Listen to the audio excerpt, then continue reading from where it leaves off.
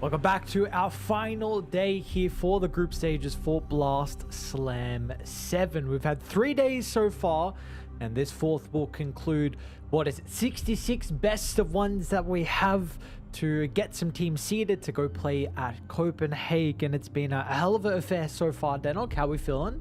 Feeling good. You got to get past that last chance play-in stage though, right? If you're not one of the top 4, you got to keep going, and then it starts to become best of 3s rather than best of 1s, which is going to be really exciting to see who are the teams that are going to be able to scrape in with those last 2 spots. So top 2 upper bracket semis straight through to the playoffs. 3rd and 4th upper bracket quarters, so they have to play another game, and then 5th to 10th all have to go through those last chance qualifiers, with 2 teams just being dropped out straight after this group stage.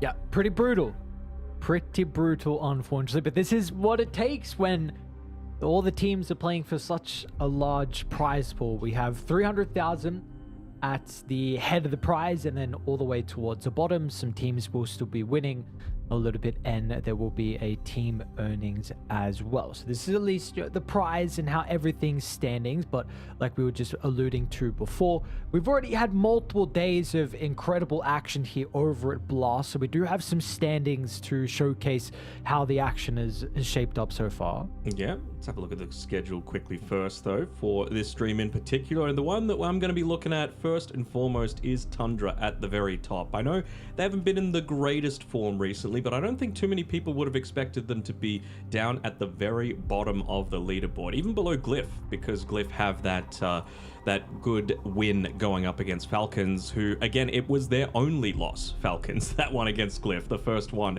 of the entire group stage here. So that's going to serve them in pretty good stead. This is the last chance to get some wins on the board though, right? Because each team has played at least 8 series. You have to play 11, and there's a couple that have played 9 series so far. Any of these other series standing out to you, Aries? None really particular, just because I think they're all amazing, and it feels like they've really been that way so far through all the days. You take a look at the schedule, it doesn't matter what day, you're always picking out multiple series that you're excited for. There have been very one-sided games though, which has been a little bit surprising as we see the standings. This was to start day 3. This is what the standings was looking like then. So we see Falcons, of course, are on top, GLYPH 2 and 3, OG 1 and 4.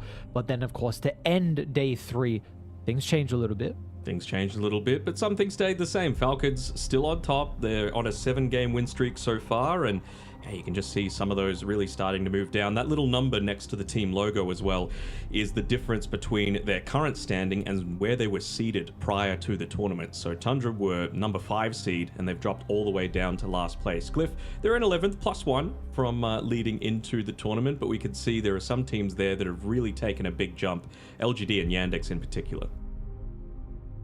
Yeah, absolutely. So no one is guaranteed their position just yet, still with the final days. So that means that every single series is just as important, which puts us in a fun position, right? Where we're not going to the day and already some of the series maybe don't have as much on the line. Every single best of one, still 18 that we all have today. Sorry, not 18, 16 that we have all today are going to be a blast. Yeah. Wow, what a crazy little pun that you put in there. Yeah, I'm interested to see it, right? Because the tiebreakers aren't going to be played as tiebreakers, if that makes sense. Like, it's not a new series unless there's like nothing that can split the 2 teams. So it's going to be one of these things where it comes down to, first and foremost, have you beat the better teams than your opponent? So, we talk about that there is that little bit of a differential, right, between the top and the bottom. 7 wins for first place, 2 wins for last place. But, I'm imagining that there's going to be a lot of teams stuck on 3 wins, a lot of teams stuck on 4 wins, really being that difference between who gets eliminated and who doesn't. And then up towards the top, like we mentioned, unless you're top 4, you're not getting directly through to those playoffs there. So it's really going to be a nail-biting finish for sure to this group stage. Yeah. Who are the 2 teams that you think will be directly eliminated from the group stages?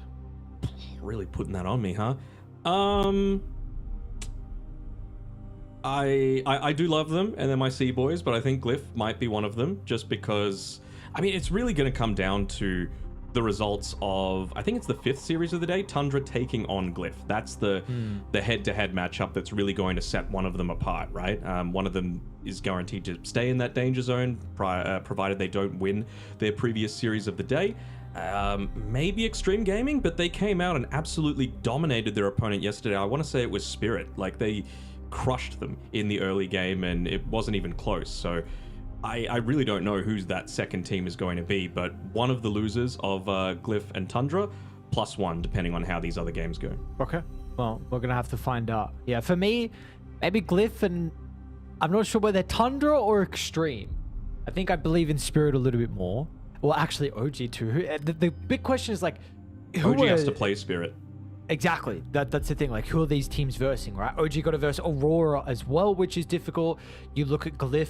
I know you mentioned before with them against Tundra, but they're going against Yandex and BetBoom as well. So those other two opponents, unfortunately, not very easy for GLYPH. So yeah, still every team has got some very difficult matchups towards the final day. But for us, let's focus a little bit more on the first series, Tundra BetBoom. I don't know, is this like our 5th, 6th BetBoom series? We've covered a lot of BV games. So how about Tundra though? No, BB. Let's continue to go with them.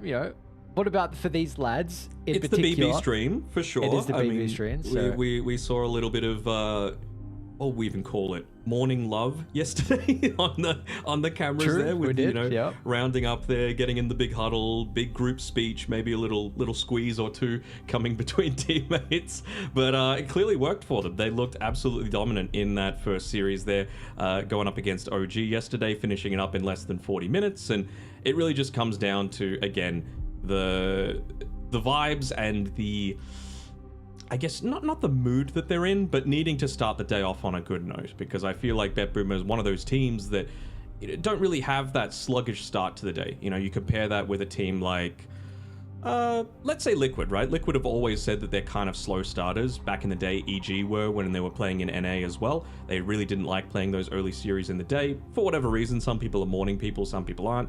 But BetBoom, that doesn't really seem to faze them. Yeah, we'll see if they get a group huddle or not. Maybe that'll help the morale out. For Tundra, they kind of need a bit of a morale boost. I don't know what's going on over there at their camp, but again, 2-6, struggling, but we'll see. Maybe it's just a blip on the radar. Maybe they're able to pull some games together and then squeeze their way into the last chance qualifiers, get a couple of best-of-3 victories, and all of a sudden, we're playing at LAN. Well, I just want to see them get out of the laning stage a little bit better, right? I think that's been the big issue for me, is that, when we're looking at Tundra a lot of the time, I'm expecting Pure to just crush the laning stage, and we really haven't seen that quite as much, right? Like, we've seen BZM put in some pretty good performances. I think Ari's laning stage has been pretty good as well, but they've just had to play from behind far too much. So I want to see them draft for a little bit more for the early game, just to be able to crush that laning stage. And I'm honestly very surprised that they let this coddle through, because BetBoom chose first pick with the understanding that, it's BetBoom, right? They're going to pick the coddle for save, and even if they don't and they have the potential to flex at mid, they'll absolutely do so. Yep. So it does mean that they give up the Kez. So we'll see what at least some of the heroes that they like to combine, firstly with the coddle, but then also that can destroy the Kez. You reckon Tundra's going to pick the axe to go up against this, just to not block pick it away from BetBoom? Definitely is possible. Right? Yeah. Call into Raptor Dance, call into everything. Axe is just, the lane is good, but it's not your only option, right? Like, you can go to the jungle, you can do a bunch of other things. I'm still having a look at these bans. Pop quiz, one of those heroes has a 100% pick ban rate across the entire tournament. Which one is it? Clock? Correct. Clock is the only one that has 100%. Lone Druid has been let through, I want to say, a couple of times without being picked or banned. It's only been picked twice, by the way. Lone Druid, 1 win, 1 really? loss. Yeah. Okay. But Beastmaster, again, I'm like a broken record here. There is no bad Beastmaster game. It's been picked 10 times, won 8 of them. 80% win rate, highest win rate of any hero that's played 10 or more games this tournament. And I think it still needs the respect that it deserves, right? Good lane, different hero builds. You could potentially flex it to the mid lane.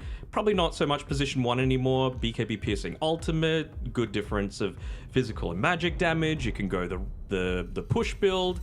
Just a good hero overall. So I'm glad that Tundra still are putting respect on it. 33, one of the better Beastmasters out there, but clearly valuing the Kez over that. Yeah. Same too with Mio. We saw yesterday when we covered some of the BB series, we saw that the Beast along with the Lycan was actually getting removed in the first phase. So question for me though with Mio, again, what hero does he get? Seen the Tides, you mentioned the Axe is a bit of a counter pick for Tundra, a bit of a block pick. So those are definitely the big standout ones against the Kez, but do they get full usage out of the Chakra? Because that is definitely something you need. Yeah, absolutely. I mean, if anyone wants to see the way to play a Coddle draft, just look at Yandex yesterday when Suxa was playing it, right? Like, they just could not die.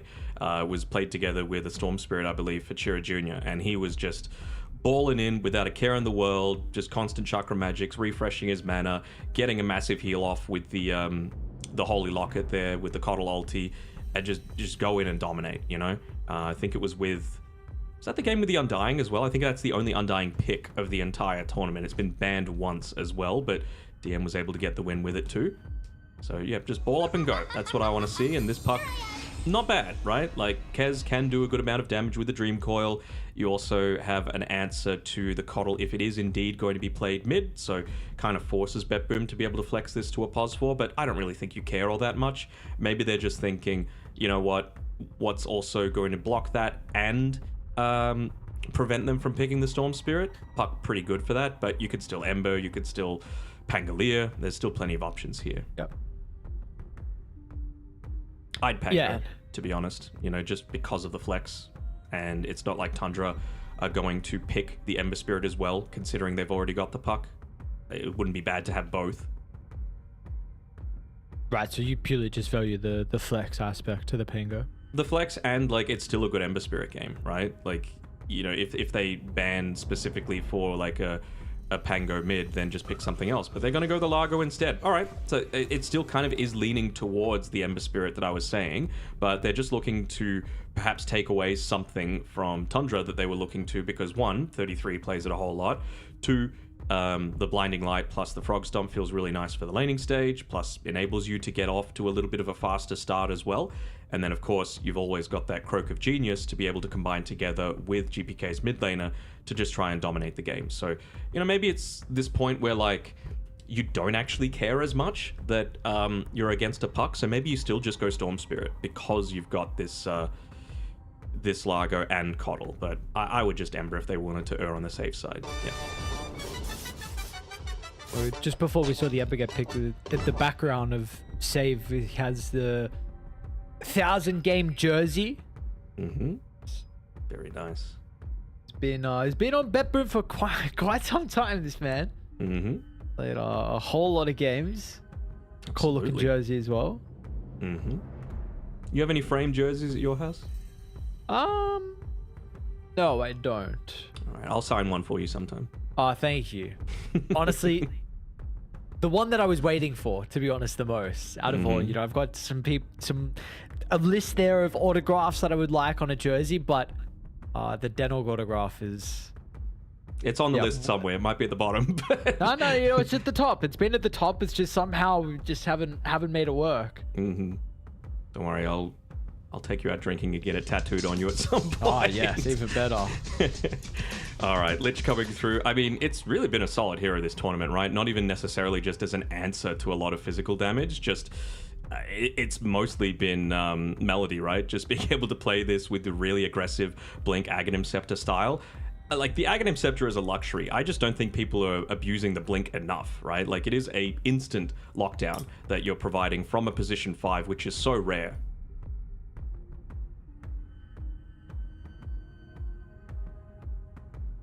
What now, Yeah, though? never really What hear else? complaints from me when the Lich is picked. I'm a big Lich fan. Don't hate this, you know? Nice little combination together with the puck for the early damage. I want more push, though. Again, you are playing against a Coddle, Largo, Ember Spirit. The Ember is going to have a good game, the Coddle is going to have a good game, and if you don't push and take away the map fast enough, Largo is going to get farmed enough that he's going to be able to get into those items that he truly needs to actually have an impact. So, again, it feels like the first, let's say, 35 minutes of this game is going to be kind of 3 protect 2 style, but beyond that, it does become a legitimate tri-core that BetBoom are going to be able to play around with. And I'm not sure if if it gets late enough, you've got what? A Willow, a Lich, and a Puck that do absolutely nothing once these BKBs start to come out, which is a big area of concern for mine. Why do you feel like BB go down the route of a Tiny instead of something like the Terrorblade, which we've seen, of course, with the Coddle pretty frequently and against the Kez as well? Honestly, not sure. Just because, like, even with the TB, you are a hero that can come online relatively early to start trying to, push down a few of these lanes and do that sort of thing. Maybe they just felt that they needed the extra layer of control for the puck, so they just wanted to go, like, a more aggressive Tiny style. Not that it's really that out of the box to be going, like, an early Shadow Blade or an early Blink Dagger on the POS 1 Tinies, but I really feel like they just needed some layer of control, because these are some pretty elusive-ish heroes, right? Like the Willow, the Puck, the Kez, all of them fairly good at being able to withstand there. Okay, well, we'll see how much of the extra little bit of control can help enable BB. They'll ban up the Timber. I'll look to ban out another, of course, 33 offlane hero. I want Enchantress for BetBoom's last pick. Just more pressure. Okay. Yeah. More aggressive pressure, open up a tower, enable Largo space to be able to pick up some farm.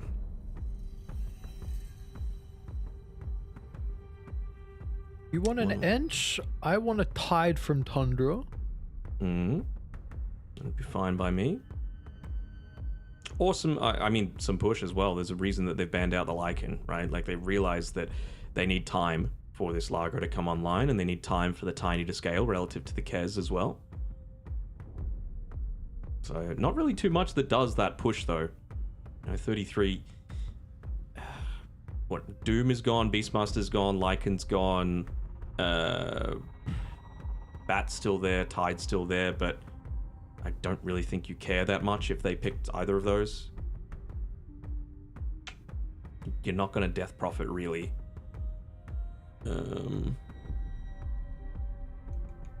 Offlane Dragon Knight, not really a thing anymore. Wyvern, okay. Not bad, I suppose. Just, again, a little bit more team fight. If you're rallying around a small sort of area, you can really set up for Illuminates quite well with the Winter's Curse. Nice way with playing with the Tiny as well, just with the 1 point in the Cold Embrace to keep him nice and healthy with how high an HP pool he has. Yeah, we've seen, I think yesterday, BB, the Wyvern, was picked as well to address the Kez. So I think something that ran multiple times. You made me just remember Kataomi soloing Nothing to Say. 100-0 against a Void Spirit. The stuff that POS 5s dream of. Yeah, what can you do? It's just Kataomi Wyvern. It's just too good. It's just too good. 33 though.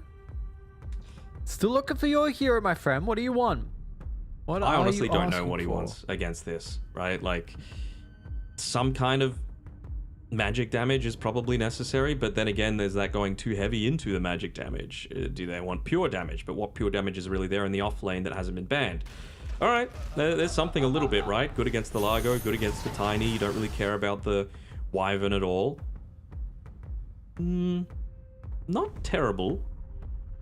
You're going to be able to somewhat respond to the healing coming out from the Keeper of the Light as well. But is this not like a very free Necro game? What am I missing? Besides the probable Spirit Vessel from Ember or Coddle? Because I thought Necro, we've been seeing a lot of Necro vs Tiny lately. We know people often pick Necro into Ember mid. I can't imagine Largo does anything. Maybe the catchy lick versus the Ghost Shroud is a little bit annoying, but like Wyvern doesn't do anything as well either, right? Sure, but I feel like you're going to have the lick for the Ghost Shroud, right? That's the big thing, you know, and that's a big part of your survivability. So GPK is going to be able to do damage. Kiritich is going to be able to do damage through right clicks into him. The issue for mine is, again, just going back to Miero, right? Like, he's going to take some time to be able to come online. So it's just a matter of how much can they enable GPK to really prevent 33 from having that, let's say, mid-game presence. He won't really be doing too much really early on. I don't think he's going to be hindered, of course. He's going to be farming relatively easily, but I'm not really expecting to see a whole lot of aggressive impact coming from 33. It's just a matter of Tundra need to try and come online, let's say 10 minutes before BetBoom does, and try and take away as much of the map as they can. Right. The question is, do you believe they can do that? Do you think they have the abilities? 4 months ago, if you asked me that, I would say absolutely. Easy clap for them, but haven't been in the greatest form in recent times. But this is where you gotta put up or show up. You know, they're 2-6 in the group stage so far. They gotta get these wins on the board, otherwise they're facing down the barrel of that direct elimination. Yeah, so what is it? They need to win pretty much all their games, right? This plus the one against Glyph would be the absolute minimum. Yeah. They do have a third one, but was it against OGD. Yandex? LGD, okay, yeah, they're pretty good. And again, OG beat LGD yesterday, so anything can happen. That's true. They are 5-3 though. Definitely a bit more of a scarier team that you're going to be playing into. It's your last game overall. Was costly. But nonetheless, we've hit the final mark for the group stages. We'll see who's going to be able to come out on top. Ever important best of one.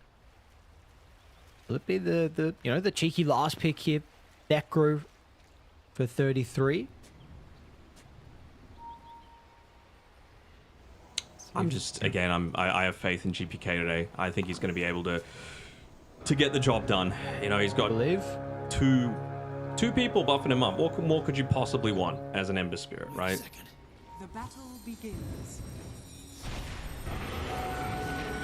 Yeah, you got the Chakra, the Croak, the Cold Embrace to potentially save you if you need to as well. Yep. Should be a pretty nice one for him. And as we mentioned, is going to be a really good game for that Spirit Vessel, just to be able to deal with the Necro. Not so much against the Kez. Again, freaking basic Dispel on the Raptor Dance. Why? Yeah, what can you do? I wonder, it is a very good Mage Slayer game too. So we have seen some Embers go Vessel plus Mage Slayer. Maybe you can just go Mage Slayer and have the Coddle go Vessel. Nah, I want to see Save just rush into that Holy Locket as quickly as he can. I think the kills that you're going to get off of the early game with the Spirit Vessel are going to enable you to get the Mage Slayer a little bit quicker. Oh, bit of a miss micro there from Save. Ends up just walking his courier up into the face of Pure, so easy. Nice little start there.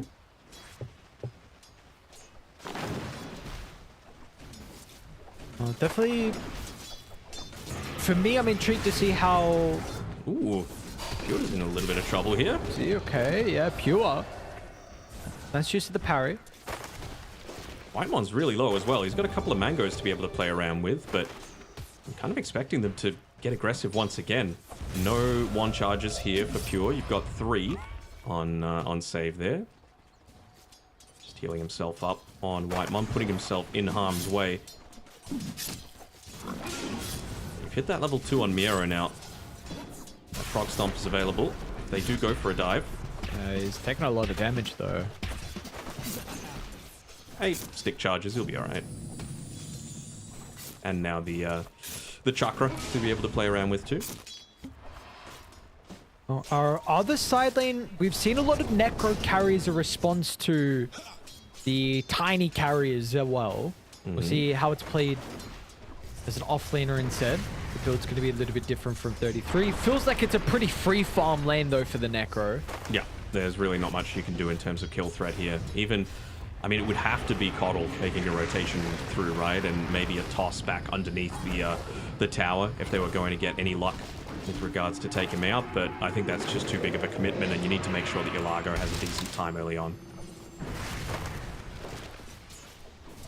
So it's all around just playing around that Ember Spirit as much as you can.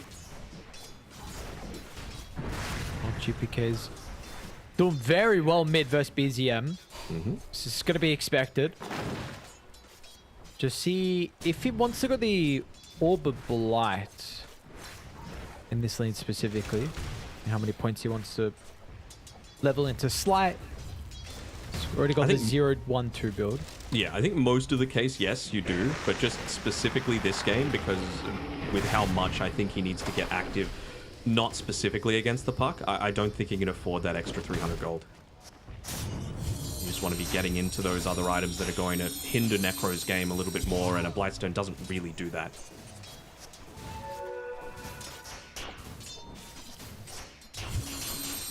Do they need an early nullifier from Dio, or are you just the Lager licks hopefully enough? Largo lick, hopefully enough. Even just like with the Ghost Shroud, you might pop Winter's Curse for that, just to outlast the duration of it. Don't think it's going to be super necessary early on, and I mean, honestly, they don't have a nullifier buyer on their team. All of them, two of them can, but you don't really want to be buying them on Tiny and Ember. Yeah, not the better ones.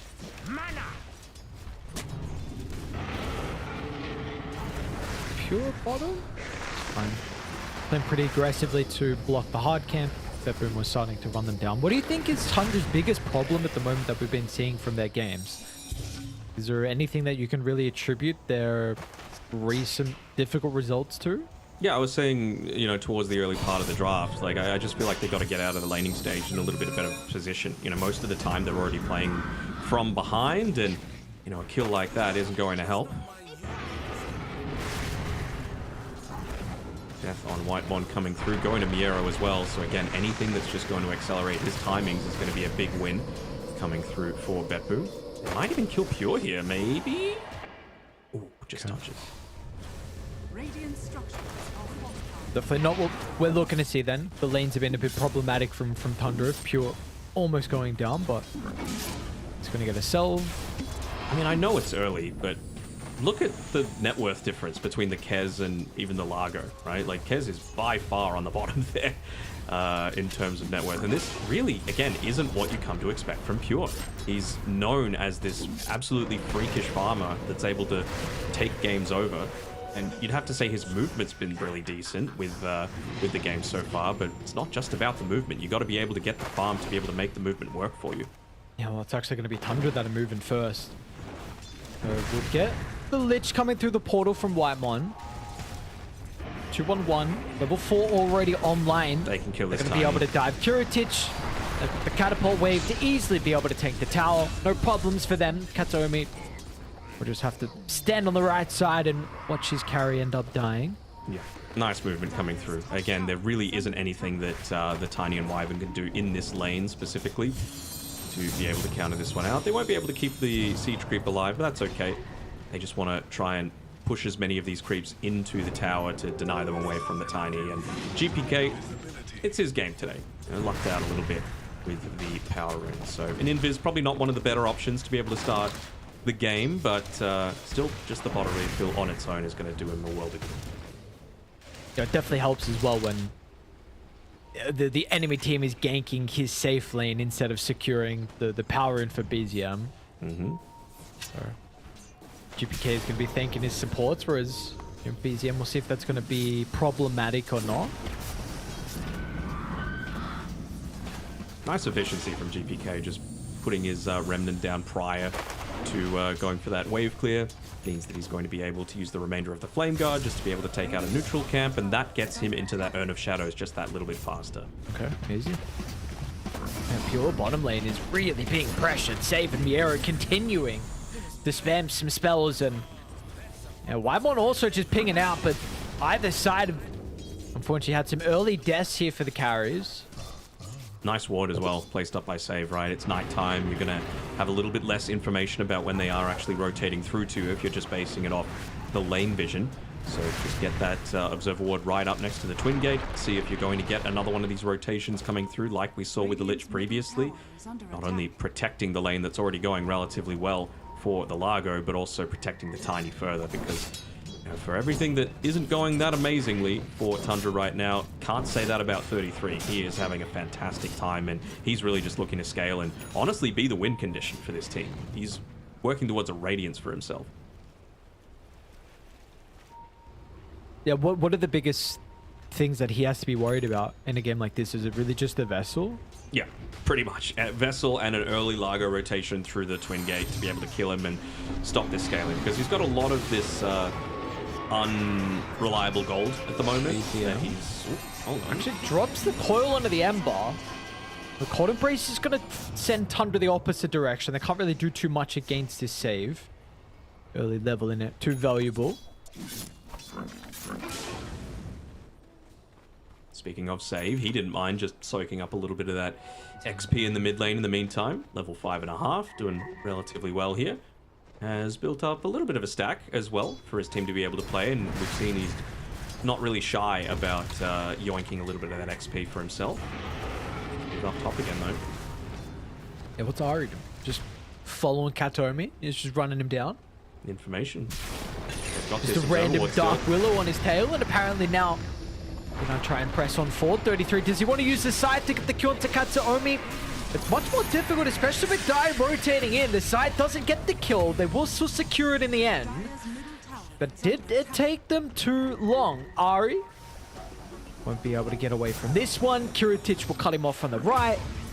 The arrow and save blocked off the only other angle. Doesn't seem like they're going to be able to de-ward this one either. So a lot of vision around this top lane, again, just to enable 33 as much as possible. I wonder if he's kind of laid down the law, saying, you know what, the results haven't been coming off. Let's give me the win condition. Let's give me the ability to be able to, you know, carry this game for the team. Hopefully with the top net worth position, he's able to do so. Because avoided the gank, he's actually going to TP out of his lane.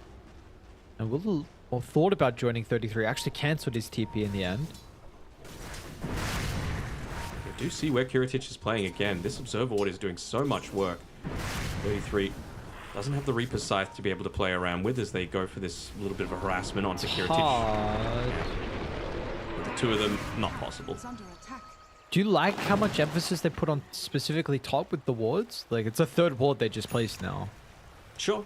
I mean, again, it's about slowing down the Tiny a little bit, which isn't the bigger issue. It's more just about keeping Necro safe as much as you can.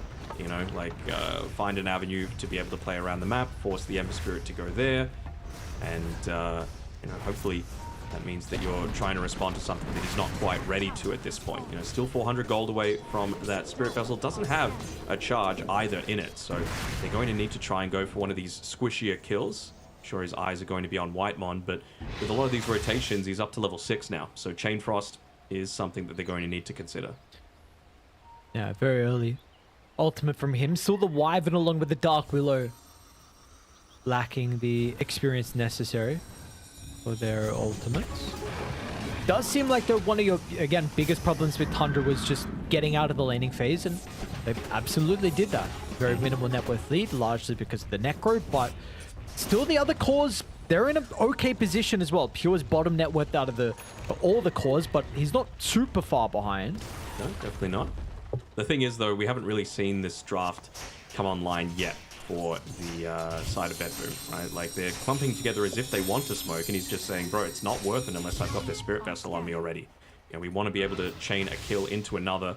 They've got eyes on Ari, but again, with that Shadow Realm, it's hard to be able to take him out and secure that cheapie for themselves. So again, they want to find the Lich if they can.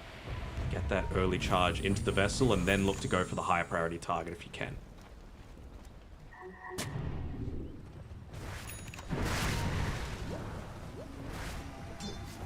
Maybe just looking to play around a Power Rune, force a team fight here. And again, if Luck's on Tundra's side, it'll spawn bottom, which it is, of course. Yoink, says Miro, nicely done. But they don't really get what they actually want, which was a fight, you know? Like, even if Tundra was able to secure that rune and it was top, for example, I think they would have taken it just because of an engagement actually happening. Gonna be able to back away though in time on Tundra, dodge out a little bit of this movement coming through.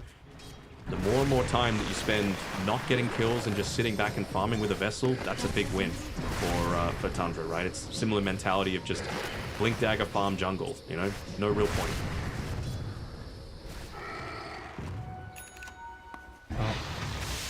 The Radiance will get them further up there from 33. It's already 600 gold away from the boot to travel with the stack that they farmed. Dire built their own stack as well at the Ancients, but no one has claimed it just yet. Let's see, maybe they need the Ember plus the Coddle to actually get it. BZM getting pressured a little bit in the mid lane, but nothing too crazy. This is a very, very quiet game we've got in store. Every time I notice 33 again, and he's just got so much more farm, right? Like, I take my eyes off him for a minute or two, and he extends it by 1,000. He's got the boots of travel now as well to be able to play around with. So he's going to be able to respond to a lot of this early aggression. The fact that they haven't been able to get something working here on BetBoom is a really big deal. I wonder what this move, if they're potentially anticipating something down to Pure's lane.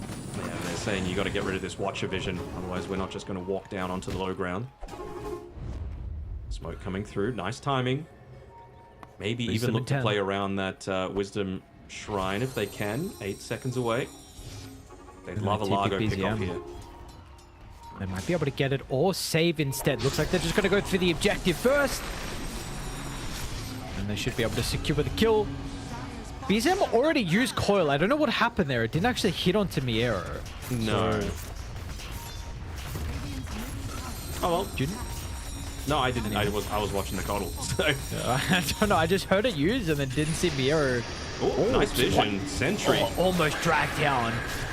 They will still be able to get the Chain Frost off, and beautiful use of the ultimate from White One. I mean, perfect just before the use of the Winter's Curse that taunts him up and prevents that Chain Frost from securing the fire. Not even just that, the Sentry Ward, right? Just for the vision, the tiny bit of vision that they get up on there. That's all White One's doing, and I mean, this is the difference. Tundra playing for ahead are a completely different beast.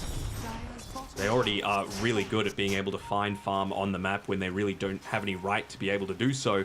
But now they've taken, what, 2 towers versus the 0 that BetBoom have been able to take against them. They haven't been active at all. I mean, he's got 1,500 gold right now on GPK, but nothing coming out to him on the courier right now. Just in 2 minds as to whether to buy the phase boots or maybe save up for that Mage Slayer that we were talking about. Well, regardless, something needs to change there, especially for GPK specifically. Kiritich is here. They're going to try and get the jump. There we go. Kiritich with the blink revealed. They have the chains, and it should be, finally, an important kill for BetBoom. And maybe this tower as well. That's what they needed, just to be able to break this game open a little bit. You know, slow down a little bit of BZM's timings. He doesn't have a kill, just 0, 1, and 2 at this point. But more importantly, just give yourselves the ability to now consider even going for the Necrophos. 2 charges into the Spirit Vessel. Maybe you consider just waiting for the Mage Slayer to come out because of that tower and kill that you were able to get. Whitemon! Okay. It's out of there. I mean, more pure. Needs a quick moment. No real surprise. Mage Slayer Deso for him. Does have a early blink queued up though. Which I like. You know, you want to be able to take the Wyvern or more importantly, the Coddle out of a lot of these team fights, right? He is priority number 1 by far. Just takes away so much of their sustain if you're able to do it. Because, I mean, look at all the healing that they've got. You got Cold Embrace, you got Heal from the Coddle, you got Largo with his ultimate running, right? And that's not even without considering the Holy Locket that's going to be coming through from save. So not just the heal amp, but just the ability to use it onto someone else. And no one right now really has any potential to be able to have that healing reduction coming through from Tundra right now. So that's always going to be something that they're considering. I mean, later on into the game, sure, you can get a Shivas, but no one's really going to be buying Skadi. No one's really going to be buying the Vessel. So it really does put a whole lot of emphasis onto whoever it is that's going to get it, most likely VII.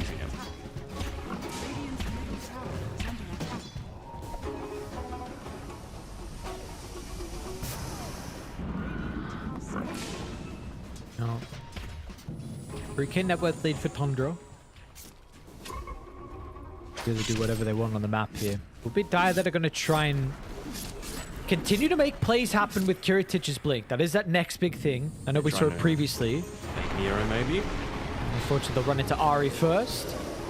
Would have loved for someone else, an important hero, to be able to go onto Miero. They're going to kill Ari? Nope. Oh, I'm hearing an Ember.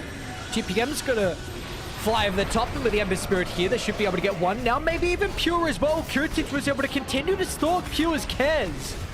And he is completely surrounded. So BB will find an extra kill. This one far more important. Far easier to be able to do so just because of the damage output coming through, right? This is where we see that Croak of Genius really start to come into effect. Even then, you know, it was just the one vessel charge. The one that did the most damage was the Tiny throughout that entire fight for BetBoom. So you can see just how impactful he can be early on into the piece. And he has gone for that early Blink Dagger build that we were talking about, right? Just because of how impactful it's going to be.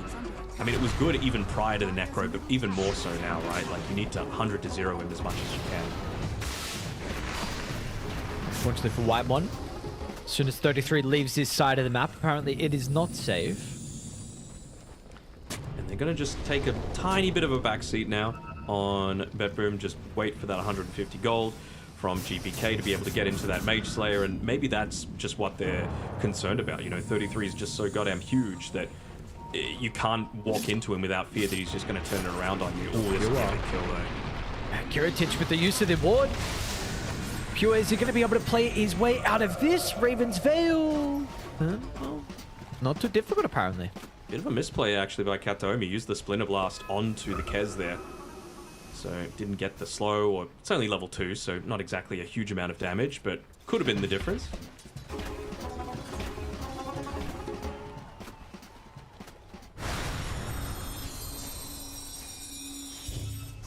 Do you feel like the game would have looked, the past couple of minutes would have looked the same for BetBoom if they had a Shadow Blade on Kiritich instead of the Blink? I mean, a lot of their heroes, again, are just so mobile and so able to get away that it really just is dependent on, well, how good has the Sentry Ward game been from White One? And he's shown that he's one of the best warders out there, right? So I think you'd much rather play off the back of a Blink rather than the Shadow Blade to be able to just make it a little bit easier for yourself. Because again, it's going to transition to be great later on into the game. Every single one of these heroes needs to be like burst 100 to 0. And I feel like the Blink Dagger is the safest way to be able to do that. And I guess there's no real value with thinking about scaling to like a Silver's Edge this game. It's nothing that you're breaking. So it's been massive for Kiritich. Really, it's been super impactful this game. I know it's still only 2,000 net worth lead for Radiant, but it was slowly climbing. And before that Blink was getting to some pretty dangerous territory. Now Radiant are kind of clumping up together, but they're underneath the Dire Observer Ward. Are indeed, and they smoke under it as well. Putting Kataomi out here as bait. Yeah, okay. Jump in, no. The Illuminate heal, back to full. Song sung from Miero. Back in fighting shape. Here. They're going to actually, try and position themselves on the right side instead. GPK scouts with the slight and sees that no one's there. So Kataomi feels safe to walk up the high ground, but they're going to initiate on him. On the left side, they also blew up Kez. Okay. So you compare the initiation from either side, you'd absolutely take that from BetBoom. You bring down the carry, and the two supports are also going to be chased down as well. So very nicely done from Dire. I mean, you just see how long it took for them to be able to kill that Wyvern. I'm trying to have a look at the death summary. How much? Wyvern took 3,000 damage. This is a hero that has 1,100 HP, by the way. So you're having to get through the lick, the heals, the wand, they didn't even get off a cold embrace as well on top of that. So it just goes to show how powerful this Coddle is and why BetBoom over and over go back to first picking. Yeah, there's really no surprises to be able to predict something like that. for them to continue to draft these heroes. And for our official prediction market of Blast, it is Polymarket indeed. So you guys can live trade on the game for polymarket.com. They would have loved that free shard for save instead of Katomi. Again, kind of trash for the Wyvern, but you know what? You'll take it.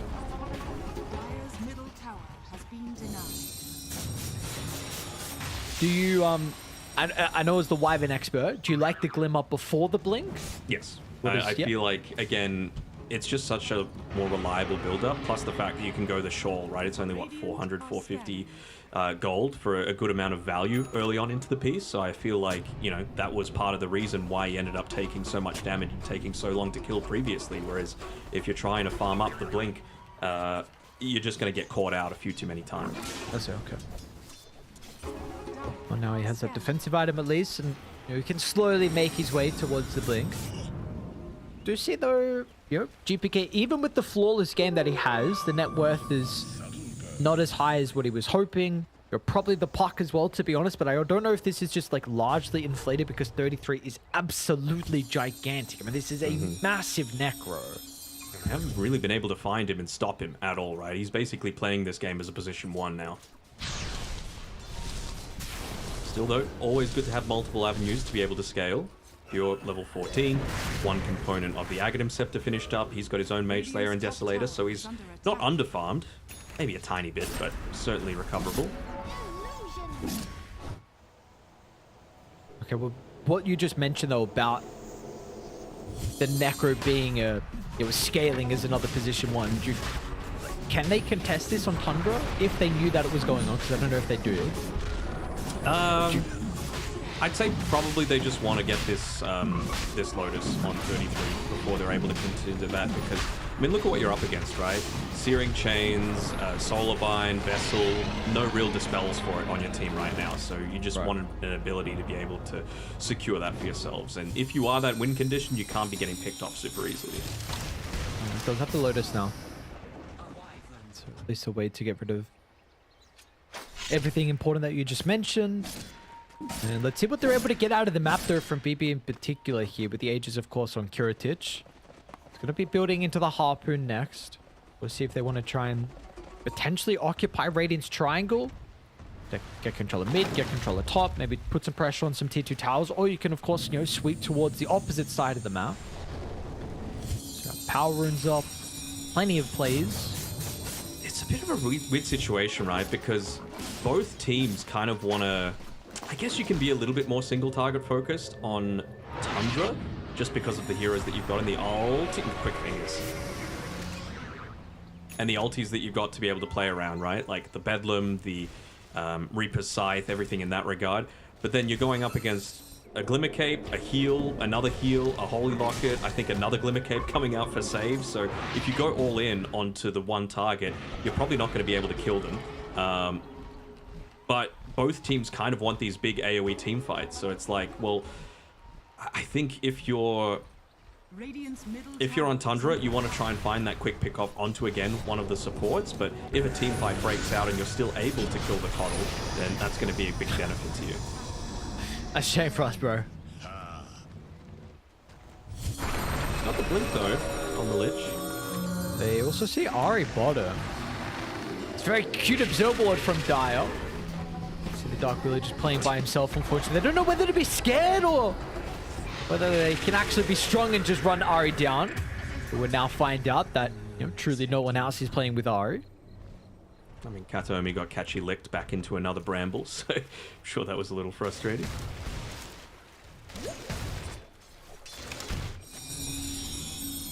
But a relatively chill game, you know, compared to what we're used to. I mean, we're very used to it from Tundra, this slower start to the game, but from BetBoom, not really the style that we've come to see from them, right? It's all about crush the early game, use those early rotations, take over the map, and I mean, GPK is just using abilities rather than items to be able to do the most of his damage, right? He's got the Spirit Vessel, he's got a Mage Slayer, he's got a BKB.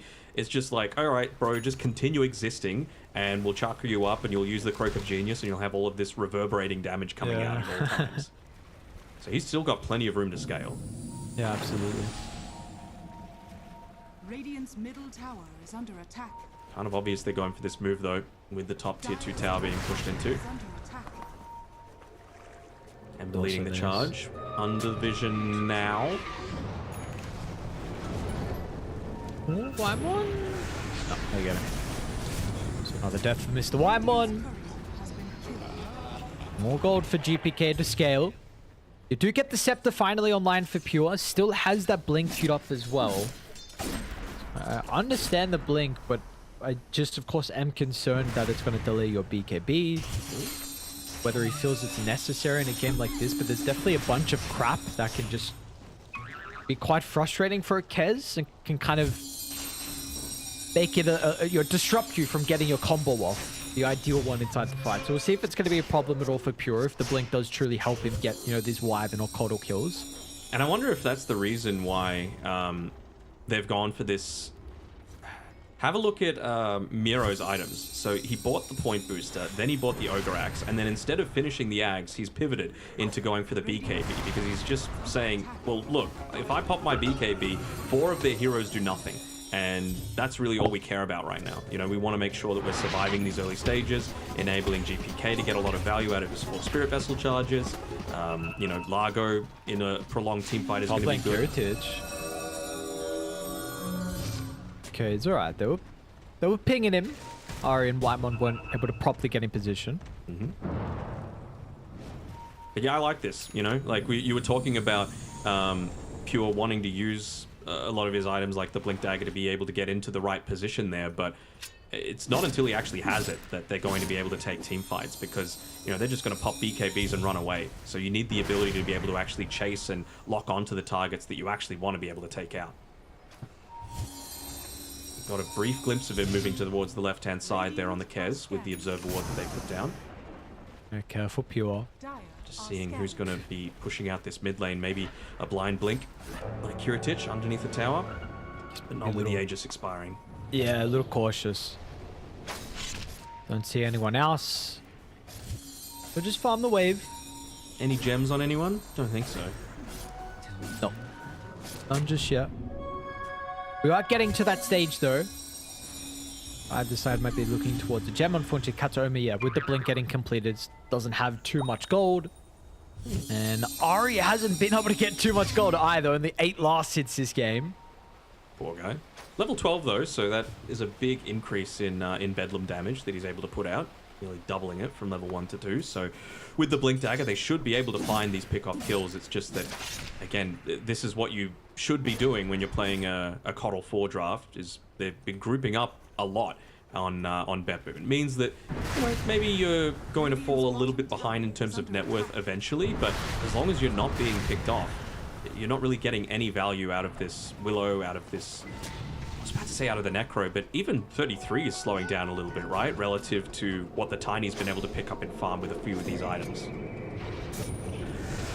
This Observe Ward that we saw previously get the kill into White. Well, he's gonna run. Oh no, they popped the BKB on GPK. Okay. Guess maybe with seeing that Lich was actually kind of sticking around, he was maybe concerned that it was going to be a bait. Anyway. How worried are we about this Necro? I know we kind of touched on it earlier on, but now seeing like further the items from 33 and the items from Dire, like, do we really get an answer to this hero as the game goes on? Because I mean, the Vessel's done absolutely nothing. I don't even know if we've seen it used many times. Yeah, like 2 or 3, I think. It's gonna sound silly, but again, like once he has this heart, you become almost unkillable, right? And then it comes back to, all right, well, how are you actually going to be able to kill him? One way is just Kiritich getting enormous, so, you know, he should be level 20. Ari? I was trying to push Kiritich away, but not good enough. So just by Kiritich getting huge enough, so he's got the Chrysalis now, he's got Daedalus queued up next, he should have level 20 at that point, so that is a good amount of burst damage that he's going to be able to have at that stage. The other option, again, this is if we get super late, is Wyvern eventually going into something like an Axe, just to constantly have that percentage damage ticking through onto a hero like the Necro. Interesting. Katomi, there could be some scale there for you. Don't worry, not too bored just yet. It's got the 35 damage talent. The other one's pretty garb. Someone needs to deal with his top wave. There's a big way of pushing into this top tower with double siege creeps. This your time, buddy. Come on. The rest of the team's hitting Torm. You don't need to be there. GPK gets a free shot. Nice.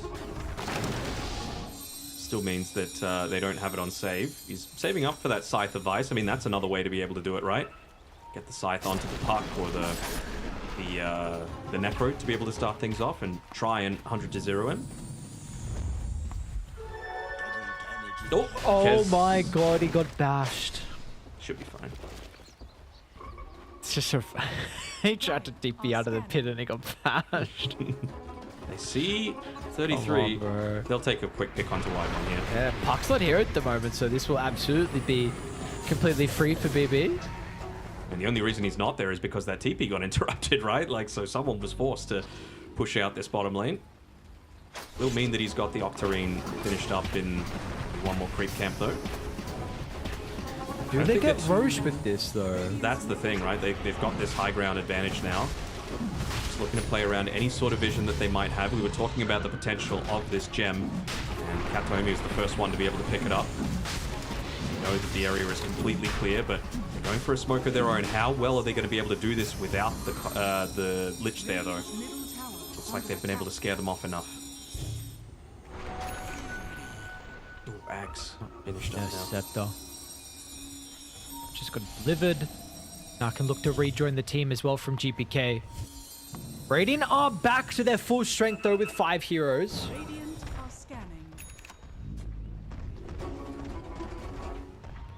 Even Largo Scepter just got delivered as well. So there's a massive spike here from BetBoom. Holding on to the gem. So clearly they've slowly been able to accumulate this game, but now this fight Down can the make back it line. even larger. They try and jump the Wyvern, but the kill's not clean. Pure is now in danger as well with the big get down to the low ground. It's a big lot used commitment on just a for Wyvern. Katsuomi. And he's going to buy back, and as soon as they see that use Tundra, this is a full-on disengage. They're going to be able to get 33 out though. No, doesn't look like it. Katsuomi holds him with a curse, and this will force at least Radiant to either defend their Necro or give him up. And now that they showed a couple of extra heroes, a couple more will die, and maybe Kez just gets away though.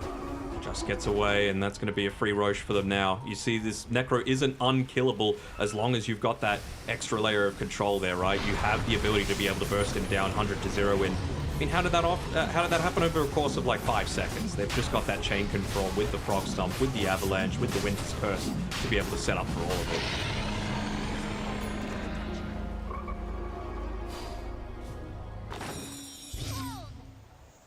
Dire's top tower is under Easy. attack. All right. You got amp damage for them down bottom now. If I'm Katomi, I'm just smirking at that. He's like, all right, you want to use like 4 ultimates to kill me? Okay.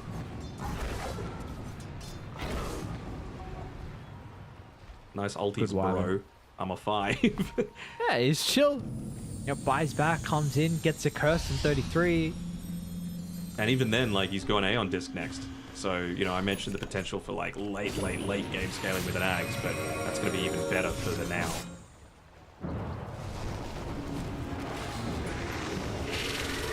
Are we? What are we up to here? Is there a play to be had? Rest of Radiant are actually kind of considering about coming out, but well, 1, you don't have Necro, and 2, everyone else is not even near Ari, so dead again without 5 man. They will have seen that 33 just TP'd onto a creep wave up top though, and you know, they're drawing on the map, just trying to maybe get some farm on this top side, but it basically means that you've just given up this bottom tier 2 tower. If they wanted to take it, they absolutely could. Seems like they want to be hunting for a few more kills though, maybe just wanting to push in multiple lanes at once, keep Kiritich healthy, get these double siege creep waves pushing into both bot and mid at the same time. Shouldn't take long for them to be able to take out at least that tier 2 mid tower. No, definitely not. Not with the tiny. I will siege very fast. Let's see if they're tempted with Pure though, because he is underneath this observe ward. Also, big timing for for BetBoom, right? With that team fight win, you've now got Miro up to level 20, so he's got 2 catchy lick charges, so another way to be able to dispel that Ghost Shroud in the middle of these team fights. 1 offensive, 1 defensive, perhaps. Even easier. Okay. So they're actually going to get the tower, and GPKs will TP back. So has to be careful that he doesn't get chain controlled. Got BKB, and I mean, they'll get the tower, sure, but pushes out the majority of the wave. Oh, that glyph. May as well. May you? Tower's down. They have Banner on this bottom lane with the Siege Creep wave. They need to respond right now on Tundra. Just trying to out-push them? I don't think you can do that against a Tiny. And Wyvern's actually going to TP back as well, so you won't have a way to rejoin inside the base if it's required. Didn't interrupt a TP. Would have been the... Will curse, though. Yeah. I mean, it just gives them time to be able to keep pushing out. Oh, they got the chain. BZM. Aeon is going to be activated. Does get the phase shift off. Here comes the chain frost, but the BetBoom do an instant... look how fast they are to disengage and make sure that chain frost does nothing.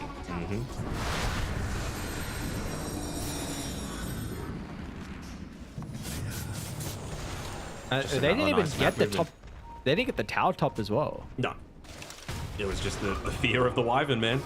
Even with him having bought back, they thought that there might be a few others around him, and with your 2 most farmed heroes on your team, like what's the net worth difference between Wyvern and both Necro and Kez? It's like a 35k difference, and they were still playing a little bit scared there because of the impact that Kataomi's having. That's a Chad right there. All Wyvern players are. Yep, sure, absolutely. Well, 6'4" and hench. I'm talking about Maposhka, of course. Yes. Not you, you know. No, definitely not. It's a Grandmaster Wyvern player. Something's Definitely wrong with you 6'4". if you're a Grandmaster player on Wyvern. Oh, yeah? What else is close? I forgot. What's second? For me? Yeah. I think I've got another one. Grandmaster? Yeah. I want to really? say CM is. That's not good, though. Why CM? So boring. I know. What do you mean you know? You paid how many games of CM to get Grandmaster? I don't know. It's just low cortisol, you know? Oh my god, low quarter. Oh my.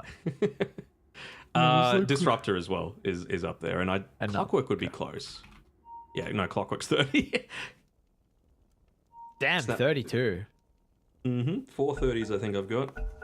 Next closest is Snapfire. Careful, Melrine. Oh, you're 2030s? The support Melrine, okay, bro. What does Melrine got? Like 20 this stage? I feel like just every tournament there's a new one. Honestly, he needs to step his game up a little bit. Yeah, you know, the Io that he's randomly been playing in pubs, that should be Grandmaster. It should. Got the Plasma online here for Mr. BZM. Well, now you've got Aeon Disc, so no worries about no buyback on Kataomi. Okay. Looking to play around their vision, it seems, but it's gotten to the point now that Tundra just doesn't really seem to want to separate. You know, they've been picked off a little bit too easily, a couple of too many times. You know, I know it's just a POS 5, but Whitemon, that Blink Chain Frost is incredibly important just to try and find that quick pick. More importantly, it's the lack of vision that they've got on the map, and the vision that they do have down as well isn't really in valuable places, right? There's no... Oh, hold on. 33. They are inching closer. Would usually think the Necro is a pretty difficult hero to jump, but maybe thinking about they're just trying maybe GPK is actually just going to get the easy kill into Whitemon instead. Now, it does use a BKB for it. Against your racks, you don't mind? Sure. Confirms it. He's gone for more. 20 seconds left on that Aegis. You need to be a little mindful on Kiritich. Wonder if the TP is going to come back from Pure now. Or if he's just not going to get baited out by this. They're actually going to go with... Whoa! What are we doing there, though, to be honest?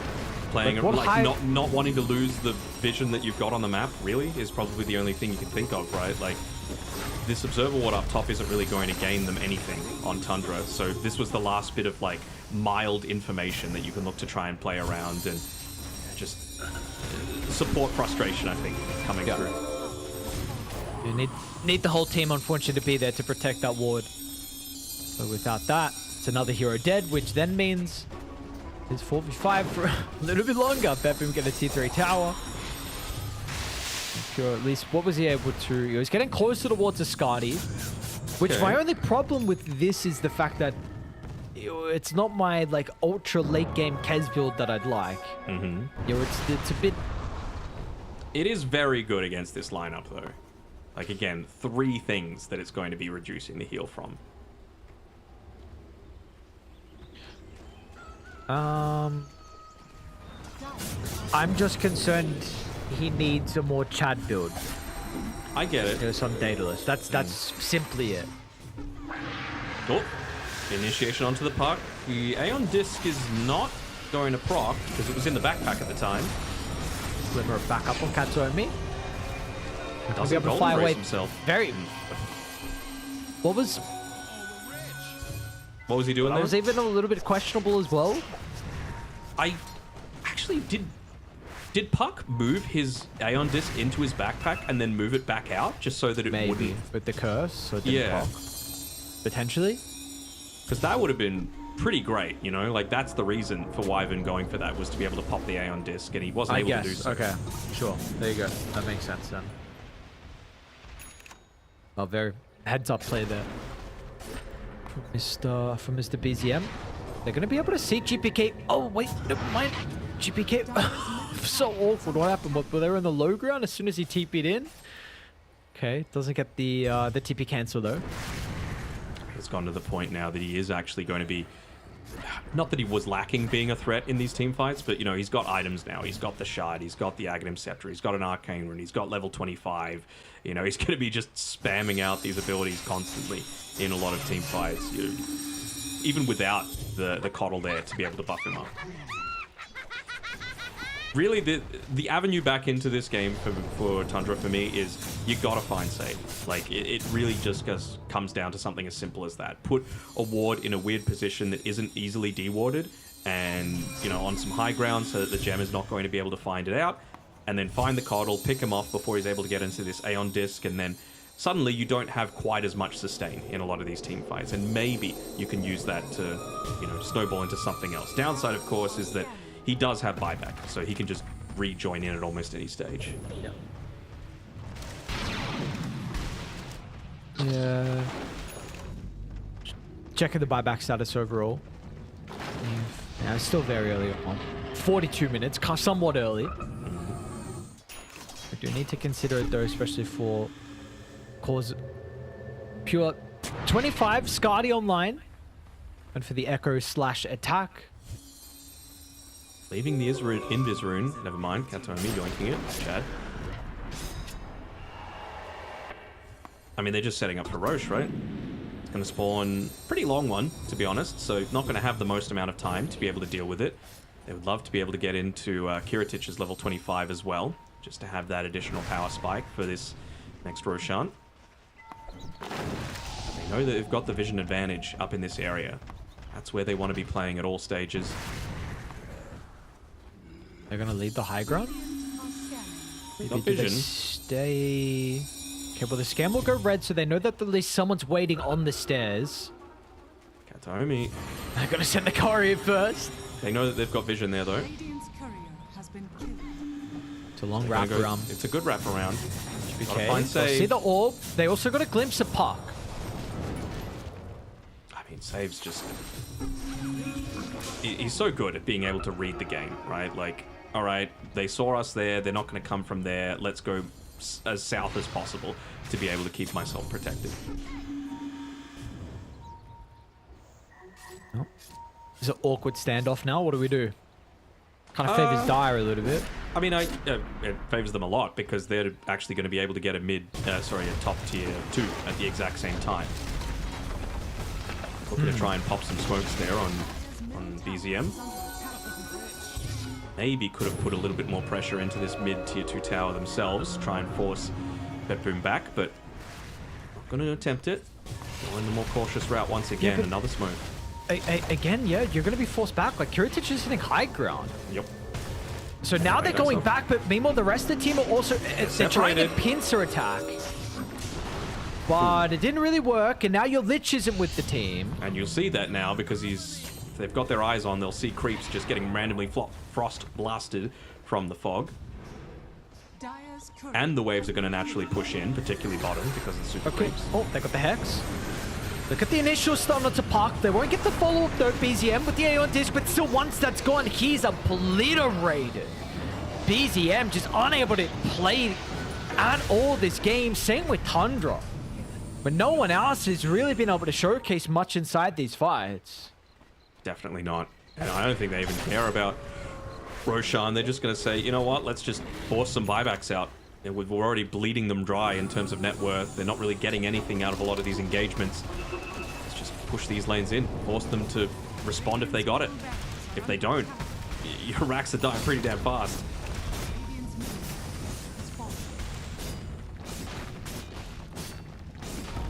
Alright, one down. Looking for the last.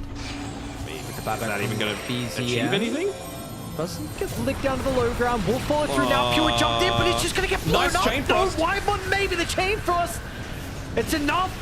The curse to turn it back around. GPK will secure the return kill. They can have to buy back. This is the only thing will keep them in this team fight. And Ember's just going to be enabled. You've got the Coddle. You've got the Largo. GPK can do whatever he wants. When it's 9-0 and 12, there's nothing he needs to worry about. There's another Hex onto the Park and another kill by the looks of it. BZM bought back just previously. This is a difficult road to escape. Unfortunately, there's a road that BZM is not going to make it through. I mean, it was so close to being good there for Tundra, right? Like, Pure just getting a little bit too low. Couldn't commit in. After that, just had to go the full-on retreat. Ends up dying anyway. It was a great Winter's Curse to be able to respond to the really good AoE Sinister's Gaze coming through there from the Lich, but just a little bit too little too late. The more and more I see this Tiny Kez, the more I'm impressed by how Tiny fares against this heroes, you know, throughout the game. Just 100 to 0, easy clap. Yeah. Instant control. Whoa! Yep. Oh, nice heart. Turns out Lick is a good tool to be able to stop a Necro.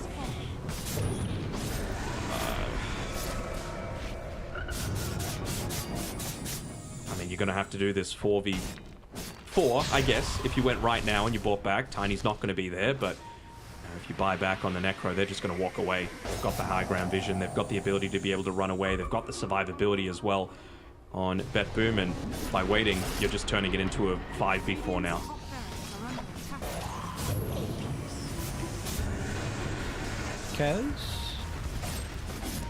So maybe poaching at the BKB out instead. They'll get the buyback here. Nice response from Katomi. Once again, the Winter's Curse to disrupt, and 33 instantly dead. Once again, back-to-back deaths where he can get 0 spells off. No one else is going to be alive inside their own base here. Everyone ran down besides Ari. And this is going to be a very convincing victory. 47 minutes. It takes them a while in the end, but we really saw no fight at all from Tundra. Definitely not. You know, I'm a little puzzled, to be honest. You know, the fact that they took so long to be able to play around this Necro that... I mean, you were right. It was a free Necro game. It's just that they waited too long for it to really be enabled in a true way. I want to see some Katomi cam because, well, he looks like he's just having a bit of a chill, but it's the sort of game that it's very rare that you love to be focused in a game as a position 5. It's one of the more frustrating things that you can do, but he took everything. He took all of those spells all throughout the game. Did he have the most damage received? Yes, he did, for the entire team, which is kind of crazy that they put so much emphasis onto this Winter Wyvern that was picked, honestly, like, mid to early-ish in the draft. So, you know, they had plenty of ways to be able to answer to it, but his positioning was just way too good. Yeah, his positioning was way too good, and overall, BetBoom, their performance, too strong for Tundra. So this puts them, again, I mean, Tundra, something's going to have to change pretty shortly here. They are now 2-7. Yeah. This is dangerous territory for them. Again, considering you got to verse LGD and you got to take on Glyph as well. So those series have way Glyph one's a more must importance. win. A must win. Like if they don't win that, I'm just calling it. They're straight out, regardless of the LGD game or not. Will be. Oh man, that is all right. Well, you know, for Tundra, they got a bit of a break. It's about 3.5 hours until their next series. For us, though, we've got a Glyph series coming up next. So important one for them. They're going to be taking on Team Yandex. So a very difficult opponent, but got to get some series if they want to stick around at Blast Slam 7. We'll see if they'll be victorious after a quick break.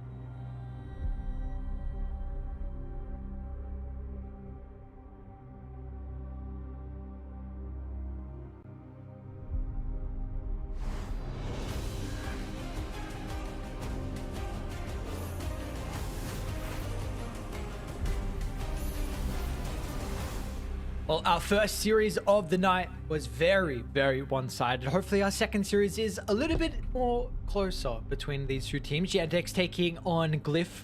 How are we feeling, Denog? Do you think it's going to be closer? Do you like Yandex have looked damn good this tournament? Hopeful. I'm hopeful that it's closer. Unfortunately, I don't think it will be. Mm-hmm. Maybe Anything Glyph will destroy them. Yeah, but I had Glyph like being able to at least take it to OG, right? The playstyle they would be very familiar with, having played against them all this time, and it just seems like they've kind of played OG into form a little bit. You know, they leapfrogged off the win, which was pretty damn convincing by OG. I think it was Natsumi's TB doing a lot of the work, and then they end up just beating LGD after the fact. And Glyph, after starting after day 1, 2, and 1, they haven't won a single game. So they need to start the wins, and they need to start it now because they're in a pretty similar boat to what we just saw with Tundra. They need minimum 1 win and ideally 2 if they're wanting to guarantee themselves a way to be able to escape that dreaded last 2 positions there. Yeah, this is pretty much, I think, simplifies it a lot, right? We just say they need to win. Mm-hmm. Yeah, that's good enough. It's easy, just win. You know, why is it so hard? Teams just complicate things all the time, you know? Come on, guys. Really, just all you need to do in the communication afterwards, after games and after scrims and whatever, just say, do better. Just win, XD. And with that mentality, anything should be achievable. And there should be no need for coaches as well, so you can get rid of them. Mm-hmm. Sorry, Arthur. Maybe just... Wow, you doing our boy Arthur like that? I may have just lost your job there, buddy. Sorry. You're just looking at Arthur's Angels right now, and you're saying that to him. They love him so much they were going to name the team after him. Well, it is now Glyph instead that they're going as, chilling over in the Alliance setup. So they're ready to go. Of course, their opponents, like you mentioned, Yandex, are looking like they are on another level so far. We have seen some teams have been able to beat them, though. No one so far has been unbeatable. You know, Falcons in particular as well, just lost actually to Liquid over on the mainstream. It was a 26-minute victory, so they were looking like, if anyone wasn't really beatable, it was kind of Falcons. But yeah, Yandex 6-3, so their losses were to Aurora, BetBoom, and Falcons. I'm seeing a slide. I'm just looking at that draft in particular. I know it's not this one that we're looking at now, but I'm a little puzzled. Like again, different draft entirely, but it was a Slaughter 2nd pick overall for Liquid, and then they picked 3 melee cores into it on Falcons, and wouldn't you know it, Slaughter had a good game, finishing 9-0 and 15. So bit of a puzzling one coming through there from the draft. But speaking of drafts, we're just about to get into another one because we've got this series, of course, very high importance, not just for Glyph, right? Like Glyph is playing for their survival. You want to be getting top 2 in the group stage if you're Yandex, right? Because they've already got the 3 losses for themselves, and they would love to be able to advance automatically to that upper bracket semi-finals. It's an important series then for them. See if they can continue to put themselves in a bit more of a commanding position. Mm-hmm. Get those top 2 slots from Yandex. No real surprises though in regards to the bans. Maybe Yandex taking a bit more of an approach where they're focusing Emo. Seen some other people do that in particular when they're then going up against Emo. It doesn't matter if it was on Glyph or previous Chinese orgs. And then comparatively, Glyph focusing Watson a little bit here. Just wanting to try and take him out of the game. But again, we've seen him have a good amount of flexibility across this tournament. Sure, he's played the SF a couple of times, and you got to ban the Lone Druid for sure. But beyond that, really seems like he could play anything. Whether it be Terrorblade, Muerta, Ursa, Weaver, he'll be able to make it work.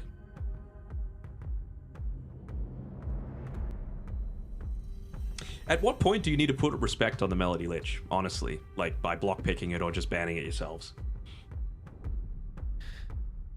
Yeah, well, it's a bit of a problem when you got position 5s that are styling. Mm-hmm. You don't want to ban the hero, but then, yeah, you might be resorted to block picking, like you're mentioning. Mm-hmm. He's looked too good on it. I don't know.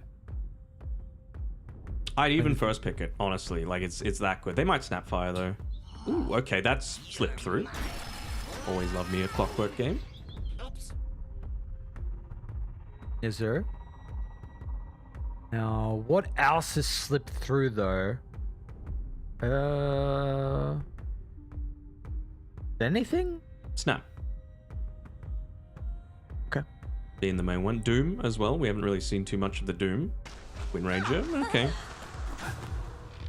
A little bit more of like, yeah, you don't see Glyph as much playing it across the different roles. Eurocam, the main one, but they've really just been snap picking him the Rubik whenever they can. So it's much more likely to be a Jackie hero, but I suppose it's nice to have that flex.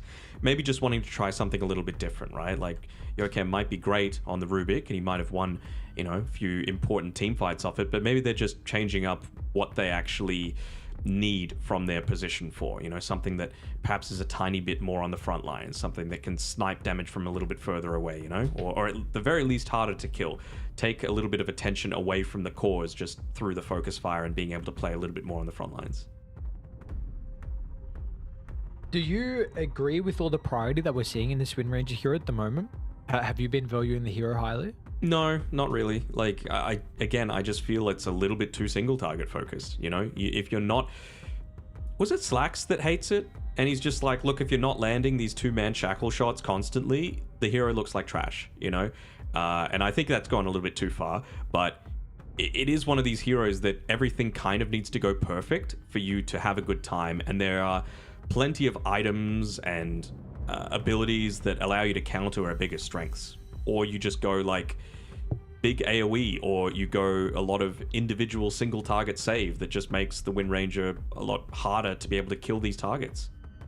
Okay. I think the one thing that I've liked the most about the Wind Ranger is that it does seem like in a majority of games it comes to a stage where she is just better in regards to the carry to carry matchup. Sure. And can just simply win that and then carry the game from there, like just with focus fire, with like Daedalus or whatever. And if, you know, again, depending on the lineup, you can just focus fire the enemy carry, and then, you know, cool, well, what can they do? That's really been the most impressive thing I've seen. You know, the flex potential, the lane potential, of course, as well, with how strong you are there, but yeah, just simply being able to really do quite well against any carries, or a lot of them. Yeah, for sure.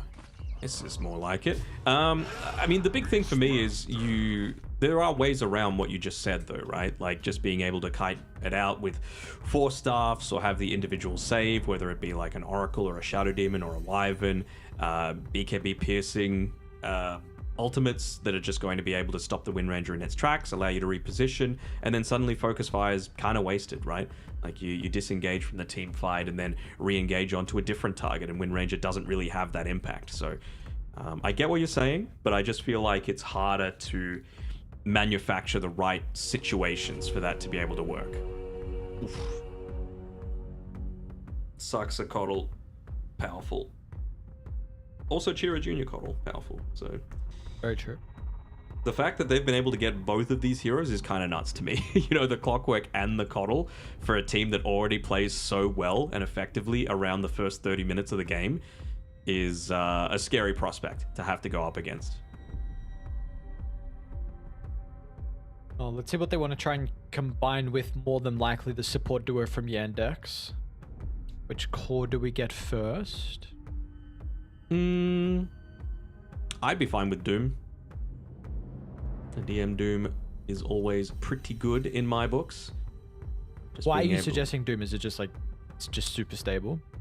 Stable, run them down. If the Wind Ranger is a POS 1, then just Doom her, and then who cares? You know, you're not going to be able to use one of your big tools and just win running away. And as well, it just kind of fits their lineup, which just wants to run at you, right? Like a big amount of your AoE damage coming from, if you go down the Radiance route, that.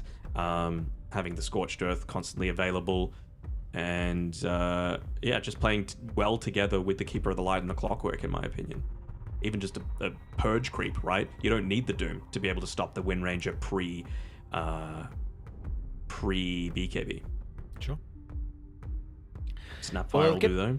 Yeah, look at the Snapfire. So more than likely Chiro Jr. will pick that up, but regardless, Snap Clockwork we've seen has been a hell of a combo. Maybe a nice chakra pairing as well with Core Snap. We'll see. I'm just trying to think, like, is there anything really that we've seen have a good time against the Snapfire mid? I think the only hero that we've seen have a good time is the Coddle, just because you're able to outrange a lot of the time. So, again, just going back for the Rubik, so most likely going to be a win range of POS 1, so now you can actually look to directly address that with the last pick of this phase and then ban out some of the counters there. So, I think Yandex are going to be very happy with this amount of information. Like, do you need to go something unorthodox, a little bit out of the box here for Glyph, like a mid leaner or something like that? Just something that's able to outrange the Snapfire and not allow him to have the easiest game.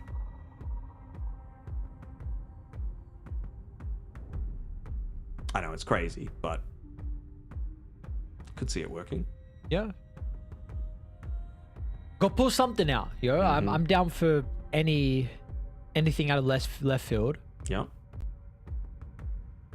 Don't hate a quap either. Like, you do obviously need to get a whole lot closer to be able to make the magic happen, but you Glyph, yeah. Yes, but you will be able to, like, for example, blink behind the team fight and sonic wave everyone back into the meat grinder that Glyph is trying to hope there, right? I think that's going to be the big thing. Like, blink, roar, team fight, engage, because Yandex want to fight. They want to prevent these individual pickoffs, and I feel like when you've got such high burst damage early on, like a Quap is able to provide, that is going to serve Glyph in really good stead. Yeah, but his hero's kind of fallen out of popularity. A little bit surprised. Also, I know the nerfs are going to hit it pretty heavy, but we were still getting a little bit of Quap after the letter patch, so we haven't really seen it a whole lot, to be honest. We'll get the Venno though nonetheless for Glyph, so there's secondary support. You have a Venno Wind Ranger lane now with a Rubik Beast. Rubik Beast I'm fine with. I'm trying to think what this Venomancer really does this game for Glyph. Like, it gives them some decent team fights, some area control, a little bit of healing reduction as well, I suppose, with the Poison Sting. But do they really care? I feel like you're going to be able to deal enough damage from afar that you don't need to worry about, you know, fighting all grouped up, you know, so the Noxious Plague is going to give a lot of value, or the Poison Sting's going to give a lot of value. That's something different. Holy. What is this hero doing here? Into the Beastmaster, it's not too bad, right? That's going to be the big thing for them. And again, just another hero that gets health for free. Was trying to find out if Klinks has been picked. I do not believe he's been picked or banned. Let me look. He's completely uncontested. Correct. Interesting.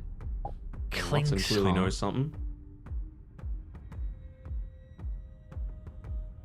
Yeah, here we are not getting at all. I don't even know if it was attempted at Dream League.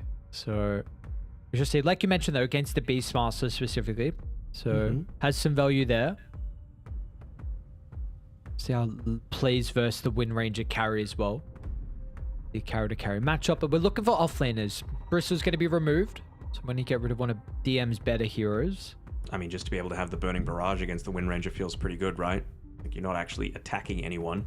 So it has a whole lot more impact in that line in the middle of team fights. You're really needing to play around just your mobility in a lot of these team fights. So honestly, like, he's had to do it a few times for Glyph, but Yokam is so important in this game. They just want to make sure that you're not getting burst 100 to 0. So I want to see him buy an early Aghanim Shard here. I don't think you can afford to just wait to hopefully get it from the Tormentor.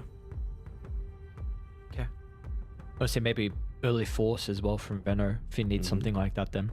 Potentially the shard's just enough from Rubik, but it sounds like the repositioning is going to be important for Glyph. See, even a Huskar actually removed. Good against Clockwork, right? You don't really care that much, and they've got a lot of magic damage that, again, you can shrug off a lot of the time. So I get it. Anytime I see a Coddle, even if it's not a mid-Coddle, but honestly, Snapfire kind of feels in a similar sort of category, right? You're wanting to nuke someone down, and then use that lead to be able to just bully them out of the lane. I want to see mid-faceless Void again. I want to see it, you know? Like, Klink's relatively squishy. They've got some decent damage into it. Ooh. Maybe not so much now. You got some lacking problems. This is Quite the pick from Yandex.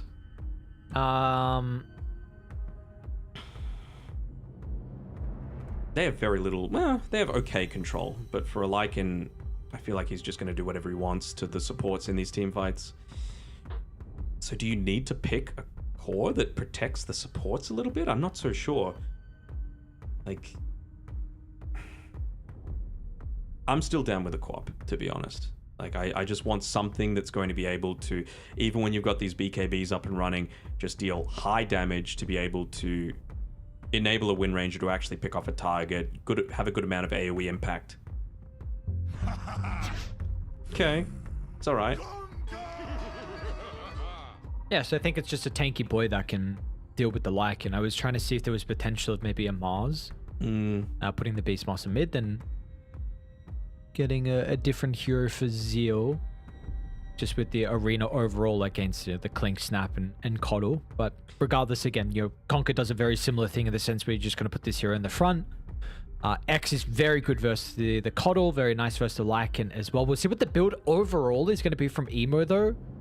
The Conquer item build can be quite versatile, and I think it's a bit more dependent on the players specifically on what build they like to go down. Even the Snap being relatively squishy, that X is going to be really useful. But again, you can X them all you want. You need the damage follow-up. And you got to say, like, Rubik, Veno, kind of slow damage. Beastmaster, kind of slow damage.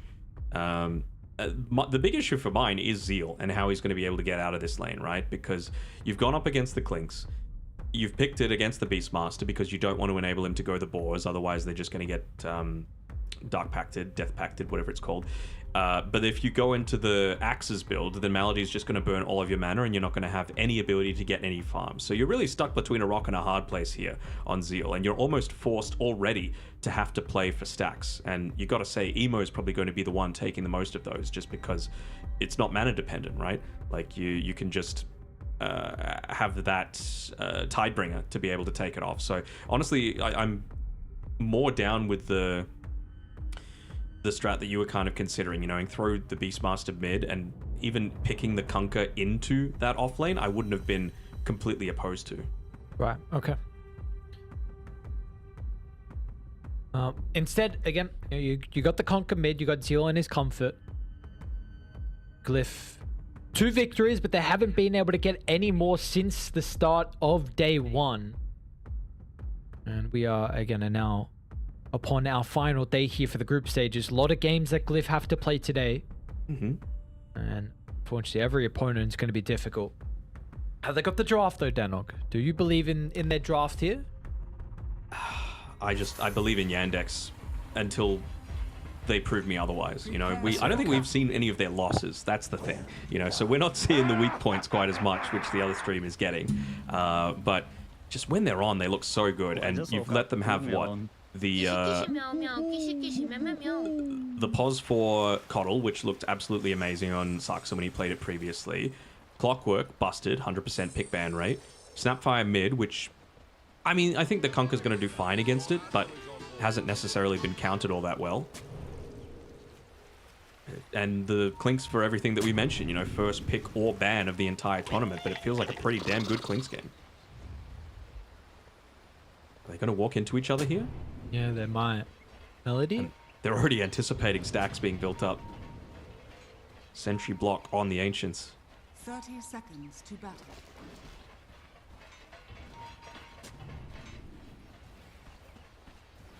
Nice D-Ward. I guess because the Coddle, they're blocking it. And a Coddle Clinks, but... Even Snap.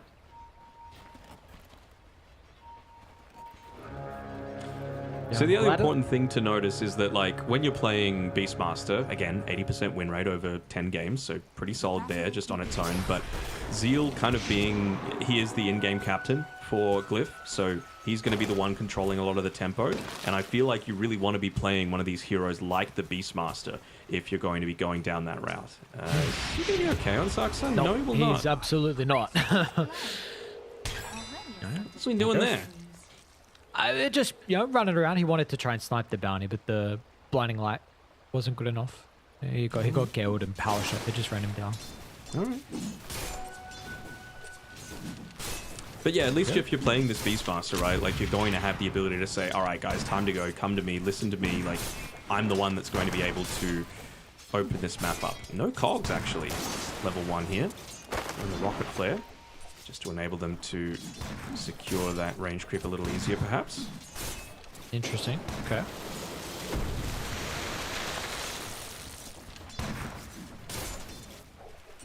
Did you feel like Beast can Beast do that anyway this game in the offlane? Be the tempo, you mean? Yeah, yeah.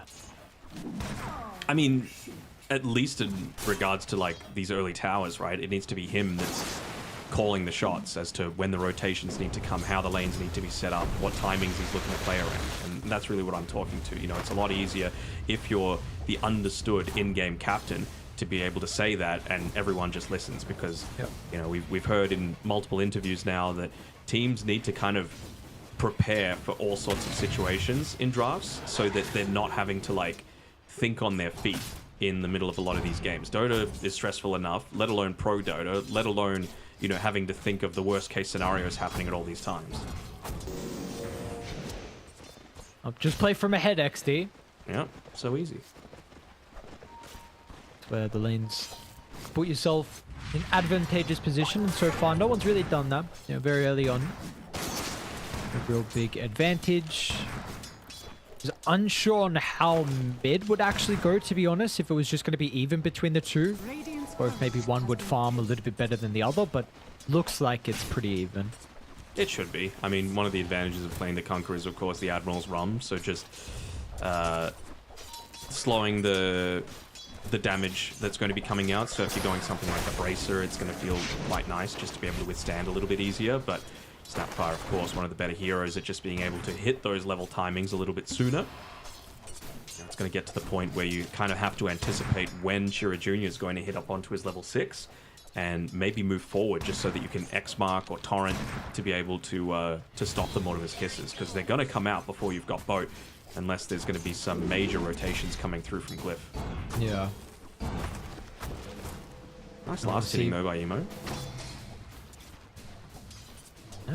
16-0 compared to the 19-4 at the moment. Bottom lane. See, Mid Watson's lane, actually. doing very well. Yeah, we're actually going to get a rotation in. Yokam TP's along with Narman, so the X from Emo. You know, that use it early on. Not a way to potential cancel the kisses, instead a way to get the kill. That's what you want to do. You really want to be targeting that Snapfire as much as possible. Jackie pushed far enough back that he's not going to be hindered too much. But the support's got to get straight back to the lane, making sure that they're not going to be punished too hard. It's gotten to that dangerous point again where Clockwork's got 2 points in the cogs and he's just looking to burn the entire mana pools out of the... Like, okay, Beastmaster has no mana now. He had half of his mana pool and now it's just gone. So how are you supposed to farm when you're forced to go into this Wild Axes build because you're against a Clinks? And it's tough. You know, bottom lane, you're getting zoned out. Mid, apparently, Tira Jr. off the respawn back in, trying to push the Conqueror away. Emo didn't go bottle. Never mind, he did actually. Just got full bottle coming out of the chorus, so should help out bottom. Actually got the rocket flare to get the kill from Melody. All right, it's never good to die in your off lane. However, he had no mana. Like, you need just mana to be able to get back and be able to secure anything, because he was essentially just standing around and soaking a little bit of XP at this point. Like, you weren't getting any sort of farm, so... minor silver lining coming through, I suppose. And he's just using his board to be able to stack at this point, just not even putting it into the lane. Meanwhile, his counterpart, DM, doing far better in the lane. 18 and 8. Able to play into the Wind Ranger and the Venomancer. These two range, you know, pretty solid trading heroes overall. Unable to zone the Lycan out. So we'll see if Sarkson out what he wants to do on the map. What would you like Coddle to do, actually, at this stage of the game? Like, you've secured for DM. How do you play the next couple of minutes? I mean, the ideal point that I was going to say was unblock the camps so that you could start building up a little bit more for the Snapfire to be able to continue having the really solid start. But to me, it's just play around the level 6 that Snap's looking to try and get into. The plus side for Glyph is that they've got this observer ward that they set up really early on into the piece. So even though you've got the Mornibus Kisses now, you're not actually going to fall down to it. So 5 minutes ago, just a small action of putting a not ideal observer ward, but it does exactly what you're wanting to, anticipating the fact that there was going to be these rotations coming around these Mornibus Kisses timings. Or DM. Should be fine. It's a long chase down. Meanwhile, we do see Yokam actually die. So first Mortimer Kisses. Meanwhile, Emo also being run down. And it's just a stray Saxa. Looking for the blind snipe there. Denying away the power rune once again. All right, at least you've got the XTP back to the base to be able to withstand a little bit easier, but that's the sort of thing. Now you can't make rotations on this Conquer at all. He did it out of vision, so they don't know this on Chira Jr. So maybe they don't get as aggressive as they were potentially wanting for Yandex, but it's just one of these things that you're really wanting to play around these early ultimates, particularly for the Conquer, just because of its relatively low cooldown. You don't get that much damage scaling coming through, and you'd love to be able to pick off the Lycan before he can start to take away a lot of your map. Yeah, he's trying that. Emo wants to move to top. They've got the Wisdom. Saxa is going to see Narman early. Emo will actually start with the boat onto the Coddle. So the full emphasis being used to try and get rid of the position forward. Chira Jr. should even this, but what has he got afterwards with the Kisses on cooldown? Is that he's only got enough to get one kill. And they got both Wisdom Shrines on Glyph, so that's a plus.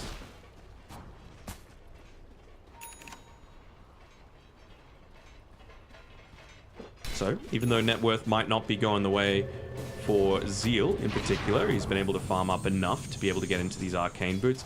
Honestly, like, he's going Helm of the Dominator, and I know he needs to do it.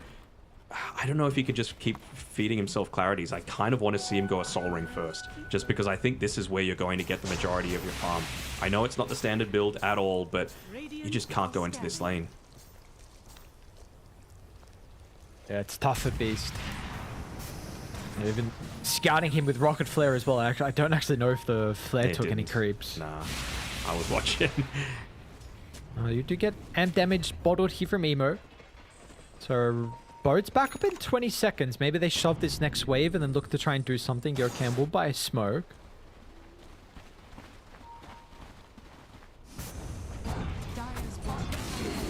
Putting a little bit of tower pressure on his Watson as well. Realizing that, you know what, this Beastmaster really just cannot come into this lane. Still keeping up in terms of XP at least. But not farming at all. Nearly 2,000 behind already. It's problematic. We know this hero really keeps the tempo. It's the main tempo setter, to be honest. You compare that towards DM, who is getting zoned out a little bit. There's always this threat now with the Conquer. You know, they've seen him being out of the wave for a couple of minutes now.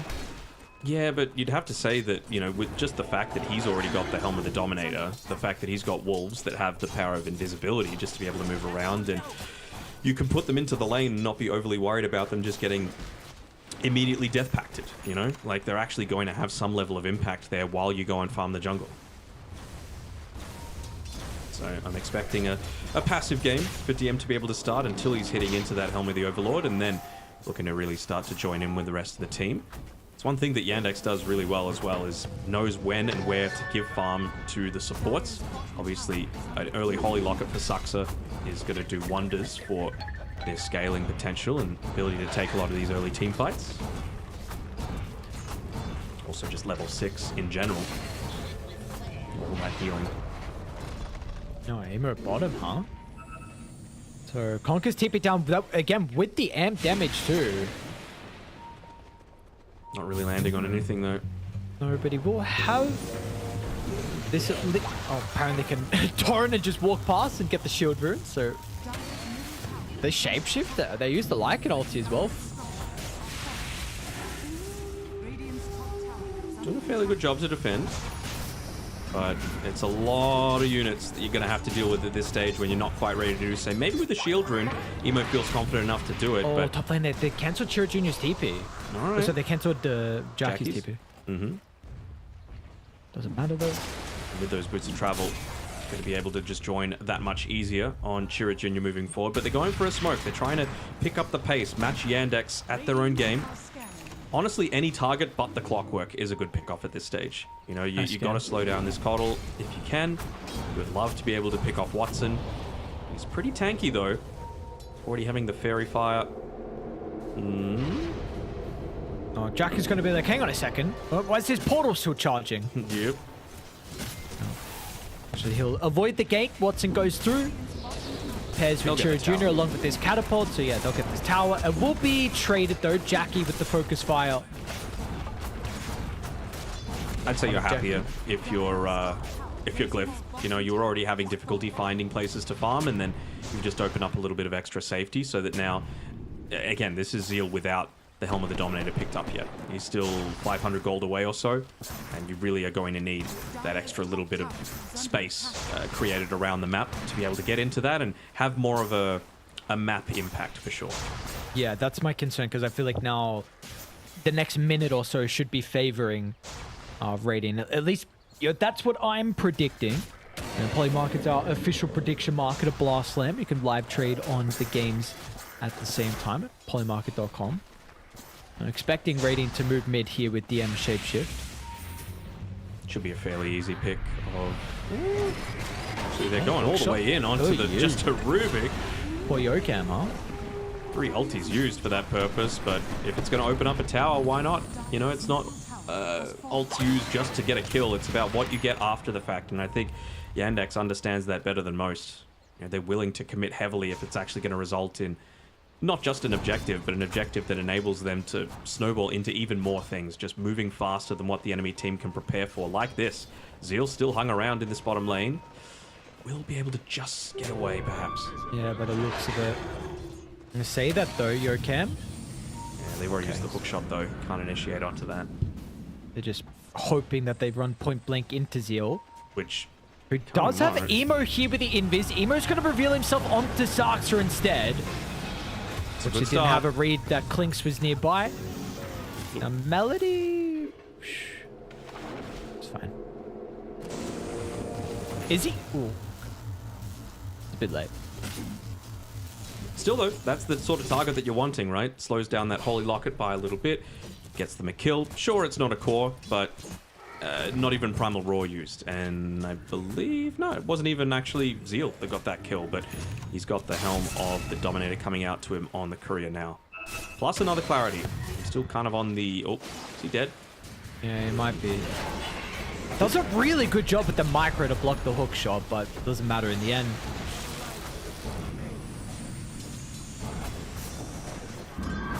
So Watson gets first Deso stack. Haven't really talked about Jackie all that much, huh? No, like, he's just quiet. sitting 1-0-0, not doing too much, got the Maelstrom, starting to consider taking a few of these team fights, realizing that he does need to be that big damage source, right? Because if you're not able to, like, you might be able to find a decent pick off with the Kunkka, but it's getting to the point that they're going to have so much sustain on Yandex that unless you've got the damage to be able to confirm, it's all for nothing. So the Mjolnir starting off, I like it, rather than just going straight BKB and wanting to fight into them head on. I think you've just got to go with what your strength is, which is finding that first pick off and then using it to snowball into something else. Who would you like him to focus inside the fights on Jackie? Either Snapfire, honestly, anyone but Clockwork or Lycan. I think it's just going to take a little bit too long to be able to take out the Lycan, to be honest, unless he's perfectly controlled. And even then, what are you doing as a Lycan in a lot of these team fights? I feel like they've picked DM this for the map presence rather than what he's actually able to do in team fights, right? Like, even just have a look, he's got Aghanim Shard as his next item after the Helm of the Overlord, right? So it's just about information, shoving in lanes, doing all that sort of stuff. And you're playing with a Rubik and a Venomancer. I've said it many times and I'll say it again, as long as you're just getting a couple of spells off as the Veno, you've done your job in the team fight. It doesn't matter that you get picked off after the fact. Right.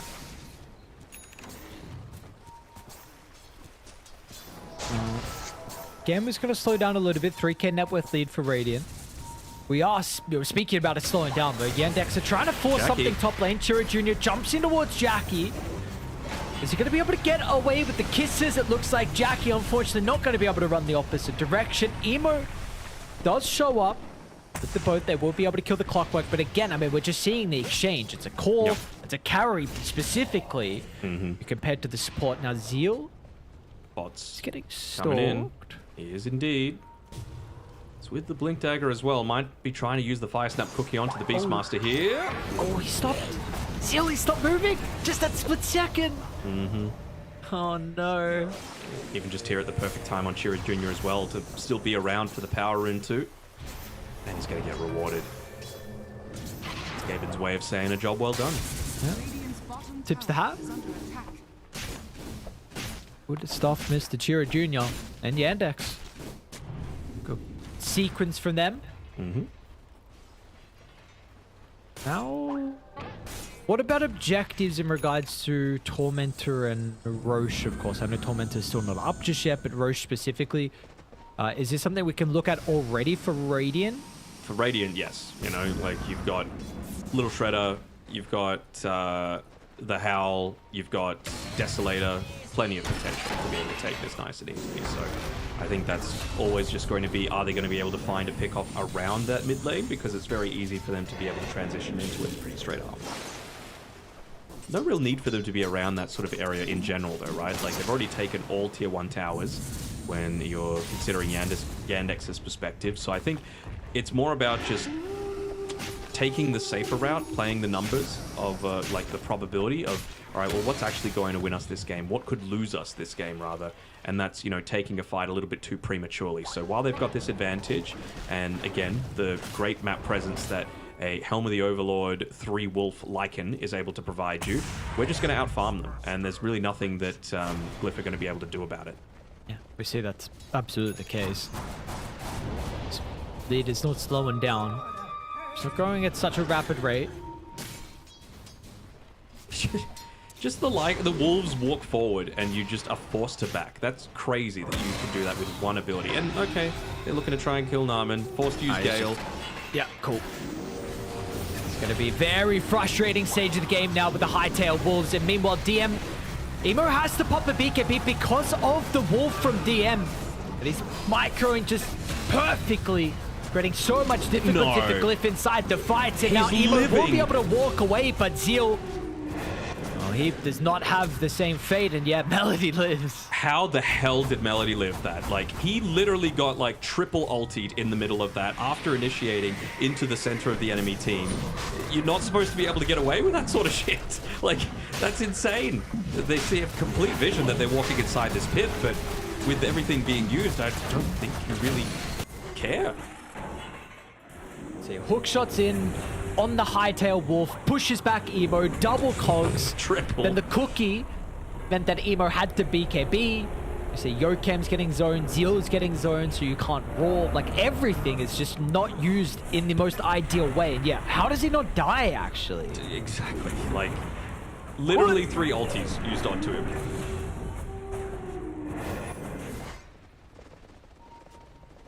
Crazy yeah, stuff. but it feels like it's going to continue to be frustrating in the sense of... Wait. Look at his quick buy. He's buying the chainmails. He's just a tanky boy on the front lines on the clockwork. Wow, that's crazy. It's a good man right there, Melody. He's bought them both. Let's go. Wait, hang on, what? I thought Jackie saw Chira Jr. Apparently he didn't. And now with Watson nearby, they've wasted enough duration from that win run. All right, it's gotten to the point. How many chainmail stacks is he going to have this game? Middle tower is under attack. I'm going to say 6. Maybe just the 2, to be honest. This 2 is already interesting enough. He's going to send his courier to him, though. I don't know where that courier's gone. Come on, buddy. He just doesn't want to feed the chainmails. Absolutely not. Does walk right underneath an observer ward to place that ops down, though. Oh, it was just a bait. All it was.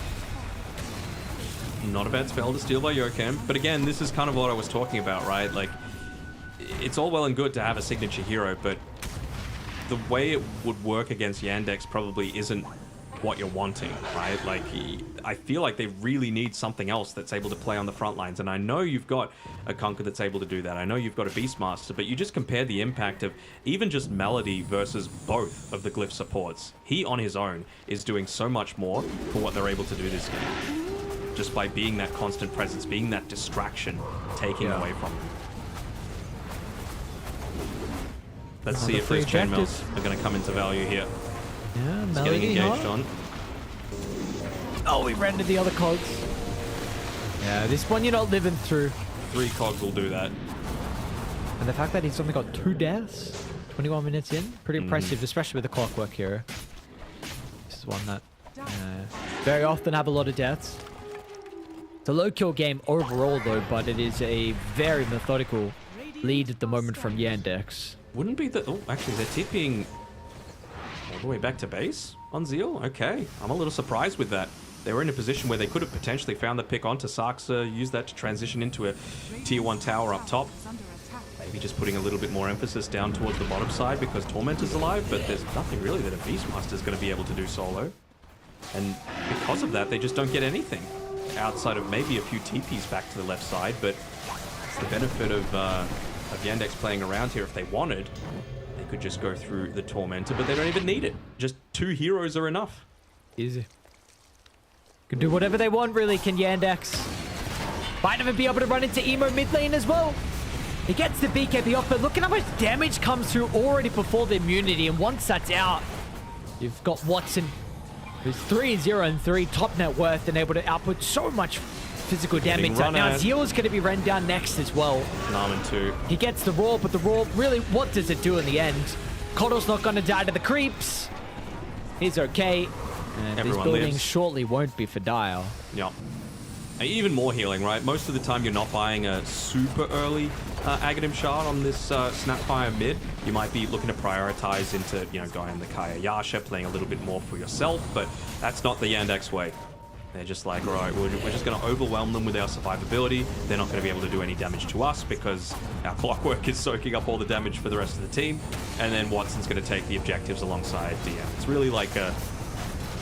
It feels like a team, and that's so crazy to say when really this lineup came together as kind of like the leftovers, the misfits. He's doing it again. Every single fight back to back. I mean, Melody is just always finding these openings, and now Watson with no fears in the world. Look to try and close this one out. Doesn't get Emo. 15 seconds left on that Aegis, so 18k lead already, 23 minutes in. They're just going in for more.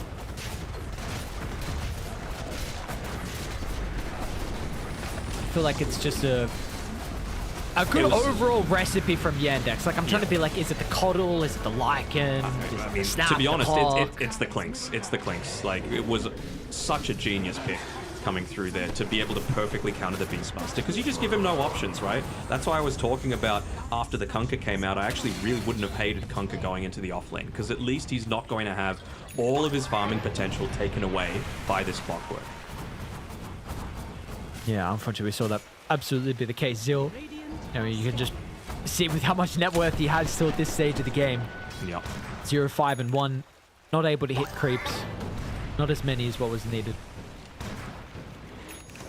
How fast? So you got BKB out on Jackie. We're hoping to pray with the 21,000 deficit 24 minutes into the game, and this is a... And you've got an MKB now as well for Watson, so good luck trying to survive in these team fights. Keeping for Watson. Shiva's on Cherry Jr. One final fight. For Glyph, they're doing their best to extend it. Be careful, Melody. Walk into the clockwork again. Runs past, hookshot. This time it's going to be off the mark. They'll get the roll over towards the Lycan as well. With the focus fire, they might secure the kill, DM. Falling low, X back. They'll get him, but it took too long. It took far too long. And this game is all Yandex's in the end. Another victory for them. it just seems so simple whenever we watch them. Maybe we're their good luck charm or something like that, because every single time we watch, it's just a dominant performance coming out. But still, regardless of that, they do have 3 losses, so just another one in the book, tick it off, and I think that means they've only got 1 game left on Yandex, and it's against LGD, so that'll be a banger. 2 early game oriented teams, and that's coming up later on this stream in particular. But it was a very, very clinical performance coming through from... honestly, would you even say there's a standout? Like, whoever said to draft the Clinks is the standout for me, and Melody. Like, those are the 2 that are just taking it over the line. Yeah, I'm trying to think if, like, standout-wise, who I would give it to from Yandex. I don't know. It's tough to say. It's did tough so to much say. on the clock, man. Like 12k damage as well. Frontlining for everyone. Highest kill participation. A ton of work done by Melody. Absolutely. Melody's a baller. So too are the rest of Yandex as well. Another victory, 7-3, inching themselves closer and closer towards a spot at Copenhagen at the Blast Studio. Along with, hopefully, we'll see if they can get that first or second spot as well. For us, so we're going to look towards our next series of the night. We've got Aurora taking on OG over on the B stream. So OG fighting, of course, for their spot here to make it towards the last chance qualifiers. Aurora just positioned a little bit better with 1 map to their name extra than OG. So these 2 teams looking very even so far. We'll see who's going to be victorious after a short break.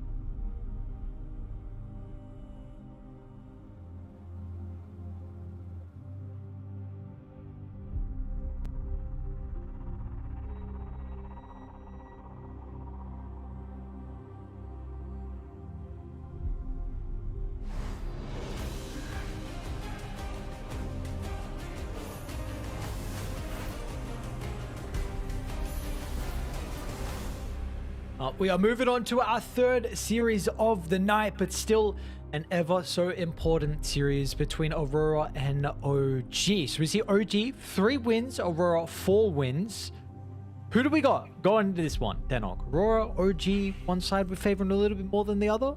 I mean, if it was another series at the end of yesterday, I would probably say OG. You know, they got back into their winning ways off the back of that, right? First, the pretty easy clean win that they were able to get against Glyph, and then they were able to follow that one up with a win against LGD as well in pretty convincing fashion too. So we'll have to see if they've still got the stuff to be able to keep moving forward, because, I mean, Aurora, they're no strangers to a relatively slow start into really building into the tournament as well. You know, they started 0-3 at Dream League and then ended up placing second overall. So really good performance from them in that tournament, and they'd be hoping to mirror it here. I think even Makoto said they were deliberately really taking a step back to just pace themselves a little bit, right, for the tournaments yet to come. And this was during Dream League, I believe. So you know, obviously wanting to care a lot for this Blast Slam 7, wanting to care a lot for EWC, wanting to care a lot for TI as well, and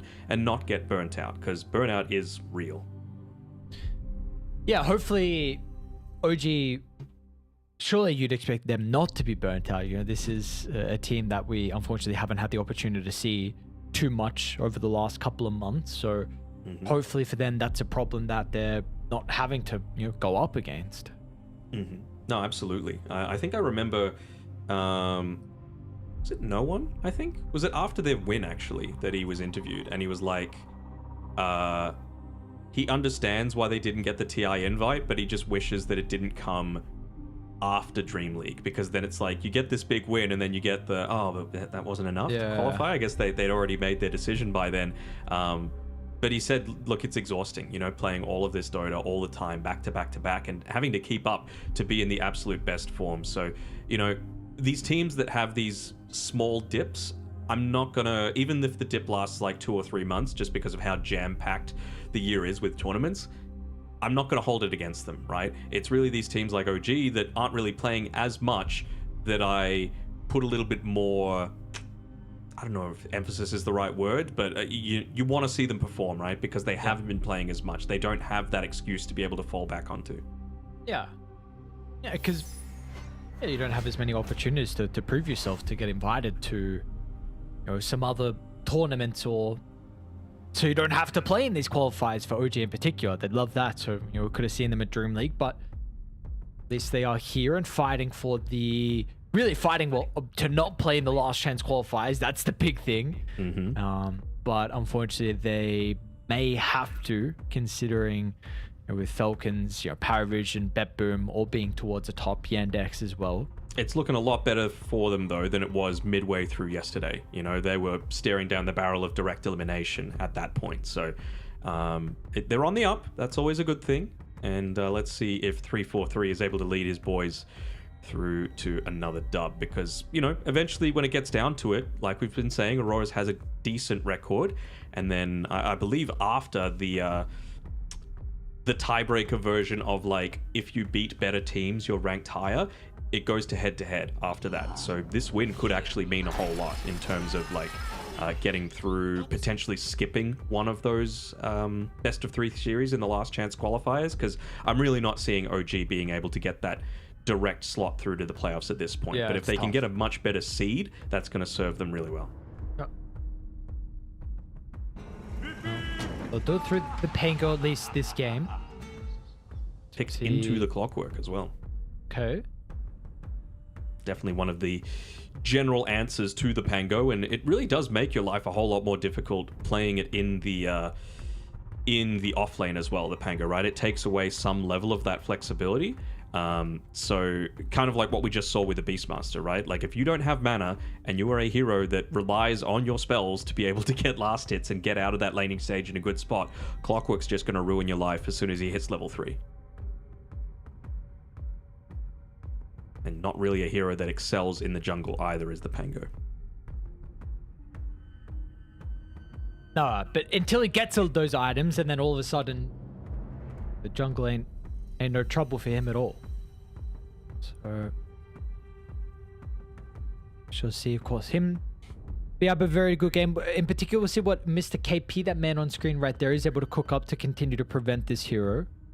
Seen him look solid overall. Also, Toronto Tokyo, at least player-wise, been pretty impressed with how he's looked so far in the games we've covered from OG. So if it is him playing the Pango, see how he can perform on it. They ban the Tiny, they ban the Puck. Okay. I mean, does that lead you to believe that it's more likely going to be a Pango mid, though? Like, Puck is a good matchup for the Pango, and Tiny, good amount of burst as well, which you're going to need to be able to take out of them. But I think they just want to try and keep this flex as long as they can. Does that mean it's the last overall pick? Who knows? But, you know, if you go ahead and ban a Slardar, for example, it becomes incredibly obvious as to, you know, where you're planning for this Pango to be, and you might try and find an alternate way to be able to try and counter it in the lane. So we will wait and see. No Bane available. No Wyvern probably going to be picked up, just because, you know, a Wyvern and a Clockwork doesn't necessarily sound like the greatest way to be able to start things off. So I'm really just thinking, what is Mira going to be considering here? Because, you know, just a month or so ago, it would be a pretty quick lock-in of just being able to say, all right, well, we're just going to go down the route of a Rubik or a Hoodwink, and we're going to be very happy. But Hoodwink has like a 26% win rate so far this tournament, despite being the most picked hero. Yeah, we get the Makoto Storm. Sure. Okay. Nothing wrong with that. Yeah, we'll see. Okay, we've seen a lot of buffs with this hero. So no Coddle. We'll see if there's a Lager. That's something that they may consider. Or if it's just a naked Storm. How dare they? This hero's not good enough to be played without a Yeah, but what about steroid. the Pugna, though? Ooh, the Pugna. I miss him. Give me Pugna again. Yeah, it's a fun hero. I'd be down with Lago. Crazy. Am I? Yes, I'm down. Okay. What was going through your head? Well, even if they doom, you can Rubik still after that, right? Mira's a good Rubik. You're probably not going to pick Rubik on OG after having a Lion already. And I feel like, again, even if you get the perfect dooms off, you've got late game, 2 catchy licks into a Rubik telekinesis save. Feels nice. Saw that with Collapse, able to make it work. I think this has a relatively low win rate, by the way, but maybe they're just trying to take it away from OG because it's, I think, one of Skem's more played heroes. It's also maybe the most played hero for Kaori. So Sure. I just haven't really seen as much value out of it, right? I mean, Aurora is a little bit different in the fact that they actually play the Clockwork more as a 4 as opposed to a 5. So I don't know how much I like that, just because, again, I think you want to be able to ruin Pango's life if he's indeed being played in the offlane, right? And I feel like a Clockwork is so much more capable of doing that than a Phoenix is. Are there any carries that you start to think of when you have the Pango in the offlane and you want to destroy him? Any carries that I think of? I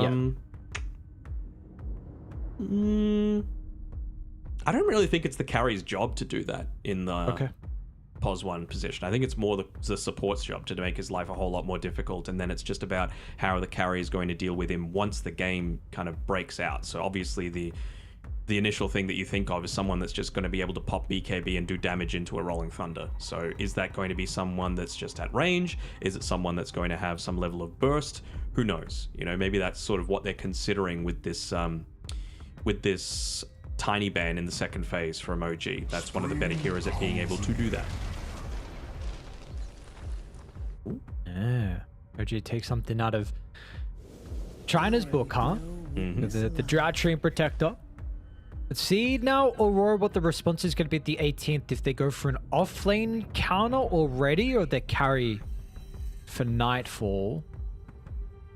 I mean, you've already got a Clock and a Storm Spirit that can kind of get on top of the Drow Ranger. I would be more just concerned about getting out of the lane in a good spot. Fine, you know? Like, you might not be great at directly contesting into the Drow Ranger, but you're going to go boots of speed on the Clockwork. You're going to avoid this Tree and Protector. You're going to build up stacks for the Axe to be able to play around with. My issue is I think Aurora really need a aggressive pos one for Nightfall. You know, one that is able to make these early rotations, because I'm expecting them to honestly play fairly slow at the very start of this game. And I kind of want to see OG pick up something that's going to be able to pick up the tempo to kind of punish Aurora if they are going to go down that route. They've got the last pick overall to be able to do it. Just trying to think for either GLYPH or Toronto Tokyo what the best hero is that's going to be able to do that. Like, could you get away with going something like a mid Leshrac, for example, that's just going to, you know, really frontline, not care about all of the armor that they've got? You kind of want to be in the middle of everything already so you can hit onto the egg. Feels okay. It's Beastmaster Band, mid Beast, not horrible. And then for offlane, I mean, Beast is still there. Lycan is still there, which I wouldn't hate. Yeah, they're probably the main ones. Right, okay. We do see that the Void's going to be banned out at least from OG, so still getting rid of the only role we've got left for Aurora. A lot of team fight potential with the Void Phoenix they would have had. Is there another hero in particular? Like, is Void the carry archetype that you were thinking or Aurora wanted? No, to be honest. Okay. I think it's way too passive, but it was a good game for it with regards to the Pango and the Drow Ranger, right? So maybe that's the sort of mentality that OG were thinking. Sure. But okay. Nightfall carries.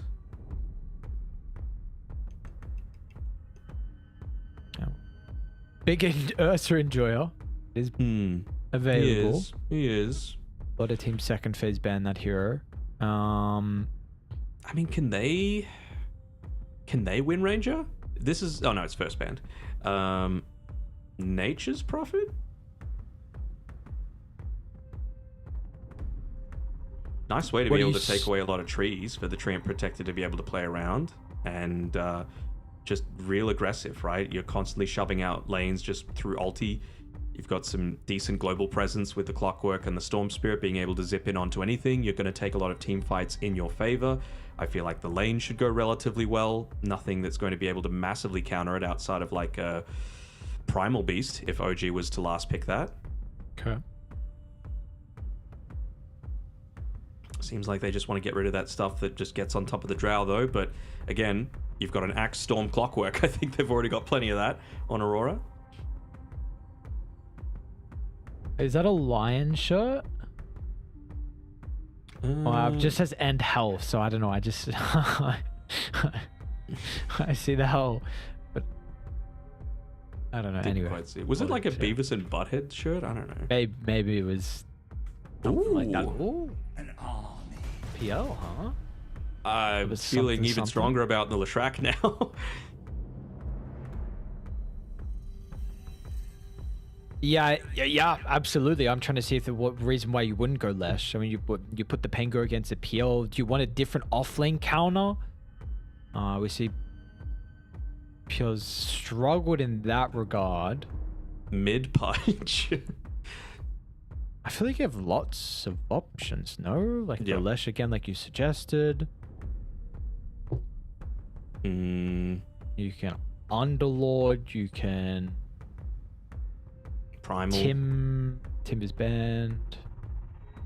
Shaker. I mean, Toronto Tokyo likes his Shaker.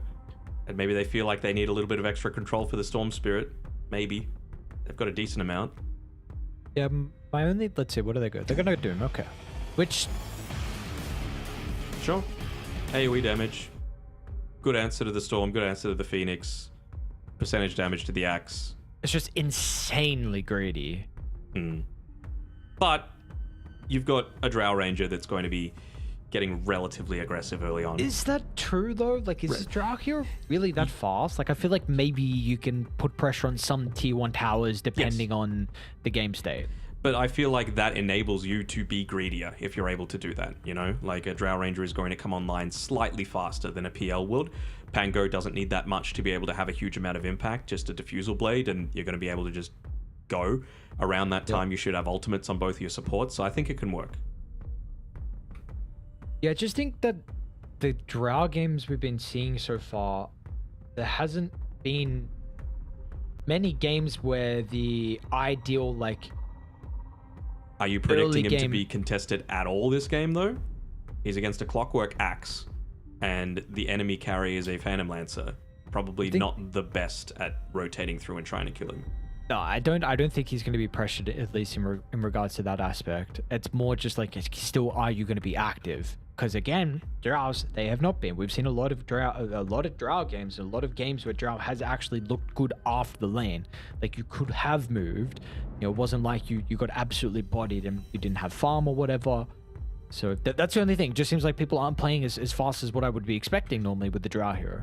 But maybe this is the game to do it, right? Like, you're going up against an Axe that's going to be not able to lane, really, so he's going to be farming relatively slower, and a PL that takes a little bit of time to come online. So I feel like, again, you just got to hit those early timings, enable yourself to play around your support's ultimates, play around your Pango's ultimates and first big item, play around an efficient item for Natsumi to be able to play around with. Just take those early towers, then you can go back to farming a little bit. Seeming fairly confident, though, on Nightfall. Yeah, see if that confidence is going to pay out in the end. He gets a PL. You know, we ain't getting many PLs, so you got to be pretty confident if you're going to be asking for this one, because this is it's probably been 3+ years where as soon as I see PL, like, it's just instantly I think their draft is far worse. Like, this year is just. I don't like PL. Well, it's another one of them that hasn't been picked or banned this entire tournament. So if we're going by the Clinks, one pick, one win, they're going to win. Easy clap. Easy clap. Okay. Well, yeah. What about the others that were only picked once? I'll look into it. I'll look into it. Nice kick. What happened? There's a lot of losses there. There's a lot of losses. Okay. Death Prophet, Elder Titan, Dragon Knight, Grimstroke, Magnus, PA, Ringmaster, Sand King, all in that boat. Yikes. Did I see Darkseer? Darkseer's there too. Okay. Oh. You know, what can you do? Sometimes it happens, you know? Mm-hmm. Look at all this vision that they're really prioritizing around the mid lane. They know that the only one that has any sort of early impact this game is going to be Mikoto. So just look to try and keep vision on him, know exactly when he's rotating back to be able to take some of these stacks, and look to try and punish. On my PL. It's fine. Doppel level 1? I don't know. Yeah. They're even body blocking him. Maybe. Get in front of him, Scam. Yes. Punch. Nice. Easy. Good job. Nice start I'm not sure. By OG, forcing out that ability. Didn't quite get enough of a body block off to be able to push it underneath the tower, but should still be fine. Nothing really Toronto Tokyo should be afraid of. I think it's just how you secure the mirror. He just got 4 mana burns from 1 cogs at level 1. Oh my god. That shouldn't be allowed, man. I don't know. What can you do? I guess the thing from them, both side lanes to be honest, both off lanes to be honest, is that they don't really secure range creeps. Mm-hmm. This was kind of the problem when you go doppelganger level 1. You have a Phoenix. You can't use the Spirit Lance for that. Brady top lane. Maybe you can just use the cogs to zone them out so WS can CS. You know, it is a mana burn on the range creep, so could do it. I mean, that's the thing for the bottom lane, though. I don't think they're going to be looking to try and contest this lane. They're looking to just enable Toronto Tokyo to pick up this farm completely freely. I'm kind of expecting them to go down a pretty similar sort of route with Mirror as well. Just pull the wave, make it so that you don't have to fight into this really strong tree and drow lane.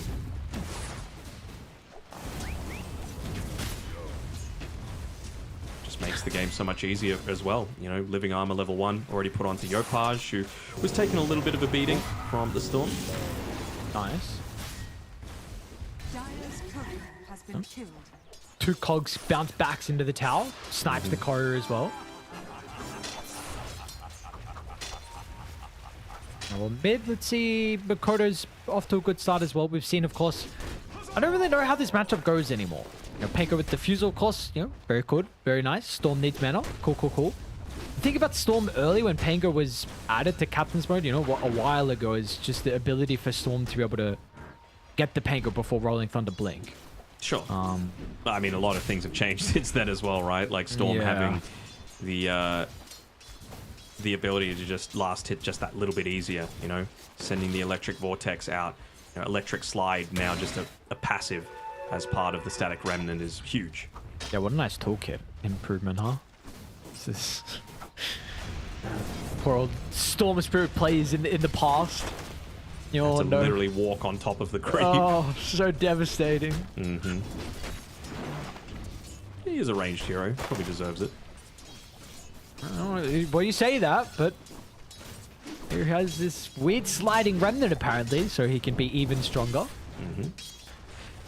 Okay, so the thing is, they've got these bits of vision around this lane so they can get an understanding of where Makoto is looking to back up to and if he's ever going to go to the jungle. But if he just straight up is winning the lane, you might not need to do that, you know? You just want to stay there, keep bullying GLYPH, and let's say there's even a scenario where he is forced back. Who's actually making the rotation to be able to punish him? Trian's got no mana and needs to stay here to babysit the Drow Ranger. Lion, maybe? But even then, you're leaving Toronto Tokyo, a hero that needs to be really greedy to essentially just sit around in the lane and maybe get a tiny bit of XP, but not any farm. Yeah. And how greedy does Toronto Tokyo actually have to be in a game like this? Like, is this 100% the Radiance game from him? I think he's going to keep his options open. I don't think this is the sort of game where you can just load up your quick buy with like your next 10 items. Is Mira going to be okay? Is he? Nope. Wants to run into Natsumi. I don't know if he was running away, but gets it over and done with sooner. WS unfortunately now takes the brunt of the force, so down to about half, but bunch of regen, he's fine. So the thing that I was saying about the like having everything queued up, I think it's really just going to be dependent on A, how good is the lane going, and B, how effective are those first few rotations. Now, of course, you need to commit to something before that stage, but already a couple of braces, full magic wand, phase boots, and you can really decide from there based on, you know, how good is your first Rolling Thunder, how good is your first Doom, how good are your first support ultimates, as to, you know, do you need to sit back and be passive and farm a little more, or do you want to get active around the rest of your team to take some of these objectives and then go back for perhaps one of the more later game options. But yeah. I mean, in general, it's a good Radiance game. You're against the PL. Yeah. Yeah, unfortunately, that is the case. So maybe he gets baited. Maybe he doesn't get baited. We shall see what the build's going to be from Mr. Toronto Tokyo. Meanwhile, Tips has been hanging around the mid lane a little bit. Makoto will also get Miro. Wants to kind of poke his head out. Just make his presence known. He will do that in quite the way. It's going to send GLYPH and Tims over. Swash already used is kind of a big deal, though. We're going to try and burn the mana out of this Lion. Burn some out of the Pango as well.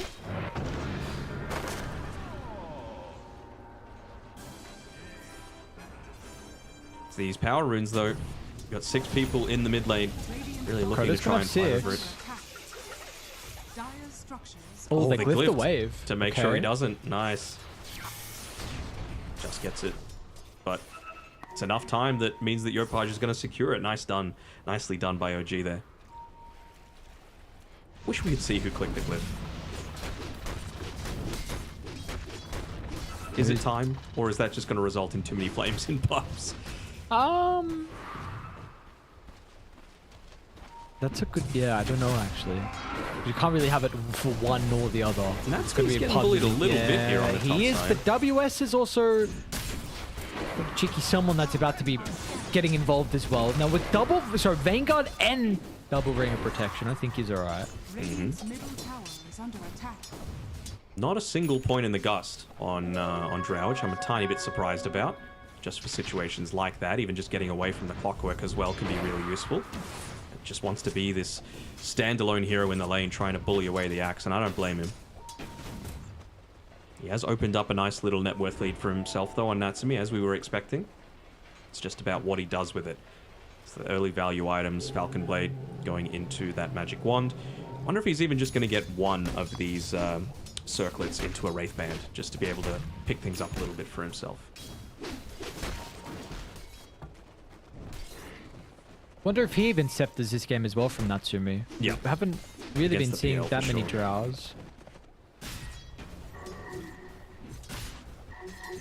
See if this is something that he wants to consider. So yet to really see the game break open too much. Just top, it's just going to be a bunch of poking. Make sure WS never feels safe. We haven't seen him, well, we really haven't seen him actually feel safe in this lane because there's been no lane cutting. Ooh, Korea's Knight, nicely done. The other thing is just with the going for the Aghanim Scepter, it's not even just for the AoE ability with it being able to crash, right? Like you're going up against a decent amount of healing coming through from the Phoenix and even the Axe if it gets later into the piece.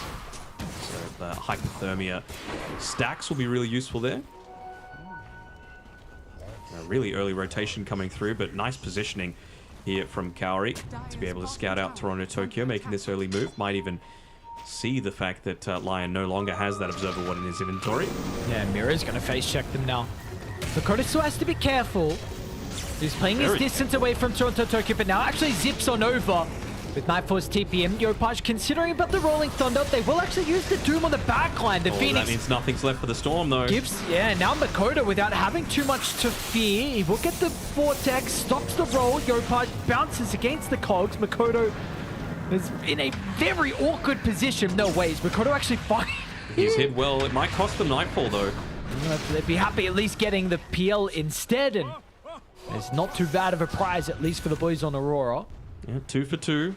But, yeah, much more valuable is that kill onto the PL, especially with how well of a early game he's had. WS taking a little bit of the business here up on the top side of the map, holding onto that Hex as long as he can. Still no point in the Berserker's call, and even planting the tree, not enough to be able to get him back to safety. Yeah, we've seen it's been close previously, but this time they don't need the tree, the Lion. That was the difference maker.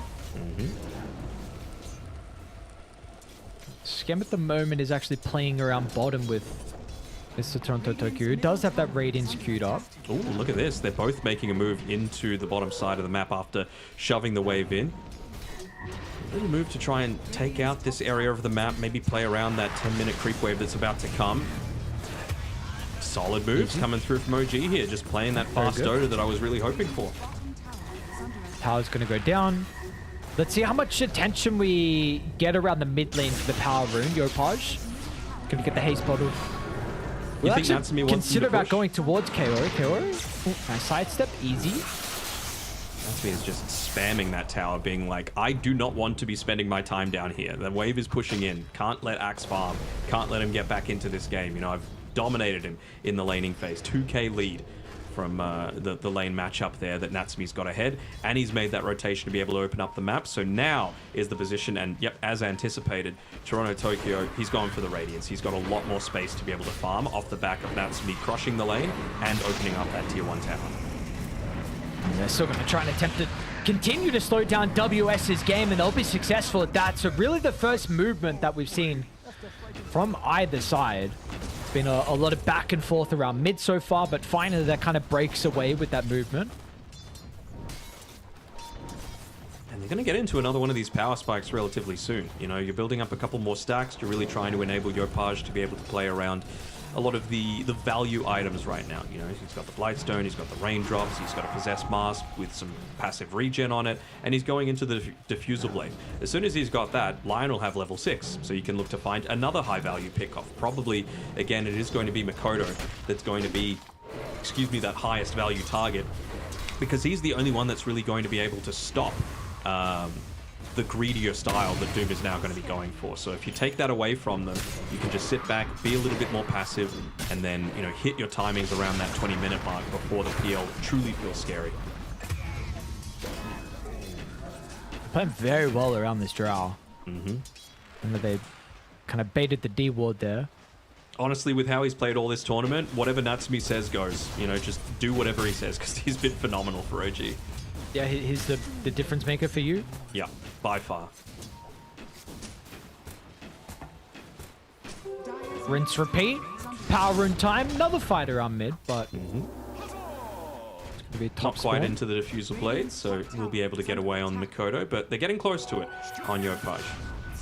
Again, just what, quarter of a level on Tim's here, so just expecting him to see him play a little bit closer to the lane, just so that he is able to pick it up once they've hit that timing. Seems like he's just playing the roaming observer ward role, though. I think they would have got a glimpse of him. Overgrowth's up, though. Ooh. They're even going to drop the supernova. Okay. Curry knows his Phoenix. Feels like this is the prime moment. Is it, though? Like, I know why they did it, but 105 seconds... Oh. Hang on, top lane. What happened here? Whoa, whoa, whoa, whoa, whoa. How did you ever solo kill Natsumi with the lead that you have? I don't know. Like, honestly, I straight up don't know. Call and the chip vest giving some value from the axe there, I guess. Was not watching that at all. Was not predicting that to be able to happen. Yeah, well, that's a massive kill though. WS was slowed down quite heavily in the back of the laning phase. All right, is that the reason why they commit the supernova, just so that there's not going to be a living armor for the Trout? Maybe. I mean, it's level 7 now. Hold on, let's have a look. Run a little bit too deep, walking deep. Oh, just the edge of the taunt there.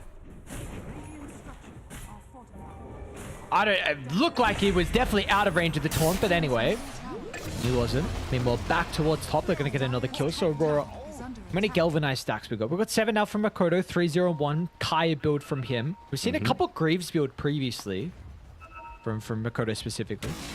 Not a bad game for it. You've got the silence, you've got the overgrowth coming through. Gives you the option, but he's already committed for the power tread, so not going to be happening. OG. This is that timing that I was talking about, though. You've got Tim's now with his level 6. You've got the Pangolier with Rolling Thunder and Diffusal Blade. With Tree and Protector coming back alive, they're going to back off on Aurora. A very disciplined way to be able to go about this one. Just want space. Just want time and space here for Nightfall. Getting close towards the Mantle. So, again, it's not horrible for OG that this is happening, but they really want to try and make the most of the strengths of their draft. Yeah. You probably feel like, again, it's Aurora that are wanting to try and make something happen with the Blink now and Axe, right? Absolutely. And just trying to play around Makoto as much as possible. Because, again, yes, the Axe is the initiator coming through with this Blink, but you need the follow-up damage there, and he's really the only one that's going to be dishing it out at this stage. So what are we looking then? You got power runes in a minute. You prioritizing power runes and going top? I'm prioritizing slowing down Toronto Tokyo because, again, he is the issue for the Doom when it gets to the later stages. Hell, even the Storm Spirit as well, right? Operation slow down, Mr. Toronto Tokyo. And the hookshot to start, that will help. Toronto Tokyo's now got a supernova on his head. The overgrowth will be used and he gets the Doom before he dies. He might not even die. Toronto Tokyo trying to walk it away. He's going to be able to live. Meanwhile, with the rest of Aurora, they've lost a second and now Nightfall. Even at the team fight, this PL, they're feeling strong. WS is trailing the fight. He's got the blink and he's got the opportunity to cut down one. GLYPH will get rid of the battle hunger early, but they've got the call as well. A second dunk for WS. The only problem for him is unfortunately the Axe really doesn't have any mana. So now it's going to be up to Nightfall to try and run Natsumi down. Natsumi is getting kindled at the moment. Can he make it across the bridge? WS jumps in front of his way, blocking the only path. Now Natsumi had to make it out. And what good can Toronto Tokyo could do? Yeah. Like, without your Doom, there's really not much that that this hero can provide. Yeah, he was just waiting in the tree lines, waiting for that Scorched Earth to be able to come back up, just so that he can do anything to be able to follow through. At least he is able to be involved in that. You know, it's actually Natsumi that ends up getting the kill onto Kaori from the grave, but you know, a very good start to the team fight for sure for OG. It's just that they weren't able to maintain it.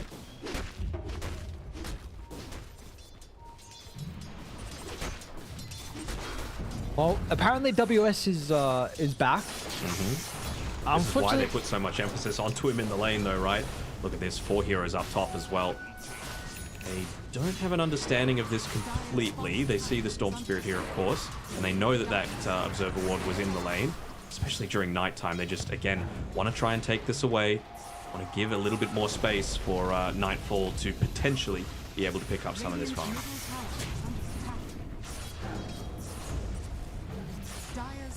is under attack. It'll take him a little bit though. Not the strongest tower taking lineup for sure, especially with that living armor. And with all this time, alright, honestly, it's a 3/4 health, so Dire are close with 3. Dire's top tower is under I don't think they can go though without Doom there. He's 10 seconds away from the Doom. He'll be wanting to walk through the Twin Gate to be able to join in. Probably wants to have that Radiance up first though, and he's so close. So I think maybe Toronto Tokyo is just holding them back right now, saying, look, if they go for more, then I'll help out, but don't run into this without me being truly ready. Well, let's see if they're correct on OG that maybe someone will step up this high ground. Crow Makoto will respect it. They're not looking to venture too deep into OG's territory. They don't want that jungle just yet. With this 50-50 split we have of the map, but finally Doom's Radiance has been completed. And level 12 just doesn't have a TP though, so a little bit harder for him to be able to join into a lot of these team fights. And he's looking to farm off the back of it. Still at the bottom of the net worth for now, but that should change. That's an opening on a scam. They're a little bit hesitant that maybe someone else is playing behind. Well, WS isn't. We continue to run forward. We saw mirrored. Nightfall's just juxtaposed, by the way. So we can actually find this pick off onto him. They're going to try. Backed up in Hush time. with the Rolling Thunder, but yeah, Nightfall already started to move away, so nice read somehow from him. The Spidey senses tingling for Nightfall. Done a good job just to be able to find these quick pickoffs in this little bit, and you know what was a really dominant lead for Natsumi to be playing around with. It's just ever so slowly. Nightfall looking to try and catch up. He's even trying to join into a few of these engagements now as well. Drag back, nice initiation. They're going to try and do their best to protect Toronto Tokyo, but it's a little bit too late from Scam. And Aurora in this early game, creating some problems that we haven't seen OG really be able to address. They'll blow up Mirror. So the wrong high ground to walk up. It's a similar sort of issue that I'm thinking about, though. Maybe just seeing Axe on low mana, they feel confident to be able to go back in, but won't be in time for them to be able to protect the tower. I mean, Finger of Death being on cooldown is big. Overgrowth being on cooldown is big. Sure, you traded the Supernova, but I feel like Kaori is still able to offer a whole lot even without that one being available. But it seems like they just want to sit back and farm for now. Wait for that next big timing. Blade Mail on the Axe coming through shortly. Going to be an amazing tool against the Drought.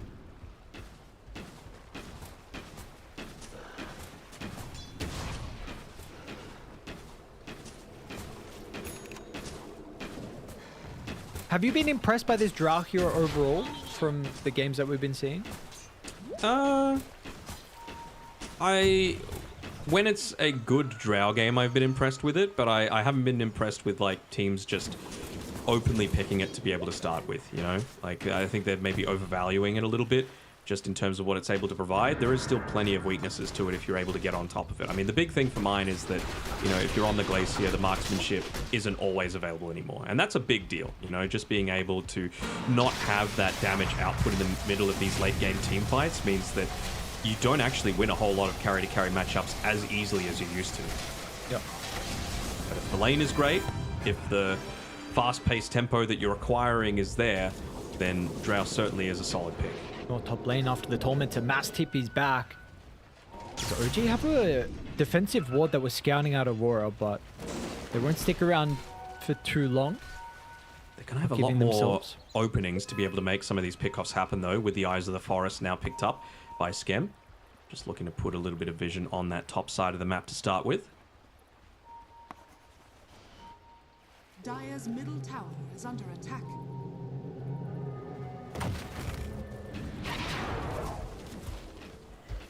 Aurora, they're gonna go. Okay. So without the blink, without the BKB or Makoto, will be a cross smack, smoke. GLYPH Down trying to to bait bottom. with one of his illusions there. Sending it out underneath some potential vision. Trying to get it initiated onto.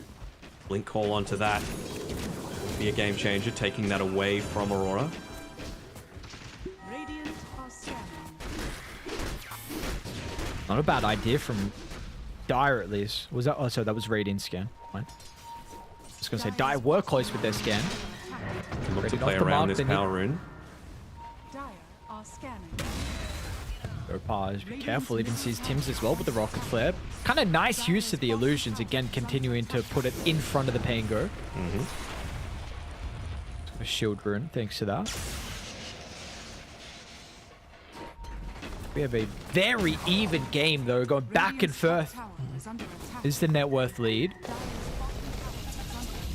It's kind of getting to the point, though, where people are going to start getting blown up to all of this physical damage later on for OG, right? Like, you've got the lucky shot on the Pango, you've got the Medallion of Courage as well, so that in its own is minus 12 armor. No, more than that, minus 15 armor, and then you've got a Drow with marksmanship that's going to be ignoring armor as well. So, how are you actually going to be able to survive this? It's basically only the axe through all of his armor items that he's picked up. GLYPH top lane. Shield rune saving him, enabling the blink. And they're actually going to try and smoke an OG, potentially hanging around. Look at this. Used a decent amount of mana on Makoto. Smoke pops. I think they briefly saw him in the tree line there. Tokyo, look at his position as well over towards the right side. Doesn't have blink though. He's still looking to farm up a little bit further. Wanting to get value out of that Radiance. To make sure that they're not just easily pushing into too many of their tier 2 towers. I honestly even wonder if he's going to go once he's got the BKB there on Tokyo. You know, he has been a very greedy boy throughout the series that we've been watching, so I can understand it. I really do think he needs the Blink Dagger to really be impactful this game. It's just, again, a matter of, is that going to come too little too late? Does that then mean that Night falls into that next big item that he really needs in the Skadi? It's going to be a great Skadi game when you're going up against this Drow Ranger in particular. Do you think PL's a fun hero to play? Like, do people like hitting creeps with this hero specifically for this long of a time? Something's wrong with POS 1 players in general, just to be able to hit creeps the entire game rather than heroes. So, I'm not the authority on that, I gotta say. Just okay. Because I even in Deadlock, I'm just like, who would want to play Haze? You know, like, it's just hitting creeps all game. Yeah, you know, this PL. When you're done hitting creeps and it's time to hit heroes, well, goddamn, you don't do that very well. And it's 40 minutes into the game. Yeah.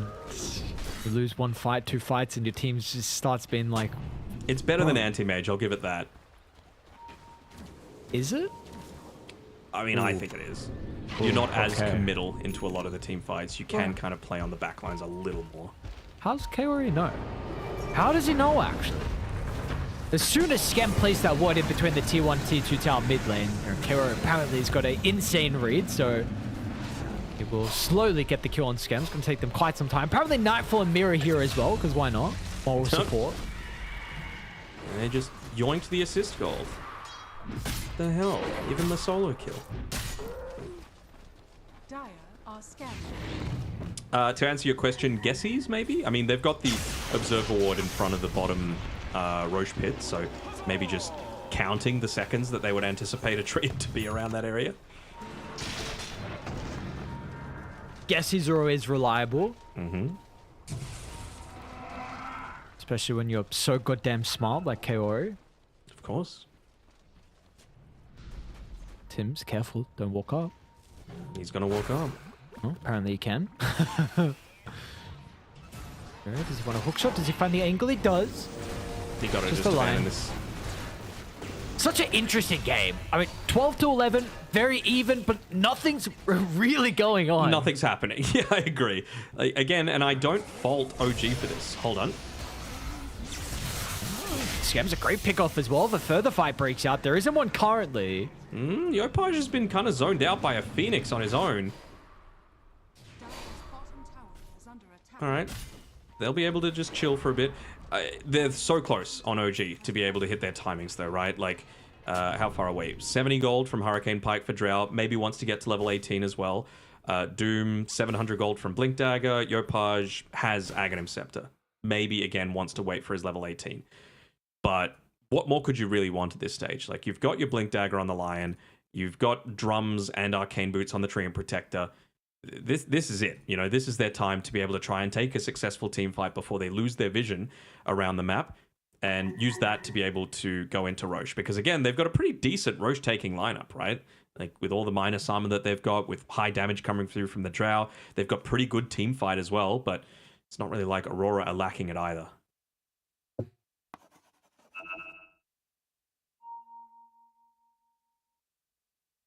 Is there out of all the wonderful Dota heroes that we have available to play, to enjoy, to watch, whatever, you know, who is the worst, the one you hate watching the most? The hero that I hate watching the most? Yeah. All right, watching or playing against or playing? I need a differentiation because there is a difference. Watching. Let me think. I know you want me to say Arc-Warden, and it's up there. It's really up there. You say whatever you want. I don't care.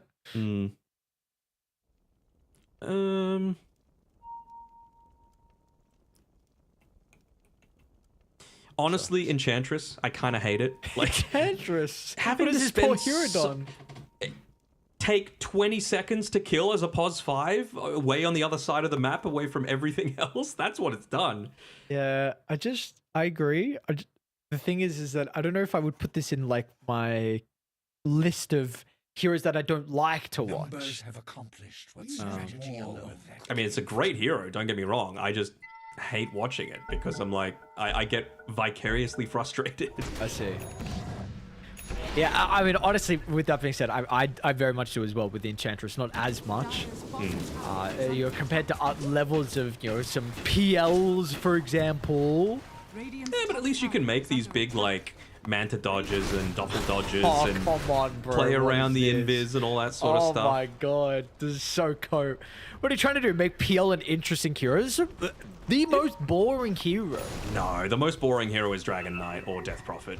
No, DK. You just sit there and right-click. You pop ultimate, blink, stun, breathe, right-click. Ooh. We'll see about this one. I don't know. We're not done with this just yet. Dial? I mean, this is, like I said, this is their timing. They gotta get a kill off the back of this. No. Bye, Mira. Is that enough to be able to take Roche? It might be. Bye back. Come on. I mean, they're gonna know. And I think they're moving for this. Maybe anticipating that someone was going to be clearing out that mid wave first, but when they see no one doing it, they're like, oh, well, let's Roche, and there's that buyback you were asking for. That's fallen pretty quick. Yep. Atsumi's actually going to get out of the pit. They've got the flare now for the vision. Some illusion forward as well. That does scout out a little bit. WS instant jump, but doesn't get the initiation that they were hoping for. Makoto tries. Vortex over on the other side. Natsumi's going to be able to break free. They're controlling PL pretty well. The well. Drow isn't right-clicking, which is the only problem. They're doing their best to protect her. Toronto Tokyo with that BKB and Rolling Thunder got her out. Doom's about to wear off on the axe. Oh, now back in goes Makoto. Only kill we have so far. He's going to buy back as well. Are they going to try and steal this one away, though? It's pretty damn low. They don't have the same level of vision that Aurora does. Be quick. We don't have blink. Be quick. Can anyone get in? GLYPH just random blink in. Snatch. Nightfall. Gets the second life. Now, again, we need to get on top of the Drow. Ranger WS Good fights the call. call, but there's going to be no follow-up. Nightfall with the other direction. Now he comes back. But Natsumi's able to get some separation. One more right-click. Mirrors him with the hook. Gets the kill last moment. And the cogs to block the TP. Choke won't make it out. Can they get the Pango? They will not, but my god, Mirror, what a team fight. The buyback from the Clockwork at the start of the fight helps end it. Vision all throughout as well, the cogs, the Roshan control, everything you could possibly ask for there. Of course, starting with a great call coming through from WS as well, right? Just to be able to catch on to control both Natsumi as well as GLYPH, take away so much of the team fight, and it's very easy for them to be able to just run over these supports when they don't have that damage source coming back the other way.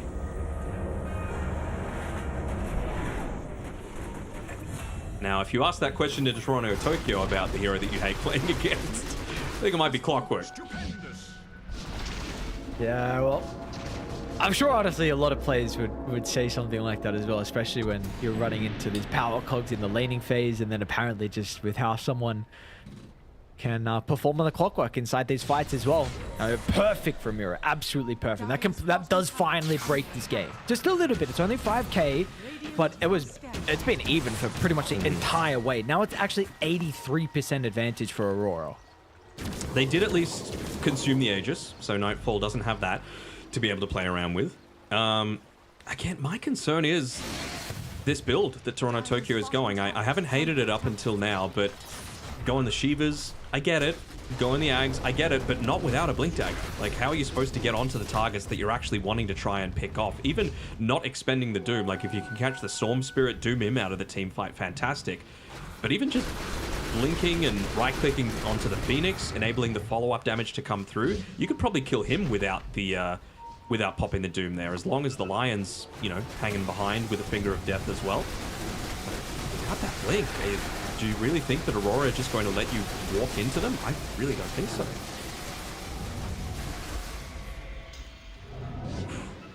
The Chad gets chatter. And he just got Blink too, so the positioning far easier now with Jetpack as well. Even tells WS what's what, said, give me that Lotus, I need the full Great Healing Lotus. Now we just need a couple of chainmails eaten and he's fine. Dire's bottom tower is under attack.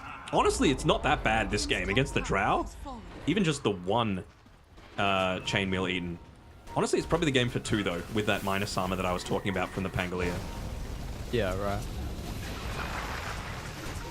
Well, Bro's gonna go Aeon instead. Apparently, is he good scam? No. They're putting a lot of pressure on the bottom side, however. T2 Tower will go down, Nightfall with his level 20 and Heart now delivered as well. For the most exciting hero in Dota. Yeah, sick, bro. You can just do more of nothing. Damage, you got a triple kill in that last fight. WS. Hater. So we're gonna pop WS. Blind Blink straight to Tims for Tims. Unfortunately, he's got Mira up in his face. And they will still zip as well, Makoto. Forces out a Rolling Thunder, forcing that's all out, you yeah, wanted. that's massive. Mid lane fairly pushed in. Might even be able to go up onto this high ground, honestly, with the PL having that heart. Backdoor kicks in for now, but won't be long until it goes away. Top wave, I don't think you're really all that concerned about these creeps hitting into your own tier 2 tower. Just realizing how much of a raid boss Nightfall is. Trying to force out some buybacks, maybe. Able to defend.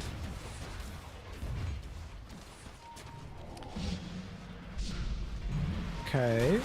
Say it, Aries. Where's the Blink Dagger? Tokyo, it's all well and good to farm, but if you're losing your base, if you're losing all of your map, you got to contribute to the rest of your team. Dire are scanning. Yeah, well, the Scepter's at least going to be his way to do it. And like, you need to get on top of targets. And by the time he's gonna have the Blink Dagger, then they'll have Lincolns to be able to respond to it. I know he'll have the Scepter, of course, but still.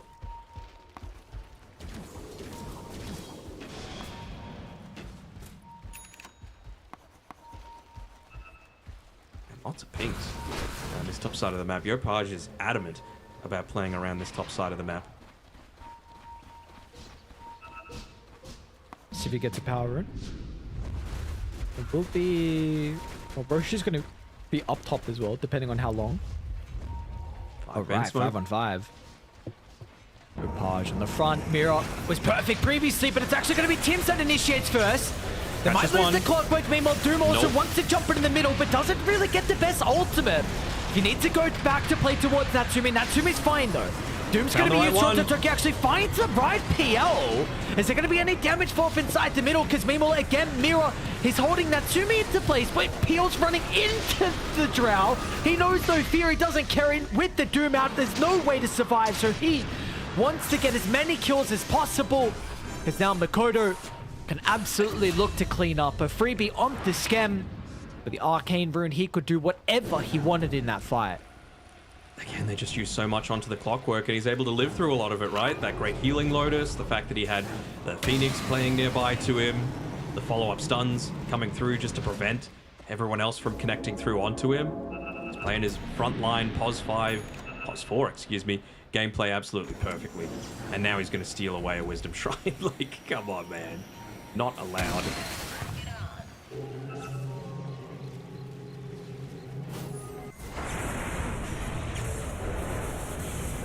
Yep. Just gets the Ghost Scepter off. Barely out of range for the multi-shot there from the Drow. And like we were saying before, they connect with the correct Doom target.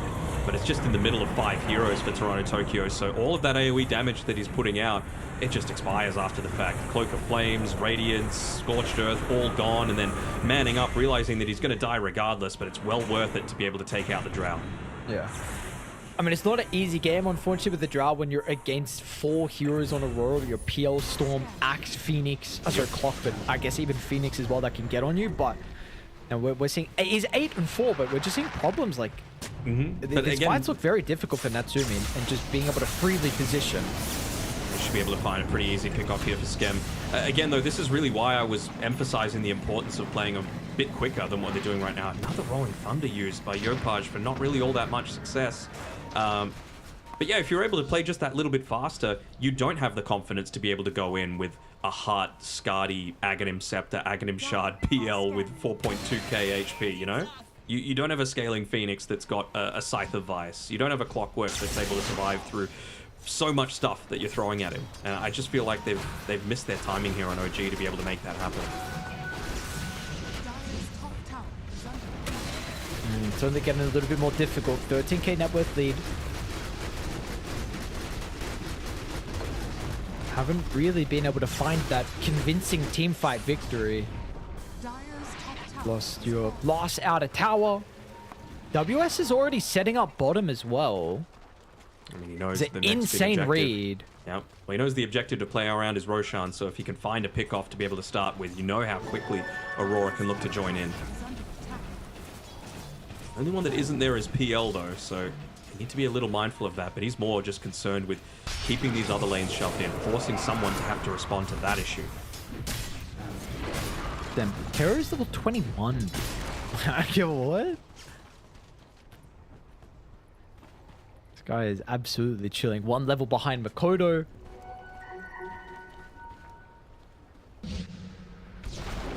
Anything we just saw recently on Dire? Does anything change this game? Nope. Oh no. Maybe I'll eat my words, and this will be the greatest Aghanim Scepter Doom of all time, but again, like, when are they really going to be... Maybe if everyone goes in onto the Drow Ranger, and you somehow come up from, like, high ground, and get the AoE Doom onto 4 people while there's an overgrowth there as well. Maybe. But it's, like, the perfect storm of events that happens if that's going to be the case. Okay. Well, unfortunately, still yet to have the Scepter completed. So Toronto Tokyo still trying to get that last little bit of gold. He will find it now, but it means he has to play too long in the lane. So Kamira can start, but meanwhile on the other side, they've actually got the secondary initiation on the GLYPH. It was just a fake. All along, but the Ruse sets up for a double kill. Natsumi's on the lower ground. Can you be there? Okay, it's all right. It's fine. It's forced to be, just to try and take a little bit of attention away, but, well, that's going to be a Roshan fairly easily. Has to be careful with how far forward he's going to go. See that that's an illusion from Natsumi as well, so throwing it into the lane just to try and bait it out won't be all that successful, and yeah, they can just wait here inside of the Roche pit with the illusions. Come on, please save one. Bruh! It's sporting! Mira knows what's up. He's too good. Or maybe just your WS is also pinging mid. I think Kari's kind of given that one away just by throwing the fiery spirits from the fog. But that's alright, they'll still take the Roche. Second one of the game. You got Aegis and Roche's banner now for them to crack high ground. And getting even more difficult for Dire. I don't know, man. I'm still waiting. I'm still waiting. Just trying to see some good fight that we've been waiting for them. You're waiting another 1,300 gold for that. Okay. All right. 1,400 actually. Needs a TP. On Tokyo. It's the Ramses effect. Just buy it. Yopaj. Tim's is frustratingly actually starting instead of Yopaj. With the Sunray heal up on the high ground, WS, they'll force up the BKB with the rest of Aurora. Now late to the party, but... Alright, well now you don't have Rolling Thunder. Whoa. Where did... Oh, Treant died somewhere. You don't have him now. No, he got solo killed by Makoto. Okay.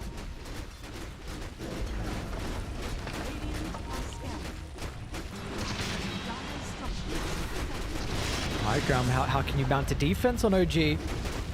25 seconds, 4v5. You've used the glyph early. Mana's starting to be a bit of a problem for Nightfall.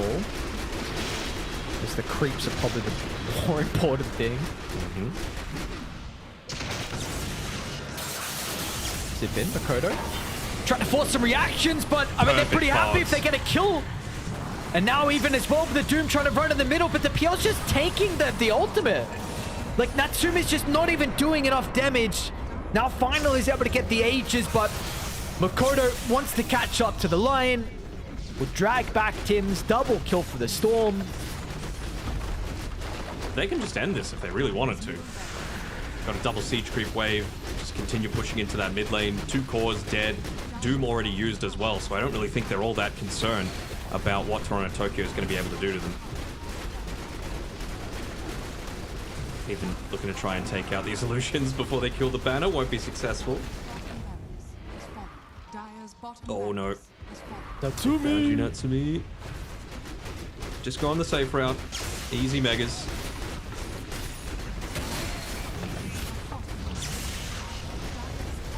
Even with the Doom back, it's 50 seconds without his ultimate. Until then, so... You're gonna have 5v5 shortly, but... Unfortunately, by the looks of it, you're gonna be going up against Megas. At this point, GTA 6 is gonna come out before Tokyo gets his Blink Dagger. But they might back off. Just use the Megas. Good amount of vision on the map. Is there any... No, there's actually 3 observer wards that they've been able to place down. Nice. That Blink's coming sooner. Easy, what, 160 gold for Tokyo? Absolutely. Also, never in doubt. But now you've got a level 25 Storm Spirit with Aghanim Scepter to deal with. Hey. And apparently an Octarine on WS as well. Calls got 9 seconds. Disperser on PL and nearly a level 25 on PL. He's saying, get the hell off my Wisdom Shrine, please, Clockwork. Come on, buddy. Fine. Thought you knew, Mira. This is not yours, man. This is 43 minutes in. You want the Wisdoms? You can get the 7-minute one. That's it. Even the 14-minute one's not yours. I mean, they're hanging around in the tree line as if... Nice scan. Tokyo actually blind jumps in the middle looking for the dude, but he doesn't get it off because the cogs. Mira too quick with the fingers. Yopaj will try and do his best to get him, but meanwhile Makoto once again just spies the draft for a split second. And that is all they need to completely take Natsumi out of the game, and OG as well. Triple for WS. And he'll end with an ultra. I mean, he started rough. He ended 12-3 though. It's the power of the axe, right? You can have BKBs for days, but who cares when you're able to land those big blink calls, BKB or not, particularly around that bottom Roshan, right? Like, just to be able to realize that that OG were trying to pull a sneaky one on them with all the minor summon that they had, with the pick-off they were able to get onto the Clockwork, the buyback, the successful team fight off the back of the calls, Mira able to get not just the kill onto the Drow Ranger, but interrupt the TPs going away multiple times. It was a really solid overall performance coming through from Aurora, and one for OG that felt a little rudderless, I guess is the best word I could use, to be able to deal with it. You know, they had a solid start, but they just never converted on anything. Yeah, no, great way to put it. It just felt like there was no direction. Yeah. They were trying to do some things across the map, but nothing really happened from them. You farmed a lot, but the fights, it felt like there was no like clear voice, clear idea, anything, unfortunately for OG. So Aurora puts them in a better position to be able to make it through of course. And for OG, unfortunately, you are now getting to the danger territory. Again, you're 3-6. You've got other teams with one less victory, but this is the final day of groups. You've got to get as many wins as possible. Unfortunately for OG, they've got one more series at the end of the day. So end another versus Spirit. Apologies. Yeah, they Spirit got 2. and Liquid. Speaking of Spirit, they got a victory against PARIVISION. So that's a team that's now leapfrogged OG onto 4 wins. Okay. All right. Well, speaking of PARIVISION, they are also our next team we're going to be covering up against Liquid as well. So a very exciting series for our 4th series of the night. When we come back, we're going to see some teams towards the top of the table. See you guys in a bit.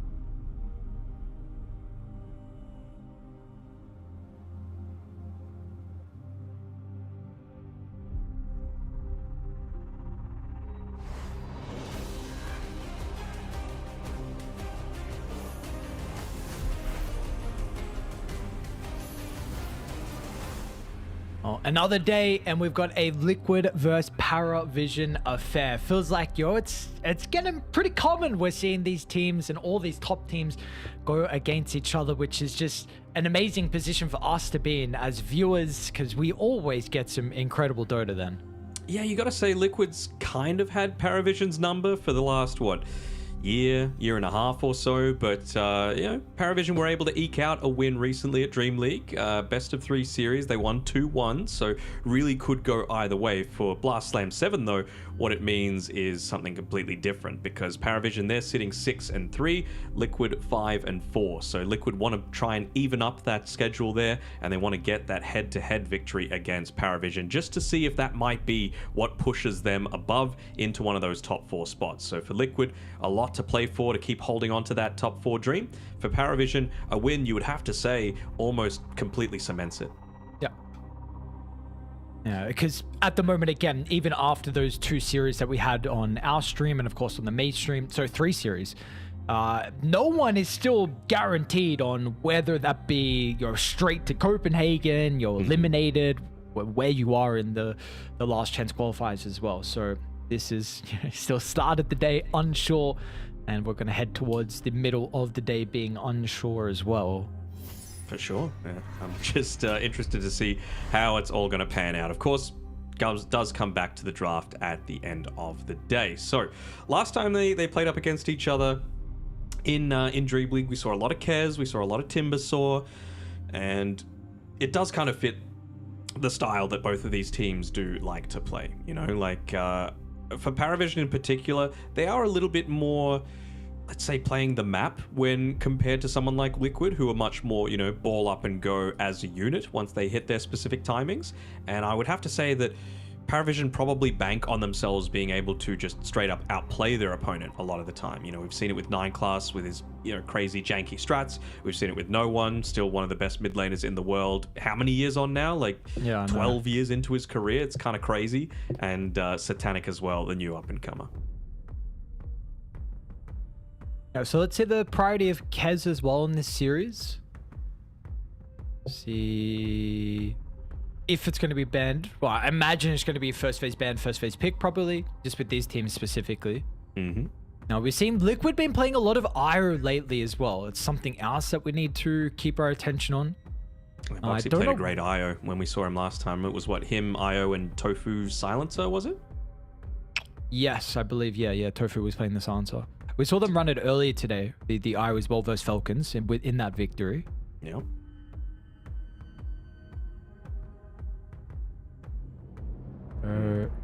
I'm kind of surprised we haven't been getting more Io.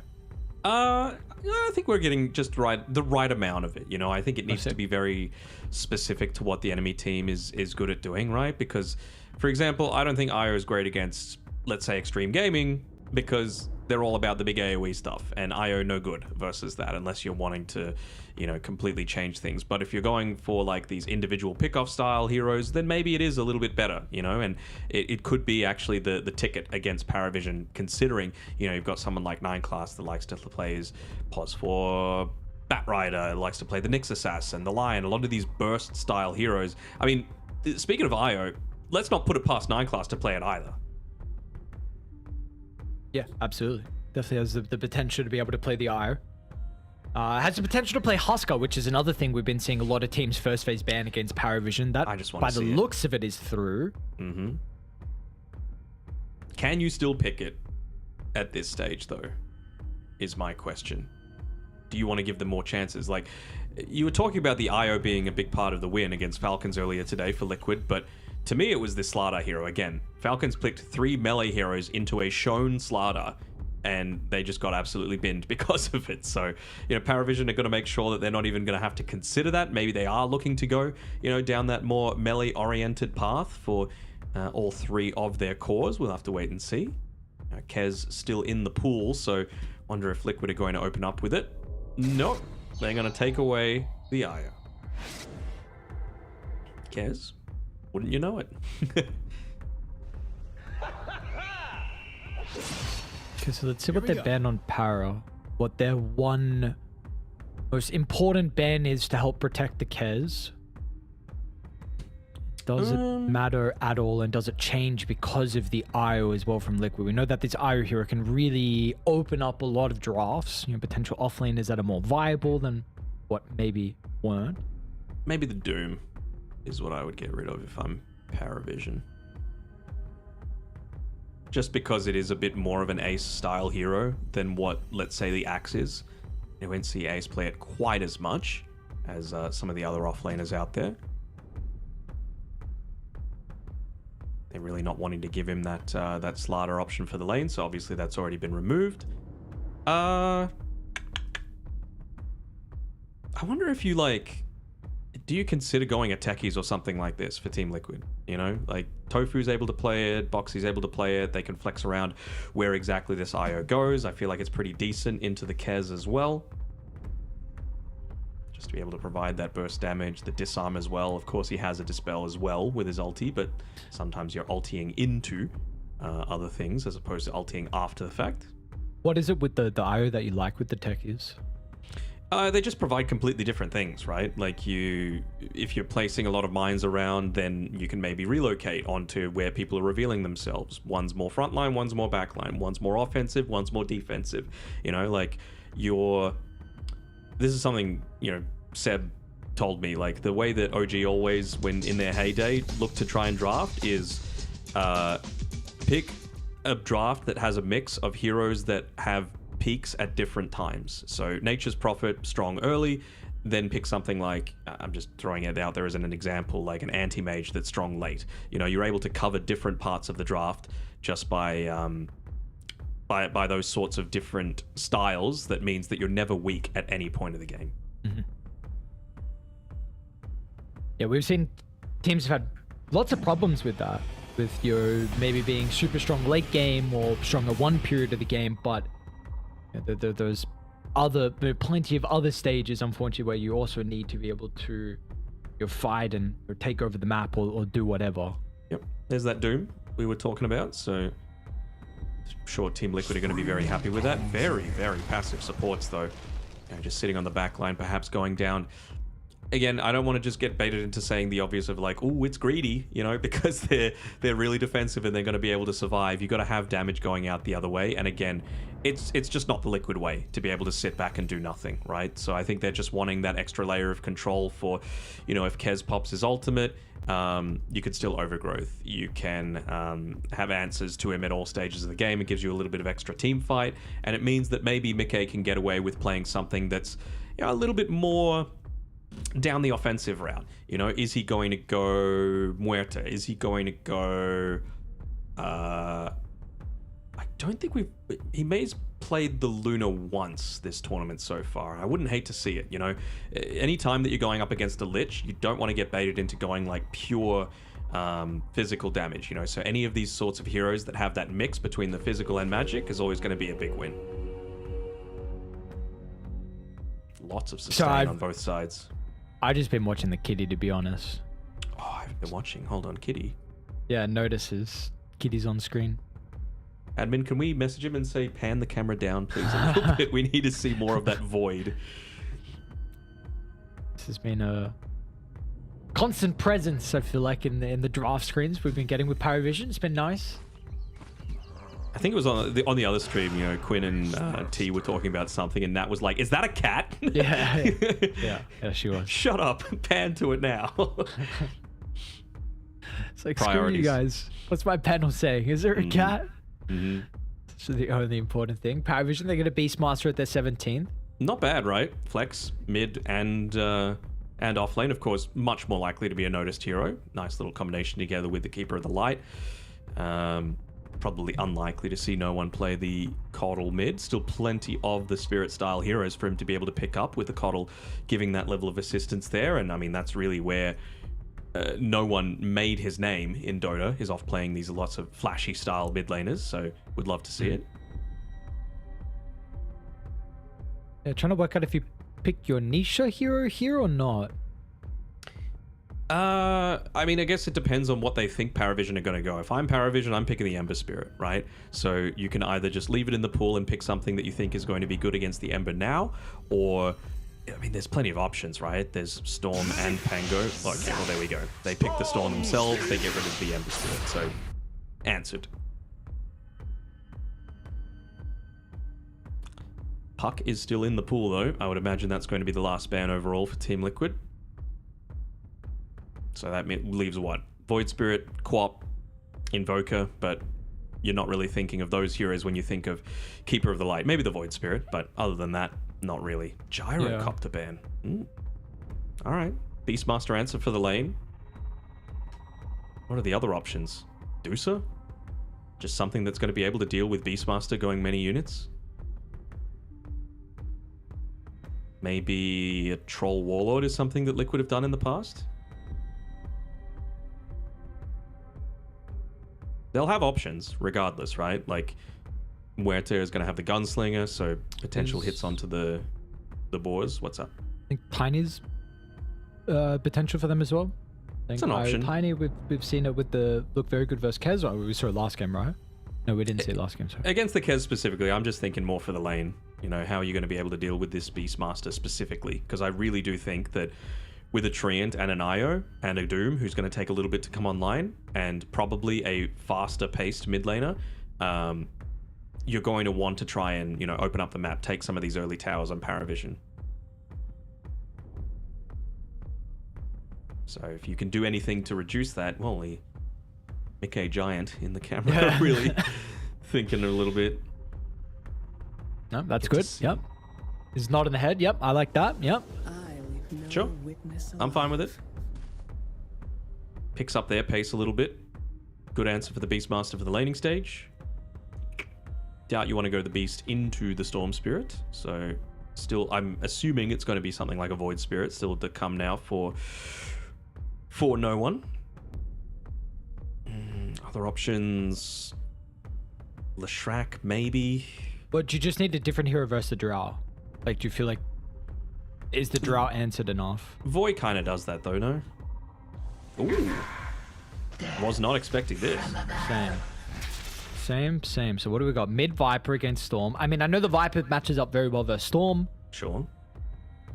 So you're trying to absolutely crush the lane. I feel like Drow's going to have a fine enough lane, although Ducalis could look to change that up if he makes a movement towards the lane. So again, Twin Gate Vision is going to be very important, just to make sure that you've always got the ability to be able to, you know, answer to that. As well, you're kind of putting yourself in a... I guess it kind of goes both ways, right? Both of the Paravision off lane and Team Liquid safe lane kind of shoved waves out off of, you know, the Tree and Protector, maybe using the Nature's Grasp, off of healing, AoE healing from the Leech Seed. Mickey is going to be using the multi-shot as well, and then you've got the Illuminate and the Axes potentially coming back the other way. So I'm interested to see where the lanes are going to... where the equilibrium is going to be in these lanes, because if it goes too far towards Paravision's side, that's going to be Ducalis' cue to start making that movement, find the gank attempt, kill Mickey, and try and slow Team Liquid down. Okay. Besides that, though, how are we feeling about this game? Is there a lineup that we're favoring between Paravision and Liquid? I'm going to lean slightly Paravision, just because I really like the Keeper of the Light just as a sustain tool. I suppose you are going against the Doom, and you are going against a Drow Ranger who can go into the Aghanim Scepter as well for a team that's going to be relatively bunched up. The Viper is the one concern for me. I know it was the last pick of the overall draft, but clearly no one has a lot of faith in it, just to be able to take a lot of that tempo away and reduce Nisha's impact, so that when they do go for these attempts onto the Drow Ranger in particular, and they do try and push around this Beastmaster, Liquid just won't be able to have the answer. Yeah, the Viper for me is also the problem I'm having with the Paravision draft. They're just not... It's not fully coming together with the last pick, so we'll see. What item build would like do you hope that no one goes down? Good question. I mean, like, do you just get away with being kind of a turret that helps your team take towers? So, you know, Dragonlance, maybe eventually going into the Aghanim Scepter, purchasing into the Aghanim Shard, or lucking out with one from the from the Tormentor. I really don't know. You know, like this is kind of puzzling me a little bit. The last pick Viper, but all I can really think of is they just want to try and curb Nisha's influence as much as possible. This smoke instantly pops on the low ground. And they will be like, all right, well, we are not running up this high ground. Let's go the other way. I see you over there. I see you over there. There's the good luck. Have fun. After all that pans out. See, there's 2 random boars under the ward. All right. Let's see what you've done. You've gone all the way around. So we will... How do they want to set themselves up now on Liquid? Do they still try and take a fight for the bounties?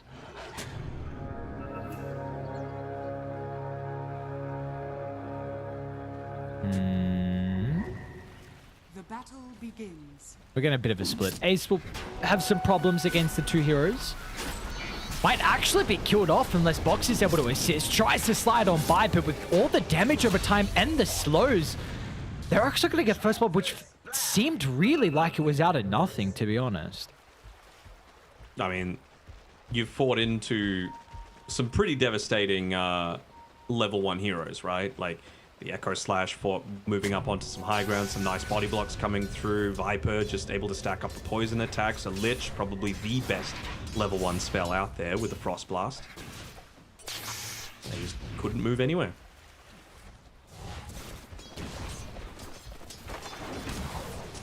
Okay, I love that. See when this lane really starts to get out of control here for no one. Already spending a Fairy Fire as well on the Doom, so a little bit of extra gold that he's lost in terms of that differential. Come on, Ace. I don't know how this lane actually looks, to be honest. Again, the thing with Iroh is that you completely just change I am the duck's what back. would naturally happen. I know, that kind of tends to happen, as soon as you change one support. You change Iroh for like a Luna, not a Luna, a Lion, for example, sorry. The matchup's very Luna different. would be very different. A Luna would be very different, you got a Luna Doom. I don't know. It's definitely not my sideline that I'd like. Yeah, but like any other support, I mean, this is the thing. Iroh's just so completely different. For sure, but it just means that they're just going to need to try and chase it down as much as possible. Ducalis, he's doing his best to just try and provide this harass all throughout the laning stage. And again, it's going to be an instance of how well are both teams going to be able to control the equilibrium. You can see here Satanic just trying to push it out as much as possible. Deny creeps away from the Doom, because the really important thing is just making sure that you're in a good position once this Doom starts hitting onto his level 3. And he's able to go for a bit more dives up against you.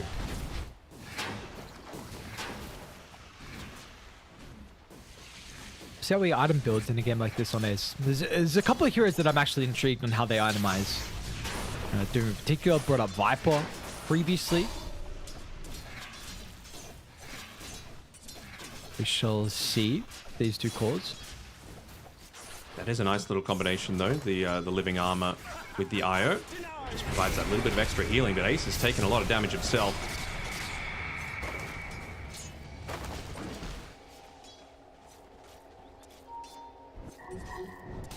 Having a look at the top lane as well. I'm just thinking about how far do you let an IO just get away with this, just being able to sustain through a lot of what you're trying to throw at him. Because every time that you don't actually get a kill with a relatively strong lane, with the Lich and the Kez, it limits the possibilities for Ducalis to start making those rotations through. So my eyes are always, one of them on this top lane, where the equilibrium actually is, and anticipating, are they actually going to be able to make any sorts of moves towards trying to rotate the Lich and pick off Mickey?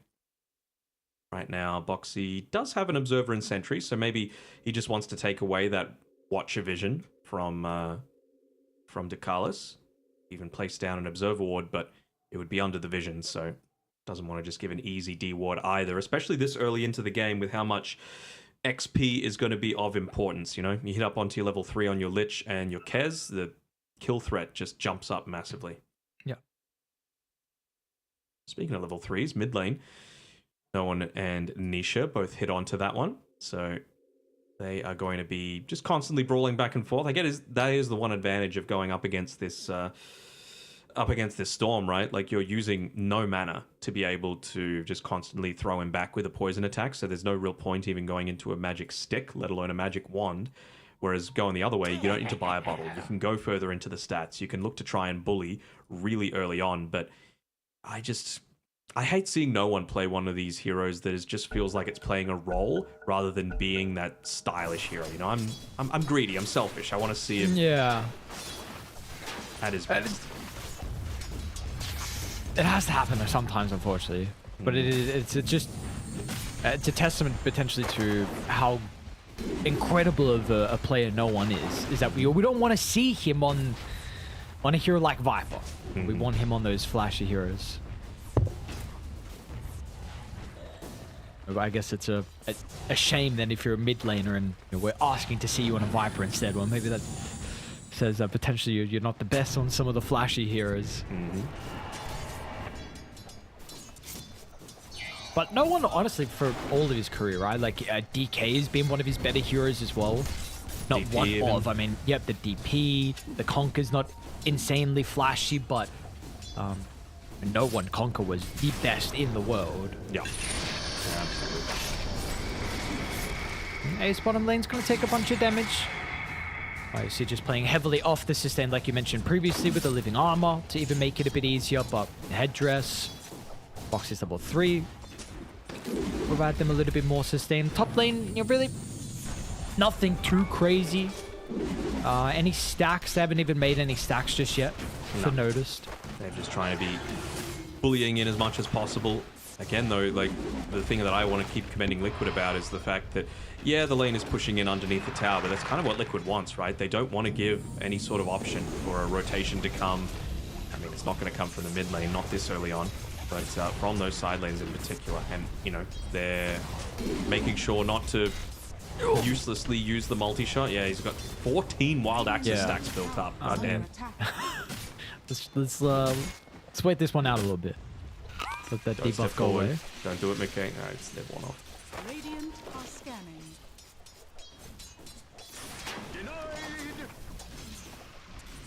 Yeah, the only mid Viper that I would actively want to see was Mobe back when he was playing it in Div 2 DPC. Like, he was the innovator of that really greedy bots, Ags, Manta style build. They are taking a lot of damage down bottom.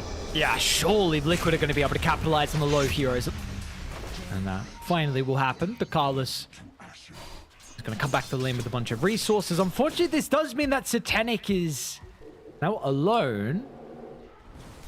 What can we do about it? There's going to be a bunch of creeps walking into this lane, and this is that rotation actually going back the other way. So with the creeps pushing underneath the tower, it gives them the opening to be able to make this movement, and ooh! Nice parry. Yeah, the blood grenade's going to get him. Fairy fire! Not worth. Nice timing there by Liquid. Great rotation coming through. Even more of a testament to Mickey. Although he's trying to do his best to keep him away. Yeah, this is a problem now, but you've got the catapult that now connects. So to continue to protect in mid lane, though, that is massive. No one with rotation from the Carlos. He has his level 6 before the Storm Spirit does.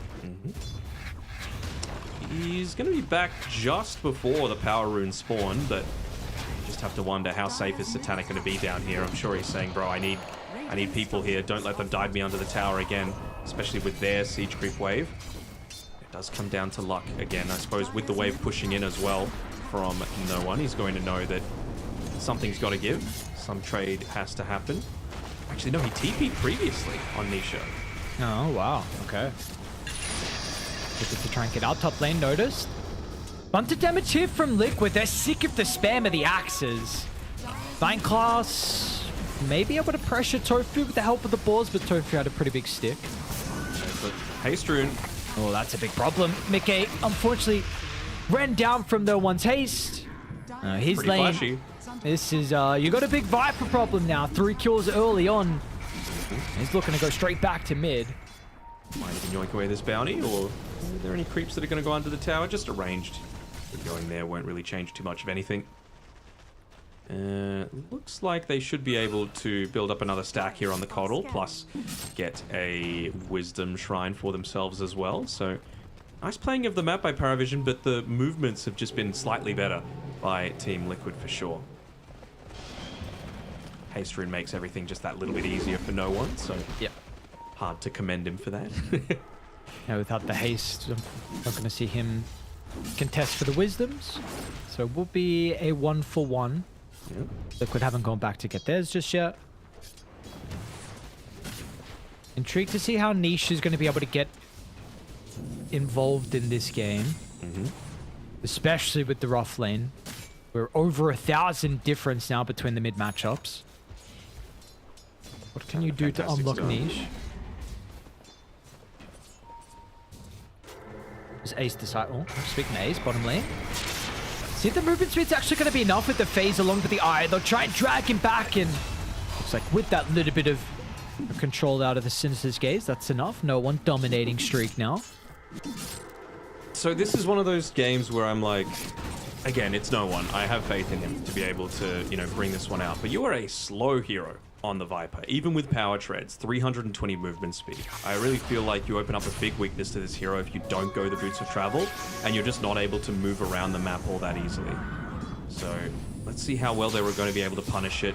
You know, just look to try and kite him around the map a little bit more effectively, because you don't have that same potential for movement, considering you don't have a storm yourselves, you don't have the IO for the relocate. If they can force out a bad TP from him or a bad fight, it does take him a long time to be able to get back to those dangerous areas. Top lane, Tofu? Is he actually okay? Yeah. Oh, wow. Yep. Didn't even need the living armor. Now, we did see Nisha off the back of the region was able to invade, and it was only a double stack, but just take that away. He's going to get a full wave mid for free. So he's going to be pretty happy with the past minute. They blocked up that stack after leaving it just the shard golem there, so it's not going to immediately be dewatered as well. Very nicely done.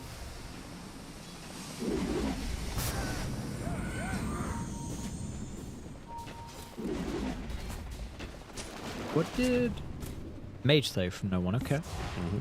Yeah, this is, again, like, it's fine if you're constantly taking these team fights, and it does kind of lead itself to what I was saying before about trying to be... Was thinking about roaring Mickey, but you know, with Satanic along with Ducalis coming through the portal, might not be necessary. They will still use the roar towards the end. Nisha, the only person to actually move from Liquid, so... And no one's very happy to not be the one that moves. Now it's going to be a free tower. So we were talking about some of those poor movements, although if Satanic goes down, it's a different story. You sure careful.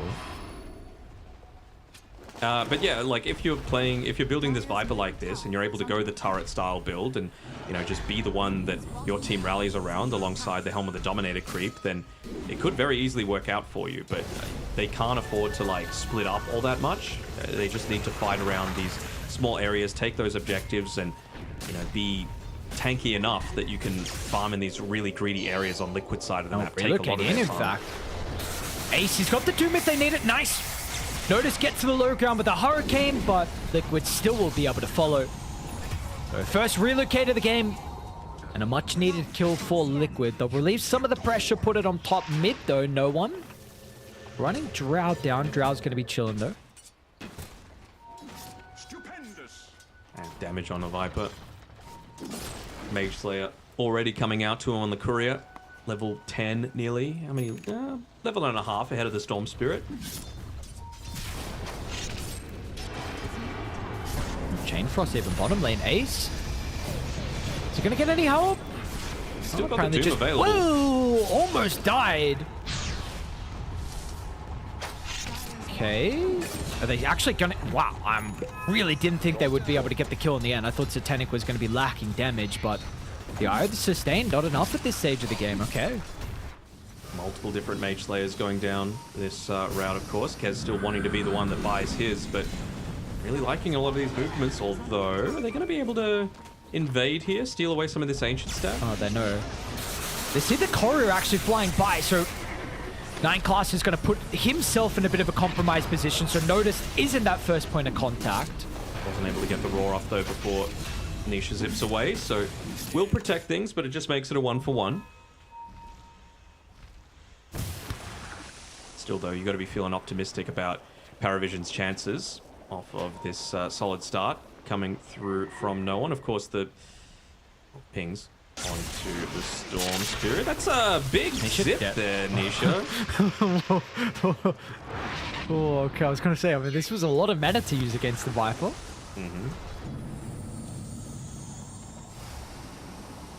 But yeah, it is like a very big difference in terms of like when they're both going to hit their peak potential. You know, PARIVISION around, what, 16 minutes or so, I would imagine, is when they're going to look to try and play around this Helm of the Overlord. You're going to have Mage Slayer plus the Dragon Lance plus maybe another item on the Viper. Kez will be into the Manta style at that point. Eyes on Tofu. Might be able to get away. They might... No, with the Raven's Veil, I don't think they need to use the Roar for him. Wow. Yeah, he's really making him work for it. And they're just using the creeps to be able to take the tower in the meantime. I still want to see some value come out from Kez. Just a Blightstone, that's all I want. I don't need the full Desolator, but just if they are going to go down this avenue of fighting, I suppose maybe that's not his role this game, though. Again, you've got the Viper that's going to be the tower taker along with the Helm of the Overlord creep, so you don't need Kez to be the one putting himself in harm's way. Much rather him try and use that Raven's Veil, even from that position 1 role, be the pick-off for the backlines. I feel like maybe the bottoms a lot of burst damage. Yeah, not trying enough, to run though. Ace down. And have to Smallest relocate. Yeah, a little bit concerned by Voxy. Alright, if I have to. I feel like, well, firstly, Nisha's going to get triple bounty, and he also took the tier 1 tower mid, which I think was kind of illegal. No one was a little bit too late to TP back, so this really helped Nisha's game. He even snipes Ducalis' Courier, so I know he's still bottom net worth out of the cores, and definitely looks pretty rough when you compare his net worth to the Viper, but it's a power rune now to help as well. Nisha's not in too bad of a position. No, definitely not. And it's only going to get easier. Like, again, they're playing for a lot more of the late game when compared with, you know, what PARIVISION are looking to play around. Like, late game Kez is scary, don't get me wrong. But they're going to be able to have the ways to answer it, right? Like, historically, how have you beaten a Viper? It's just pure physical damage, and that's what Drow is going to be able to deal in spades. You've got some decent healing, of course, from the Kez, from the Keeper of the Light, but you've got a Doom to be able to answer to that. So they do have answers for a lot of what PARIVISION are going to throw at them. It's just that PARIVISION right now feel immensely stronger. Can they do anything with this strength, or is it really just they can farm just a little bit more than Liquid? I would say they can, probably. I mean, you've already taken all the tier 1s, right? But now you've got the Dragon Lance on no one. Maybe they just want to wait for his level 12 just to have a little bit of that extra damage output coming through. Helm of the Overlord is, what, 700 gold away? You'd have to assume that that's really the main timing, although I'm here on relocate. Go on 9 class. It's going to be fast enough to get out of range. No, sir. It's just the person that they'll relocate in. So, another galvanized stack. Nisha's doing very good. That gives him this Kaya as well. For Liquid, I mean, I feel like they're going to be feeling okay about responding to a few of these team fights if those galvanized stats continue, if he keeps getting a few more power runes, if he's got the level 12 to be able to play around with as well, just for a little bit of that extra damage. So they do have pretty good sustain right now on the side of PARIVISION, right? Double Mage Slayer, Frost Shield, Coddle Heal coming through, just 300 gold away from the Holy Locket. Kez, pretty hard to take down, and he's going to have a Manta style shortly, so doesn't need to worry about Gust or Overgrowth at that point. Yep. Nisha doesn't get the Arcane, shield, unfortunately. Now we'll have to use a bit more mana.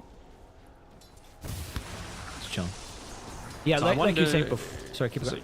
No, I was just going to say, I wonder how much people are trying to play around no one right now. And yeah, I think he's made the call. All right, time to stop sitting back. Time to go forward. We've got our Helm of the Overlord creep. What are we waiting for? And they've got some pretty decent vision up towards this top side as well. They would have seen Mickey farming up on this top side of the map. So he is target number 1. That's exactly where PARIVISION are looking to try and intercept him as he's moving towards these creeps. And that's what's being pinged out by no one right now. How good is Mickey going to be able to read that? He's taken the really safe route. Nicely done.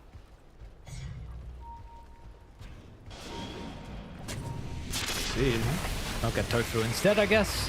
He was so close for Mickey to be the one running into that, though. They ping out the fact that that's got vision, but again, this is exactly what PARIVISION are hoping for, right? They want to fight now, before they've got the glyph back up, while they've got this Helm of the Overlord advantage, while they've got Viper, who's, you know, for as well as Nisha is playing, he's still, what, 1.5, 2 levels behind no one at this stage. Was there any world you high ground there? No. For PARIVISION? No? Is it because it would take too long? I think you want to just build up the lead, right? Like, you've taken a little bit of the lead, you've made fewer places for Liquid to be able to farm. I think it's going to be very easy for you to just be able to, you know, get into a few of those later items that are going to make the siege a whole lot easier for yourself. Whether that be Aegis, whether that be this Solar Crest that you're working on from 9 class, Hurricane Pike coming from the Viper. Again, I'm totally fine with him buying the Aghanim Shard on the Viper after that point. Maybe he wants to go into a BKB or a Manta Style instead. Wouldn't hate that. Noticed. Actually pokes his head down through the portal. Be able to get the Viper Strike. They're looking for the relocate out. So he's out. Nisha should also make it. Is not zipping. I mean, he'll be fine.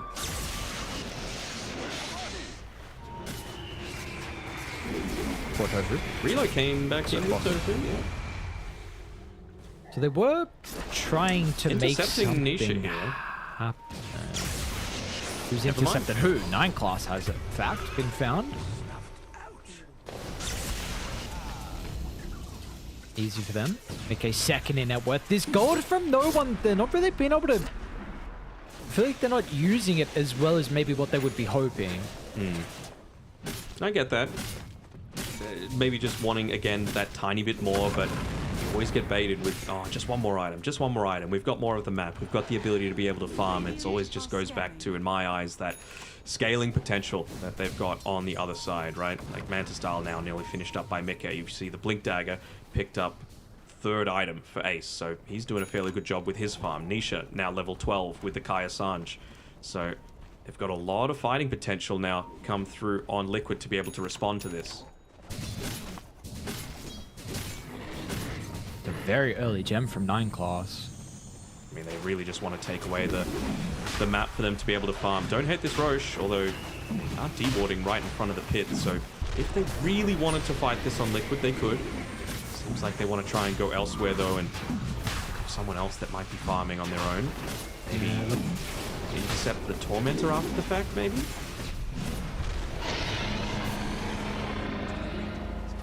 So what they want to do afterwards, but they need to get something done because this objective now from PARIVISION looks like they're all just going to walk bot. Yeah, they're just going to say, Mickey, hit into this tower. We've got you, bro. Nisha will right click it as well a little bit. Do they care on Parry? I don't think they do. I don't think so. I think you just keep pushing into this. I think they may high ground, to be honest. This is what I thought they were going to do last. Yeah, I'd be done with grab this one, put some vision up on the Ancients area, take the outpost, maybe even take the tier 2. I mean, mid lane's kind of pushed in from Satanic, and then go up onto the high ground after you get maybe just one more item off the back of this.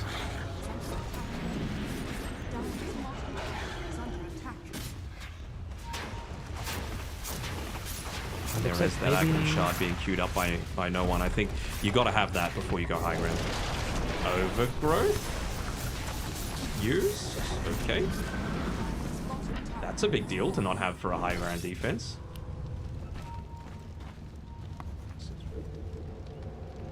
So, Ace? Is he going to be able to get away? It does. Sorry, yeah, I was watching him before. I didn't see that overgrowth. Just trying They're going to get cut the Tormentor wave.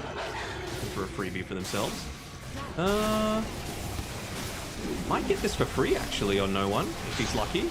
That would be nice. He's 10 gold less than the Beastmaster. Wow. Oh, wow, he got it. And that's, look at that, instant ping, tier 3, let's go. Yeah. Oh, because he had it queued up. Yep. I guess he wanted this to go high ground. Ace will run into Satanic. Satanic, with the high ground vision, has already got 1 TP coming back. Doesn't have mana to doom him. Now he does. They might just go for the IO instead. If they can catch him, that is. Oh, that quick. Wow. Power of the drums. And yeah, they TP'd back on no one to try and deal with a few of these waves, but again, you know, Nisha just being as cheeky as he possibly can. Cuts the wave, makes sure that no one's wasting a little bit more of his time. He's doing a great job at it. maybe just wanting to take that last tier 2, and you can afford now to maybe go into the BKB on no one or that Manta, like I was mentioning. Doesn't want to give a free power room, but he will. Illusion's okay. I'll actually use it early for the mana, I guess. Oxy's relocated to be able to cut this top creep wave, by the way. Nice. And he's been successful. Oh, how the other lanes looking? Bottom shoved in as well. Mid's also sending the storm illusions to drag. This must be so frustrating if you're Parry, and maybe they were saying, man, if only we just took a tower and Overgrowth again. Maybe. You thought Thinking about it. Full They HP, brought by the Mickey way. back at least.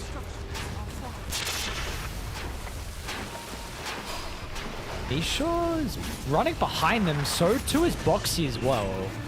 Or if they're just trying to cut. I think they are.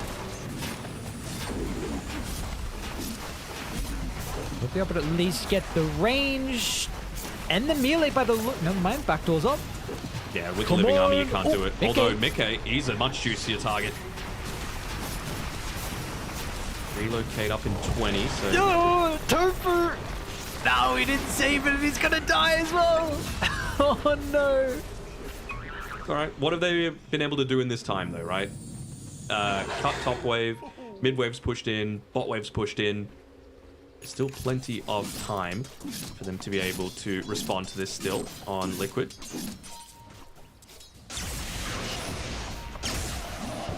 I was completely avoiding. Yep. Oh, He's out on next the tether wave. there. Is he Be okay? careful. Get the I knee don't think shot. he is. Well, he's got no mana. Okay, Boxy. It was a massive greater healing Lotus. Yeah. That really, I don't know where wasn't working. Either die then or die when you come back. I guess just thinking, look, I'd rather cause them to make them look at me and ignore Nisha. Means that that's another wave that we can potentially cut. We can wait out this Aegis. We can get into our BKBs because they're close. They're really getting there on Liquid. The net worth lead is growing, of course, off of the objectives that they're just getting across the map. But they're going to have the ability to be able to take some of these team fights shortly. Nearly have the Glacier. Nearly have that BKB.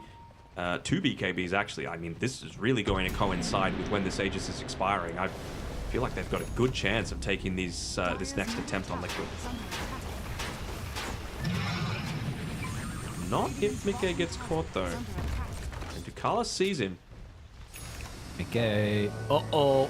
Oh, not quick That enough. was a very quick silence. No Raw? way. Is he actually going to be able to TP out? Oh. What? And now mid lane, what's going on here? Nisha finds Satanic. Satanic tries to get into Ravensfell. Perches off the overgrowth as well. Dance ball at the left, but Ace... he gets pushed to the high cut. At least was able to do it before he was repositioned. And Nisha surely with this has got the damage by himself. He does. Nisha gets the kill, but what else is going on though? Ace unable to live. The BKB TP out was very close, but at the health, Nisha might have to himself. The Nightfall, the Niche Fall.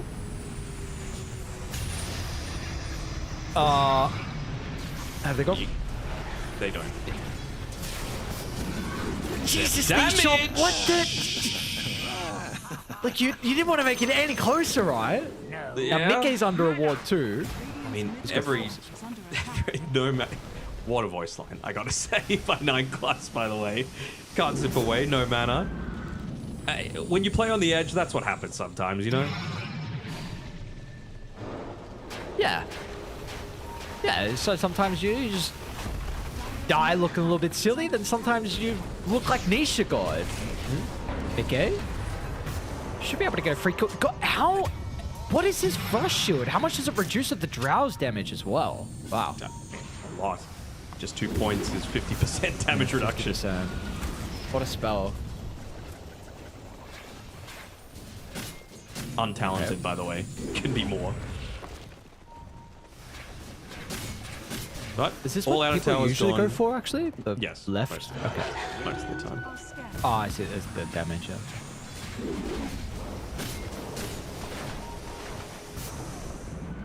Yeah, very, Maybe if you were up against a lone druid, you would go the other one. That'd be about it. Sure. Just because of that early on into the game. Oh no, dog, we got a weird game here. Liquid not looking to play Dota, looking to play hide and seek, basically, and get into their next items. And PARIVISION looking to try and run down lanes and play for the next Roshan. Are their next items even strong enough from Liquid?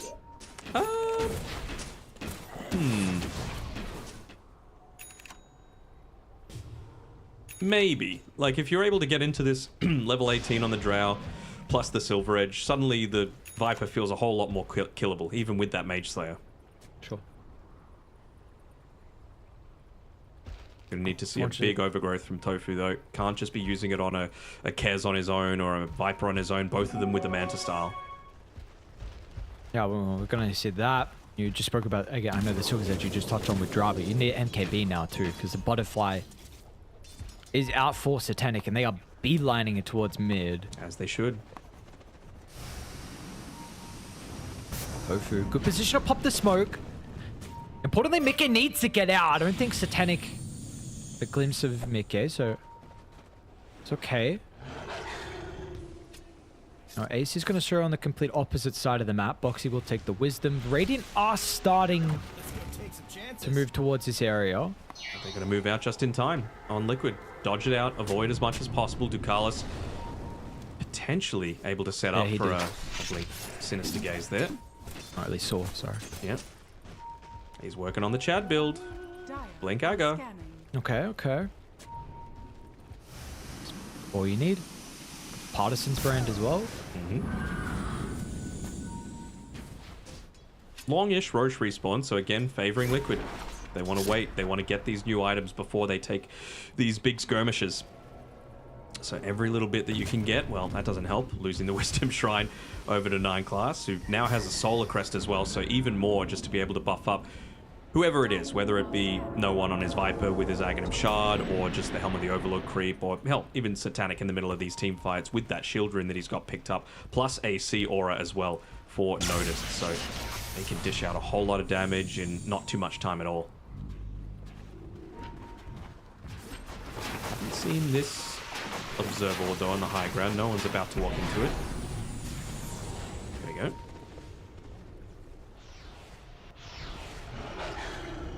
Alright, so what do we got now on Liquid? Nearly level 18 on Storm Spirit. Probably not going to have any other items before the next team fight breaks out. It's really this weird state, right? Where you want to have the Glimmer Cape to be able to respond if they jump onto someone, but buybacks become just as important, particularly for an IO. You know, if you get focused down 100 to 0, you can relocate in and have some good level of impact. Dire's middle tower is under attack. Just got to see if they can find that impact and find that fight. It feels like with the draft that you have from Liquid, it is a lineup that unfortunately is very difficult to execute. Very few fights look the best, honestly, when you have a Drow lineup. Like, your formation always needs to be perfect. IO as well is another one of those. And you kind of need to break that formation as well to be able to find this backline. They're still pretty squishy, right? No Aeon Discs, no defensive items on both the Coddle and the Lich. Other than the Blink Dagger, of course, for Ducalis. But if you're able to find that jump onto them, burst them down at the start of the team fight, they are so much weaker without that contribution. I would love to find the Lich in particular because he doesn't have the buyback, but they don't know that, and it's a 10-person smoke here. Well, they could already, at least on PARIVISION's side of the map first. Smoke's gonna pop in an awkward spot, Boxy. Recipient of that Viper Strike. Okay for now. Roche is up, by the way. Up top. Will be there for the next 4 minutes. Second smoke coming through. They have a full wave inside their base. Yeah. And they also, they want to find the backline. You don't want to just walk into this Viper. We'll be able to just dodge out the Kez. Second smoke now. That pops on Liquid. And the third angle they'll try this time. The base is still the issue for me. That top lane is pushing in a little bit too much for comfort, and it does put Liquid on a bit of a timer, because you're going to start losing tier 4s if you just wait that little bit too long. And well, PARIVISION are going to force the issue. Fight into us. We've got the net worth advantage. We've even got the vision with the boar. know, they're like, all right, cool. So they didn't go back to base. We brought them towards Roche again. So let's just continue to drag them. Yeah, I know this T4 is going to die, even through the living armor.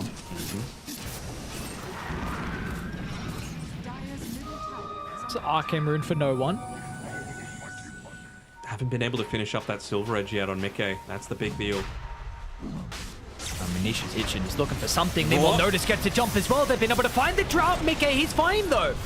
Dai's initiation was earlier, and with the Doom out over towards Satanic, he's completely taken out of the team fight. They'll buy back out of one on the Lich. They're going to hope that no one's got enough. Very healthy. Yeah, with the North Notice still holding that Raw, gets the kill. They're going to buy back on Satanic. So a heavy commitment, but Mickey's getting ran down at the moment. They've got the detection with the Shadow Blade, not enough. Mickey unable to get away. Yeah. So PARIVISION in the end will get the successful fight, and also they'll get Roche. I mean, they knew that they were successful there. It doesn't matter if you buy back on Satanic. He is going to have that second life through the Aegis of the Immortal anyway. Much more important to be able to confirm the kills. Didn't even end up needing him at the end of the day, but it was a pretty decent initiation coming through from Nisha there, but even just the combos to be able to hold back the Drow at the very start of that team fight, it was nicely done by DeCarlos just to be able to drop the Chain Frost into the middle of that team fight, create a little bit of havoc, and then you just see they can't fight into no one. And he's level 20 now as well, so even more damage coming through from him. It feels like they have enough in the tank to really get rid of one person. It was all things said and done, like with how that fight actually started, not bad considering with Satanic being doomed, and Mickey was fine at least on the first round. Yep. They just weren't able to find the Coddle as well. And so much healing coming through from 9 class to be able to back all of it up, right? 17. Again, they can just stand behind these Aegis carriers, stand behind the Helm of the Overlord creep. Oh, we gotta go. It's about to be mega. Something needs to come out from Liquid. Still 30-second cooldown without the Doom. Nisha would try and force their hand, but a BKB from no one keeps him sturdy. They touch no one. It's impossible at this stage of the game. You've got the raw lead and the sustain coming through from the blast. Nisha will get the kill onto one, but it does not matter in the end. I mean, it's just mega creeps you're going up against 34 minutes in. They're not going to call it. They're going to wait it out. Just see if they can make some big team fight happen, giving them the vision on the high ground. I see what they can do with the vision. Bunch of damage onto no one at the moment. Mickey trying to prioritize no one, but you really need to kill the Coddle. You got to kill him. You got to kill Satanic. Unfortunately, you got to kill too many members, and Liquid unable really to get anyone. They'll finally get the Aegis. Nace has got the Doom. Can he get it off before Nisha dies? We'll all be able to get away. Liquid will reset. Limping away at the end of that one. Got to be careful even where Tofu, excuse me, is looking to walk here. Can't walk too deep into that high ground. You're just going to get picked off instantly. Buyback being used there as well. Hard to see an avenue for Liquid to come back into this one, and I think it's good that they're, you know, investigating new avenues to be able to play their Dota. This is certainly a slower draft than what they're used to, but again, fast Liquid Dota is where they play their best Dota, and it feels like PARIVISION have just outdone them here. Absolutely. It's really just been start to finish from PARIVISION. Haven't been able to see Liquid get any play going for them. A pretty convincing beatdown, to be honest. Now, one final push, one final fight. Can lead through from no one, which they've done through the entirety of this game. Just put the Viper first, let him tank some spells. I mean, with the shield rune, I was thinking that no one was going to be able to try and, you know, force them to come in and fight him, but it seems like everyone else still wants to fight. Ah, of course, that's it. DeCarlos wants his Ags. It's coming out of the career now. And an amp damage. Not the worst. Give it to DeCarlos. You have to. Right? Absolutely. No, Satanic. We don't want to see some like crazy raptor dance with the damage amp. Well, no, we want to see it on DeCarlos. He's the one that's got the vision as well. No observer wards inside the base for now. If you can find one of these big wraparounds, Mickey. Oh boy, no. Can they relocate? No. Not fast enough. I mean, they had to go forward at some point. He just went a little bit too far. And that will it be all she wrote. I don't know how they're going to be able to hold this, unfortunately, without Mickey. 60 seconds, 250 gold he needs for buyback. No Tier glyph, by 4's the way. gone down. And with Throne exposed, Satanic has already completely destroyed the Doom. And meanwhile, Viper's just, yep, I want out of this game, says no one. And he will get them out indeed. What a just very, very easy victory from PARIVISION. No real fight from Liquid in this game. No, definitely. And it really took advantage of the fact that they had again gone that really passive draft, particularly with the supports, right? Double IO, Treant, no real damage there. Doom, no real damage there. Nisha and Mickey tried their best to be able to make it work. I thought Mickey did a lot in the laning stage to enable, you know, some of these movements. Tofu, nice early rotation down towards the bottom side to be able to get the kill onto Dakars and Satanic. But beyond that, it was the no one show, right? Again, as it has been for many, many years, over a decade now. No deaths, dominated the mid lane, had a huge net worth lead. Up to the mid game, and then just itemized perfectly for his role as that turret. Basically, he did more tower damage than anyone on Liquid did hero damage. Damn, okay. That is a very difficult stat to get, but you know, no one finds it. PARIVISION get the victory. They put themselves in a good position here to cement a spot at the studio in Copenhagen for those finals. So What are they now, 7-3? Yes, they are 7-3, and Liquid now 5-5. So scary position for them. Their final series is against OG to close out the group stages. Yeah, they should be safe in terms of like reaching those last chance qualifiers, but you want to be in that 5th or 6th position so that you have to play one fewer series. Yeah, absolutely. Well, we'll see what their fate is going to look like towards the end of the day. For us, though, we have concluded with the halfway mark for the final day of groups. For us, then, that means we can look towards the 5th series. We've got Tundra taking on GLYPH. This one is pretty much an elimination series, to be honest. It really feels like that. It might not be guaranteed, but you know, loser, there is a very high likelihood that you will be eliminated and not playing in the last chance qualifier. So GLYPH versus Tundra. See them up next.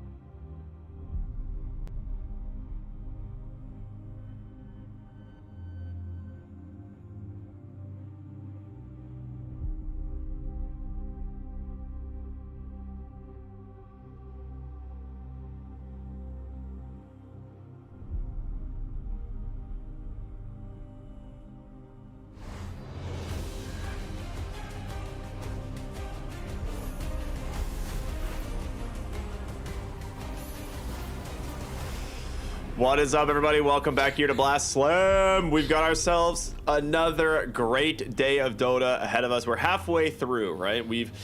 Halfway through this day. We are almost to the end of the whole group stage, and I think with that, teams are starting to sweat a little bit, and especially if you're one of the two teams in our next series, because GLYPH and Tundra have had not the best time. I would say maybe not the worst, but because they've at least got a couple of wins, but it is a make or break series. This is a must-win series for these teams if you want any chance of avoiding elimination. Zach, how you feeling today, man? You ready to watch some teams get eliminated and go home? I'm always ready for dreams to get crushed. Heck yeah. Yeah, this is I think this series will be one of the determining ones, but I think technically, like, I'm looking at the list, and OG's at 3-6. I think they're playing a game maybe right now, but there's like a couple teams with like 3 wins, and then these two teams, GLYPH and Tundra, have 2 wins. So I think these teams have 2 series left. So like, I don't know, win here, lose here, this team wins.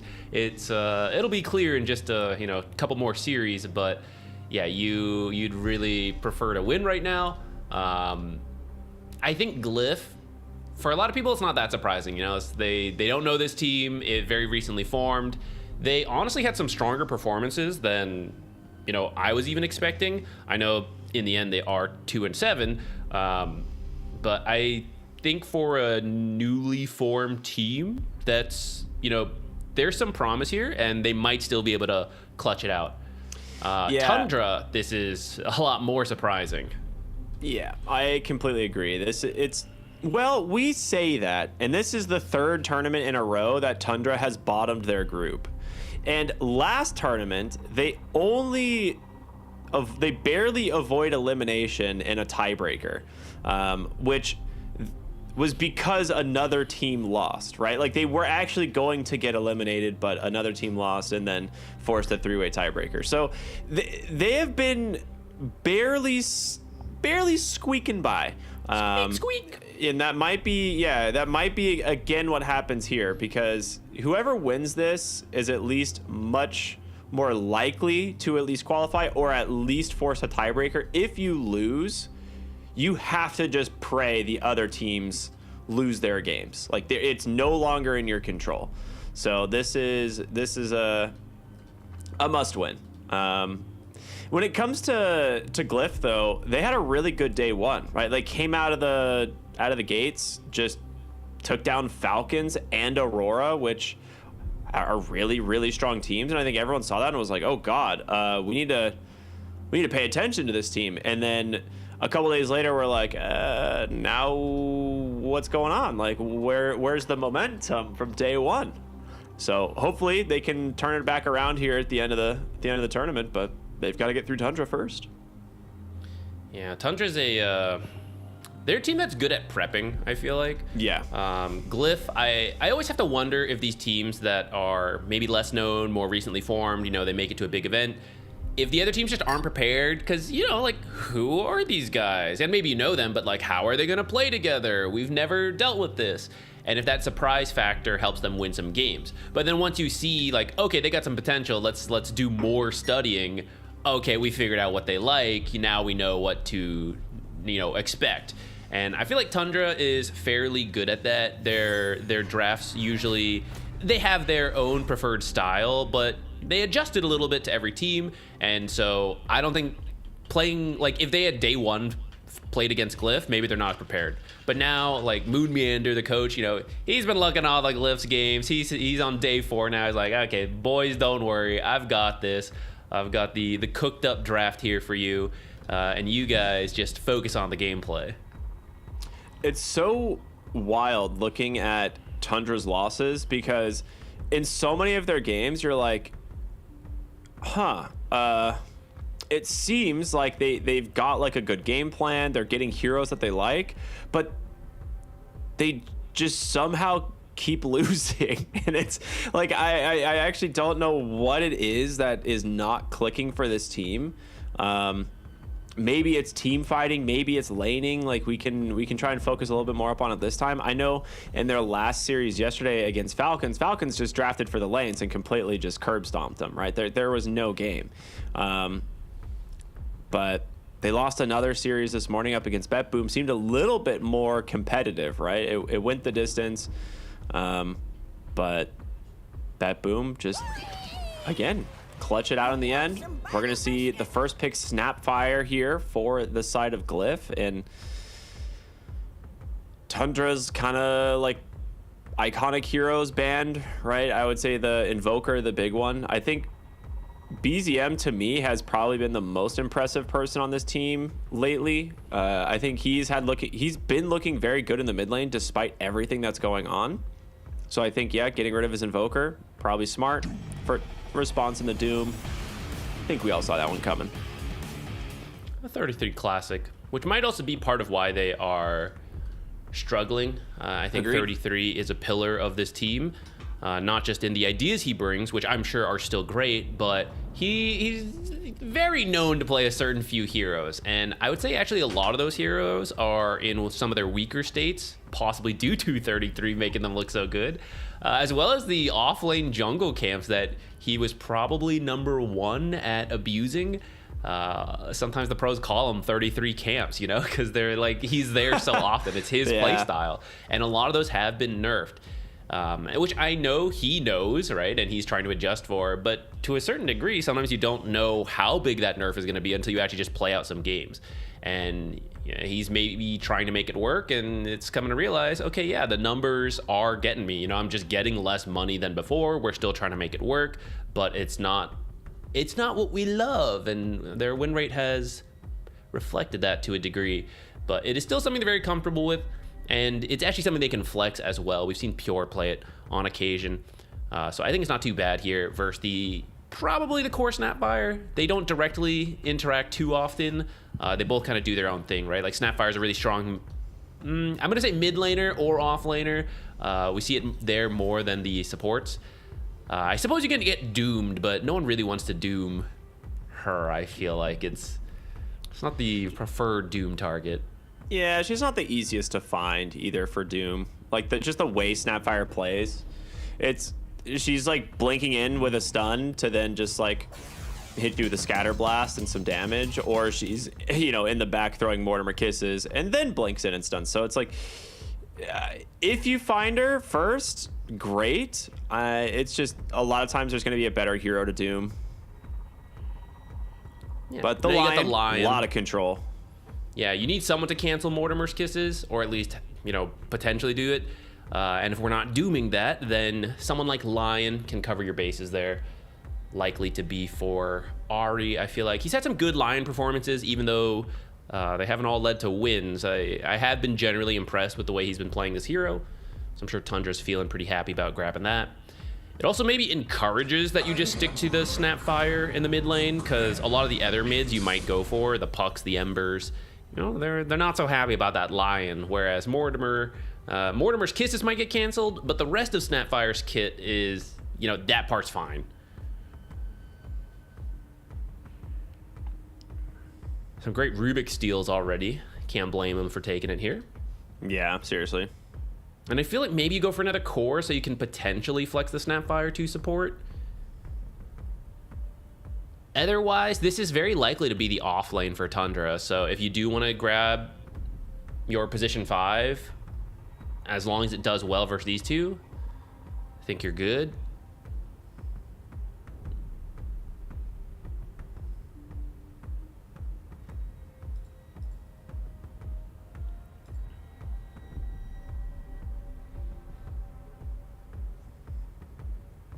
I don't know, maybe you could Chen. I haven't really seen if Glyph will play that. Yeah, okay, they're gonna go Tusk. That is a strong lane, something that you can just commit onto Lion, possibly dodge the Earth Spike, and if you do, you're in a really good spot to just kill him. That said, he might Earth Spike you as you commit in, so you know, it kind of depends who uses which ability first and who's got good reaction times. It actually leaves, excuse me, a lot of options for the safe lane as well, because you're into Doom. I think right now the Drow is like one of the most obvious ones, I think, for Glyph. But they could grab the Shadow Fiend. They could grab the Terrorblade. They have kind of their pick of the litter for 18th here. So I actually really like it for that regard. It's setting you up, or setting your carry up for what should be a very good lane, because Lion Doom shouldn't be able to contest any of those. Maybe it could contest the Terrorblade outside of the meta window, but when meta is up, you're probably gonna die if you get trapped in the shards. So I think something like a Drow seems pretty safe, but it's up to whether or not Tundra can find a hero that could get to the Drow. For now, they've got the Puck, should do okay versus Snapfire in the lane. And you want to make sure you can't get ganked by this Tusk, because Rubik, Tusk are two supports that are very good at going mid. Telekinesis is instant, but a little shorter range at the start, so Puck should be able to get away from that. And even if you do get lifted, it's not long enough duration that, like, if the orb is already out, you're getting back to the orb. And then Tusk usually successfully ganks by either the snowball connecting or blocking you off with ice shards, which Puck just doesn't care about. So I really like that idea. They're going to go for the techies, which you just have to be careful not to get blast offed into the snowball. Again, it really depends on who uses which abilities first. Rubik Lift, if he's fast with it, can also interrupt the techies blast off. So you kind of have to do this from Fog of War after your teammates have started stuff. There is the Shadow Fiend you called out. Yeah, I kind of liked the Drow more, but Shadow Fiend, I think, does better at standing his ground against Doom. So, like, if you're the carry and Doom gets to the Shadow Fiend, I think Shadow Fiend has the ability to just pump out more damage in that Doom, potentially, than Drow can. She's more like, she needs her frost arrows, she needs her multi-shot, right? She needs to be able to cast some of her spells. I think Shadow Fiend is a little bit safer in that matchup now that I look at it in hindsight, but or at least I'm trying to justify why they pick it. Some people may, like, you know, view it a different way, but I feel like Drow is still... Some teams have started to pick Drow a bit more, but not every team has. Whereas I feel like every team was, you know, Shadow Fiend experience, yeah. Yeah, so part of that might come into play here. I think you can also put a little bit more pressure on Doom with the raises compared to the Drow with the frost arrows. Doom used to be like a very low armor hero, and then Drow was fine at the start, but this guy's picked up a lot of armor nowadays, so I think for that reason, the Shadow Fiend might be slightly preferred for them. Yeah. Let's see the ban. Maybe some negative armor synergy with the Snapfire. They actually did ban out the Batrider. So you mentioned it earlier that they've flexed Doom to pure in the safe lane a few times. So they get rid of the Batrider for 33, as it is a hero that has created issues for the Shadow Fiend. I do think the Batrider combo this game with the heroes they have is actually quite nice. Even though it hasn't been like crushing the Shadow Fiend lane. I think we've actually seen it lose twice to Shadow Fiend. But paired with Puck and Doom, it's actually quite nice. Because now you have like the guarantee, like, we get lasso on a target and that target is going to die. All right, you can snap the coil through the lasso, you can just lasso into Doom, and then you have snowball, but that's about it. So it's a heads up ban. I like it. In terms of other 33 heroes they could be worried about, there's the Largoba. Oh yeah, baby, they get them. No more Largo.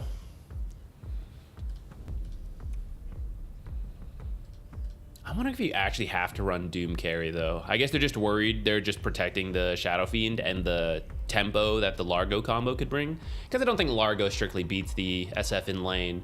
No. But it removes a lot of kill potential, actually, because your support can play more aggressive, and then you just, like, catchy lick pull them back from the kill attempts. It creates a really small window for you to find kills as well, right? Like, if you get doomed and you don't kill the Largo just buys his team like 5 seconds in the fight, and then you lose because you're doomed, right? Like it's that kind of battle of like war of attrition almost. Okay, Ember picked into the puck. I think it's fine. It's still really good in terms of damage. Does give you a potential vessel builder from the mid lane to deal with Doom. It is against Lion as well, so I'm and Techies, which can purge Flame Guard. So I'm not super sold on the Ember, but there's, I guess, maybe not a lot of other great picks left. No, I mean, honestly, only a couple mid laners are actually banned here. It's just like Storm, Kez, Invoker. Okay. Emo just said give it to him, I guess. Yeah, I'm kind of curious how that's going to go, because I do worry about that Lion. I feel like Lion and Puck are the ones that start it on the Ember, and then they have the follow-up with the blast off, the Dooms, which makes the Ember game kind of scary. Yeah, they end up going for the TA, our sick animation there.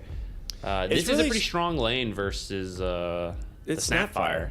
That's what I'm wondering. I'm like, is the Ember really the pick you wanted for mid over a Snapfire? Like, or could you just have picked a new Zeal hero? That's the part where I'm like, you're now lacking a lot of kind of reliable lockdown. You don't have like an obvious aura builder unless Zeal's planning on going like Guardian Greaves or something, which used to be the offlane Snapfire build for a while. There was like an offlane and mid Snapfire meta, right? She was kind of played in both, where you could go like Guardian Greaves early. I feel like Glyph made the game harder for themselves than they needed to be with this last pick Ember. I kind of agree. Like, I don't love the Ember, but I think some of the logic is that you need, whether it's mid or off lane, you needed someone to set up early Mortimer's Kisses, and Rubik and Tusk are not the best. Maybe if you steal like Earth Spike or something, you got a little bit more to work with there, but that's kind of unreliable.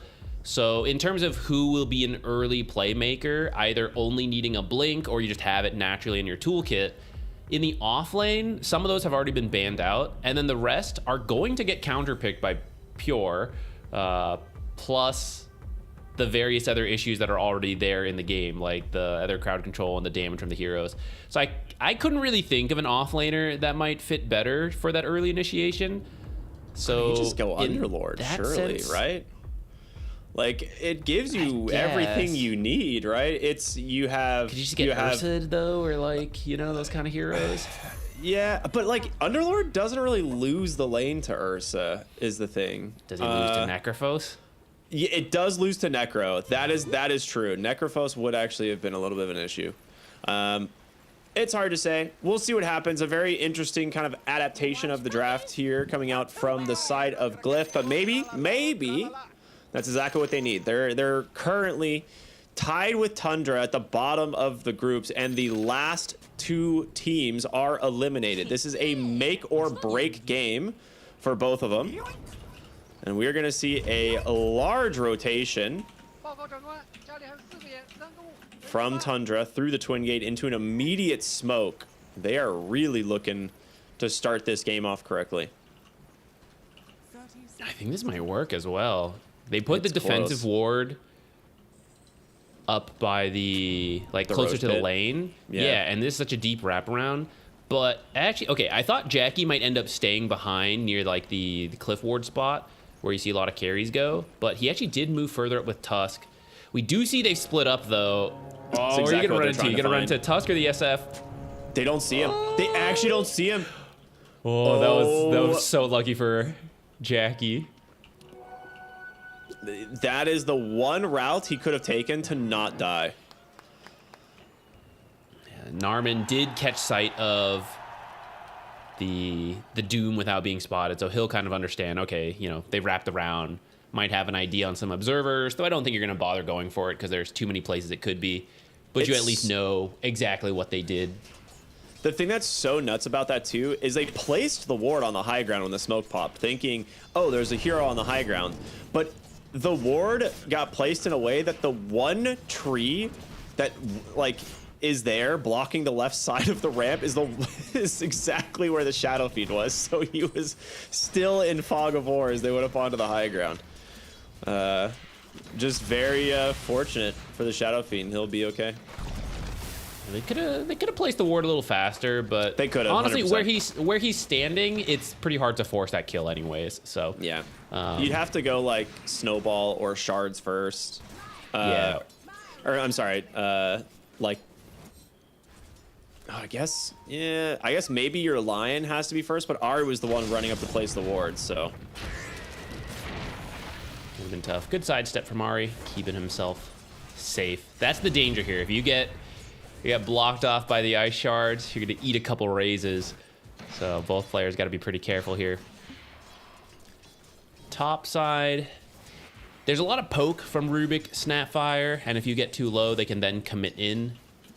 But TA is gonna try to poke back and keep you in range of this like level 2 blast off bomb combo, which actually here it comes. oh yeah, that's exactly what they're Heal looking pretty for. low. But Good the cookie. on in ends up making just enough space. That was sick. Dire's top Good tower positioning there from Jokum. They stay alive, but they are very low, and Yeah. blast off is. Okay, it is kind of a long cooldown for the laning stage, so they've got like 15 seconds to get this creep in a better spot, because after that, you gotta be worried about kill attempt number 2.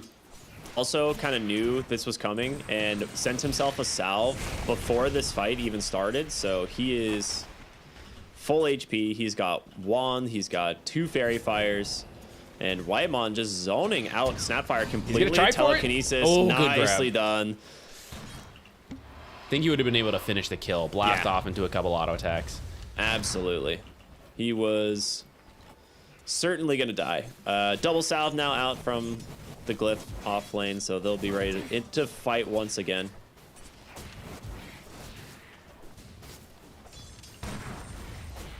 I'm really unsure of what the play is going to be on the Snapfire. Like, what's the item build? That's what I'm most interested in.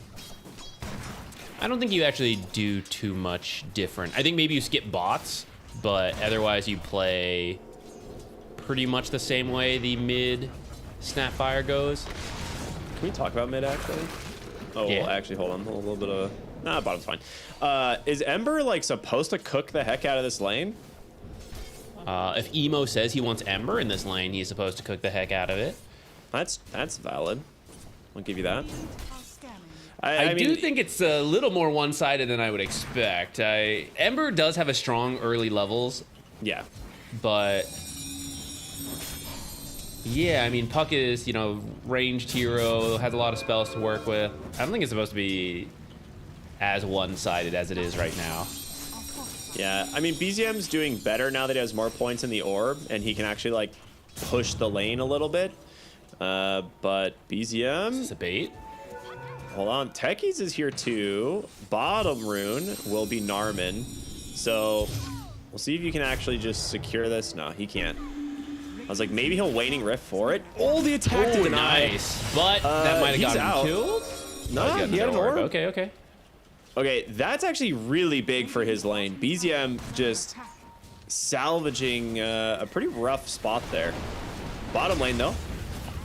Oh, nice stun from Ari. Never mind, Jack can't even get close to the Doom. Now he's permanently stunned for the rest of the game. There's an Ice Shard in 1 second. Oh, tried to sidestep that one. It didn't work. Let me out. There it is, the Shadow Fiend Tusk lane. We've seen it over and over. They will get themselves first blood. BZM survives on 8 HP mid. Very close. And he's going to miss this huge wave as well. Okay, now you have a problem. Yeah, I was like, they're going to send someone mid, surely. Ari's like, I'll take that XP, thank you. Give me your mana, too. Dude, he's Crazy if you got a kill. bopping him. Yeah, actually, if he could have gotten Professional close to bopper. Hex, maybe he could have done it. I mean, he's going to stick around. Emo actually needs to be very careful here. Oh, there is an observer bottom, though, seeing him there. And already just out of range. Sentry just out of range.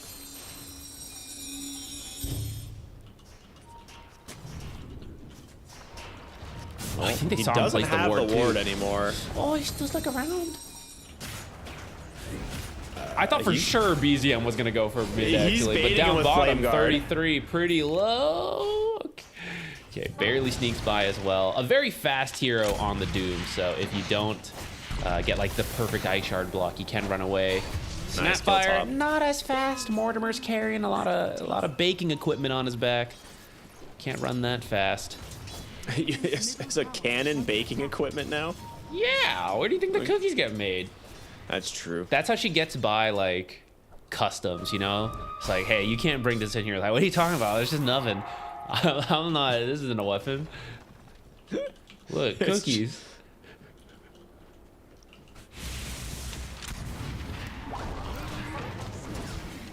I'm trying to make a play top, but this techies, as well as just having a single point in refractions, reducing so much damage output.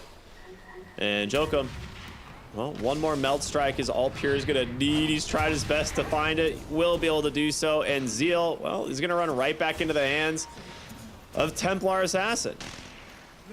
And you get the taser for that extra move speed, couple more auto attacks, double kill for Pure. This is looking really rough because you just lost your Wisdom Shrine as well.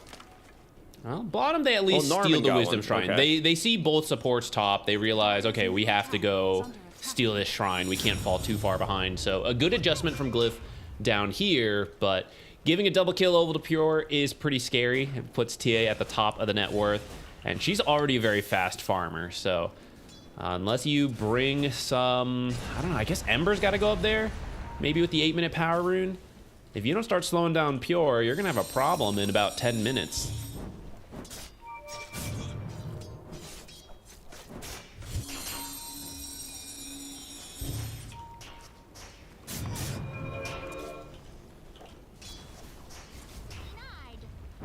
Everyone's coming mid. Everyone knows this rune's important.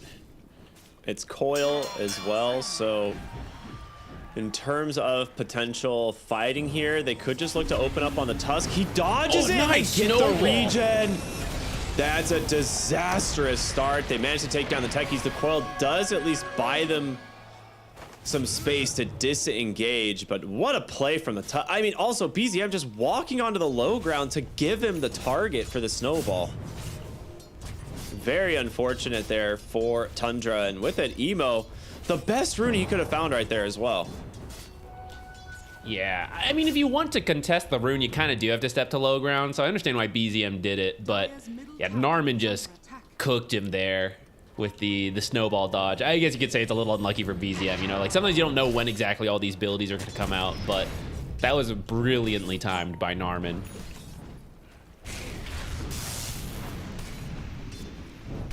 With that said, regen rune, not the best to actually gank the TA, so she is still getting a lot of space up there. But Shadowfee not doing too bad himself. Yeah, the full reset, though, is just massive for him, because BZM comes back to lane after the fountain and is still getting bullied. Snowball to buy some time.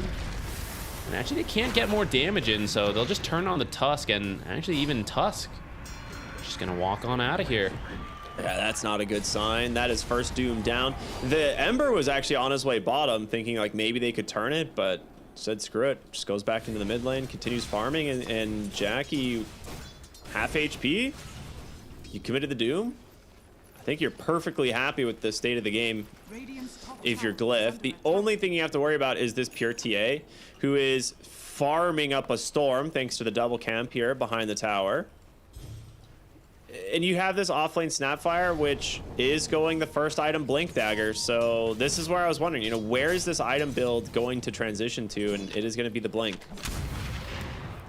You know, we've been seeing this more just because the innate gives you more damage the closer you are. So this Blink allows you to use Mortimer's Kisses from afar, where you can't get canceled, but then still get close to the fight after that to use Scatter Blast and Fire Snap Cookie. But there's actually a lot of different ways you can do it. Like sometimes you go in and then you use the ult from close range. Either way, that ult is now online. So I'd like to see them make a play, either bring that Ember top like we've been talking about, or maybe, yeah, okay, Zeal's pinging mid. He's like, I'll go. I've got the ultimate. I'm ready to back you guys up. They just don't have good lockdown for it quite yet. Whitemon trying to run away from Narman here. Does just get the blast off. He'll be fine.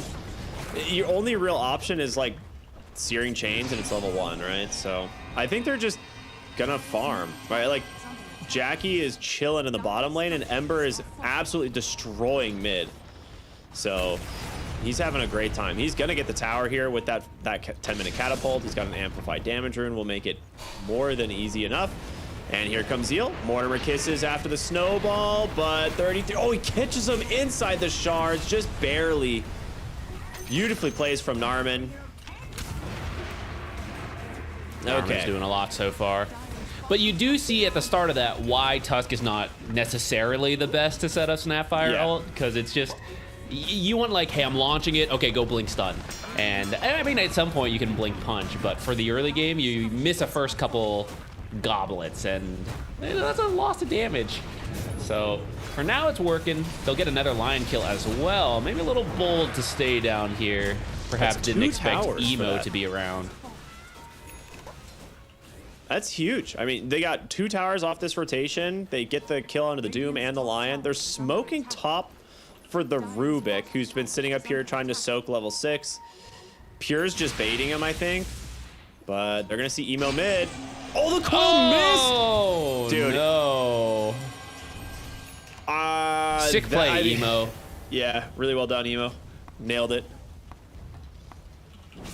I mean, he had a haste rune. He legitimately might have lived even if the coil hits. Yeah, but you'd feel a lot better about hitting that coil. You really would.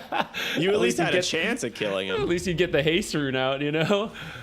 Yeah, that's, so you lose your mid, you lose your bottom, you lose a couple kills. Spend the time trying to make a play mid, and you don't get anything out of it. I guess Pure claims top, though I think he was going to do that no matter what at some point with the start he's had.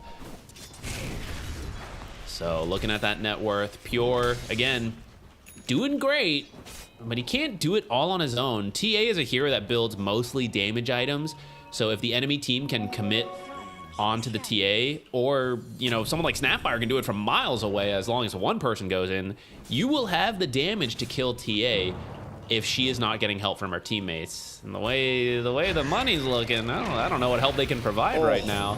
What a shard from Narman. How in the heck does he hit that angle?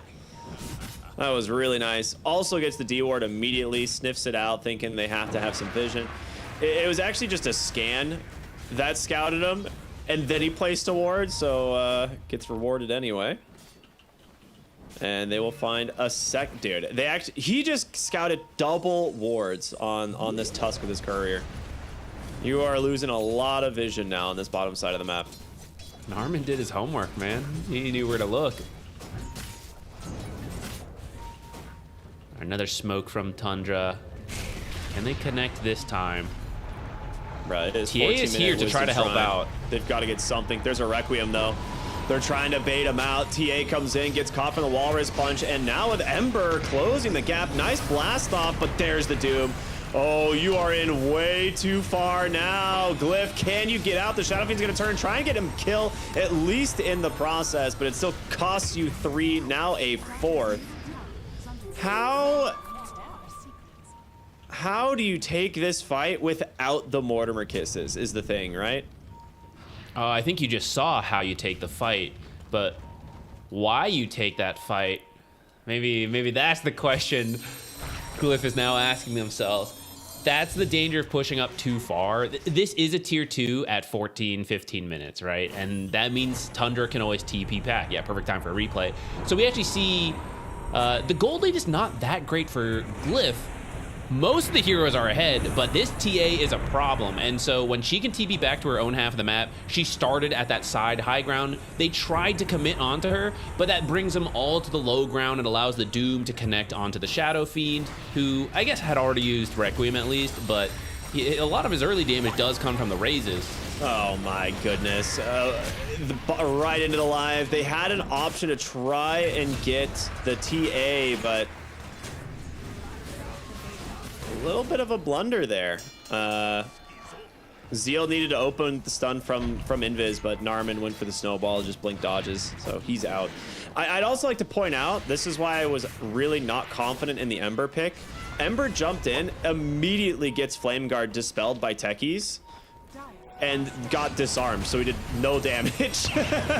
And he's gonna get coiled in the mid lane, popped by all 3 mines. Zeal will the he's actually buying back. That's a really good buyback as they take down TA, but you need more out of this. 33, a fast boy here under this scorched earth. Got that speed ore going, slight chains in 1. Does manage to get it, but where's the follow-up? Where's the follow-up? Nobody else close enough. We'll see Ari under a ward here to the right. Narman gonna try and find themselves an opening as Whitemon on the high ground, looking for the blast off, not gonna get it. And now Hokum gonna look to chase. Instead, he gets proxy mines. That's actually a great steal. Because the mines stay, so you actually want to hold on to this as long as you can and place a bunch of mines everywhere. What are you doing over here? That is the greediest path I have ever seen. What? To be fair, they were just in his safe lane jungle and winning the fight. So he thought like, oh, they're gonna stay in that area. They're gonna go push the top tower. I'm gonna, you know, slip by them. But he was incorrect. I have the real answer. Okay. Dude just bought his shard and beelined it to the closest ancient camp. That is actually what happened. He beelined it straight to the dragon camp to get fireball. It was under a ward. He's like, yeah, it's worth it. That is actually the case. Did he get it? Oh, he did. Okay. Yeah, well, it's just very funny. If you guys think it was worth it, you can head over to the official prediction market partner of Blast, polymarket.com. I think 33 will think it's worth it. Yeah, I mean, it was just really funny. Oh, pure. Oh, this cookie is so off. Yeah, but with enough heroes, it's perfectly fine. Whitemon unknowingly TP's into the Requiem. So a quick 2 for 1. I mean, you need to be finding these kills. This TA is becoming very strong. You're preventing her from stacking up the Desolator as well. Maybe it was intentional to get the Mortimer's Kiss. No, it wasn't. I don't know. Yeah, blinked in to miss the cookie. Got him. That's a mental damage. I don't even need this cookie. He was definitely checking if there was a hero in the trees, right? That's what was going on. Yeah, I gotta make sure the hero in the tree doesn't cancel my ult that I could have done from further back. That I could have just cast from fog. It's okay, it happens. It happens. Dude, look at the top twin gate right now. Look at Hokum. Yeah, this is supposed to be your place, right? The techies, the team with techies is supposed to say, yeah, you guys don't get to use twin gate, right? Like, you just cannot dare to use it. If we have mines on one side, you'll die. But now Rubik is actually flipping the script on that. Dude, he is creating an art piece up here. I'm not sure if you see it on the mini map. It is a perfect little circle with a dot in the middle. That's a hexagon, Ricky. No, it doesn't have. Oh, they're going through the twin gate. Oh, come on, come on, come on, come on, come on. Oh my God, he did it. Oh my God. Guys, Bezium went first. Yes. Oh, okay, how much time do they have to react to this? Okay, 3 different people could have probably stopped their channeling. Oh my goodness, I can't. Okay, that's all I needed. We can wrap it up and go home. That's it. Glyph 1, guys. Just That's one amazing. more time, please. And as you can see, this is clearly a hexagon, Ricky. He's just so back, dude. He's so back. Oh, that's too funny. Oh, that is my too God. funny. I'm so glad we pointed that out when we did. That could not have been better. Absolute cinema. Thank you. Thank you, Jokum. Thank you for giving us that. Some of this is the extra damage from the Rubik passive as well. Oh, yeah. It's max, dude. It's leveled. It's 26%. That was what, 5 mines mines going blew up off, and each mine is 400. So 400 times 5 is 2,000, and then each mine is reducing your magic resistance, and then Rubik's Spell Imp is boosting it. Oh my god. Just instant. The thing is, they go through the 20, they're like, oh, there's probably like a single mine or two scouting. Like, joke's on them, dude. Jokum committed. He sat there for minutes planting mines. And now Whitemon's trying to do the same. It's like, dang, that's a great idea. Yeah, usually there's 4, like at most. You do a little diamond around it, right? Right around the wisdom shrine like this? Yeah, but the investment for the hexagon. Guys, we cannot let them do what I just did to them. Oh, it's so funny. Oh man, I can't get over that. That was amazing. Mid lane. I mean, that's the top play of the day. He's for sure. in trouble. Does have an amplified damage rune running though, so if he wants to turn around, he might be able to. And Narman, oh, chains onto 2. Snowball's gonna connect. Can they get to pure is the question. Has a blink in 1, so he'll be just fine. All right, so actually, I'm ready to move on and then go back to it later. But after getting that many kills, they went to go get Roche, which should have otherwise not been that easy for them. It's actually usually quite difficult to go into Roche versus a TA with traps, the techies mines, right? You're scared to commit to that, and the enemy knows, and they fight you around the pit. But after you killed all of them, they were able to go get the Roche, stick it on the SF. He still has just under 3 minutes. And they're trying to find fights, get kills to like actually take towers with this. And it's got to be Jackie hitting him, so that's why you need the Aegis on him. Actually, where did the Tormentor go? It went to the Rubik. Yeah, well earned, well earned. This lift, this telekinesis lift is actually so good. It's such a strong saving tool. It is. When your team all tries to jump into mines, you can pick them up and pull them out.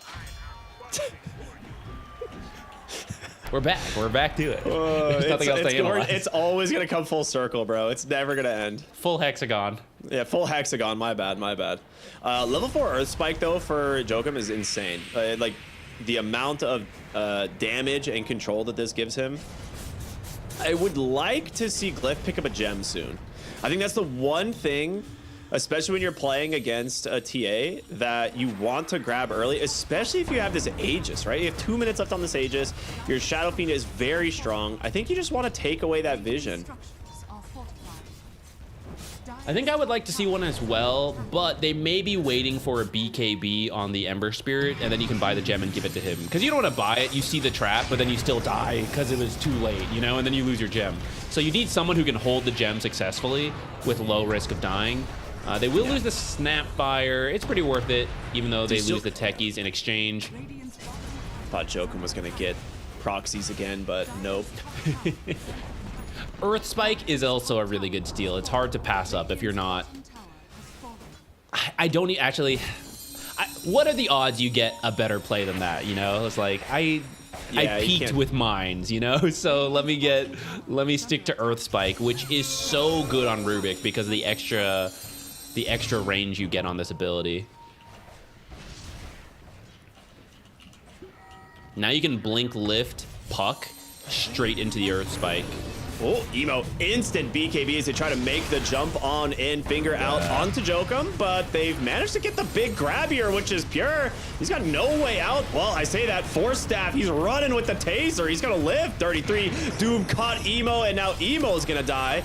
Somehow, Glyph can't find anything.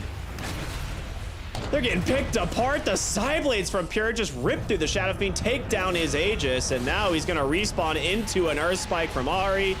And Jackie in trouble. Cookie's not gonna be enough. Glyph, can they at least finish off Pure? Oh, he misses! No, the Scatter Blast not in time, but the buyback from Jokum will do it. Oh, Zil! Oh, come on! You gotta give a little back. You gotta give a little back to the techies. Okay. That was a 5 for 4. That was a full team wipe into Aegis from Tundra. Yeah. In the end, you can be like, okay, we killed Pure. We got an evenish trade, but for being the ones who started the fight with Aegis, that is overall a loss for Glyph. And I don't know, just the opening felt kind of strange.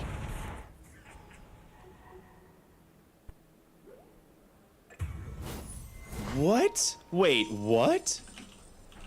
There was another mine kill earlier. Oh my god. Okay. I just can't. There's this game. It's just proxy mines. That's all that we're. Is this Tundra versus Glyph, or are we deep in the Herald pubs? It's Techie's just gameplay.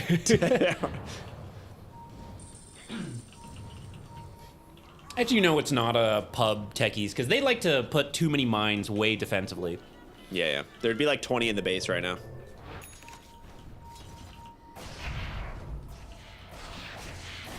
Well, with this, I mean,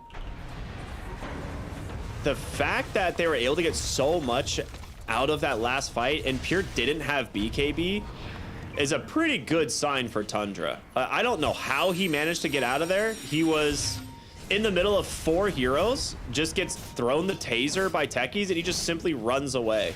And it worked. That was apparently all they needed. I mean, the taser's 30% move speed bonus, and he still has his Kobold Cups for another 10%. Yeah. So it's a lot of movement speed after a Hurricane Pike on the TA. Smoking in, finds 2. Again, another instant BKB from Emo, but just gets doomed. Jackie's going to drop the Requiem to try and help. Mortimer Kiss is doing a little bit of work, but canceled. But wait, what? Jokum canceled it. This is a disaster. Did he try to save his Did he try to save him and lift him up? Yeah, he tried to telekinesis the Snapfire away so that he wouldn't die, but it canceled the kisses. Oh, some miscommunication. To be fair, I don't know how much you're getting out of that Mortimer's kisses there, so maybe it's fine. I mean, these fights are a disaster. There's just no lockdown on the side of Glyph at all. I mean, that's the downside of taking the Ember, right? The early playmaking is there with chains, but we're reaching the point where BKBs are coming out, more tools to remove the chains, and it's no longer enough. And this is where Earth Spike starts to shine. This is where Coil is still quite strong. The Doom, good in its own right. On Tundra, they had to get through that early game. They were struggling. It was just Pure, but he has joined enough fights, right? He's 9-3-6, starting with that fight down bottom by their tier 2. He returned it to his team. You know, like, you guys made space for me. I'm going to carry you now, get you back into this game. And we can see it in the net worth. The Doom, the Puck, they were far below their counterparts if we go back 10, 15 minutes. But now they are feeling stronger. It is their turn to play the game. Yeah, we can see it on the chart as well. Despite what happened at the Twin Gate with the Techies mines. All right, they're getting the tools. They're scaling up here. Yeah, I mean, the Shadow Fiend versus... waiting for the next Roche. Yeah, I think... I mean, very quick Roche. It is just in a few seconds. I'm a little bit unsure what Glyph can do at this point. Because Emo is hard countered. Like, he's getting doomed every single fight. He doesn't really have a lot of options at this point.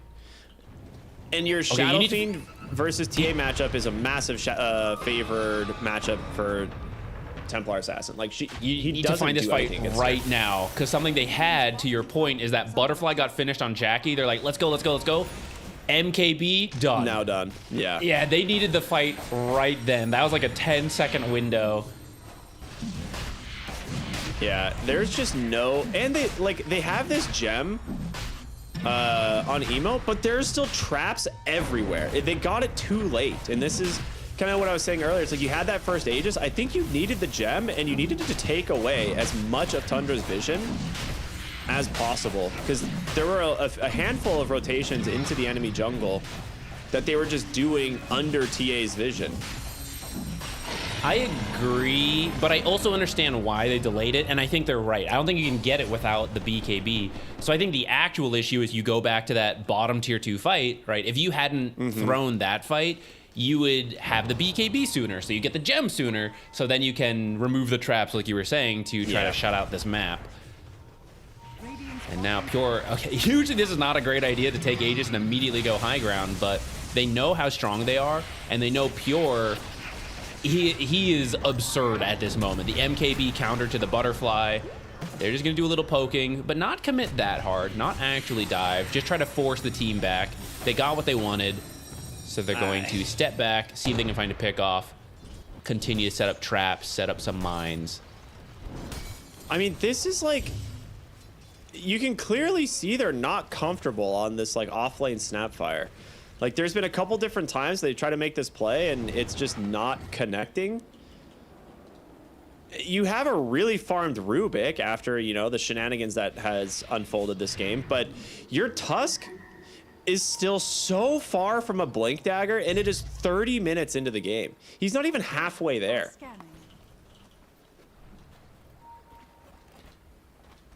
I agree. I think Snapfire is kind of simple on paper, but I actually think there's a lot of small nuance to the hero. And you can play her at an okay level pretty easily, but to really shine at a top level, I think you need more experience and more recent games on the hero. I think from the core role, for example, Whisper in the off lane, GBK in the mid lane, they have been playing more Snapfire. They have the nuance down and they look a bit better. And the team also, I think, enables it better, both in the draft and the play. Okay, this one's pretty good, though. Actually get it. Yeah, that's the cookie stomp you want. They managed to get the kill onto Pure. That's going to be his Aegis, and he's in pretty deep. Doesn't get the double force staff to the low ground, even a third one for safe measure. And, well, your 30-minute double catapult with the banner push immediately put to an end. Maybe caught sleeping a little bit. I don't know. They're going to smoke up and try and bring the fight directly to Tundra. They have a ward here, but they're going to be running into some mines potentially. Oh, they learned their lesson. Do they get the T8? Dude, I mean, finding Pure would be insane, but he's got a haste rune still under the cover of smoke and has that BKB at the ready. Into the enemy jungle, glimmered up, using the taser for that movement speed. They're not finding their target. They do get a nice ward, though.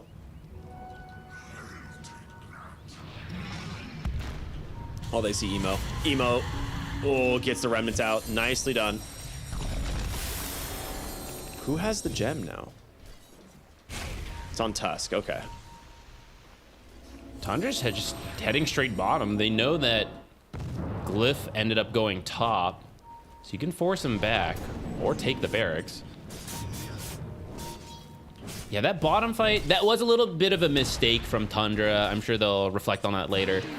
I think the banner could have gone further back for the catapult, and then you let the creeps give you a bit more vision. Pure felt a bit too strong with his Aegis, his BKB, walked up, didn't think he could just be insta-killed by the burst of Glyph, but that cost him the high ground push. They should have had a bit more time with the Aegis, take a barracks.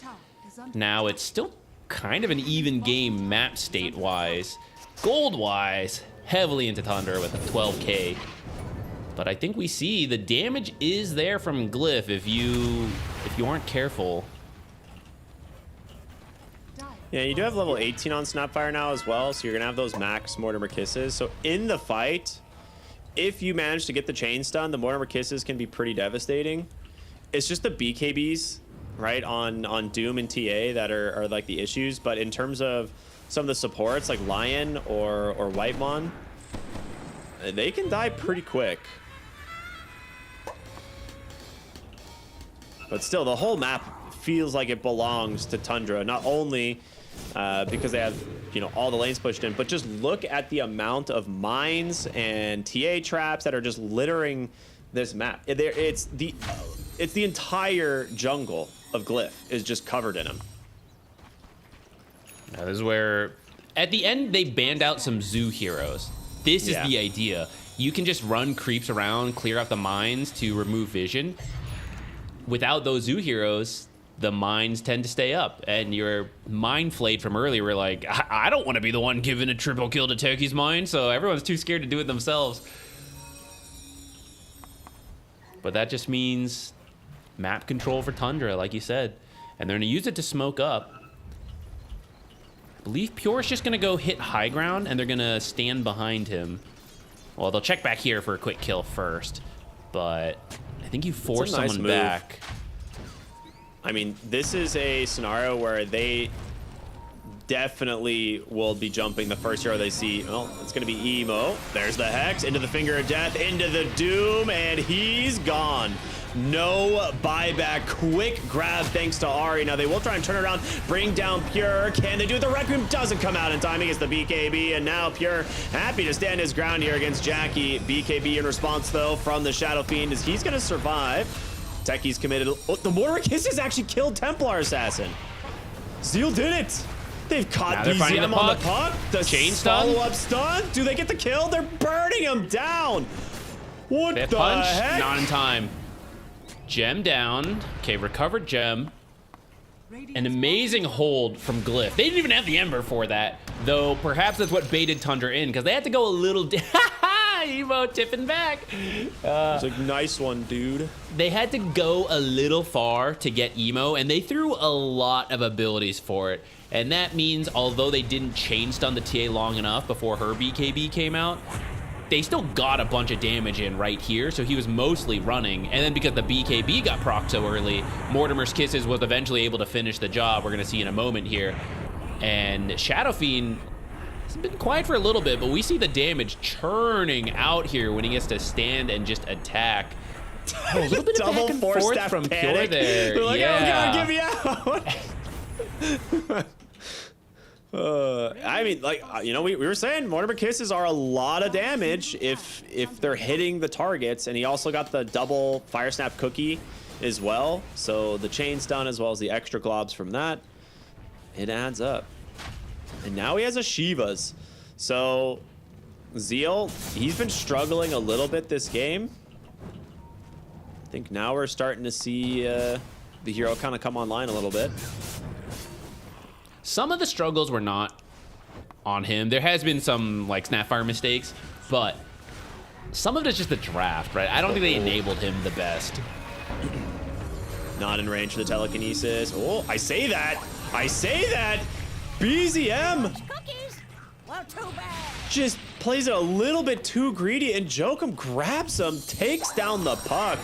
It costs you a BKB out of Zeal, but he does not have buyback, and they have vision of 33. Looks like he'll be close enough to his base, though.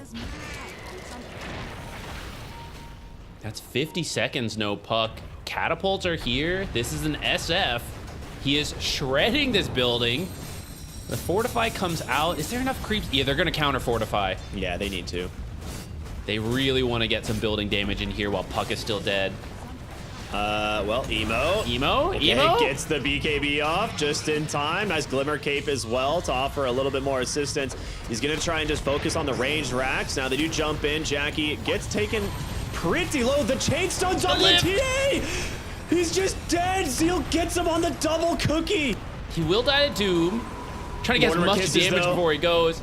Oh, they didn't finish 33. In the Hellfire. Ari has to pop a huge Lotus to not die into the fountain. They try to keep him at bay, and Puck still sidelined, forced to watch.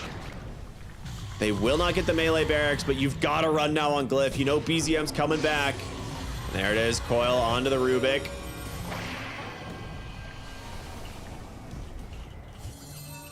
Dude, Narman, hold up, buddy. Your team wants to leave.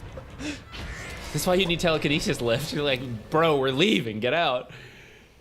Okay, little bit of greed there. Thought the Mortimer's Kiss finished the Doom, so he wanted to go for more, but needed one more hit onto Doom. Though I suppose that is also the Prophet's Pendulum coming into play there, delaying enough damage that he sprints into the fountain for some healing.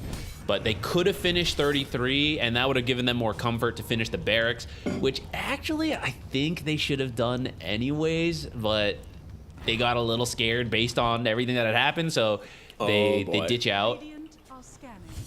Look what Jokum's got. We're running it back, baby. Here we go. This is a really good steal. You want to periodically steal this so you can set up mines, set up like a strong point somewhere. And then I do think he really wants Earth Spike again. Doom, sure, if you get Doom, but Earth Spike is so good on Rubik. His team needs more crowd control. No. If you had Earth Spike. Okay. They still they get the cookie! They still got him. Walrus Punch at the ready. He had to commit too many spells to dodge the initial jump. He's dead again. No buyback, though. You don't actually know that, but you know he doesn't want to use it. No, the mines, guys! Joachim needs to start setting these up along the top ramps and stuff. Well, I think he might want to save him for the fight now, because triple mines, the magic resistance shred, like, don't forget about that. So good with the Snapfire ult, which is already doing so much damage. Well, using it for scouting, I do like that. He bought a scythe. He bought a Smoke scythe on Rubik. He gets the scythe. They go ahead and open up here onto the Doom. A lot of damage into the Tusk, but the Mortimer Kiss is coming through. They forced a double BKB. The Doom's going to catch the Ember. Huge side blade hits. Take him down. Zeal looking to chase. Great Hurricane Pike away. Doom caught by the Croaker instead. Is now a great Earth Spike from Ari's making space. They're trying to get this TA out of dodge, but they can't do it. They run him down. That is 100 seconds without the TA. Oh boy, Tundra are sidelined. And Roshan's gonna go the way of Glyph. Those are some big buybacks, but Emo being able to rejoin immediately is huge. The buybacks definitely win them the fight, and their lack of lockdown almost cost them their own fight. But the Rubik finishing Scythe was huge, and the fact that Puck is not alive, I think that was a little bold from Tundra, right? They smoke with 4, trying to do something unexpected, try to find a pickoff, but maybe a bit unlucky, run straight into Glyph, 5-man, so naturally that goes their way, and they're rewarded for it. This is the Aegis onto Shadow Fiend. They're going straight to the base because why not? TA is still dead for 40. You're gonna see if you can force out a buyback. Guess what? He doesn't have it. Although he's actually really close. He's at like 10 gold away, so he will have it. Maybe you get baited a bit here. Let's find out. I mean, you at least wait for Lion because you need that stun. Place the banners further back, guys. Yeah, there's no fortification at the moment. We'll get refreshed here as they take down the first melee racks. So with this, 2 lanes of racks. There's still a catapult top and 100 HP on this other. I mean, surely they finish this. Someone's got to, right? I think the catapult's got it. Unless you just blink hex the Puck. All right, you bought an on disc. All right. Well, you got the racks and you forced the Aeon disc out. That's very nice. Okay, so you just reset here because that was the first minute of Aegis, because they did that right after taking it while TA was still dead. So they still have 3.5 minutes. You just need 1 kill. You go push bottom, take that tier 2, and then a single kill, you've got megas. Everyone's got to start saving on buybacks on Tundra. You have to be ready to defend this. I kind of want to bring our attention back at some point to the most important part of the game, which was the triple kill for the Rubik. Because unironically, Joachim has been so farmed ever since that happened, and that is getting this Blink Scythe, Glimmer Cape Shard, like, he's actually been able to accomplish so much on the Rubik this game. I agree. I think this has been a game of support for both teams, but right now, Glyph's shining a little bit more. Narman carried that early game with his Tusk plays. So many good shards, so many good plays, like secure runes, snowball saves, and that he passed the torch over to Rubik. It's like, hey, your turn. Triple kill with the mines, constant lifts. I've been saying, like, the actual crowd control from Glyph is not the easiest, and he's making it work. The lifts, the stolen earth spikes, now going straight for the Scythe of Vice, which is a really cool build, very heads up, and it's exactly what they need. I would like to point out, Zeal is cooking so hard. He's level 25, bought out a refresher. You have double Mortimer Kisses and 4 Fire Snap cookies for the fight. It's gonna be pretty sick. We'll see what they can find here as Tundra looking to try and maybe find an opening outside their base. Jackie needs to be careful. Jackie gets to your tower, he's gonna kill it in 5 seconds. So kind of needs to be out of the base. They find Armin. Great telekinesis pulls him really far back. Do they find BZM? They've got a Hex. Jokob's looking, seeing if they can find it. They got him. Aeon Disc is out. Do they have the chain stuns? No, he's able to survive it out the Doom. It's caught Emo. The BKB, the Axe Doom reveal from 33 doing so much work. Zeal's now gonna get caught. 33's just creating so much space in this fight. They're all dying on the side of Glyph. How is he still alive? Prophet's Pendulum is too good. How did he do He's this? still alive. He's gonna live. He just went 1v5 into Glyph and kills them all.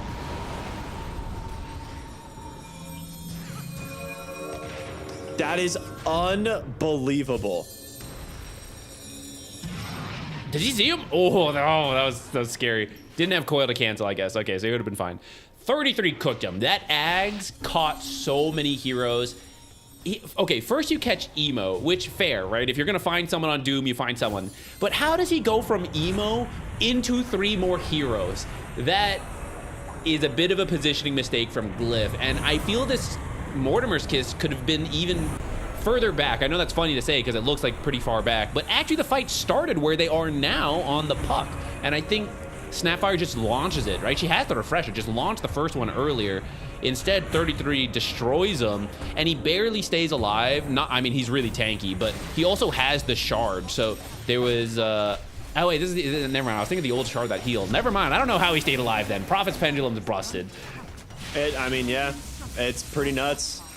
The thing, like, it's kind of just set up from bait as well. BZM with the Aeon Disc, they don't have like a nullifier or something to remove it, so BZM knows. He's like, there's a good chance I'm gonna survive, you know, or at least you know, he has a chance to survive. Whereas your Ember, not so lucky when you're stuck inside the Doom aura. No, mute Ags really strong. That's why the Doom late game always terrifying. And they're gonna look to go in right onto the Shadow Fiend. Zeal can't save him quite yet. We'll have to send the double cookie, holding Doom back for now, but they still manage to close the gap. He's gonna buy back Ember. Will get the kill. Doom trying to TP the Prophet's Pendulum, still keeping him alive. I cannot believe it. Now looking for Pure though. Ember looking for the puck as well. He's just gonna BKB TP out on Pure. They have a cancel. They don't. Okay. Big buybacks, big spells committed from the side of Glyph to hold their game alive, but they don't get the big target, which is the Doom or the TA. They only get the puck. Now, that is a pretty big kill. So the question is, what can you get out of it? First is the gem, which... Okay, Zeal saw the gem. He's like, oh, someone else will get that. Puck's courier snipes it away. Very nice. Can you get megas while they're dead? Or, like, at least force the buybacks out? Tundra's already reset up vision in their triangle, though. If they could make a very ballsy buyback play of their own. Because this is SF's buyback. So if he dies, he will not be there to defend his base. And you might be able to ignore top and just go straight for the throne. He doesn't have BKB for 20 seconds either, so you need to make sure if you go for this fight, it's, you know, initiating on your own terms, and yeah, then you have to either leave or wait for the BKB. So it looks like they're just gonna play under the cover of the smoke here for a few more seconds. Maybe wait to see when Roshan's gonna spawn, but there will be all the heroes on Tundra alive for that one. Careful, better do a little bit of mind clearing.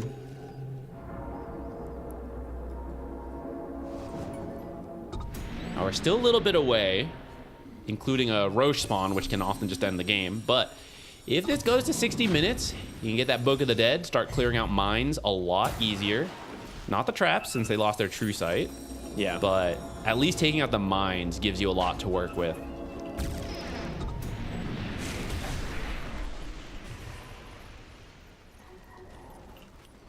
All right, everybody's settling in again. So the next big fight likely to be around Roche on the top side because it's about to switch over.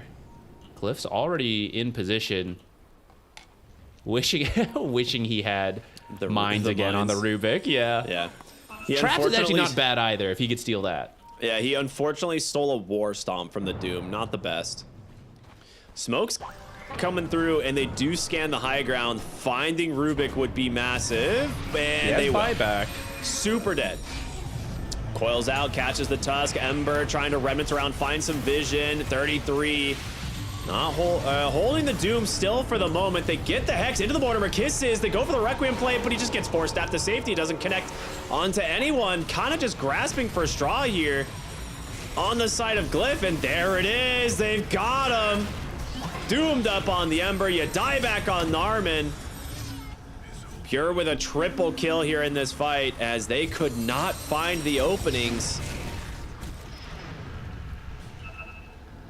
The lack of control is starting to get to Glyph. Oh, yeah. It's had to be Rubik Telekinesis, Scythe, and possibly one Stolen Stun, but Warstomp's not nearly as easy to work with compared to Earth Spike. And because of that, they're not able to actually deliver the damage they have. Oh, they got him. That's a dieback on both supports. Zeal now outside the base. He doesn't get the cheese off. Whitemon going in very deep on the techies, dropping all these mines, force staffs himself to safety. Your base is crumbling. You buy back both cores, and Pure is still on the tier 4 towers. You've got to get to the TA. Ari's going to go in once again. BCM with a big coil and a good silence onto 2. Emo needs help, but he's dead. That's it. Your team just got cooked inside the base, and Tundra will take this series over Glyph. And this was a much needed win for Tundra, because they're at risk of being eliminated. And I think Glyph may now be, I don't think it's mathematically confirmed, but it's extremely likely now at this point to be eliminated. Tundra, yeah, gonna be pretty happy about that one. There's some all chat, returned all chat from 33 there. He's pleased with himself. I think Glyph could have won this. I go back to that bottom fight where they went a little too aggressive, but I also think the draft made it harder than it needs to be, which we see at the end, right? They just don't have the control for Tundra. Tundra a lot more comfortable with their heroes, a lot more enabled, and you could see that come out in that late game, the experience of this team. Yeah, eventually the Ag's Doom just stands on your Ember Spirit, and what can you do, you know? Your only save at that point is like your Rubik and Snapfire have to go in and like telekinesis and double cookie him away, but Doom's hella fast, man. Like he's got the quickened 30 move speed on his jungle item. He's got his phase boots, blink, and scorched earth, like plus the movement speed talent. Like you're not getting away from the Doom. Like it's you're not killing him either because of Prophet's Pendulum. Yeah, because Prophet's Pendulum, exactly. So it comes back to me in the draft. It's like the last pick of the Ember Spirit. It felt unnecessary, but it won the lane against BZM. They made BZM's game very difficult for sure. You can see it in a scoreline, 5-5 and 19, right? Like he didn't have the best puck game, but they spent so much time focusing on puck that it gave Pure and 33 the ability to get everything they needed. And late game, they made it work. At the same time, I think off of that laning stage, you can push it harder if you actually combo the Ember and the Snapfire. And that's where I don't know if it's on Zeal's side or the team side, like where it is, but there felt some discomfort, right? Like if we compare it to some of the teams that are having a lot of success with Snapfire, the ult is up, boom, you get a kill, right? Like every time it is fast, it is coordinated, and it felt that was a little lacking from Glyph here, although there were some, right? But to win at the top level, every time needs to find success. It did damage, like don't get me wrong, like he did a lot of damage on the Snapfire, right? The most on his team, but we're gonna keep harping on it. The lack of like guaranteed stuns for Glyph really hurts them, and really good, really fun game, I would say. You know, it really back and forth, a lot of interesting moments. I'm never gonna forget the triple mine kill from Jokum. He's gonna, you know, at least have that to walk away with. He'll never forget it either. Yeah, that's a win for him. That's a W in the Rubik books. But the downside is now you are at risk of elimination. Tundra they're the squeaky wheel on the shopping cart right now, barely maybe making it by. So we'll see. As we're gonna go to a break, and we'll be back with our next series. Should be a really fun one. It's gonna be Yandex versus LGD, two of the best looking teams so far in the tournament, so you will not want to miss it. We'll see you in just a bit.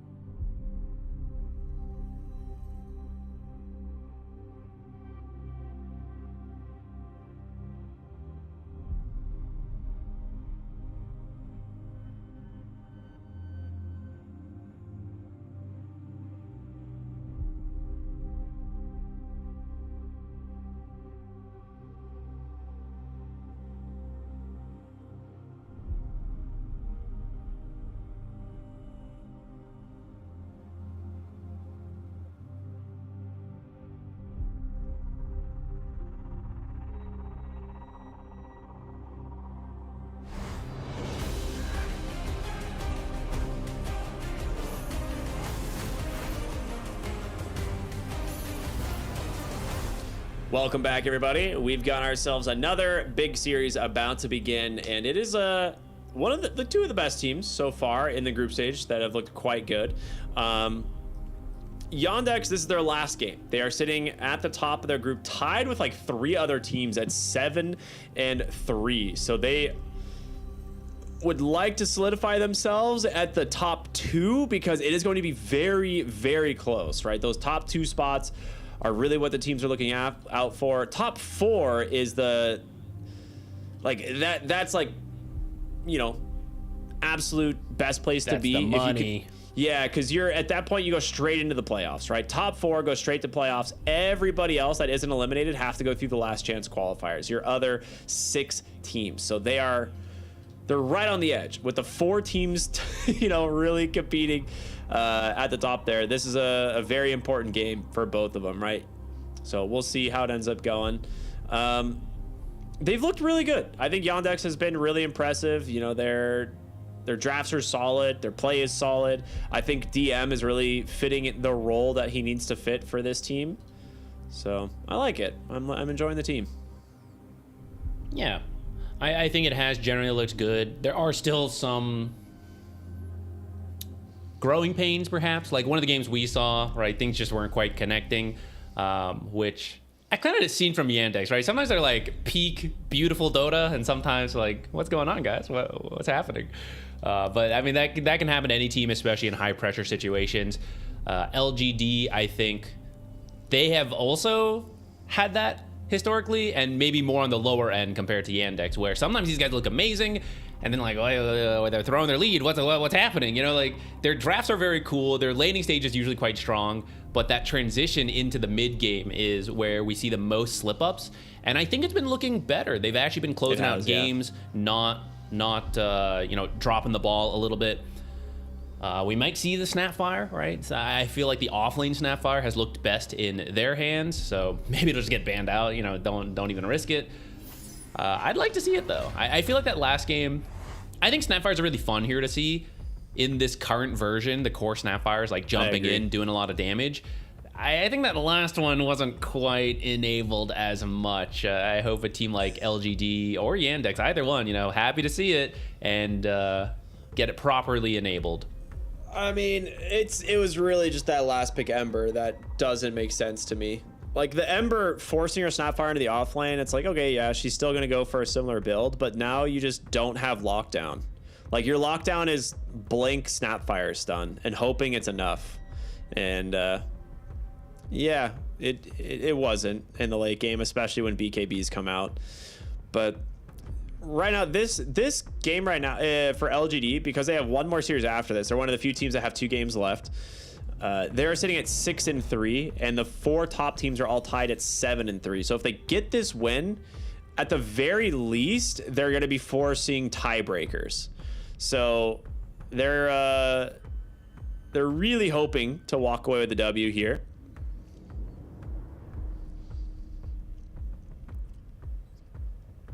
I don't think we've had this close of a group stage in quite a while. Like sometimes in tournaments, you'll see, you know, like a winless team like 0-10 or something, 0-16.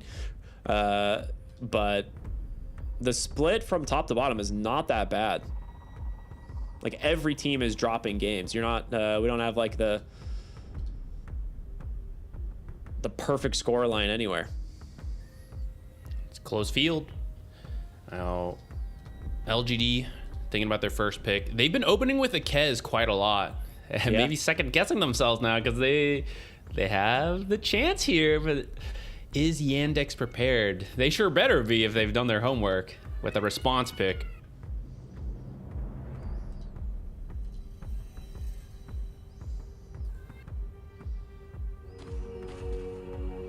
Ooh, first pick of the Keeper of the Light.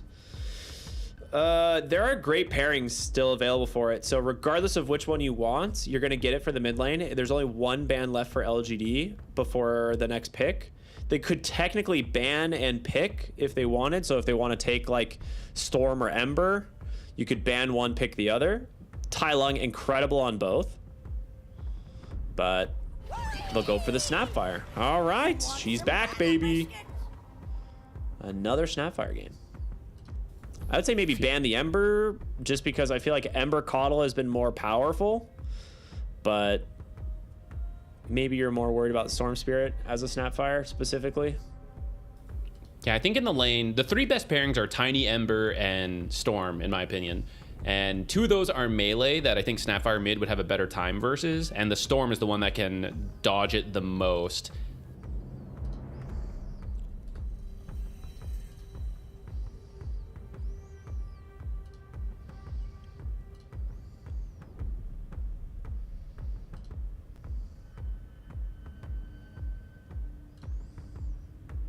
I wouldn't mind seeing them grab a Lion on the side of Yandex, because all of those, let's say you somehow ban out the 3 top pairings we just talked about, a lot of the other mobile heroes like to play with Keeper of the Light as well, so you kind of know it's coming. Grabbing a Lion or maybe something like a Silencer, right? Your preemptive counter to these heroes that are very likely to come out for LGD. Lich is another one we've seen a little bit. Not usually something you think of, but getting a blink pretty quickly has gotten a lot more popular. Yeah. So Sinister Gaze can also help you control some of these heroes, and it's not bad with the Snapfire. Even if Sinister Gaze gets canceled, all your abilities slow, which at least gives you something to work with for the Snapfire ult. And that's not going to be your one pairing. I sure hope it's not. But it's at least something nice to have as from your position 5.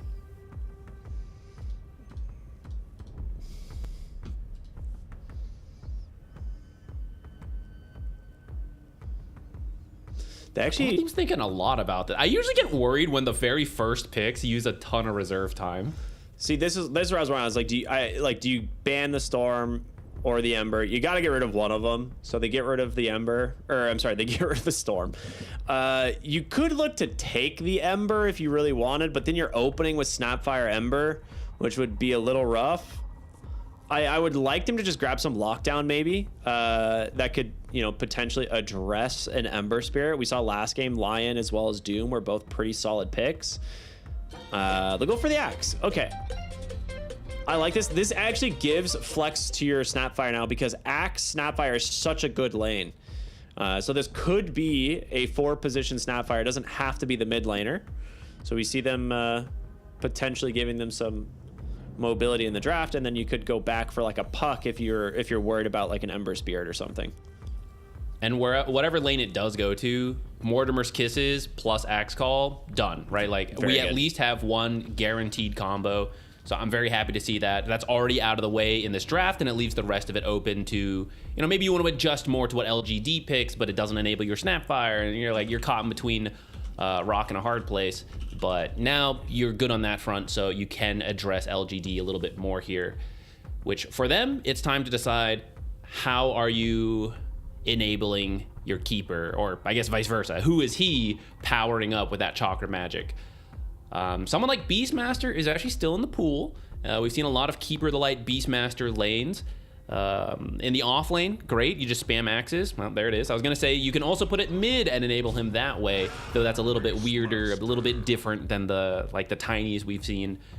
Tiny and Ember still in the pool that we have seen. Wouldn't potentially mind a puck, but they have the 18th pick here, so I think you're saving your mid for that, or like the lock-in of the mid. It could be the Beastmaster, but I think here you're just picking your other support, position 5, knowing you're gonna lane into the Axe.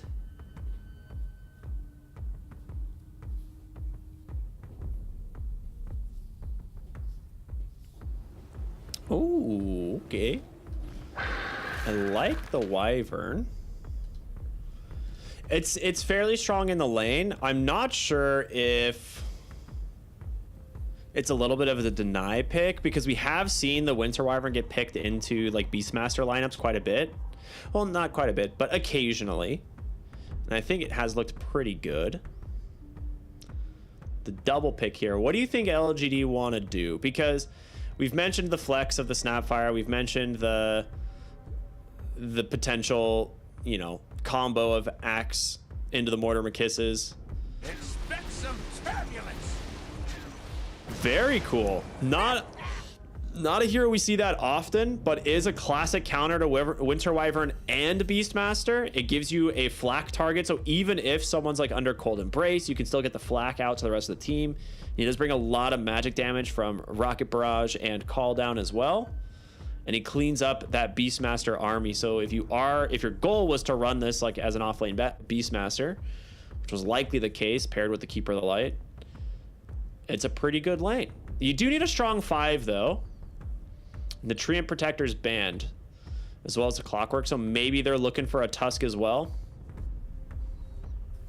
Gyro is one of the few ranged carries you can actually pair with Snapfire if you want, because he doesn't mind going in if you're trying to play aggressive, which puts you into...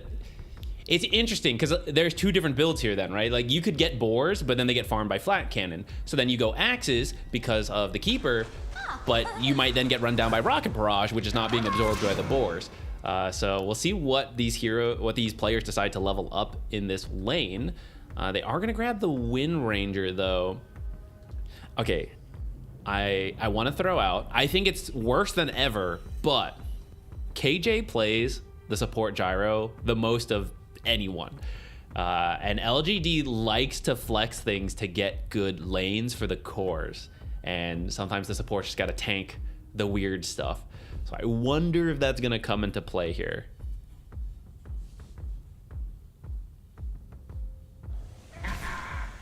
Death from above.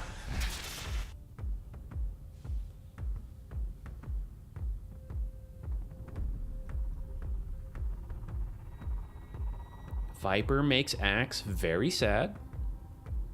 And it's pretty good here. These are not... Okay, Gyro is not a mobile carry. He's got like some move speed, but does not like getting Viper striked. And maybe that makes you want to do the Wind Ranger carry and force the Gyro support. But I don't know. I really am not a big believer in the Gyro support right now. If you go mid Snapfire, that is not as strong into the Viper either as you would like. I wish this Wyvern and this Viper were flapping their wings at the same time. And if we could also pair up the Hawk, that'd be amazing. Oh, we're kind of getting there. It's happening. A little bit more lockdown for Yandex would be good, but I think we're looking for the carry. Well, actually, Watson does play the Beastmaster carry if they want to do some crazy tempo. If they want to move it, they can. I like Beastmaster Coddle just generally more as the lane. I think even into the Gyro, like, yeah, you can't really utilize the Boars, but it is a lot of damage from the Axes, so you can still just sustain the lane perfectly fine.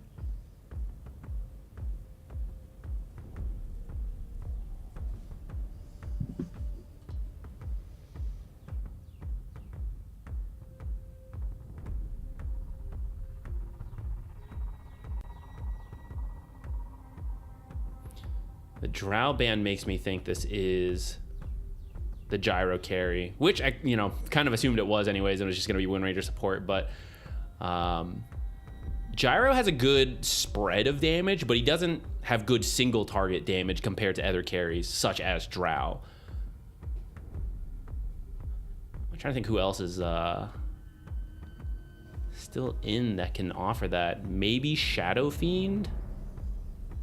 Though that's when he then switched to the Wind Ranger carry.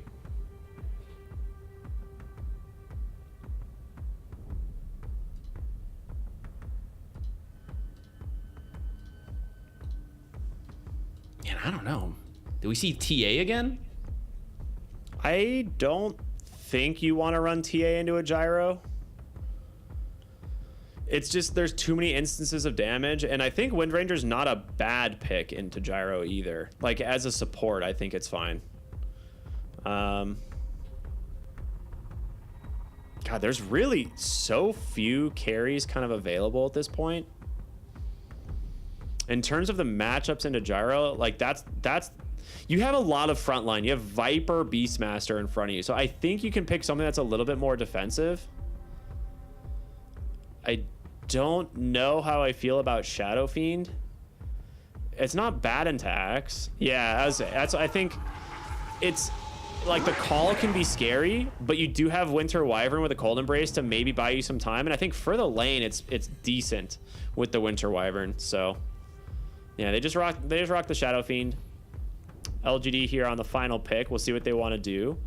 Mid lane, probably the pick.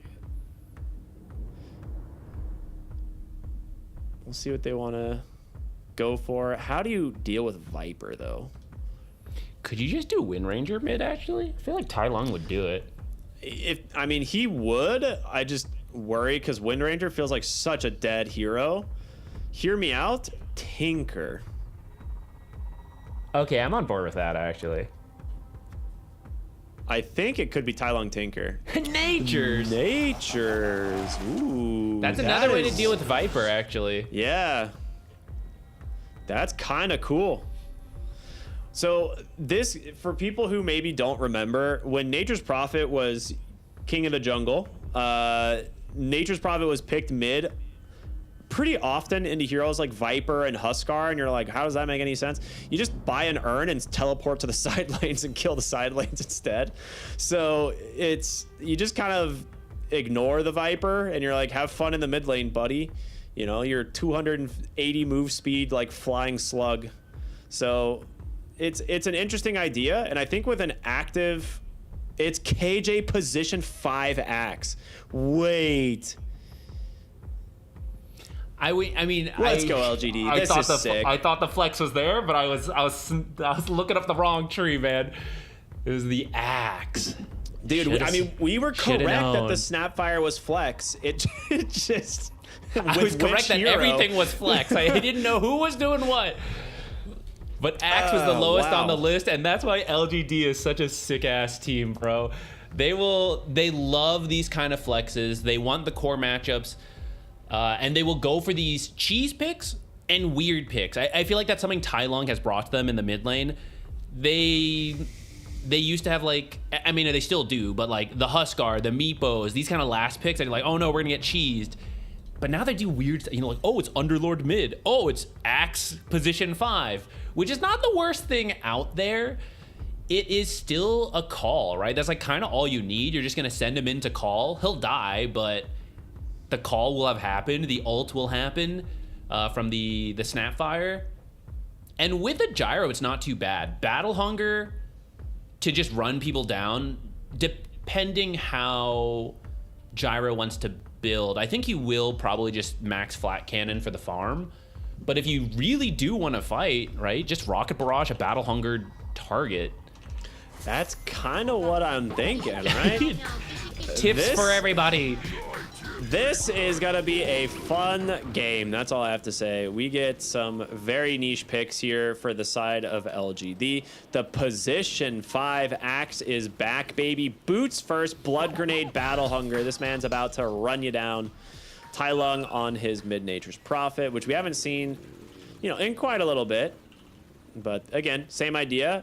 Get yourself that urn right away and start to look for ganks to the side lanes with that teleportation, and I think your side lanes have a lot of damage. So you need to be careful on Yandex to not give up those kills to the Nature's Prophet. Yeah, you have a Cookie, Shackle Shot. Dude, you have no slows, stuns. Rocket Barrage, and the homing missile. So lots of things on either side to make it easy to teleport. That's the hard. If you don't have anything, you're just guessing where to teleport. Yeah. They have no stuns in the side lanes for Yandex. So if you are too far up in the lane, they're going to run at you. Like, there's no getting away from it. So we'll see what happens.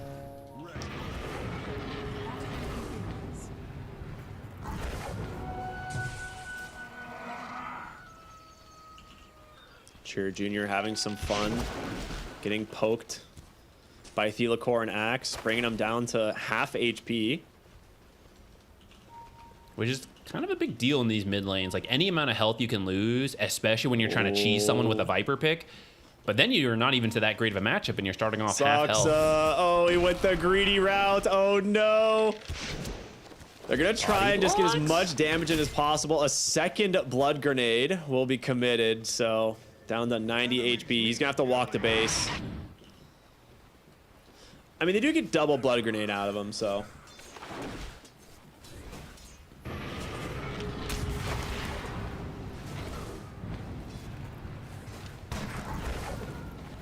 Yeah, if it wasn't for the blinding light, they probably would have killed him as well.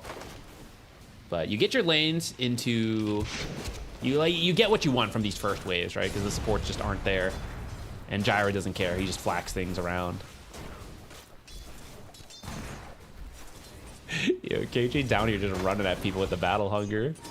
So funny. Battle Hunger and then the flat cannon coming out, right? Because Axe on his own maybe doesn't trade that well. So maybe you would usually stand and fight. But then a couple flat cannon shots come in, so you want to run away. And then Axe just hitting you a couple times because of that. All right, what level's KJ on this Axe? Bronze. How many times do you think he's tried this? This is the base set for Axe. Bro, never needs... Who needs cosmetics, man? You're just here to win games. The thing is, support Axe was a thing for a few moments. And it was because Battle Hunger got some serious quality of life changes. It was so good. It made it like actually a good spell. Now going boots first makes it a little bit, you know, less powerful. Careful. Yeah, he's getting cooked by these little tomatoes running after him. Yeah, okay. So Nature's has had several forms that have been very broken. They did some rebalancing once again, and they buffed up Nature's Call. And I was interested to see if we would see more builds around this. I haven't really, but Tai Lung right now has 2 points for the lane, and Viper's not someone who clears creeps all that well. It's forcing him to do the Nether Toxin build, which I think he might have done it anyways into the Natures. Yeah. But the damage is still not that great for treants that can move out of it. Like for the creeps, sure, they can't move, you shove in the wave, but you can just drag the treants out, wait it out, and then go attack the Viper again. And then what? You know, he's corrosive skin. I'm gonna get you with my 10 DPS. Watch out, treants. Yeah, it's missed a treant though. Yeah, that's a little unfortunate. Missed one. So forced to go max max Nether Toxin definitely makes Tai Lung's life quite a bit easier on the Nature's Prophet. It's just not really under threat of this guy, so he'll be chilling. And of course, he'll pick up teleport here as he gets closer to the urn, and he is 60 gold away. So we'll eventually start seeing him rotate. And the other lanes, though, we, see him in pretty even. Snapfire off to a little bit of a slow start against the Shadow Fiend. Not too surprising. The carries are doing well on both sides. Yeah. Offlane are struggling a little bit. I think for Axe, DM, it won't be too big of a deal because you can stack easily with these two heroes, farm it up. I was gonna say, how does Axe fix his mana problem? Because we've exhausted all our mana at this point. You buy clarity. It's on the way. Yeah, Is I was it? going to Okay. say, you reach this point where, okay, Axe has done its thing, high regen, spam it out. But at some point, you run out of regen, and then the lane gets easier. And we're getting to that point.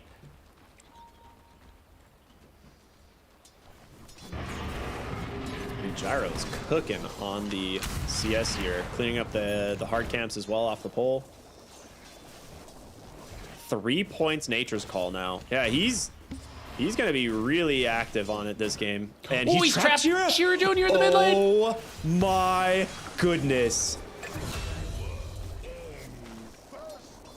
The creeps betrayed him. The creeps betrayed him. Also, Sox is dying down here. They're gonna dive. I was gonna say if KJ tanks it, he doesn't care if he dies here, but Yuma ended up tanking it. They didn't want to commit, so backing out. Nice kill onto the Viper. We were saying you can't deal with treants, but you can usually just back away from them. But yeah, we got a replay. So there are some creeps around him, and then because I don't know if there's a way to control this, but he got the treants to spawn in the front, and then the creeps were in the back. I mean, I guess you can aim where you pick the Nature's Call, but I think, yeah. Can you select like just those 3 trees? It's a little iffy. That is quite nice for your mid Nature's Prophet. He did finish the urn prior to that, so he has those 2 urn charges ready to go. Level 6 with the Wrath of Nature. You need to be very careful in the side lanes now. Anybody at half HP is at threat. They're actually looking top lane right now. Whisper with a cookie to follow it up. Power shot comes through. There's your Wrath of Nature. Here comes the TP. Oh boy, it's Tylung off to the races. Quick cleanup of the two heroes, and he's still pushing in mid. He's got a fortification. He's bringing the tree ends. He's got 8 on the tower, and a catapult still alive. And KJ's here on the axe. Wait a minute. He's the king of the jungle. Where else would he be? He's the king of the jungle. In the enemy jungle. All right. I mean, part of that was just fortunate timing, but yeah. I want to believe intentional because they pushed in 2 catapult waves, top and mid. It didn't get as much damage as maybe it could have because something Yandex does have going for them is decent wave clear with this Viper, Nether Toxin build, and then like Keeper, Shadow Fiend.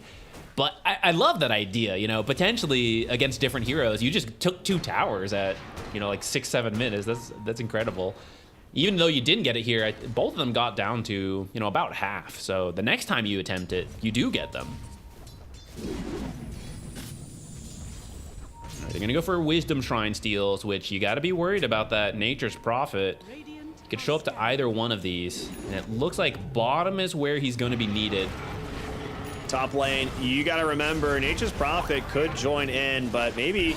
Oh, yeah, there it is. We had to wait for the vessel to get delivered. Yeah, that'll do it. Watson, though, a lot of damage coming through. You need to avoid the third raise, but can't do it. KJ does make it into the shrine, so that was a double Wisdom Shrine. You do lose your mid-natures, who is doing quite well, but you kill the carry. You help out your off lane, who was struggling. I'd say overall a big win for LGD there.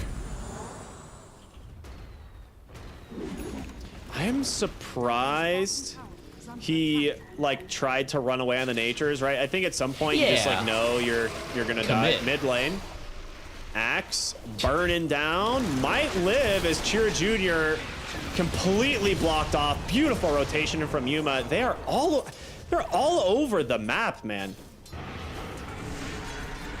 They don't have the best. So they do have stuns on LGD, but because 2 of them are from the supports, it's not as easy as if Axe had been a core, right? You can get the blink. It's gonna take a while there, but LGD is making it work because the enemy lineup mostly just depend on running away. They don't have mobile heroes, so cool recognition of that in the draft, that it's okay to move Axe to support and still be able to actually do things. And they're gonna try again. KJ is still in the mid lane. Running treants at the tower. All right, KJ gonna try TP on. I don't think he makes out of this one, but space made. Tower's dead.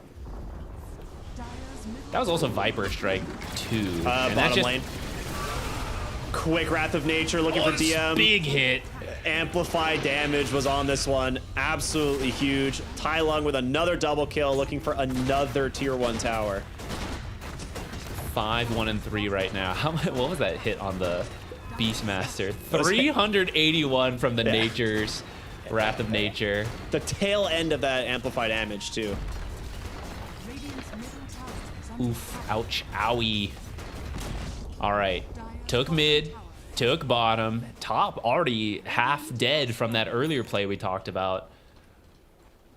Watson is still farming well. It seems no matter what, Shadow Fiend, maybe this is why we're seeing so much of it, has a good game. They're trying to get to him, but are struggling. There's some good vision coming up from the Wyvern here, scouting it out. There's 3 points battle hunger, though, and Axe is very fast. He's got the Feather Satchel, he's got a Wind Lace, he's got the Quickened Enchantment. This dude put on his running shoes today, and he's running after Malady. And this will be another pick-off here for Tylung eventually. As, you know, Spirit Vessel, quite good against the Cold Embrace. Even Yuma coming top to help get the last tier 1 tower. They are really pushing the tempo here. Now even going straight for the tier 2, and Watson has to be careful. Mortimer Kisses plus Battle Hunger might be enough to just kill him. He is dead. Wrath of Nature clips him as well. What is going on? LGD is LGDing. This is what they're good at. This team. They flex their drafts. They get the picks they want. they are the ones that do the weird stuff, you know? So they understand it, and your enemy team is just baffled. They're like, Axe support? Like, this is the last thing on my... How do we deal with Axe support? And you're caught up trying to figure it out. Yeah, this is looking... I mean, it's only a 4,000 gold lead here at 11 minutes. Like, we've seen far worse. It's the fact that the map is starting to shrink, and we're seeing... You know, the Nature's Prophet is going straight into the Aghanim Scepter. I like it. You get the reduced cooldown. Oh, wait, do you anymore? Oh, that part it doesn't. Yeah, no, it just, that's sad. But you do just root. the root. Yeah, you do get the root, which is nice because you have a support axe. You know, so he's not getting the blink calls. He's got to run in. A little bit more root time will help out with that. Pushing all the waves, deal with some of these summons. You're also like Viper is like very much a positioning based hero, and you can't kite people out, you know, if you're just constantly getting sprouted and rooted. They're looking for Malady here. They're gonna get the Shackle, Whisper, just gonna drop a little bit of damage, but they see Chira Jr. coming in, and it's gonna force the Snapfire TP out. So do you get something? That being said, Watson might be in danger here. Top side, trying to throw out some raises. This KJ is just running them down with Battle Hunkers. I mean, Ash Legion Shield can't protect you from the raise though, so a little bit more chip damage into the tower, but not too much coming out of it. Then the extra root when he gets the Ags will also allow his Treants to attack. And these things, they hit really hard relative to this early game. So it's a lot of damage. Yuma just quietly farming down here. He hasn't had to do much. He has 4 assists, so it's not like he was doing nothing, but he just gets to farm up down here while his position 5 axe, it just causes some chaos. Imagine Nature's just looking to rotate down here. I see it behind. Yeah, He's already lost his tower. Beautiful Mortimer Kisses with the setup. The missile's gonna connect and DM's gonna burn. Another kill for the Nature's Prophet. And they're not done. Looking to try and find anything. They know they're sewed up on the high ground. They're pinging. They'll find him eventually. Malady, nowhere to go. Maybe could have gotten a winner's curse of some kind, but double kill. The funny thing is, you Winter's Curse some of these heroes, they don't even right-click that hard, you know, like relative to a lot of other things out there. Yeah, so you need NP to be next to somebody, and like maybe the Gyro, but again, like Gyro is mostly, he has a lot more spread damage than single target, and Nature's isn't going a right-click build, though he still hits kind of hard. Yeah. He's going more this utility. A lot of the damage is coming from Spirit Vessel, from the spells, the nature, Treants, which I guess if they get pulled into the call, maybe that's what you need. They're the Winter's Curse guy. If they get pulled into the Winter's Curse, you might have the damage. As of right now, oh, nice little stack there from Soxa. Farming the wave and stacking the heart. Didn't quite stack. Never mind. Unfortunate timing. Scan comes out, so Thelacora is going to bolt. Does not want to stick around too long for that Wisdom Shrine. A little bit of breathing room here for Yandex as they're trying to finish up some core items on the side of LG. Like Tai Lung, about 800 gold from his Aghanim Scepter. We're seeing Yuma have a really good game on the Gyro as well, closing in on his Manta. You've still got Watson, right? Going for a Manta as well. He'll get there relatively soon. They're keeping it together on Yandex. Just with all of the structural damage that's been done, it's a little bit difficult. Smoke top. I think he knows. He's scouting him with the Treants. He knows something's there, and it's going to be KJ that just walks in to try and tank the gang. Wrath of Nature doing a little bit of damage. Some sentries are down. Okay. Doesn't manage to connect. This is where the Nature shines. He was with his team, but he can just TP out, and then he still has teleportation ready to rejoin. So these kind of moves that don't actually connect, the cost is playing the map. And, you know, for Nature's not too heavy of a cost. So still kind of a win for LGD when nothing happens like that.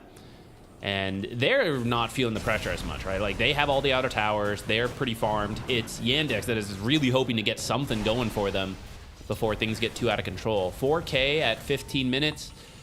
It doesn't feel great. It's not totally out of hand yet, but it's getting there, right? So they really need something. Oh, here comes the Ags on your Nature's Prophet. Whisper went for an early shard after the Blink Dagger, so pick that up right away. So you had the little bit of extra damage from the Fire Snap cookie, and he has level 2 ult. So Whisper, pretty scary right now. Viper getting some mobility in the Force Staff and these Boots of Travel, right? So he is quick. No one has scouted the Ags yet. Okay, they will see it on Tai Lung now. They're drawing circles top. They want Watson on the Shadow Fiend. They know he has no way out of the Wrath of Nature if they get vision.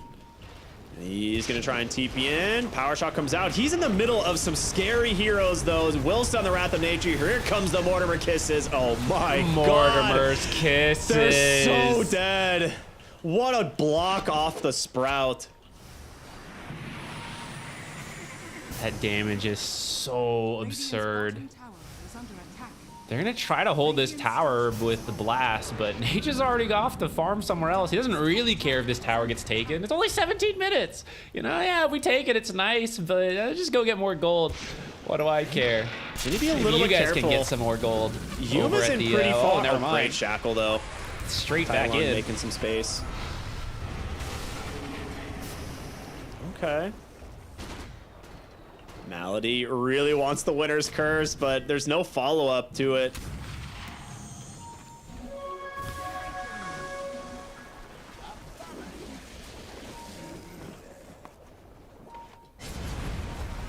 All right, yeah, they helmet the Overlord. That's should big. help them out here, right? They can try to push some of their own towers, or you can just creep cut if you're really not feeling like you can fight LGD. They're gonna go for the. He's just gonna try and like backdoor the bottom tier 1, right? Like it's I got think no so. HP. He's walking Gyro's here, right though. into Gyro though, so It's low enough that he can't really stop it, so he's just gonna get out before they dive. It's a good call. It's nice to hold your tier 1s, but you know it's not really necessary. Losing a kill at this point for how farmed he is a lot worse. So, with the gold advantage right now, like some of it is towers, right? So if Yandex can clean up some of these other tier 1s, might help out quite a bit. But KJ is being a menace on this Axe, man. He's just playing so aggressive, sitting always inside the enemy jungle. He's almost at blink too. Yeah. Oh, they're gonna see Watson. Don't know if they have the damage followed up yet. They might want to turn it around, but you gotta be careful. The Shackle onto 2 will make some space, but KJ still gonna die. The team not wanting to commit that far, so nice little pick off there for Watson. They have their eyes set on Tai Lung, but he is out.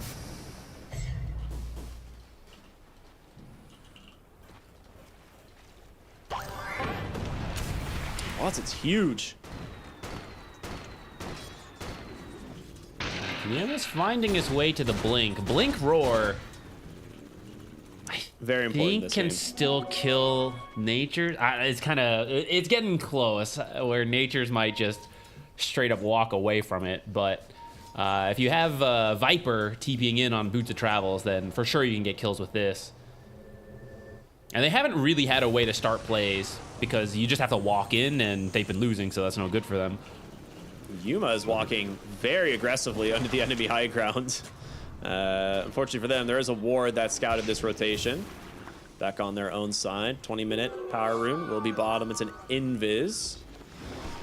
They could look at forcing Roshan at some point, but I think you need some kills because right now the gold lead is pretty much neutral. Like there isn't. You have a Keeper of the Light who can farm very quickly. So he's starting to pull away from some of these other supports. And you have this really farmed Shadow Fiend who's managed to keep himself a really good game.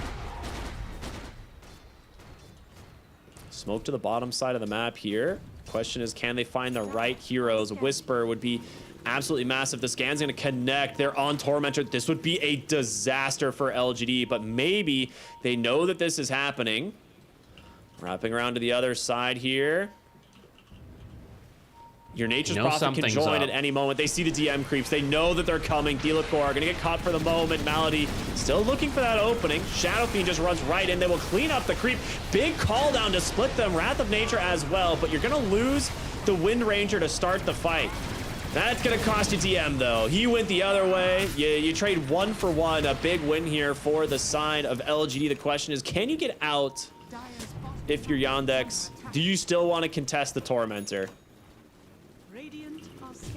They're respecting the potential for Winter's Curse, but Yandex is backed out. LGD realizes that as they scout out with the Treants.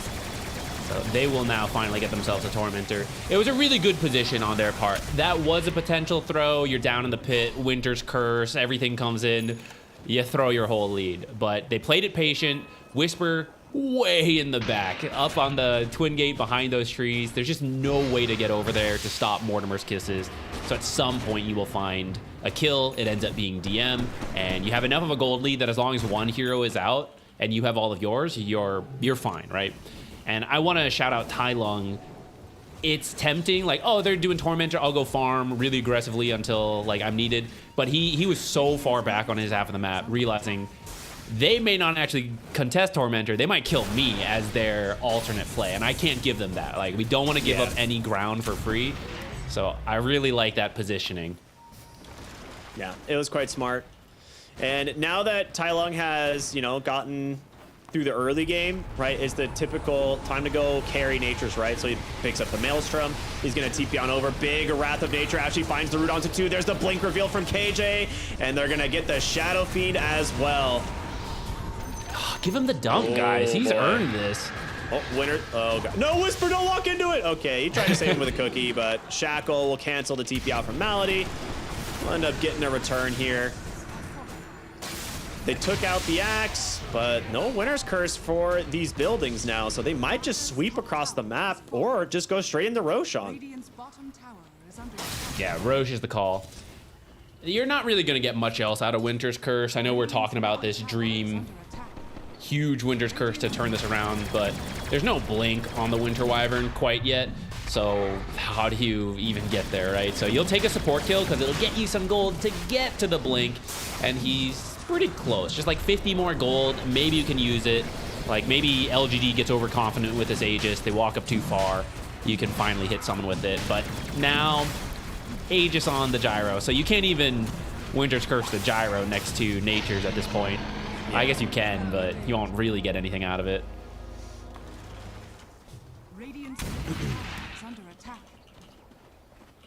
And they're playing quick, man. LGD, 8,000, now 9,000 gold. They're doing what they can on Yandex to slow this down. Top lane, they will find KJ on the axe. That's a little too far this time. Yeah.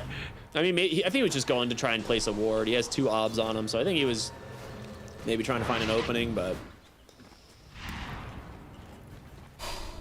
You just can't hide. I mean, Axe is just huge, you know, so they see him easily. It's like the meme of like Shaq hiding behind a tree, right? And he's bright red, you know, he doesn't even blend into the doesn't even blend into the trees.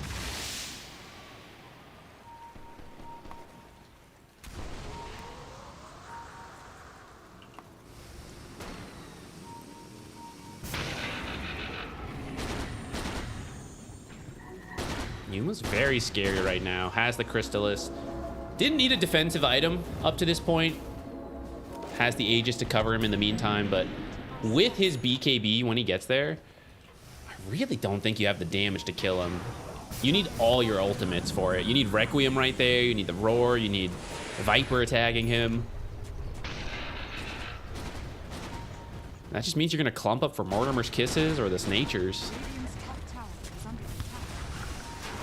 Yeah, and they're slowly just chipping away at the tower. They know that KJ on the axe is sitting here somewhere. They know he wants to find an opening.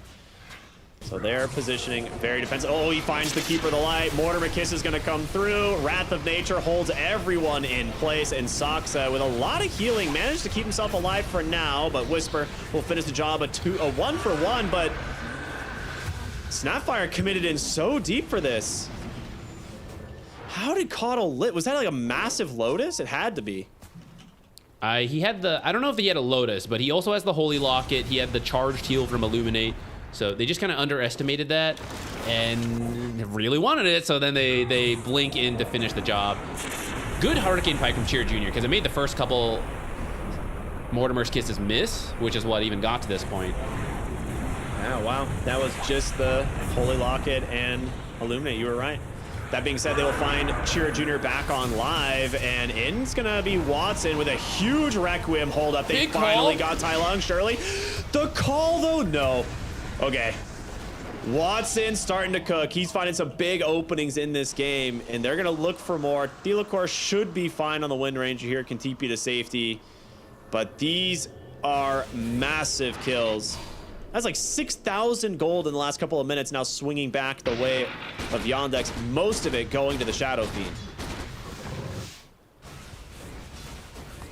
This is Yandex picking up the tools they need. Granted, it did take LGD overextending on that mid fight, and then they could have just completely relaxed and reset, but still tried to play into Watson. Top farmed hero this game now with those kills. Has a Silver Edge, extra damage, extra utility on that break here. This is where things get a little dicey. You did all this flexing for some early power, and did he know he's here? Winter's Curse on the Natures. They actually get a Wrath of Nature. Yeah, you can just Wrath of Natures to cancel the TP out. Malady, you're gonna regret that one maybe a little bit. Okay, I will say, if you look at Tai Lung's health, that was all one Winter's Curse plus some auto attacks into his own Treant. So actually, I guess you can kill him if one more hero is there. 1,600 damage is how much the Wyvern just did. That's not bad. That's pretty good numbers.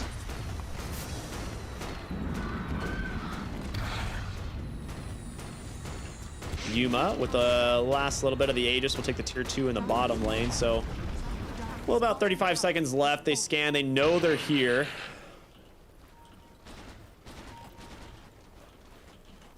But overall, I think Yandex are feeling pretty good about this game. Still, like, they're a little bit behind, but you have such a farmed Shadow Fiend. And he is going to get BKB next. And once he has BKB, I think this game gets a lot easier for him. The main question mark for me is how much will Tai Lung be able to do as he transitions into like the carry prophet.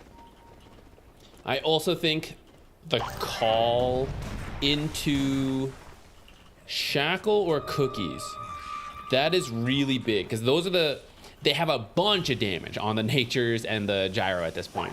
But can you actually do it? Can you land the Mortimer's Kisses? And you're depending on a position 5 Axe who he kind of dies once he goes in with the blink call. So you only get one compared to the core Axe. You can, you go in, you run out, you go back in, get another call, repeat. This time, the first play has to succeed for LGD. Continuing to just work on the buildings here at the helm of the Overlord minions.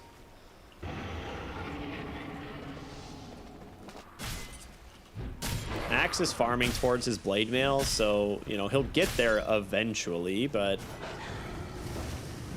it's like a 30-minute blade mail though. Yeah, I don't know how scared you are of that. Also, by the time it's finished, I think Shadow Fiend will even have the BKB, so trust Watson with the fast reactions. May not even care about that BKB. Axe joining his team in the mid lane for a smoke. They did have the ward scouting this rotation top from Chira as well as Saksa, and there is no tier 2 tower, so they could take a pretty deep route here, and they will see the Nether Toxin out from the Viper. They know they can't go for it. It's too scary. Too deep of a dive. They got punished last time. They will not go for that play again.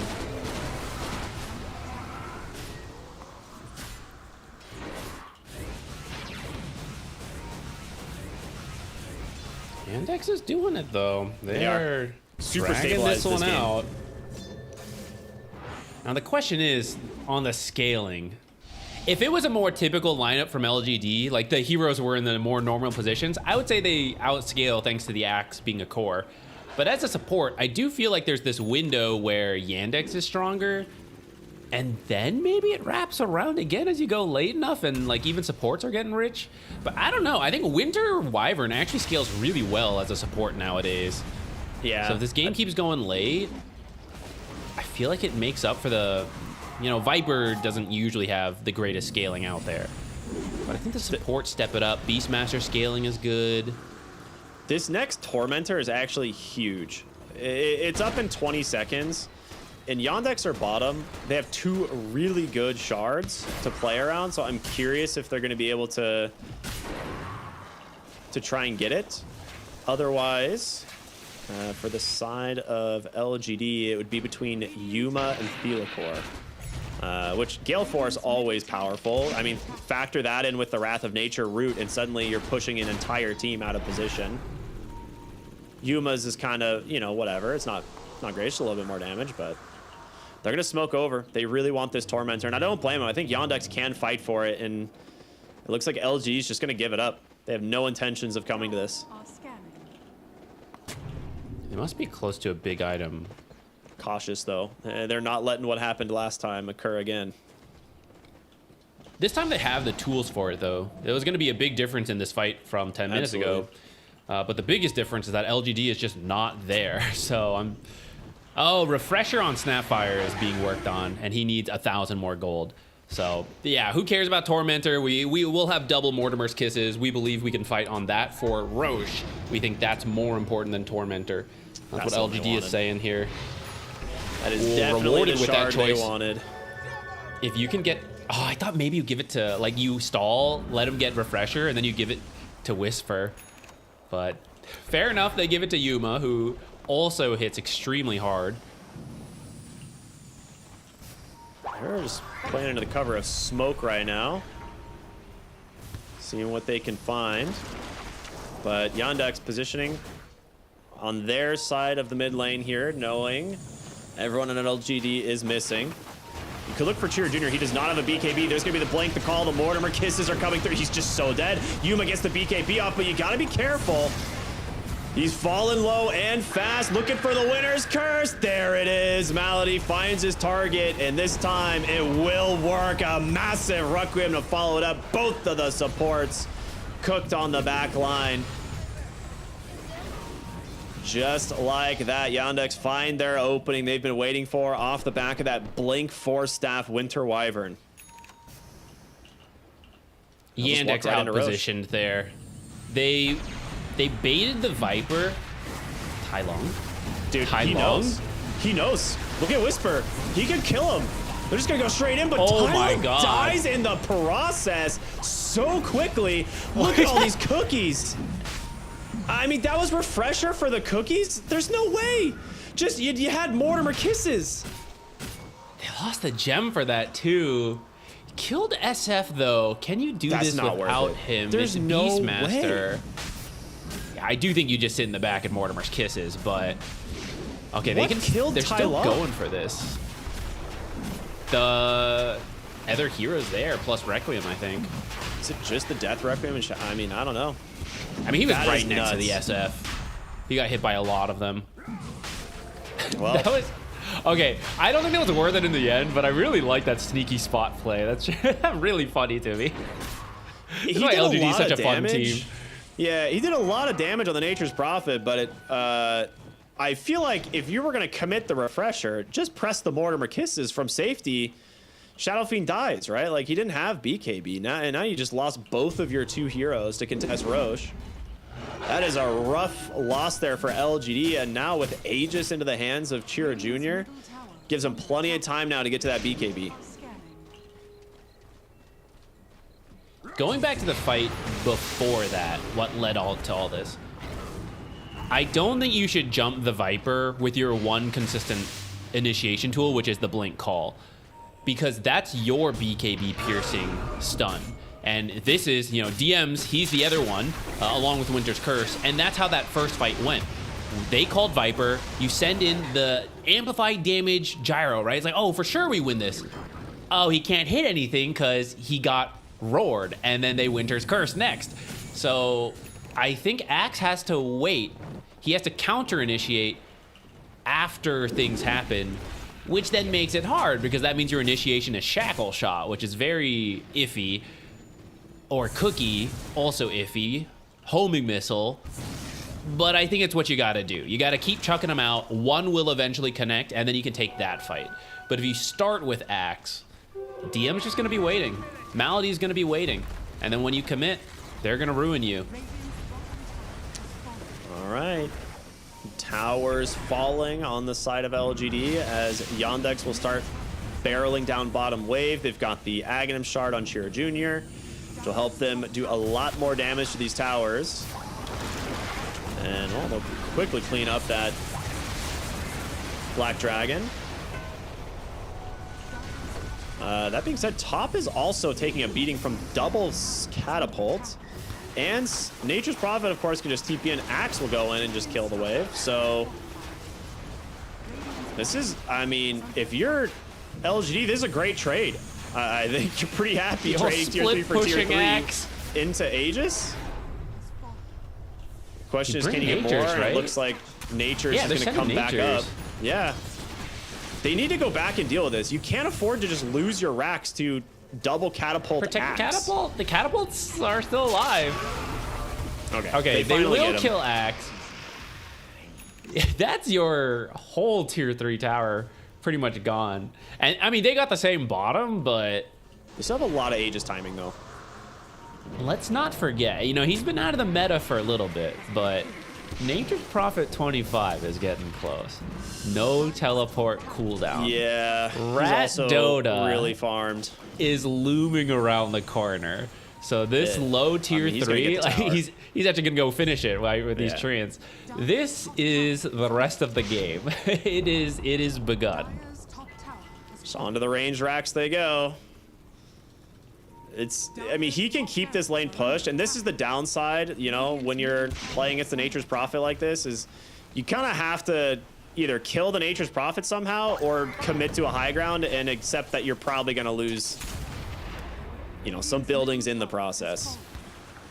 Viper SF Beastmaster is a good combo to out trade base race the Natures, but it assumes you have the freedom to attack, and you know you can't just like run in there if the other 4 heroes of LGD are alive. I have to process it every time, man. I still am not used to them being LGD. Yeah, I just have to look at the banner because otherwise there's no way. I mean, I was calling them heroic for the entire time that they were ex-heroic because I just could not get that through my brain either.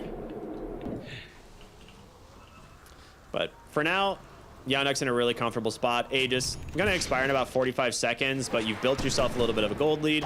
You've got some major items that you needed, right? The AC now done on DM. We're gonna see Watson finish up his BKB in full Daedalus as he's working towards his Satanic. You got your BKB on the Viper, that was one of the big things you were waiting for. So their team fight's very strong. If you find the right opening, that roar onto the gyrocopter, you could probably kill him. The other opening is finding Nature's on his own. And they're trying. Yeah. They're putting deep wards, right? So they see him bottom right now. They were looking top for him earlier. It's going to be tough. He's been doing a great job in reading the map and positioning. But you keep trying for like 40 minutes. At some point, you'll find him. The death timers are long enough that wherever you kill him, you can then run it down. It's very spooky top. Potential wrap around here. Yuma might be walking right into the smoke pops. Oh, in so much trouble. The Blink dodges. They get the Viper strike onto the gyrocopter. He's holding his BKB for now. Very close to immediate death if the gyro does not get out of there. DM was just slightly too far away to get that Blink roar. Or Blink Curse, honestly, in that situation. He's trying to save it for a counter initiation, but I think that might be a window where you go first. But it's really tough, right? That was heat of the moment. Like everyone sees everyone at the same time. It was like nighttime too, so you probably don't see how many people are there. This level 25 that's Whisper. A lot of damage. Watson's forced the BKB the kisses. Almost dies. They're gonna look for this.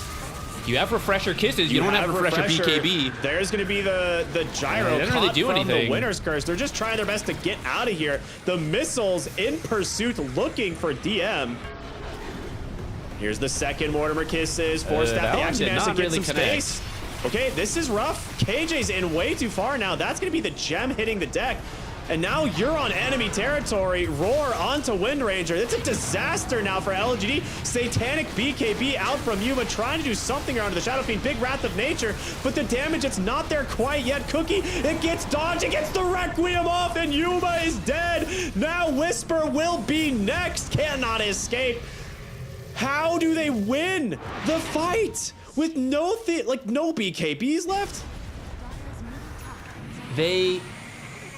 LGD wanted that. They sensed the no BKB. They felt they were strong, but that's a big chase from, you know, about where their old tier 1 mid was all the way to the enemy's jungle.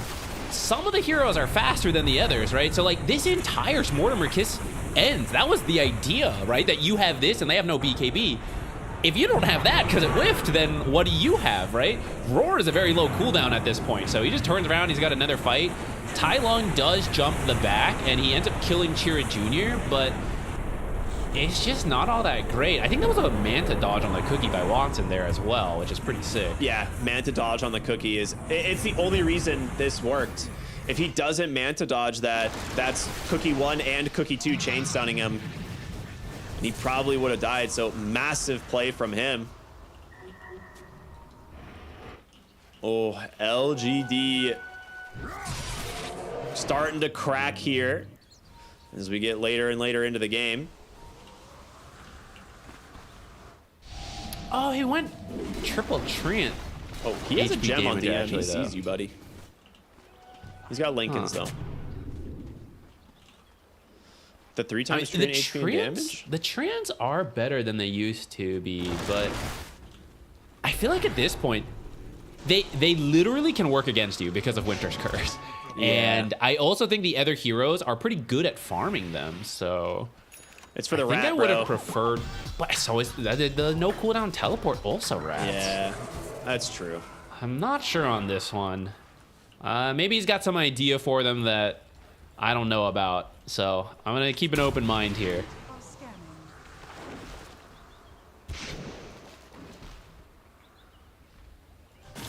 Did they have their own gem? Who has it? Theolicor, okay. There was a chance for them to steal the gem in that fight, which could have been a win in its own way, even though you kind of mostly got team wiped, but didn't have space in the chaos of the fight. Smoke coming in. That's going to be a good way to start it. Taking out Theolicor. Winner's Curse finds the axe. He's going to be dead as well. Does have the blade. Oh, wait, Mortimer Kisses. Big Wrath of Nature as well. They need to pop the BKBs and run for their lives. 2 supports dead, though. Second Mortimer Kisses, but you're out of range now. Yeah, they're just going to walk this one away. Again, the second Mortimer Kiss is not really finding effectiveness. Tai Lung is split pushing with an enormous amount of powerful Treant, so they will come back to clear these up. TP top, Tai Lung, do it. Sense it in your soul. Now, this is where the...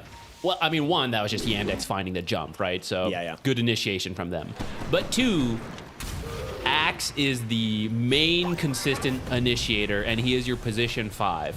So it is not as easy for Snapfire to land the ult. I know if you go all the way back to the draft, I was like, oh, Snapfire Axe, okay, great, right? But that was the idea of the core Axe, which would have been a lot easier to work with. I like the flex, I thought it was cool, but we are seeing the weakness of it, right? After the early game went well, they had that small throw. This is now the cost of that throw, is that you're entering the late game with a support axe, and it is not as easy to just, you know, go call and I will throw the ult. Oh, that was really close. That was almost very close. roared that Snapfire.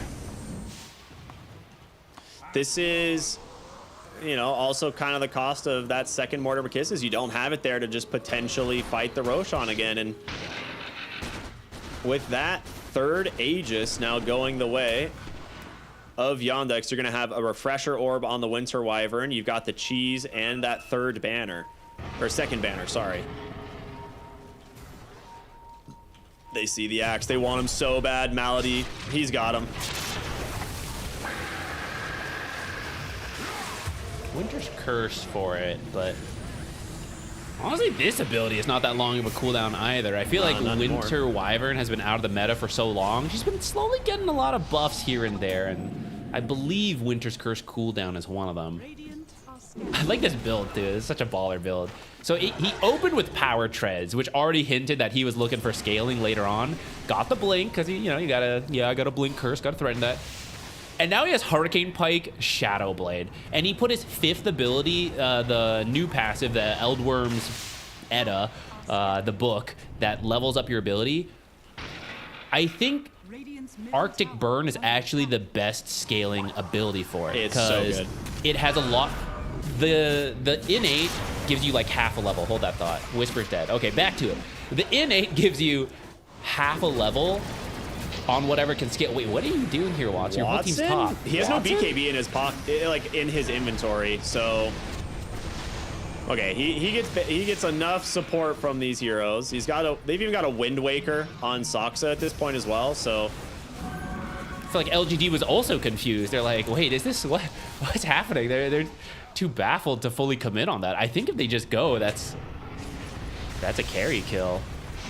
You get the Aegis maybe, but you want to take the fight on your own high ground.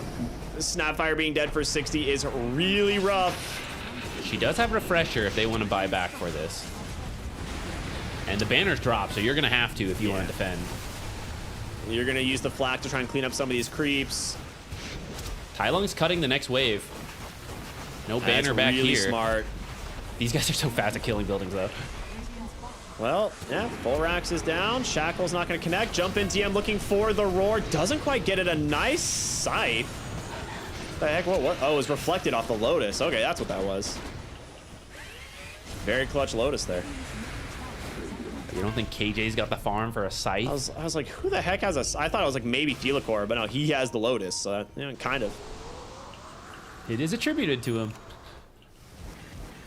They've done a good job on Yandex making sure that the rat potential of the Nature's Prophet is not as easy here. They've been keeping these side lanes shoved in, a lot of it being DM on the Beastmaster.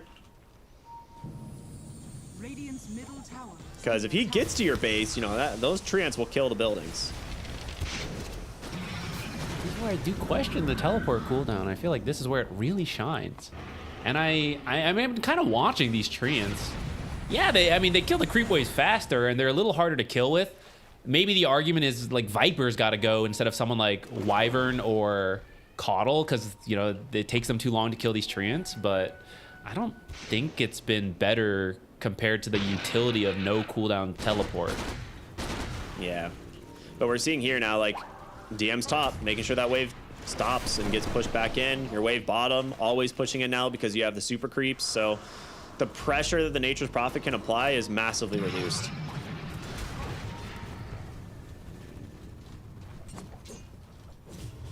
How much left? Well, I want to go back Aegis? to it real 45? quick while both teams are maneuvering here.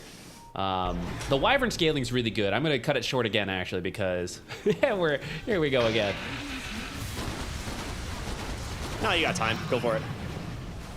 All right, everything scales on Arctic Burn, and then you take all the talents for it. So all your like minor half-level scalings are then further buffed up by the talents. I think it's a really cool idea for scaling value on Wyvern, which you don't traditionally think of. She did have a phase of being like a core hero, so maybe some people are thinking of it, but this has typically been a very support. You have your big ult, and then that's it. But I like this idea of putting your innate into Arctic Burn and actually just scaling up. And it very much fits Malady's playstyle, I think. Yeah, you're at the point now where this 22,000 gold lead is starting to feel like insurmountable. The Keeper of the Light and your Winter Wyvern alone account for well over half of the net worth advantage. So it's not going to get any better here for LGD. I mean, yeah, the Aegis gets consumed, but they're smoked up, and Yandex are going to just try and look for an opening. You can't really backdoor on the Nature's Prophet yet because, you don't have your creep waves at the tower. Dire's top barracks are under attack. Well, maybe you could if you had no cooldown teleport. Yeah, right. Bottom lane, they're looking for Sneaky smoke Whisper. play. Oh, he needs to get the blink. He gets hexed immediately instead. What a smoke play. They take out the Winter Wyvern, 5 heroes onto the enemy high ground. Or did I say why? They take out the Snapfire. You know what I meant. Things are happening. All right, she does have buyback. Second banner. Third banner? Yuma. Okay. Tries to go in. There's the Winner's Curse onto Thelagor. Oh no. Does he get out? It's going to be close. Gets a Lotus. He'll be just fine. They need to clear up this Roche banner, but how do you do that? Reflected Roar. Yuma is low. He needs help. Will he get the BKB? He doesn't. He's dead. Instead, KJ is going to die as well. So much damage coming out. Watson stuck up on the high ground. Does have a Satanic broken into the Whisper stun. They get him down to the low ground, but can they chase the second Mortimer Kisses? The Shackle comes through. They're the Mortimer Kisses! Baby. They're all gone. Now Chira Jr. forced to BKB and run. Axe Call on cooldown. He cannot follow it up. They find some breathing room, but it's a costly triple buyback out of LGD. You can force the same though. Top is already in there. Okay, finally here we are going to see the Mortimer's Kisses connect in the way that like the last 5 fights it has not. First, this one baits out all the BKBs, and now due to the refresher change, when they finally all clump up, the next one is just uncontested. So there's the refresher stun. Oh, we're getting them out. We're all using 4 staffs. Perfect. Let me hit you with another Mortimer's Kisses and destroy 3 of you. Back in the live game, they have made it top to where this lane was pushing in thanks to the Nature's Prophet. Yuma's working on that mid tower. He did 11,000 damage on the Snapfire in that fight, by the way. And he is now starting to transition into the little Shredder build, right? As he gets closer to hitting his other talents. He's got his Daedalus done. So you're gonna have to respect it. Range top barracks dies to the summons. They're really trying to be careful as the buybacks are available. And they're looking for Tai Lung. They've caught him. In the Silver Edge. Big call in the back, though. 3. The cookie, though. Triple he has cookie. A second one to follow it up. Triple Can he cookie. get to kill the Winner's Curse? Buying some time. The Nullifier is out. They get 2. Chira Jr.'s dead. What in the world? The support axe. Shining bright in that play. Finally getting the opening he's been looking for. And the buybacks, now 3. A dieback from Soxa. No way does he finally get the one call he's been waiting for all game. It got him his BKB. He's actually spiking here. Okay, they got really excited to kill Tai Lung, so they all run in, opens up the call. A little bit of miscommunication here where he was going to get away, but Whisper's like, oh no, we're going in. Double cookie, triple stun with the shard for insane damage. Again, that might be, what is that? Nearly 5,000 damage from both Snapfire and Axe in that one play. All right. But losing the Axe is painful because that's your main stun, right? That's why that works. So it's hard to force more. They're trying though. They're actually smoked up, seeing if they can get anything here. You don't have Refresher on Snapfire for another 30 seconds, so I think you kind of want to wait for this. You need to get your lanes out, right? Nature's Prophet's dealing with bottom. You've already managed to take the top lane of Rack, so this does give you some nice pushing potential. He's gonna come mid, drop the Treant. Yuma working on the tier 3 tower. Protected by the Lotus for now. There's gonna be the fortification, and he'll blink to safety. I think with this, they might call it quits. There's an amplified damage in the river if they manage to scout it out. And Yuma's queued up the Divine Rapier.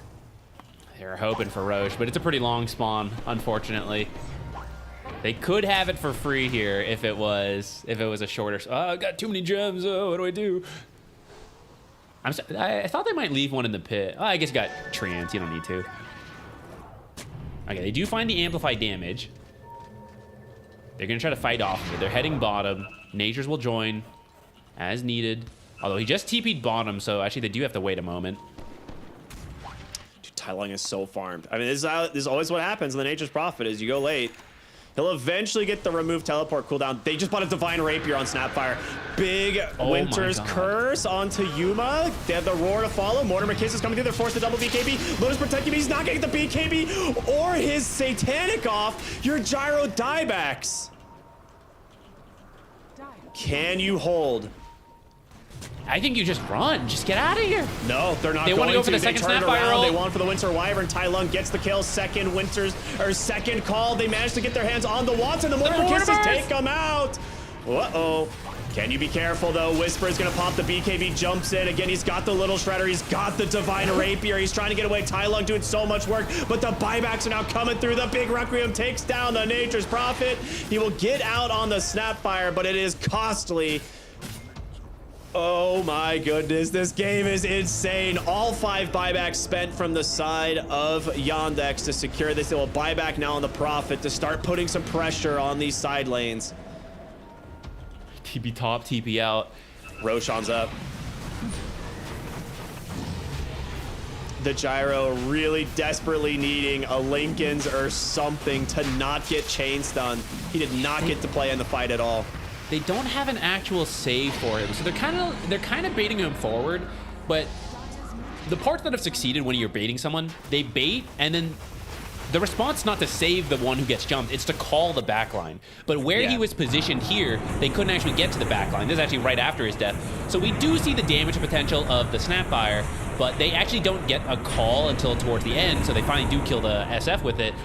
But that was the second one, so they buy back, and then they're able to take that. There is still no Mortimer's Kisses for 12 more seconds. No refresher for 100. So they're pinging top. Then you can head there. There is a Fortify. If you want to use it to delay this.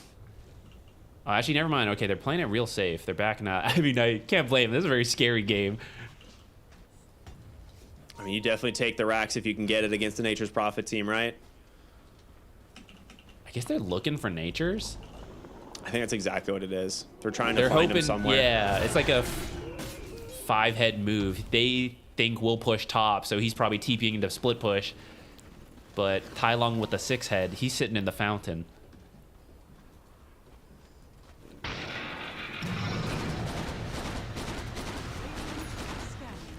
Okay, I was thinking, I still think this should have been a level 25, but Nature's getting to 30 for the no cooldown teleport. Snapfire with the Divine Rapier. Very cool. Use it for the bonus spell amp.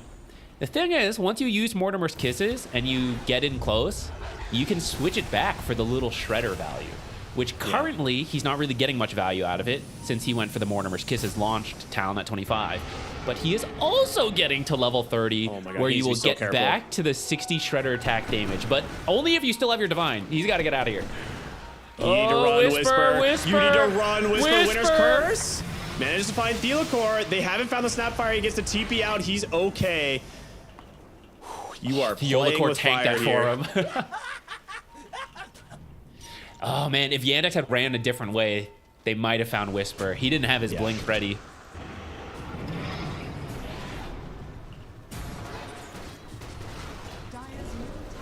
All right, still 2.5 minutes on Aegis. They're trying to play it safe on Yandex. They just won the pick off.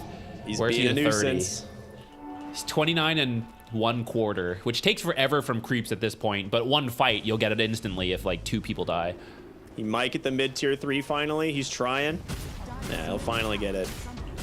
And a couple whacks to the range barracks. The first of many to come. Bottom tower is what? Lost 1/3 of its health as well, so... Okay. Truly the rat game's on your mind. Tier 5 items right around the corner.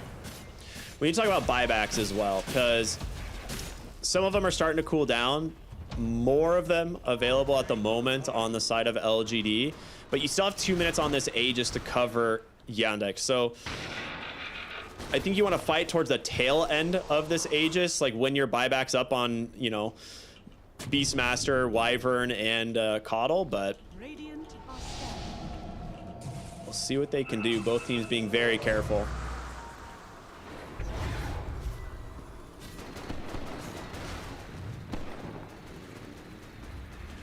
Okay, what are the tier 5s?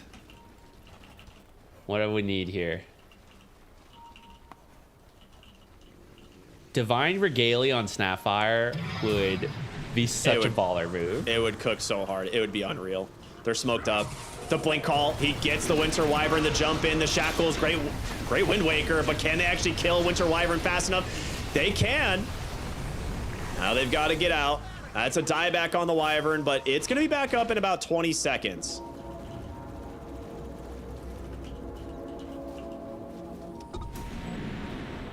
I feel like you just use this to get neutrals first. Like, you hope you have map pressure. But 4v4 into Aegis, maybe you don't have that much, actually. Maybe they still could fight you. There are drawn lines. Whisper is frantically trying to clean up these neutral items, get to that first tier 5 item. Also, to that level 30, he's closing in. He will probably be the first one to get it. Either him or Shadow Fiend. The Stygian Desolator for Tai Lung. Rat potential. Middle barracks are under attack. Absurd at that point. Spider leg so you can still have the movement in fights as you fill up every slot. Some bad one. He has a Witch Bane, which is an option, but he could also just go Book of the Dead. I feel like... Oh, Book of the Dead's also, yeah, good for ratting. Okay, the thing is, Pendulum's Prophet's Pendulum's also actually not that bad. Okay, they are going Book of the Dead. And what was the... And Fleetfoot. movement speed. Okay, so he won't be that sad about having no boots. And Viper... No Divine Regalia for the Snapfire, so he will go to Spider Legs and Timeless. Meanwhile, Timeless there is a Spell Divine Amp. Regalia and a Stygian for Yuma, so he's got some options. He's for queued this- up a Divine. Commit. Do it, Yuma. Do it. Watson, Aw. fleet-footed Spider Legs. This dude's zooming. He is so fast. Stygian Desolator with Vampiric. That's a lot of lifesteal for Gyrocopter. And Spell lifesteal, which he does mixed damage, so a lot of survivability for him. Oh, dude, he did it. I was like, yo, I don't know if you noticed, Wyvern has a Stygian Deso now. He went Let's go. for it. He's going to take that extra damage. What's he queued next? Silver Edge? I guess it's hard. You kind of need everything he's holding, right? You got to have detection. You got to have wards. Wants the refresher shard. So, yeah, maybe you got to build an item that just builds into the same slot. Where's the Yags, man? Where's the...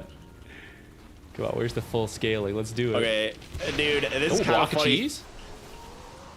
Thelicore went evolved with the Enchanter's Bauble. He's literally, he's getting plus 60 attributes from this. That's the best enchantment he could have gotten. I didn't see his options. I mean, it's pretty funny. Yeah, I don't know. He I mean, is? he's a universal hero, so he's Yeah. getting a lot of stats. Oh, he's got 3,000 health. This is his own scaling now as the game keeps going. Dude, he he gets feels a- he's like, oh, I'm gonna get to rebuild this. Don't worry. This is going late. If this goes to like 90%, like what? It's pretty funny. It's an interesting idea.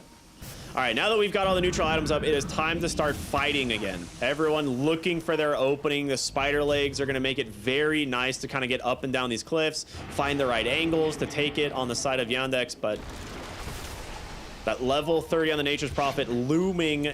It's so close. You finally have the level 30 on the Snapfire, and he is hiding so deep in his base right now. Okay, we're playing it safe for Tai Lung's buyback, which is now up. He's working on All bottom. 10 He's buybacks still not level available. 30 yet on this nature. Soon, this no cooldown teleport we've talked about for forever is going to be up. Snapfire does have hers, so Yeah, she yeah. is ready to shred. Little shred. Under attack. That's going to be some big shredding. He's actually queuing up Hydra's Breath, too, which is actually very interesting. There are tanky heroes. I mean, we're 60 minutes in. Everyone's got a lot of health.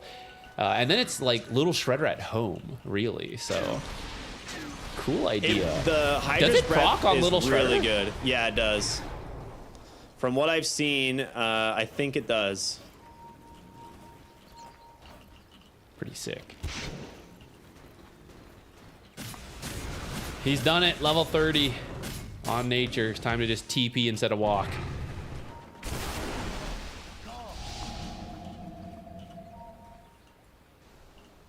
Yandex thinking about just blitzing this top barracks.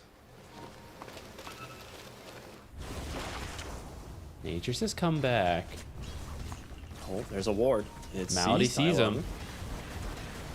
They all see him now. This game is so tense, dude. It is 65 minutes and there's 0 gold lead. It is dead even. Like, it's within like 200 gold. Like, I don't think I've ever seen that before. That is so nuts. Roshan moving bottom. Yuma. Ooh. Careful, buddy. Has to blink. Soxa's looking to catch someone with this scythe if he gets the opportunity. But you always have to worry. If you take the fight away from your base, there is a Nature's Prophet who will go there. Reflected Winter's Curse. Yeah, he's kind of just dead to the kisses. Ouch. Right away. Very nice.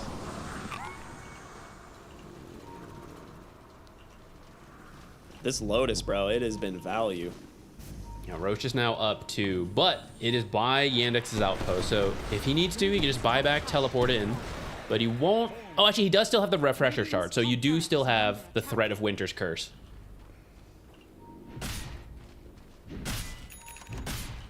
Look at that horde moving top on the mini-map. No, he's setting it mid, bro. He wants. Oh, Soxa? Soxa! Dude, is he just dead? No way, he's dead. He's gonna die. Run, Soxa! He needs another purge, but he doesn't have it. The Wind Waker keeps him alive. That was If he so had Wrath close. of Nature, oh my god, that's so much damage from these treants. They're sneaking the Roche. They had to go back to deal with it. It was just a distraction. They go right into Roche. Okay. Aegis for Yuma. Filled on slots, taking them a little bit. Can they make their own block of cheese? I don't think they've got any Lotuses. There are some in the pools if you can get there. It's a little awkward to use nowadays, though, I feel like, because it's not permanent. You have to use it, like, before a fight. Oh, KJ has some. You just combo them. He's almost got his last tower. Bottom tier 3. Fallen low. Fallen Sky for Axe. We haven't seen that come into play yet, but that could be sick. Fallen Sky into the call. Were there any other crazy tier 5s? Witchbane for Axe. Having a free Dispel is kind of nice at this point. You can use it for the Solar Crest, the Wind Run, things like that. Dude, the Hydra's breath is done. He's got a second Divine Rapier queued. Oh, let's go. What in the world? What do you even replace? The You just bots, back I guess? the Boots of Travel, yeah. And you get your spider legs, I suppose. Regen, not going to do too much at this point in the game. I think now it's like Arcane for the reduced cooldowns and Amplify damage, of course. Are probably the ones you're really interested in. Guess an illusion could be cool to, you know, just cheese some health off the buildings for free. So at this point, the net worth advantage, it's starting to build back for LGD, mostly just because of this Nature's Prophet, but he is fully built. He's got Ag Synth, he's got a Moon Shard consumed, he's got 7 items in his inventory, and he's queued up an Octarine. So I really don't, like, the net worth difference is kind of fake at this point because there's only so much you can do. Tai Lung coming top looking for Soxa. DM is there. They're going to get the roar. Hold up. They're going to pull in the Viper as well. The Blink Call, not in time. Not at all. You're going to lose your Nature's Prophet and KJ on the Axe. We'll just TP out on the remainder there. Shackle doesn't quite connect. They don't have BKB on DM. He's going to need help. He's not going to get it in time. Okay. A good turnaround, a 1-for-1 trade, and like you said, Tai Lung chasing for more. They've got Vision of Chira Jr. Thanks to that buyback, 2 are dead. It is a win condition, though, if you find this Nature's Prophet again. But you can force these buybacks yourself. So the whole team immediately regroups. I say that except for Theolacor, who was a little bit ahead. Tai Lung just BKBs and runs in. Winter's Curse with the minions under. Whisper's gonna come in. The Little Shredder, but it's gonna be saved thanks to the Cold Embrace, and Tai Lung needs to get out of town. Here comes the second Mortimer Kisses. There's the second Winter's Curse Malady. And DM comes back in with his roar. That's his second life. Oh boy, you gotta get out of here. It is too tense. Neither team can afford a dieback right now. They get the double buyback out of Yandex. Oh, the cold embrace saves Shadow Fiend there from that little shredder. So close. But he's got the money for the second Divine, dude. If he wants to go for it, it would cost his buyback, which is why he's not going to do it. Yeah. But if you get to second Divine with Daedalus, you're not even going to have time to react on Malady. Like, one crit is going to destroy somebody. It could be Malady coming in to heal. Smoke play through top is a game-winning move or game-losing. It's an all or nothing play. They get the scan. They know they're up he here. Cheer Jr.? KJ is going to go for the blink. The call misses. Cheer Jr. is forced to BKB immediately. Okay, they didn't actually see him. They just smoke broke. Yeah. So they guessed and they missed. Stigi and Deso, though, destroying this range barracks. You got to be careful on Yumi. You have 50 seconds left on the Aegis. Drop the Will-O-Wisp. Tries to find an opening. They should get this first kill.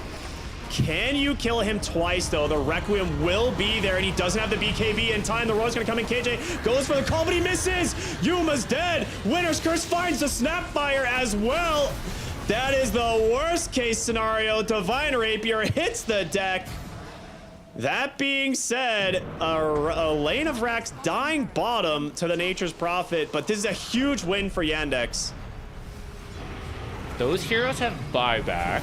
There is no Divine Rapier, though. They're going to find Thelacor again, though. He also has buyback, but it's not looking good for the boy. Lotuses.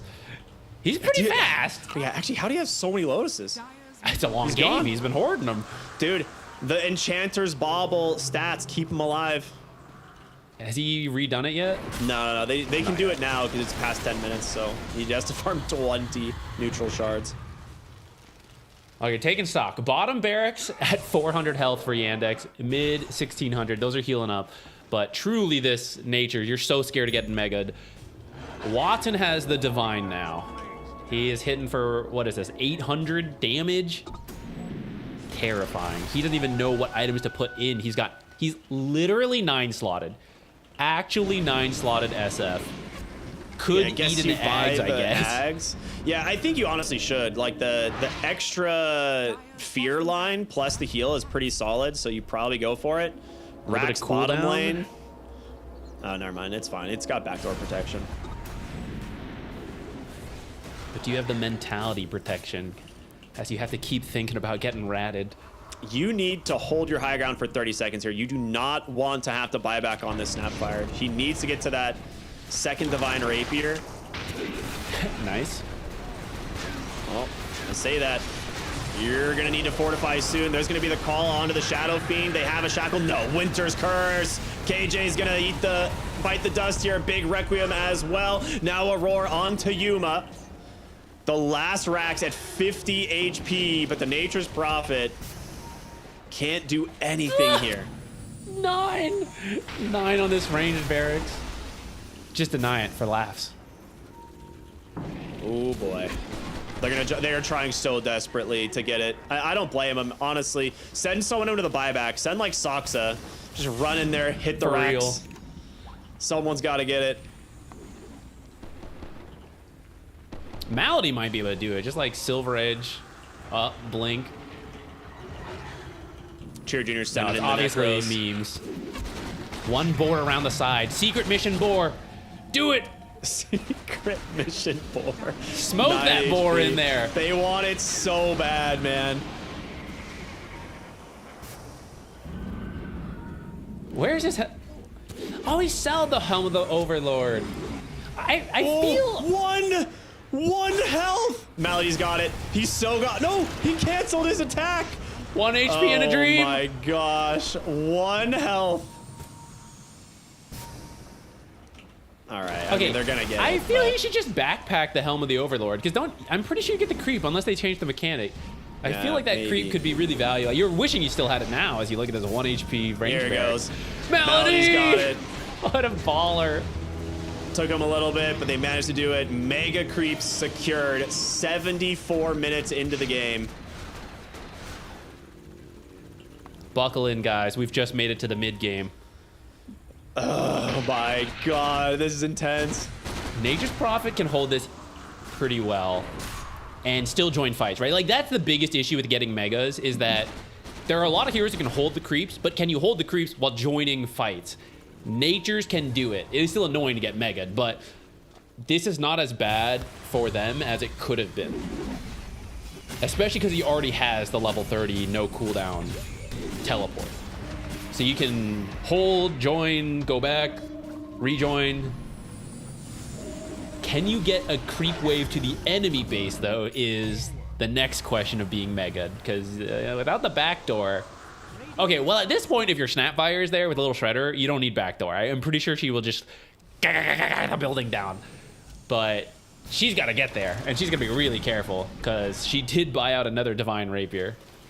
Or actually, did she take this one back? No, yeah, she bought another one.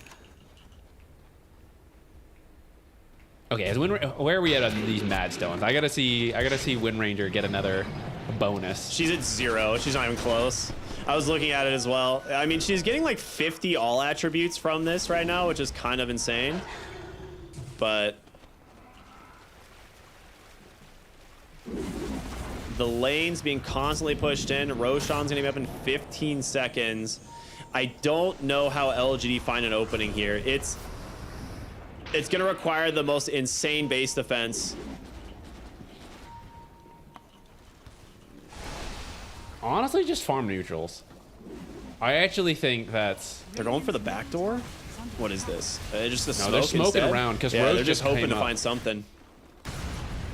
I mean, Malady with this Silver Edge and this gem has been doing so much work.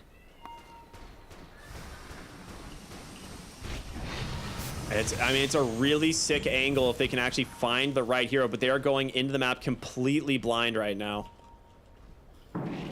There's a little Necro minion Smart here. use of this Book of the Dead. Yeah. They're scattering them just for the vision. It's kind of obvious something's going on, right? Nature's is the only one holding the base. You know they're up to something. Using illusions as well. Really smart from Yandex. Yeah, they're playing very, very, very safe right now. A second smoke comes out.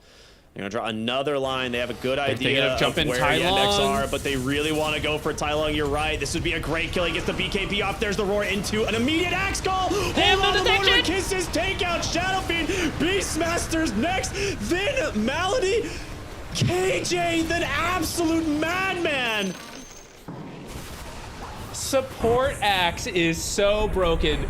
Invis is invincibility. They couldn't get to him fast enough. Then the axe call. All the damage comes in at once. What are the damage numbers? Where are the damage numbers? I gotta see this.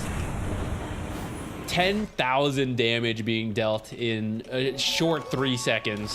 How is support axe doing this, man? He steals the Divine Rapier, dude. Because we've wrapped back around, right? This is core axe items at this point. We have gone late Whisper. enough. Does he get the BKB? They're gonna bots 2 in. He does. He's gonna turn around, has Little Shredder in 1 second, but he can't survive. Tai-Lung wants to try and find a kill here in return, but he also might be in some trouble. No way to chase yet.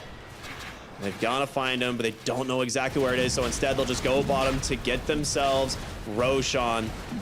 Now, the Divine Rapier is still on the deck. No one picked it up. Viper's considering going back for it. Do it. Do it, Cheer. Maybe you buy back on the Snapfire.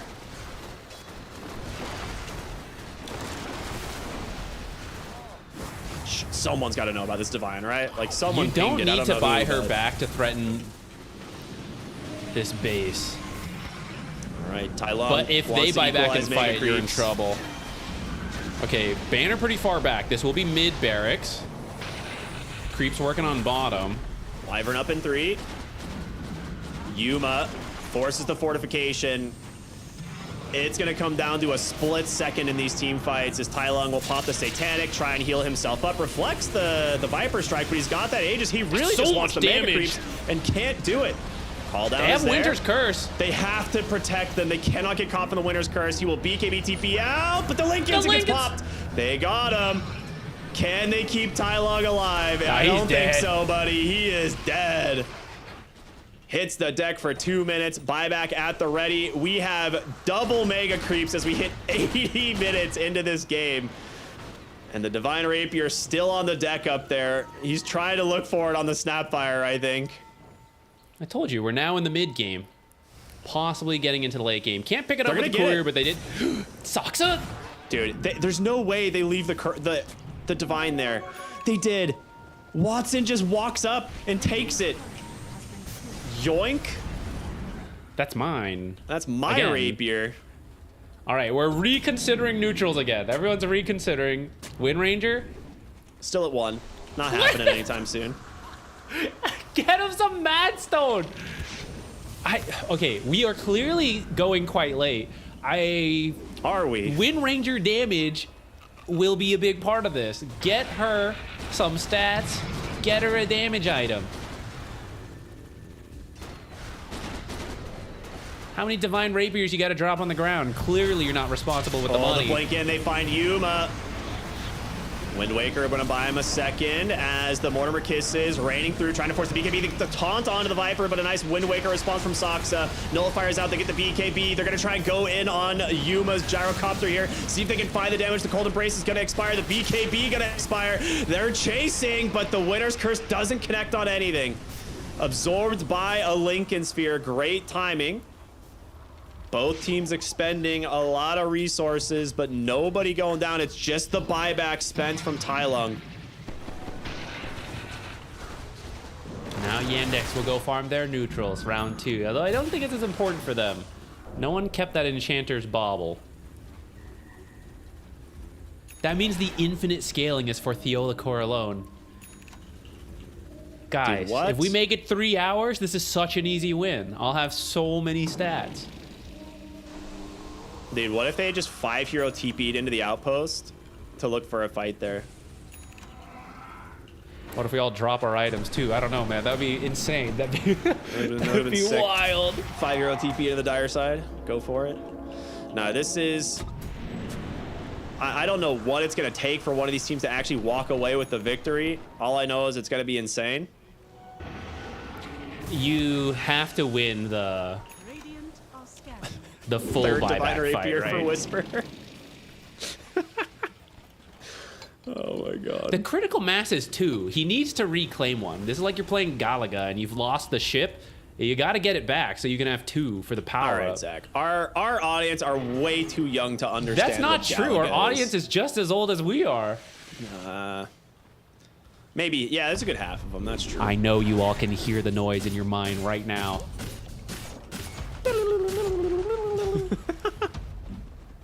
Oh god, I want that soundtrack to run. Whisper recrafted. He's got the regalia. He did it. Fine, if I Okay. can't hold on to 2, I will just get a Divine Regalia instead.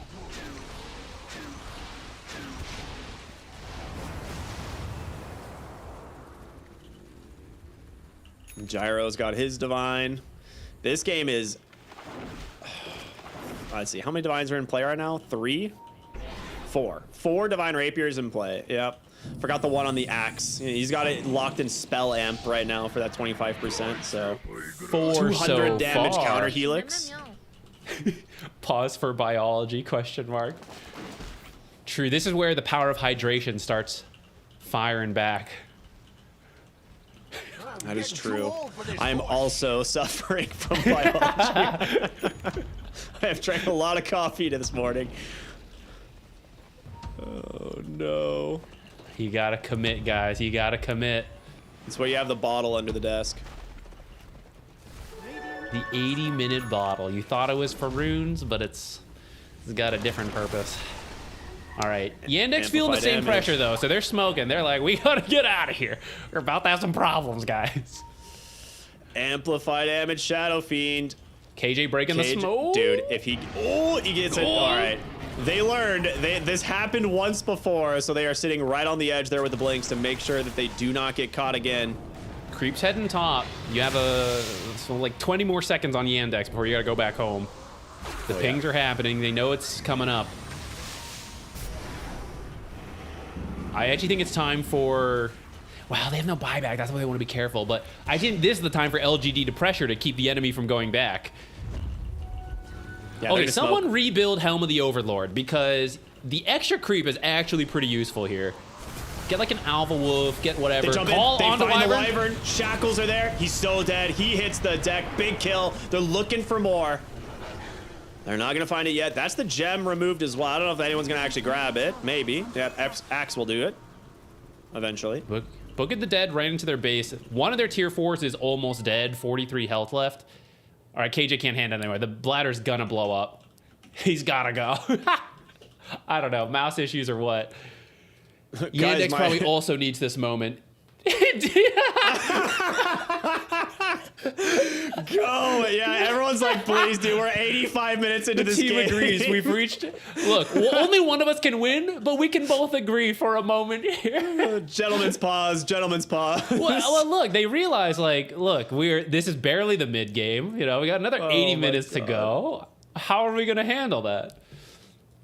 Okay, it is rare for games to get this far with double mega, so I genuinely do want to talk about like what scaling you can go. Because most people think of, okay, 6 slotted, 8 slotted, I eat the eggs, I eat the moon shard. We still have some room for that.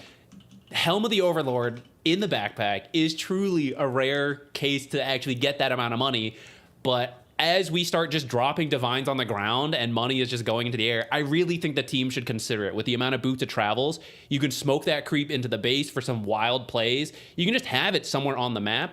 You have to be as 5 all the time at this point. So the Helm of the Overlord is strong enough to farm jungle camps on your own half of the map. Like, look how empty this map is right now. Because everyone knows you got to be together unless you have those globals. So I actually think it's got its place in ultra late game Dota. I'm just enjoying the I enjoy the all chat. It's good stuff. Yeah, he's like, yeah, I'm back already, bro. What do you mean? I'm a professional. Professional never had to leave. They had the bottle ready. Oh my lord, what is happening in this game, dude?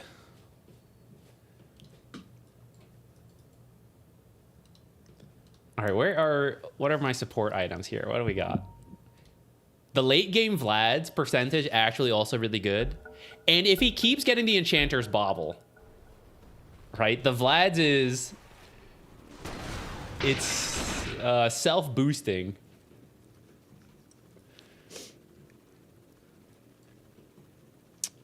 Someone else still not ready. Someone else has realized they've got to go. Just like, wait a minute, hold on. He's still in the bathroom. Team roll call? Are we all here?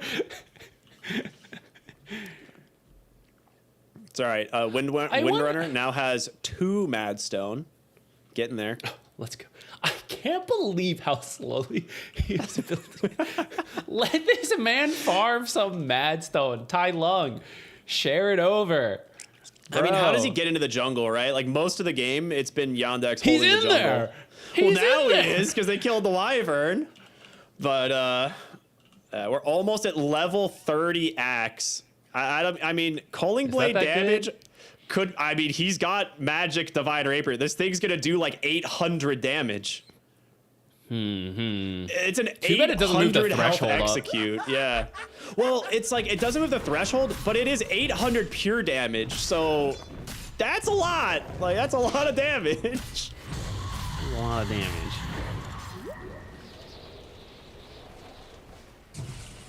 All right, everyone's refreshed. We're good to go. We're just going to run right into that high ground, try and start scouting it out with the minions. They gotta be a little careful of summoning stuff all together. Like, Winter's Curse will destroy you. You gotta be so careful. Yeah, a single Winter's Curse next to these summons, anything there is dead. You have to make sure to keep yourself a little bit distanced from them. Oh, Nature's Prophet recrafted. He took Evolved as well as a, you know, as a universal hero. Actually really good. Those stats are sick. So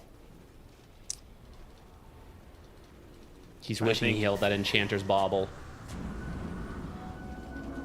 I'm serious. I really think Theolicor needs to get some farm priority here.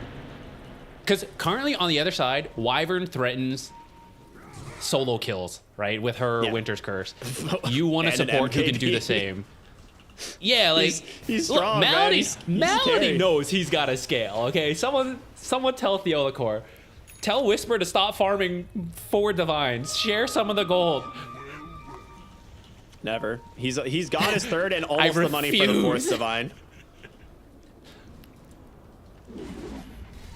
I have stash slots to fill. Did he just give a moon shard to somebody else on Yuma? Probably. What is Yuma scaling? I think he gave it to Snapfire. He's like, yeah, I've got 11,000 gold. Here you go. have a moon shard. Okay, but I'm gonna get back on my pedestal. The damage boost from an Alpha Wolf is probably far greater DPS than the shared moon shard over. This mid wave. Or the extra health from a Granite Golem? Yeah. You got a lot of creeps pushing into the enemy base here. They need to be careful.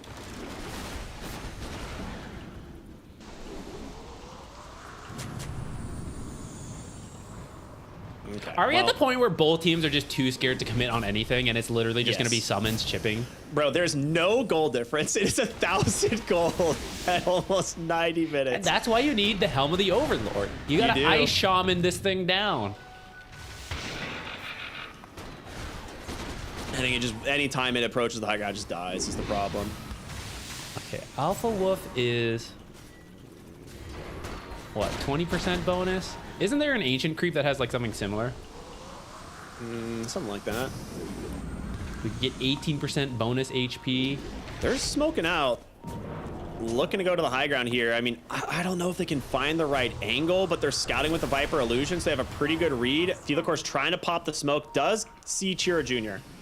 So they know that they're coming. The Dire does get the scan. Axe is ready to go. Does he get the call is the question. They see him in the trees, but they don't actually make the play. They were trying to zone out this pesky Summons Wind Ranger, base. but your base taking a beating from the summons, and now you got to cut and run. The rest of the team has to go back, so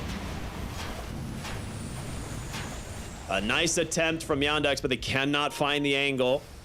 Good support positioning here from the side of LGD, and Roshan once again stuck in his endless cycle of living to die. All right, this seems like a good time to pitch some more Roche ideas then. I'm telling you, we need a trebuchet. They have buildable from banners. On the high ground. They have to know this. Yeah. Wyvern's coming over, I think, to try and scout this one out, maybe. Yeah, they're playing careful, but they're going to do Roche instead. They just barely didn't get in range to see the ward sentry on the high ground. Could be a game-winning opening. All right. Someone should get that refresher shard. I don't know who, but it does seem like a pretty good item. Truly, what slot are you replacing, though, at this point? I mean, you can just keep it in Snapfire's like backpack. I guess she already has one. Axe has a refresher shard. Wind Ranger has a refresher. Okay, there's actually just there's infinite no space. refresher shards. There's no space. One for everybody. That's why we must combine them into a trebuchet, whose ammunition is cheeses and refresher shards made from banners. And that will force the fight. Because right now, everyone's too scared, right? Everyone's just sending in summons. They gotta hide the refresher shard somewhere so that Gyro can pick it up. Just hide it on the back line. All right. Just start little stashes around the map. Oh, you sold me. Yeah. Cheese on the ground, drop an item, pick up the cheese, eat it, pick up your item again. Hex is out, looking for Yuma. See what they can do, the blank call. Uh-oh, there's gonna be the Mortimer Kisses. He's pulled so far in. He's gonna keep himself alive with the Satanic for now, but the big Requiem in the back, but he's just dead. The BKB's off, and Whisper rips him apart. Shadow Fiend is dead, does have buyback. A lot committed. You haven't burned the Aegis of the Gyrocopter. Viper needs to be careful. They're trying desperately to deal with these summons. Little Shredder hits for 1,000 per hit now. He's looking for the call. He's gonna go Shirley. No, blink in. Viper Strike from Chira Jr. Nicely done. The cookie. No, they ends up just saving him for now, but a nice hex on a Gyrocopter. They try to toss him the Lotus. He's gonna die. Aegis down, and buyback is still up to get the Wyvern, though, the Little Shredder. KJ is gonna go down as well. The buyback's coming through. 2 heroes back in. Axe gonna join him. Yuma roared up, nullified up, pops the Satanic, trying desperately, but hexed up now as well. They gotta get the Gyro into the fight. Mortimer Kiss is raining down. He's going for it. The banner's keeping the creeps alive. Gyro's gonna die. They are holding on Yandex. It costs 2 big buybacks, but you get the gyro and you get through the Aegis. I'm gonna pass out, Zach. Take a breath. Take a breather. All right, Divine. Who's Divine? I think that was Axe's Divine. Now down on the ground. No more 800 damage calling blade. They put Unlucky. the banner down, but they still couldn't really hit the buildings too much. And I was wondering if Gyro would just buy back and commit, but I guess, you know, it's scary. You're going to wait for them to come to your base. The Gale Force actually made some of these Mortimer's Kisses a little harder to land. I think they could have killed Chira Jr. Watson almost instantly got killed when he jumped in. Did eventually die, and I don't think Whisper was ever able to find an opening with this double Divine, which he still has, plus the third in the Divine Regalia, except he has Timeless. Does he have a, what's the new enchantment can we get?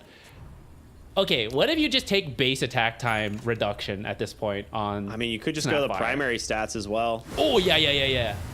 No, but the spell amp based on Mortimer's Kisses Refresh is probably still more also than that. debuff duration for stuns Pretty good and at this stuff point. is not bad. Though, do you really need 2 seconds to kill someone at this point, you know?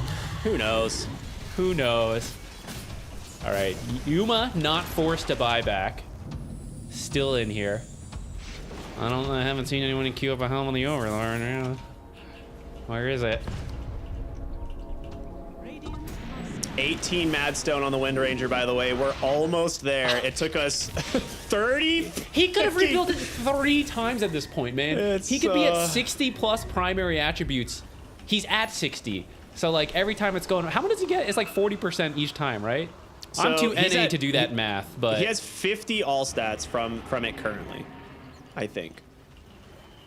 He could be at, like, 200% bonus. Yeah. And he can change his evolved enchantment too, right? Dude, look when at this bots play top. Not finding what anything. What in the world? They're going for a sneaky play, but they haven't found anything. They are not realizing Yandex is just sitting in their triangle. This would be the craziest wraparound. They might run into Watson. He's actually positioned in a decent spot. Dude, if he comes to the low ground at all. He backed away at the wrong time, KJ. Walks up. He's in this. He goes in, gets the call, looks for the Beastmaster. Gyro's gonna blink in, but there's gonna be a great Cold Embrace to keep him alive. The Winter's Curse is at the ready, but Yuma, he's so low. He needs to pop the Satanic. He does, but he's taking a ton of damage, and he's gonna die.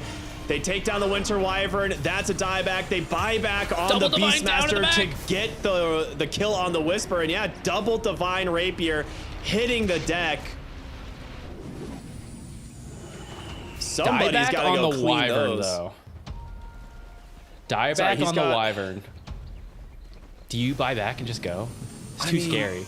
But the enemy has no buyback on some of their cores either. Surely someone's gonna... I mean, actually, the Divine Rapier is kind of just useless. Like, no one can actually put it in their inventory right now. Maybe Viper, but I think he actually needs all of his items. Like, the Hurricane Pike is what killed the Gyrocopter there. I also think Whisper was a little timid to jump in there. Like, the whole team was going. He did the one Mortimer's Kiss. He didn't want to refresh until he was like, Little Shredder, refresh, Little Shredder, Mortimer's. But because of that, he hesitated, and then he didn't really get any of it off.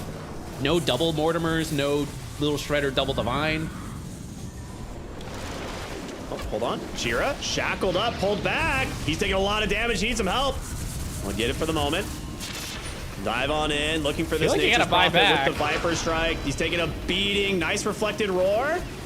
They're holding their buybacks as long as possible, but your throne is exposed. You've got to stop this.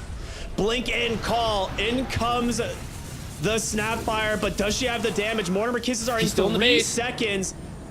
They just walk away. They finally crack the tier 4s. Yuma holds his buyback. All right, breathe. How's everyone doing? I can't breathe, bro. I'm struggling.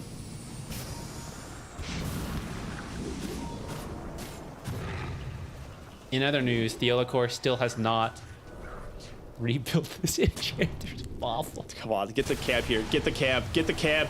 You're so close. Theolacor, please.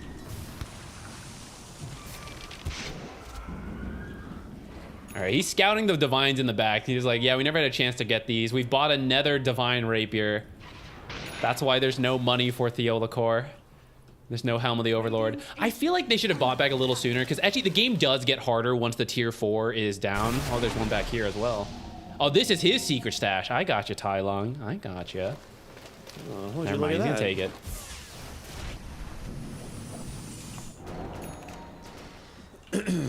All right, this has got to be the longest game of the tournament at this point, right? There's just no way. I'm pretty sure I saw them. This is Slam history. All Slam 7s. This is the longest, and we're only halfway through it. Oh my! It's a 40,000 gold advantage. Mostly we're gonna start taking some rapiers. B stream games over to A stream. Yeah, A stream, can you help us out?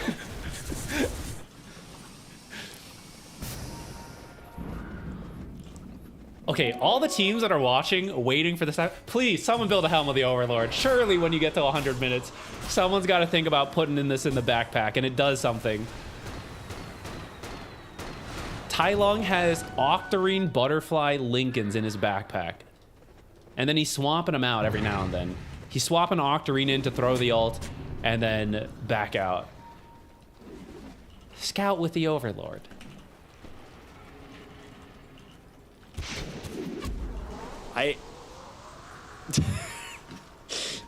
He's got it. This game is hilarious, man. It's just like two immovable objects. Okay, look. Wind Ranger, Enchanter's Bauble. I'm not kidding. This is the infinite scaling. Take debuff duration. Take primary attributes. I don't care. If he is at like 400% bonus on this Enchanter's Bauble, he has like a 10-second stun on Shackle Shot. Stygian. They get the catch onto KJ. Aeon is going to protect him, but they found Thelicore as well. He's going to pop the BKB. He cannot get out. Both supports likely to die here unless... Nah, they're able to chase him on Chira Jr. That is a dieback on the Axe. Oh, hold up. He's alive on Thelicore. He gets out. No Axe buyback is your one BKB piercing stun, though. This is very scary. 35-second cooldown. Oh, but they're going to want to wait for Roche. I can't believe we waited all this time for the Enchanter's Bauble to be recrafted into a Stygian. I think he realized he was never getting any Madstone to craft it. He's like, okay, never mind. But I wish they had committed to it. I wish they had done it. Or I think someone else also had one earlier, and I wish Nature's Prophet would have been a great candidate for it, actually. I mean, no team probably really plans for like, well, what should we do in the double megas 80 minutes, guys? Should we make sure our Nature's mid has Enchanter's Bauble? No one's really prepped for this. They're all flying by the seat of their pants.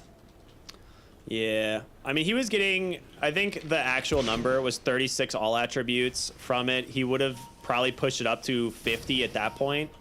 So, I mean, it's a lot of stats, don't get me wrong, but whether or not it's worth it over Stygian, but I don't know. You start at 10%, and you go up by like, what, 40% each time? Yeah, so it would have been 90% of the value, which 90, 130, 170, 210, like, we're reaching the point.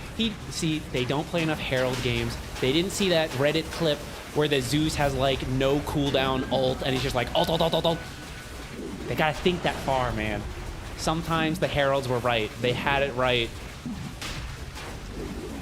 Much like Roshan, we're all stuck here in purgatory, watching him die over and over. I'm glad we're making it into the late game, though. Now. You know how some games have like, hidden Easter eggs that's like, wow, can you believe in 10 years this was never found until now? Maybe Roche, maybe the 20th Roche actually does just drop a catapult, like a mega catapult, trebuchet, and we just no one's ever made it. No one knows. You and I have said for a while, 4th Roshan should drop a trebuchet, 5,000 range attack that drops molten boulders that pierce backdoor protection. That's what needs to be added. Yuma mid lane, hexed up, in trouble. Look at the Wind Waker out to try and save him. Chira Jr. still has this Aegis to play around. Doesn't mind losing that first life, but there's going to be the Winner's Curse, buying some space. Tai Lung almost gets completely killed, but then he goes Whisper! Oh my god! Goodbye, Shadow Fiend! And now they've got to get this Viper out. They're going to jump in aggressively, dive the backline. 2 Wind Wakers to make some space. Winter's Curse goes right through him. Tai Lung pulled back in, but they will finally bring down the Viper. There he goes again. Whisper is just destroying them, looking for the openings. That's with only 1, too. All right, back into the base, guys. We can't. Right, it's too scary to buy back and push. Board. Get back in here. Get back in here. Wait for next Roshan. Well, Ricky, I don't have my backup Divine ready. I mean, like, come on. we gotta get our 9th Divine Rapier out here. Play it safe. I mean, the call from KJ. We've said it over and over again. He has been on points with him this game and just sets up for a perfect kill onto the Shadow Feed. The old man on his horse getting put down. This is with only 1 Divine. So imagine when he actually has 2 Divines and then he actually uses them. Because the only time he had 2 Divines, he just got killed. He didn't do anything. Boys recrafted. That. Divine Regalia and evolved. He's back. I'm so bad, guys. His 2nd Divine Regalia. Oh, God. No one can do anything. Like, no one wants to buy back right now. You've like 4 cores are on the sideline. We're just gonna jungle. Someone message these teams. Do you guys know you're not eliminated if you lose this? Just when's the next bathroom break? Honestly, just try some stuff. You're allowed 1 per hour. Oh my God! I didn't get to go last time. Caster pause. Where's the caster? Please. Oh, I love this stuff. I'm begging you. Block of cheese? Hold on. There's just a free block of cheese on the ground here. Okay, let's talk about that too. Late game cheese is too hard to use, actually. It's too hard because no one has slots for it. They always just end up sitting in the base and the backpacks. You need to be able to feed them to allies like Lotus, I think. That might make them too strong on the 3rd Roche, but clearly as we look at like 5th, 6th, 7th, 8th, 9th, 10th Roche onwards, they're useless. And that's why we use them as ammo in the Trebuchet. A new level of ratting. Yes, yes, of course. Oh, block of cheese is done for whoever wants to use it. Guys, would you believe it? If this game makes it to 3 hours, the next patch is dropped. If this game makes it to 3 hours, I am missing my flight to a wedding, bro. They'll understand. Yo, I'm sorry, guys. Just play this at the... Play this for the cocktail hour. All right, here we go. You know who's got 2 Divines? Malady. I have no idea, bro. Yeah, Malady does. You're right, you're right. They saw Whisper. But he's booking it. All right, the 3rd time of making this high ground play. They're going to find Nature's Prophet. 8th time's the charm. Tai Lung down. All right. They've made this a couple times, and it keeps working. Okay, they left an observer in the base. That might be the true big win. No, They'll never expect us back-to-back smokes into the base. Dude, yeah, they know. They're like, there's got to be a ward here. There's no way they make this play without dropping a ward. But they're in a really good spot here. You got to be careful. Yuma! Okay, he's fine. Gets the blink out. Wind Ranger pops the Wind Waker, but she's gonna get caught, hexed up. Viper Strike is out. There's gonna be Yuma's just getting soloed by the Wyvern. What? The double Divine Rapier Wyvern just solo kills the Gyro. Wyvern hits for 1,000 damage, bro. This is core. We're all cores on this blessed day. Radiance Ancient. You better be scared of everybody. Uh-oh. Okay, where's his backpack refresher? Stick this in, my man. Get that Winter's Curse. Radiance Ancient. So many Divine Rapiers on the ground right now. They're trying to bait the Divine Rapier, but no one even cares. They're like, what do I need that one Like, for? we'll just buy another. I got another one on the way. Another one in Fountain and 10,000 gold waiting. Do you think I care? Blink call onto Chiro Jr. There's going to be the Mortimer Kisses, and Chiro Jr. needs to run. It's not looking good. I'm surprised no one has Wyvern! He's going. He wants wants Whisper so Do it bad, for but us, there's Melody. the call from KJ. They've got to get out now. In comes Yuma. He deletes the Yuma Wyvern. destroyed Watson on the run. Wyvern. Satanic versus Watson? Satanic. Who's gonna win? It's looking like it's LGD for now. Tylon grabs the back line, gets on top to Saksa. He's dead. Wind Waker cannot keep him alive. 4 dead. A call's gonna find DM as well. This is a massive grab. Dieback on 1. They're so desperately trying to find a way back into the game, but LGD may have done it. A full team wipe, a 6-hero sweep. What? Dude, Focus Fires are gonna do so much damage now. He's got 2 divines. Finally, it's my turn with the divines. There's just look at the recaps, bro. What are these numbers? These are fake numbers. 0 XP because everyone's level 30. Well, that was fun. I'll see you guys in like 10 minutes. I gotta wait for the Roche. Oh, dude, hold on. Tylung, he finds him. He gets socks on the just TP's out. Buybacks. They're looking. Guys, come on. He's got no cooldown TP. He's out of here. All right, guys, we got their buybacks. Good play. Let's get Roche. Okay, I thought Winter's for Curse sure went Malady in. was gonna stick for this and go for the kill. Yeah, I thought he but- was too, but he got scared, backed out. And this fight just got so chaotic. Yuma able to jump in, the little shredder, 2v1 on the SF, just not fair. Because the rest of the team's still coming in.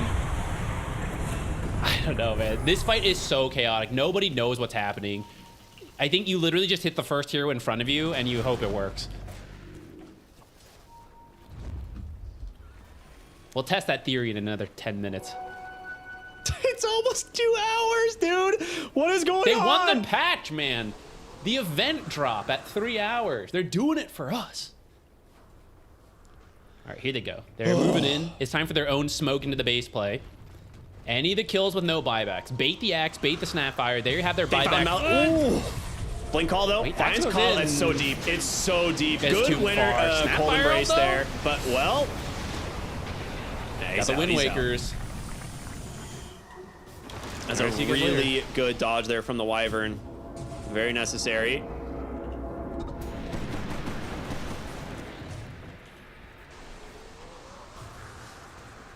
Another recraft from the Coddle. Imagine Feverish. having Enchanter's Bobble, man. Just imagine it. I can't believe he gave it up. I can't believe it.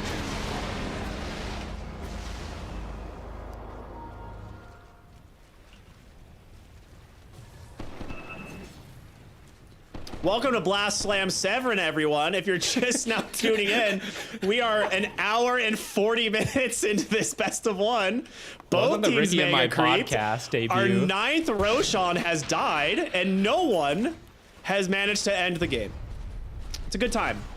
Welcome in, everybody. I don't even know what other items to buy. I've already said my piece about Radiant are backpacked overlords. Are we Another at like block of maxed cheese? out moon shards? Okay, in the last fight, there was actually a really clutch block of cheese usage. Oh, he's like, give me that courier. They'll kill it. They have another one. So after that Roshan, they get another cheese. They'll obviously Lotuses are aplenty right now, so block of cheese is pretty much a free item at this point. So we'll see if Axe can find another good usage of it in the fight. I think Malady's got to go find his divines. They're on the map. Just got to go grab a couple. Who cares, man? Money's just a concept at this point. It's not actually real. Well, now he's only got 300 damage as a Wyvern, which is like, what a joke, you know? So True. he's got to go find some divine rapiers. Real rookie Really, man, numbers. who is scared of 300 damage Winter Wyvern? Ain't nobody. There's like 8 Divine Rapiers in play, and then I don't even know how many on them. There's 2 in the Radiant base right now, so that's 10. Okay, let me ask you something Probably a couple serious, more though. around the map. Let me ask you something serious. Is it too late to buy a Midas? On Wyvern? On anybody? Yeah, there's just no reason, right? Like, you need Wind Wakers or Money. some... Money? Money. I mean, honestly, if I was the Wind Ranger, I would have done it so I could get Madstone for Enchanter's Bauble. That would have Yeah, been like the money and legitimate only Madstone. play. Looking for Viper. I mean, they're just going to send in the Horde. They've got a really defensive placed banner here. The call, it finds the Malady. Wyvern. There's going to be an Aeon Disc and The cold embrace, the winter's curse comes out. He's trying to keep himself alive, but he can't. KJ's Aeon Disc gets popped as well on the tier 2. The BKB's are out. The Roar's gonna catch Yuma. He's got the Aegis, but little Shredder. Oh my God, Whisper does it again behind the tier 4s. They finally did it. 100. Why'd they Ame out, man, though? I don't know. I don't think even know. What is Why'd this they do game, that? dude? LGD, classic SA Dota, taking it the distance. They've done it. Are you even happy right now? Like, what is going through your brain? I don't have a flight I'm missing, dude. I'm having a great time. Oh my I'm packing, God. I guess, but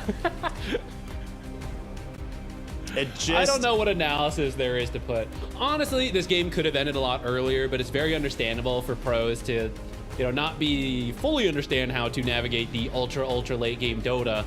I think there are moments you can push it, but you've just never ever done it, and like you've never actually been in this situation that many times. So you just take your best guess, and that tends to default to a lot of safety. I just keep looking at the numbers. Like it's like Dota's not meant to get here, right? Like this is not supposed to happen.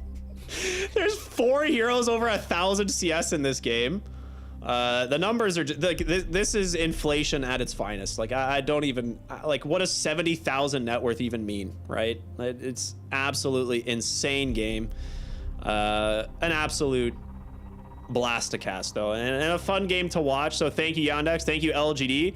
I do want to talk about the implications of this really quickly though, because we were coming into this game, LGD was at 6-3. Yandex, this was their final game of the group stage. They were at 7-3, tie in a 4-way tie for first place, and LGD will now take 7-3 as their overall score, and Yandex will fall to 7-4. So it's very possible Yandex do not make top 4 now, and LGD have taken the spot away from them. So we will see what happens as we've got a couple more games here today. But it has massive implications for the bracket, despite all the memes aside. Like, this was a very important game for both of these teams. Confirmed. I got nothing else to say. All right, we're gonna go to a break. I gotta finally use my bathroom break, and then we'll be back with our next series. I can't even remember what it is. It is gonna be BetBoom versus Glyph, everybody. Oh, take a deep breath. We'll see you then.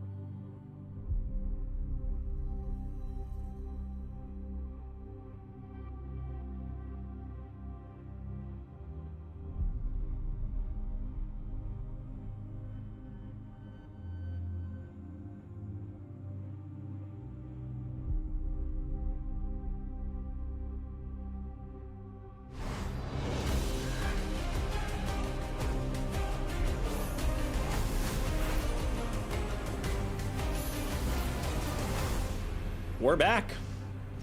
What a day. What a day. We just spent almost 2 hours watching one of the most insane series, probably the most insane series of the tournament. The longest. It was one game. Yeah, the longest game in Blast history, to our knowledge.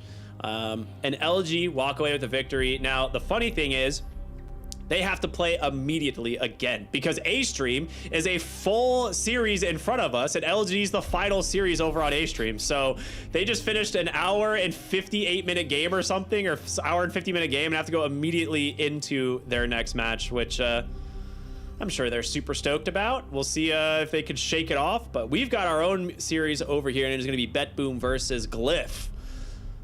Whew. They're on the opposite end, you know. LGD, very warmed up, ready to go. These guys maybe cooled down. You're like, oh yeah, we're approaching 50 minutes, guys. We should probably get ready to play. And then they just sat there for, you know, maybe 80 minutes waiting for that last game. But we are good to go now. Everyone, pull it in. BetBoom.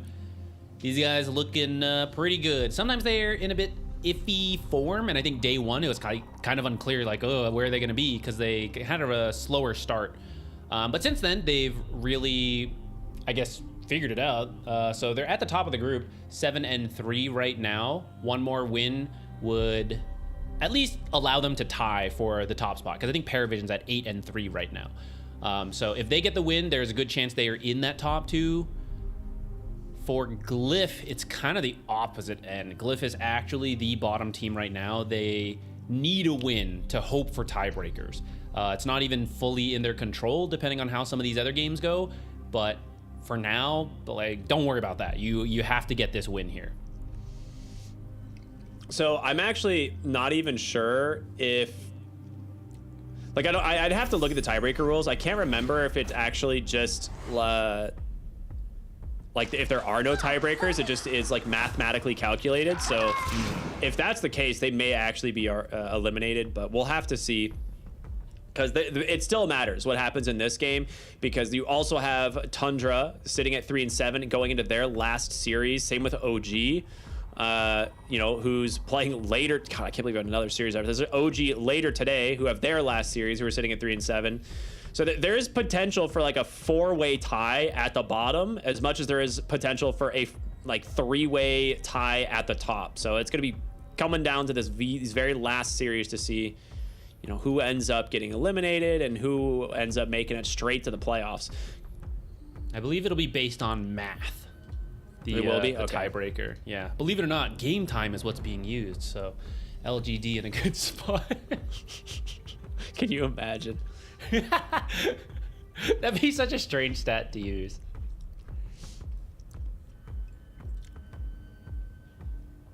Oh man. Looking at the draft here, the bans to kick things off: Beastmaster, Coddle, Lone Druid. Nothing super surprising there. But on the other side, BetBoom saw Jokum earlier on this Rubik and was like, guys, we might want to ban his Rubik. Well, you just can't let him have the techies minds, really. Yeah. The true thing. All right, we're gonna get the Winter Wyvern out. We just saw a very unique Winter Wyvern performance in the last game. I doubt that's gonna happen here, but we currently have some of the same heroes. Kataomi is very good with this hero. Probably more standard playstyle. And if this does end up being a carry Wind Ranger, you can shut down so much of the damage because of the Cold Embrace. Now, funny enough, Winter's Curse does not work as well versus her because she doesn't focus fire the teammate, but she still hits pretty hard. So it's still a nice tool to have. Yeah, we saw the scaling potential, you know, in case the game goes, I don't know, 90 minutes, 2 hours, right? Hey, you got some scaling here. Yeah, we'll see. We'll see what ends up happening.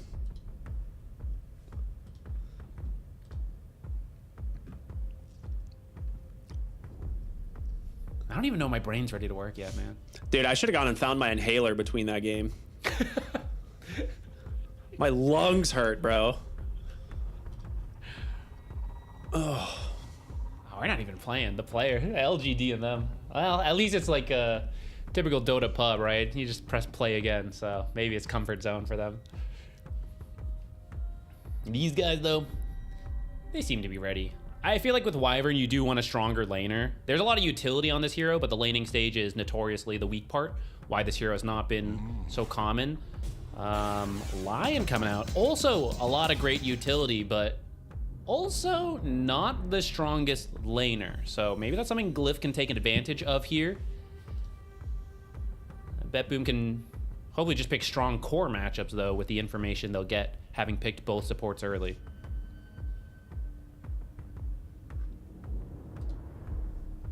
I love seeing Lion. As much as I hate, like, it's not a hero I will ever enjoy playing against, but it's fun to watch in the pro scene. Love seeing the finger.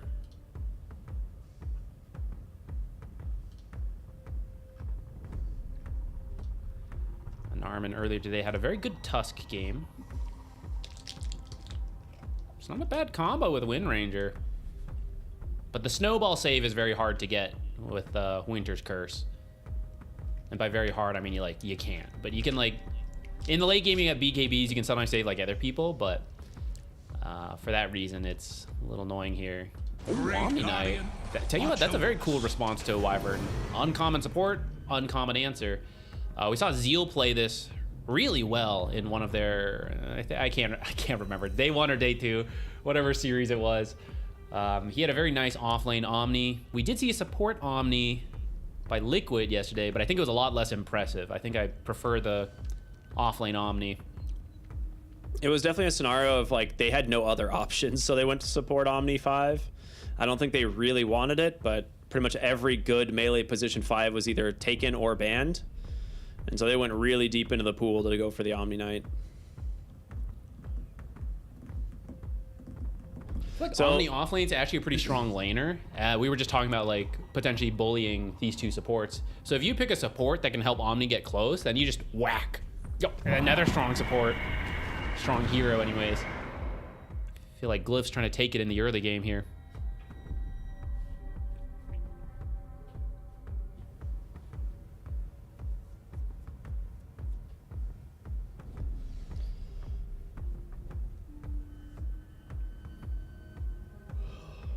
This is actually an interesting pairing. So they don't quite set each other up, but it does put you in this funny spot where you want attack speed to deal with Phoenix and just general auto attacks.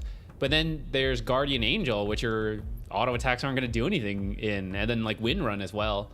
I wonder maybe like Muerta can, well then they have free repel, but there's a team that likes the Muerta. Can kill Egg, can have silence to deal with some of the stuff, possibly prevent some of these abilities from coming out. Silences seem good. Maybe there's no room for Silencer though. Or is there? I don't think there is, personally. But hey, last series of the day, might as well just cook and see what you do. For BetBoom though, I mean, you already mentioned, they kind of really want the win. Getting top 2 in the groups. This team doesn't take it easy anyways. Like, even if they were in the #1 spot, like, these guys are tryhards. They want to win everything. Okay. I wonder if that's a carry Monkey King into the Omni Knight. Dude, well, you have the flex. BetBoom has the last pick, so. I'm pretty sure if LGD win their series, they get #1 in the groups off the score, because their wins are, or their only losses are to teams at the bottom of the group, but they've beat every other top team. So if they actually win their final series, I'm pretty sure they go #1 seed into playoffs, which would be absolutely nuts. I like this. Pick the offlaner so that your flex on the Monkey King is still alive, and you can eat the Win Run. You can remove some of this debuffs from Phoenix if you're laning versus that. The Frog Stomp sometimes just messes with Phoenix, right? You're trying to dive in, dive away, and this constant little bounce can actually catch you off guard. I wonder if they can pick... Oh, we'll see. Oh, okay, they go for the Storm. I was like, I wonder if they can pick something... Yeah, that's a good call, actually. I mean, we've seen Emo Storm Spirit kind of pop off, you know, already. And he's had a couple good performances on it, but... I was mostly curious if they wanted to pick like another carry that plays better into Largo directly, but maybe still protecting the flex of the Wind Ranger. is the idea. And they'll save last pick for either Jackie or Jokum. Time to ban out the Storm counters. So probably Puck and Ember Spirit. Unless you're more worried about Invoker, which you could be against GPK, but I think Ember seems pretty damn good. I can see value to both of those heroes. You got to pick your poison, I guess. And maybe it'll depend what carry they're thinking of.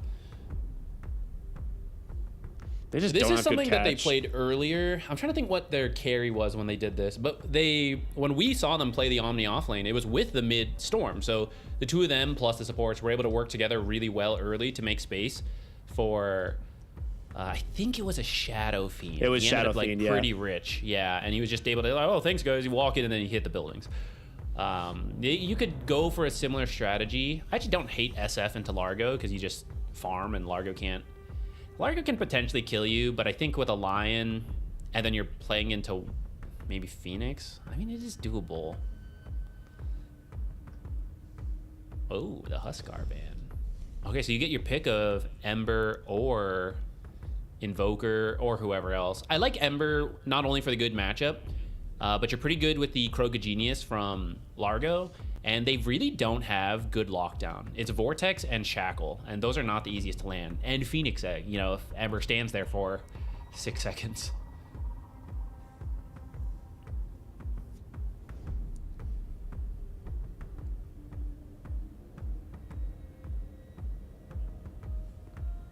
I think you just got to play your own game here. You're going to get counter-picked here at the end by BetBoom. So just pick something that works well.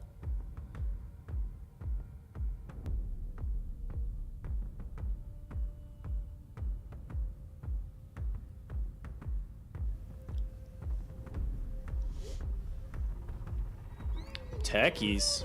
Okay. So it will just be that carry Wind Ranger. Unless. No, I'm just kidding.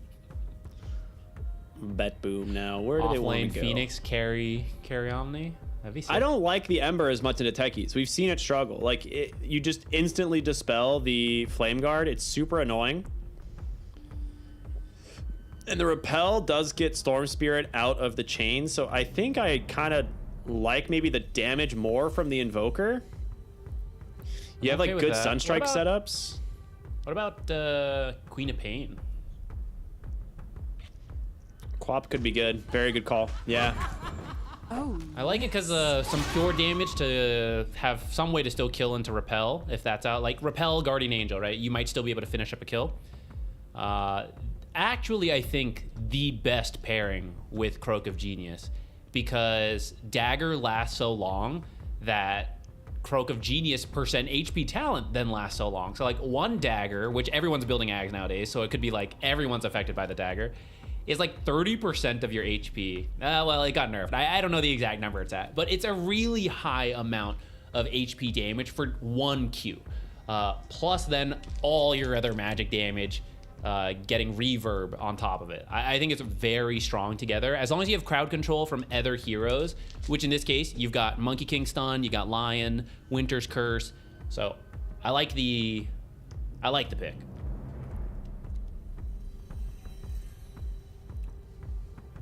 I like that Jokum's on it, though. He's like, man, I really had fun placing mines as Rubik earlier. Like, Yeah. Can I just be the techies this time? What if I just pick Techies this time? And I don't have to steal it. Yeah, I'll see if BetBoom saw the clip of 3 of Tundra dying on that. See if they make sure to just send one at a time through the Twin Gate. We got a lot of highlights today, don't we? You and I have just been blessed with some good stuff. What's gonna happen here? Okay, make your call. What will be the clip here? I'm anticipating like a Winter's Curse, like a 3 heroes Winter's Curse, and the Earthspike Sonic Wave that just kills the whole team. Nice guess, but you're wrong. Kiritich is going damn to it. pretend to be a rune and get a triple kill. Okay, that'd be way funnier. Yeah. I prefer that one. That'll be good. That'll be good. Yeah. You want to take your guess on what rune he'll be, though? I mean, what if he chooses to be Roshan, though? That sounds way nicer. Guys, isn't Roche supposed to be top pit right now? Is he in bottom pit? That's so weird. Let's go check pretend it out. to run across the river as him, like thinking he's That would be respawned. funny. That would be funny. Bro, that's so next level, yeah. If they don't know it hasn't spawned yet, you just start walking across. But how would you fake the movement speed, though? Because I think the movement speed is incorrect. I mean, it's pretty fast. Like, it's... Because you take the movement speed of the unit you get, and then you get a slight bonus in Mischief, right? So it's like 8% or something.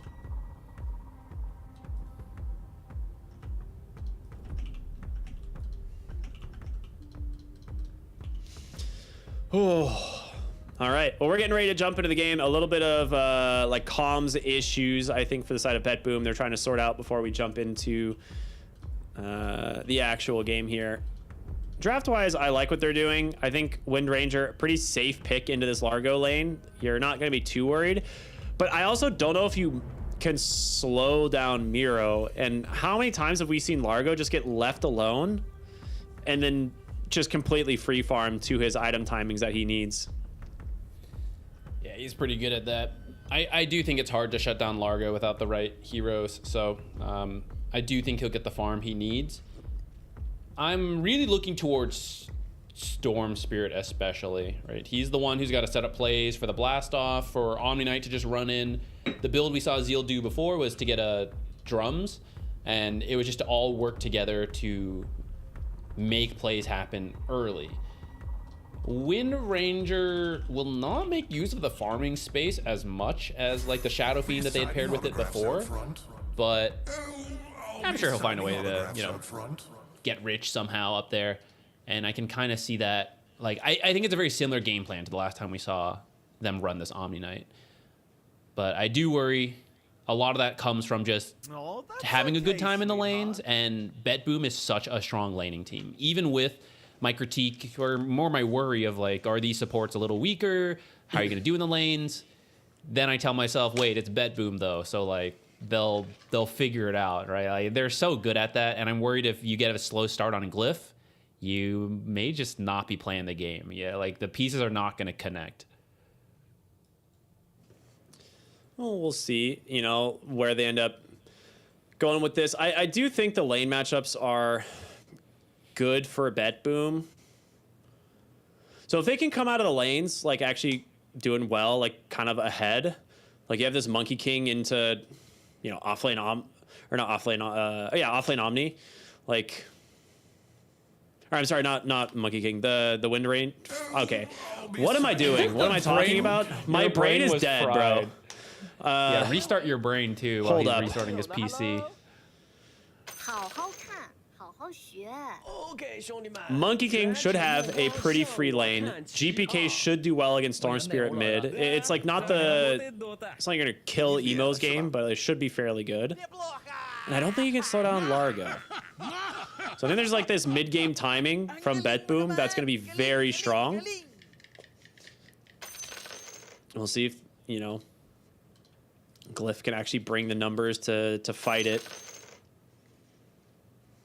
I like the late game scaling too, honestly, for BetBoom. Though I do think Wind Ranger into Monkey King is kind of nice because you can easily run out of the Wukongs and you just focus fire him down. And namesake aside, actually, you don't see Monkey Kings want to build MKB all that often, but you kind of need to consider it versus the Wind Ranger.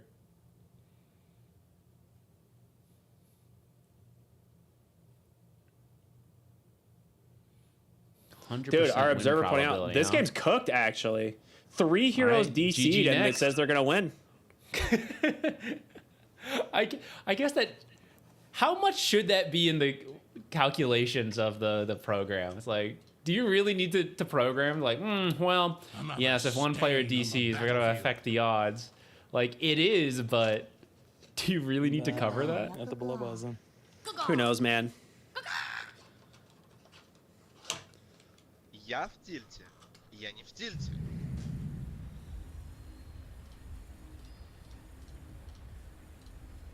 Spooky. Wonderful. Well, this'll work. Largoba. Wonderful. I'm sad he never... I wonder what his facet would have been. They couldn't come up with anything, so they just took facets away from everybody. But I wanted to know. I thought you could be like, you know, his lore is that his instrument, one of the strings is broken, so it only has 2 strings right now. I thought the facet could be like different strings. The string. Yeah, like either you have all 3, or maybe it's like, oh, a different one broke, you get a new one. Oh, you have a different Taking a look at it. 3 tuning like real forks, ringmaster only status. 2 strings. Yeah. You know who effectively never had a facet? Ricky? Yes. Very cool. Hey, sometimes you get XP when you kill stuff. That'll be neat. I'm sure it'll pay off. Otherwise, we'll just give you damage back on the ability that we took all the damage away from. Which one do you want? And we're paused again. Unlucky. Lagging. Some lag. That's Can't not have good. lag. It's true. Miro especially, lag would be no good for him. How can you maintain the beats?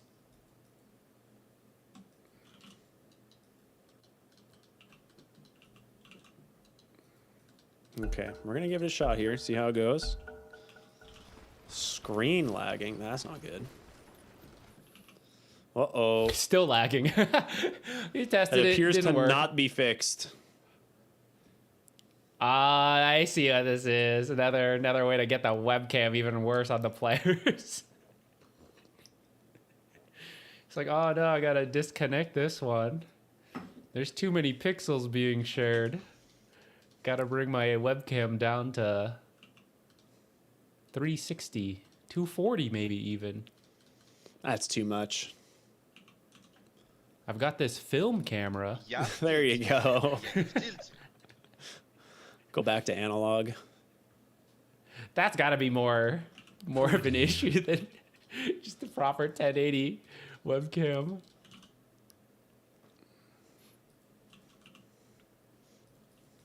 I'm so cooked, Zach. You're so cooked, bro. There's just no hope at this point. There's absolutely no hope. There's no man. hope. Hey, the game's paused. You want to start looking for new flights, or Yeah, I'm gonna have to. I gotta just call the airline soon. ask Winter Wyvern to give you a lift? Someone call Tiny, Arctic get him burn in your here. way over. He'll throw me to my location. Throw maybe. me over, bro. Don't worry about my safety. Just chuck me, Tiny. Okay, I mean, if it's a Boeing, what's the difference? Got him. we're not sponsors. It's okay. Oh God.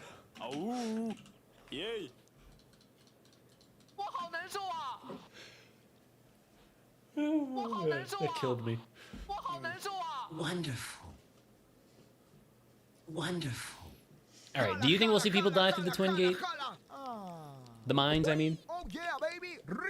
And he'll definitely play for it, right? Like, one of the things Techies does really well, which we've seen, is if your team gets ahead, you can basically use mines as a deterrent to control entire sections of the map.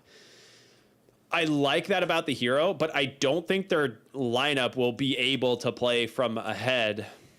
So maybe you have to go for these like cheeky plays of putting them on the Twin Gates or like near Wisdom Shrines or something like that. Like that's probably like easier for them to do. All right, we might be back. Audio lag.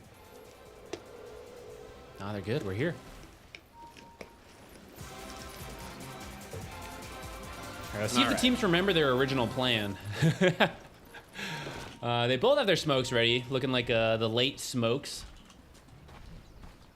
What a I like that the smoke this game evolved. lane ward? Look at this bottom lane ward. In a sentry to preemptively block the hard camp. Maybe worried about getting tri-laned? Is this something they maybe saw in a scrim? Possibly. I mean, you have the Techies Taser, which is super annoying, so it can be used to prevent the Monkey King from getting Jingu stacks. I think they may be looking for a first blood. Maybe kind of cool, but I don't know. Wyvern's so weird. Well, I guess with the slow, maybe you could try for it. Yeah, you know, Lion as well could maybe stick around bottom. All right, now he's just gonna head towards top. Yeah, he's going over. Yeah, I'm not sure. I guess we'll take a look. I mean, it doesn't hurt to mix up your wards sometimes as a pro. You know, in your pub games, you just go place the same ones, whatever. It's like different people every time. But if Glyph has done some homework, expecting some kind of observer, and then boom, just stuck it in the lane. You didn't see that coming, did you?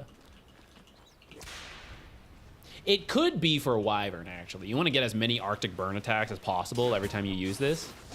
And then maybe just having a bit more vision. You can see the techies blast offs coming, and you can get as many Arctic Burn attacks as possible. Yeah. And the taser. Wee.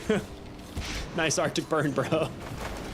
Still decent amount of damage out the other way, though. Wyvern, pretty good at trading.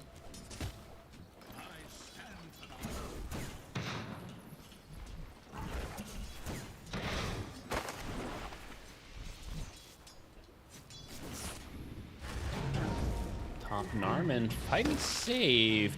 Jack boys, you got the power shot. He does, but oh, the catchy lick. He's dead. Narman's dead. He's gonna get earth spiked. One fairy fire. What? Doesn't get to eat the other. Ooh, need that power shot to hit. That was a sick little play from Miro, grabbing him just. He was like mid auto attack as well. Simply eat the bird. He's a large enough frog to do so.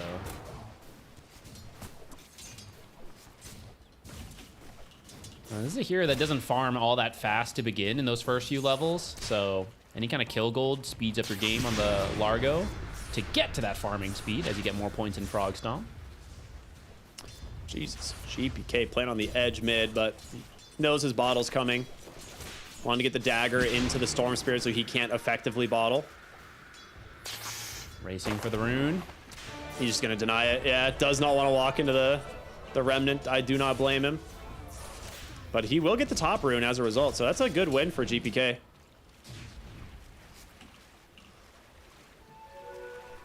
We're gonna try to at least pressure him for it.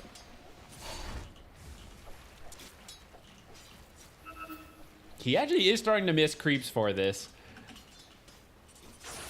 Nemo just denied his banner creep, so that's big. Getting something going for himself too. All the little things in that mid lane.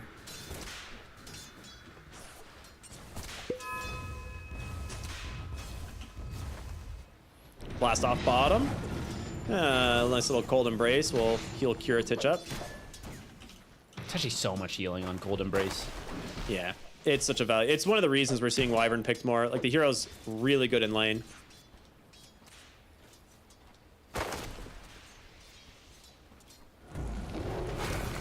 Oh. Dive top, looking for Lion. Oh, the Frog Stomp, yeah. I thought he just accidentally fired too fast. Good Frog Stomp. Keep his support alive. He had a salve too, so save is ready to go. On the side, Jackie, not too much mana, but he does have some wand charges. Radiant structures are fortified. Potomi getting a lot of damage in off of this Arctic Burn. He actually baited out the Techie's taser.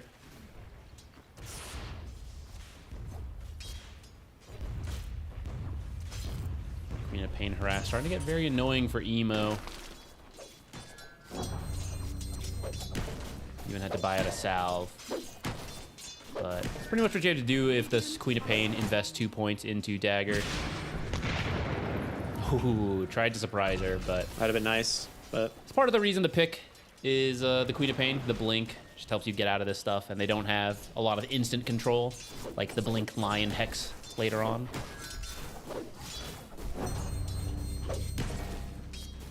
I like the 2 points Dagger. Like, from here, I'm sure you max out the Scream of Pain, but the 2 points of Dagger has really slowed down Emo. Like, CS-wise, he's not completely hindered, but he's not, you know, not having a great time mid.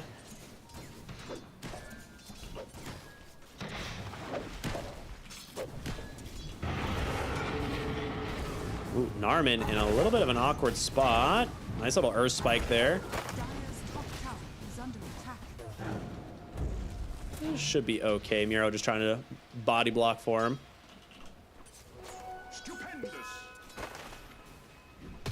So Peaceful start. yeah, it really is. The calm before the eventual storm. I think this Storm should favors. begin at 6 minutes. Yeah, I think this favors BetBoom though. Like they're bringing Lion bottom. They're gonna look for an opening here. Jokum could get grabbed. They want to try and bait the taser out, but a nice wave pull. This actually makes it very difficult for Save to enter the lane now. So they're wasting a lot of time on this rotation, and I think they know something's up.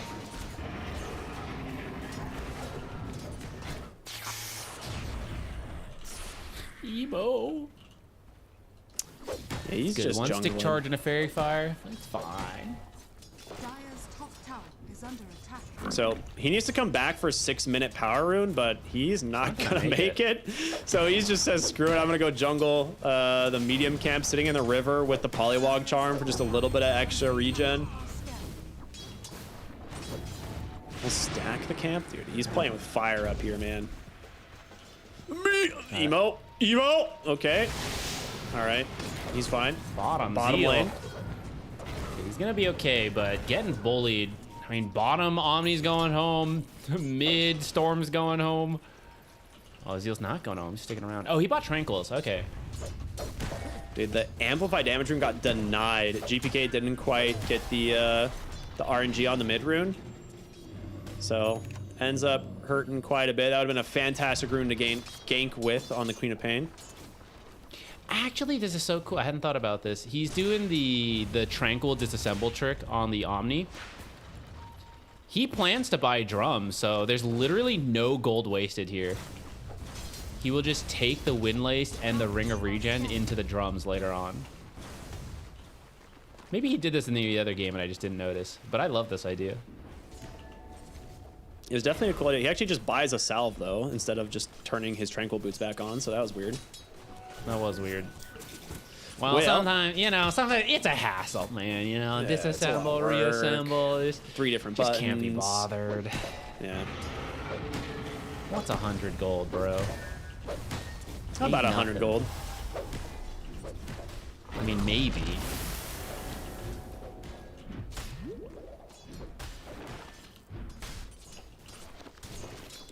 Truly, they're pacing themselves. Like, There's like again, marathon runners, you just can't sprint from the start, knowing you got, oh, I don't know, like 110 more minutes to go. It's like, wow, I can't play too fast. Gotta save some for later. I was saying earlier, I think this lane stage just favors BetBoom, and it's starting to kind of seem that way, as like Miro is super farmed on the Largo. The rune spawns bottom, and Emo will get it. Not super important because it is an illusion, but I feel like this Tricore of BetBoom, they want to start coming online at around that 15 to 20 minute mark, and they're all farming though. Zeal actually might be in too far this time. I don't know if he's gonna be able to get out. Boundless Strike's gonna connect, pops the Repel. Okay, he can just run away under the Repel. He's gonna be fine. Didn't manage to get in range for the Earth Spike. The more you have to use mana to get away, though, you can't farm with it, right? Yeah, so you have to choose one thing or the other. And we see he is the one struggling the most of the different cores. He's at the bottom. Now, fortunately, his role coming up here is to use drums and press Repel on Storm. So you don't need that much money to do that. Like you said, this slow laning stage feels like it's favoring BetBoom. Glyph doesn't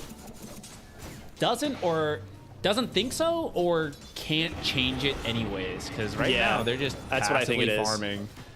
I don't think there's a solution to this at the moment, right? Like, you don't have kill threat on the Largo really without Storm Spirit diving in, and then you just have to hope that BetBoom doesn't respond or something.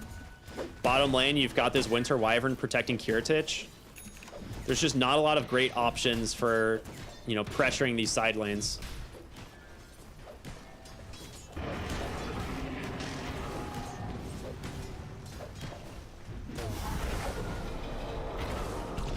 Jokum. Oh, no, it'll be fine. Okay. It's just for farm. You thought they were fighting, Ricky? Come on, it's just going for the camp. He's going for the Mage Slayer. on Monkey King. I wasn't sure what he was going to go for, if it was like Diffuser or something. Mid lane, potential contest here for the Power Rune. Let's see who gets it. GPK, set up for bottom. It's a regen. Blink in, immediately dispelled though. GPK jumps away, does have the Sonic Wave. Vortex will catch the Lion. First kill of the game for Glyph, but I just realized the score is 2-1 at 10 minutes. Very different from the pace of our last game, but that's kind of, I think, what BetBoom wants. So they'll just continue to go back to where they were. I don't know, actually. The pace of our last game was pretty slow at the end. This might be the same. How'd he burn Techie's- all of his regen stats? What? Techie second-guessed himself a little bit. He was actually going to blast off like just in time for the rune, but hesitated a little bit. So Queen of Pain did end up grabbing the rune first. I'd say that was otherwise about an even trade, but Queen of Pain has more mana to work with thanks to that rune refill, and Emo's running home once again.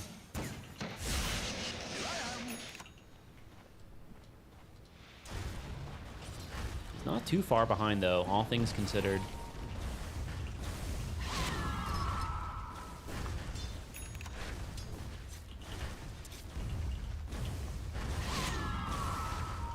Emo down bottom. I don't think they have a ward to see this. Tower is under attack. I mean, Monkey King is very fragile because he doesn't have the Mage Slayer quite yet. They're going to bring Jackie down here. They see it off the ward at the Wisdom Shrine. There is a Winner's Curse for Katomi. And they are TPing in some numbers, so they're going to look for Jackie. Winner's Curse catches Zeal here on the Omni Knight, locking them down. Save gets the immediate jump in. Huge Sonic Hex. Wave. Hex on the Storm Spear. Emo low, but goes in instead. He gets the egg as well, trying to burn down Katomi, but they need to take the egg down. They do it. A massive overcommitment. It's punished by BetBoom. We were asking, can they change the state of their game? It's not looking good. I will say, this is, I'm glad the map changes, because when it was the old map, everyone knew every single tree. Jackie actually walked past the Monkey King disguised as a tree and then just went on his way because he didn't think anything of it. But if he had realized that Monkey King was there, he might realize then I think they're going to defend. You know, we better be careful about how we do this. Can I do a quick callback really quick? Dire's middle Yeah, tower yeah, yeah. is under Do you remember at the beginning of the game, you said, what's going to be the play? And I was like, it's going to be a sick Winner's Curse into an Earth Spike Sonic Wave. And then it literally just happened. Perfect, perfect. That's what I love to see. Yeah, but that was a boring play. It was, not it was. Yeah. He didn't have You may Finger of be Death, right, so... Ricky, but He didn't have Finger of Death. Otherwise, it would have been the dream. Save would have ended up with 3 stacks. It would have been huge. He's actually going to find Zeal here. Get the stun, follow up. Hey, there it is. There it is. Goodbye. Zeal's having a rough one. I mean, he hasn't died a bunch. He's only got 2 deaths, but he hasn't really been able to farm. And yeah, they're off to the races here on BetBoom. He could maybe, like, his recovery would be, okay, I'm just going to repel my teammates. But the one you have to enable is Storm. And Storm is also struggling, so Omni can't recover that way. And then the last person who's doing well is Wind Ranger, but how much are you asking your carry Wind Ranger, like, hey, can you stop farming? Come fight so we can help you. And you're like, I have a Maelstrom? I can't do that much? GPK doing a good job of clearing out the mines here at the rune positions. We'll see them maybe look for the top rune. It spawns bottom, and GPK Emo cannot gets an catch a break. arcane rune. Yeah, he has had not the best luck on the runes. I mean, arcane rune from Storm, great, but he needs the Kaya, so he's about 250 gold away before we'll see him try and make use of it.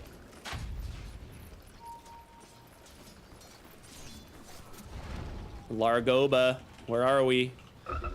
The item check, Kaya done on the way to the Sange, so he is doing exactly what we expected. He's chilling. There's Having drums. a good time. Drums Midas, yep, same Omni build.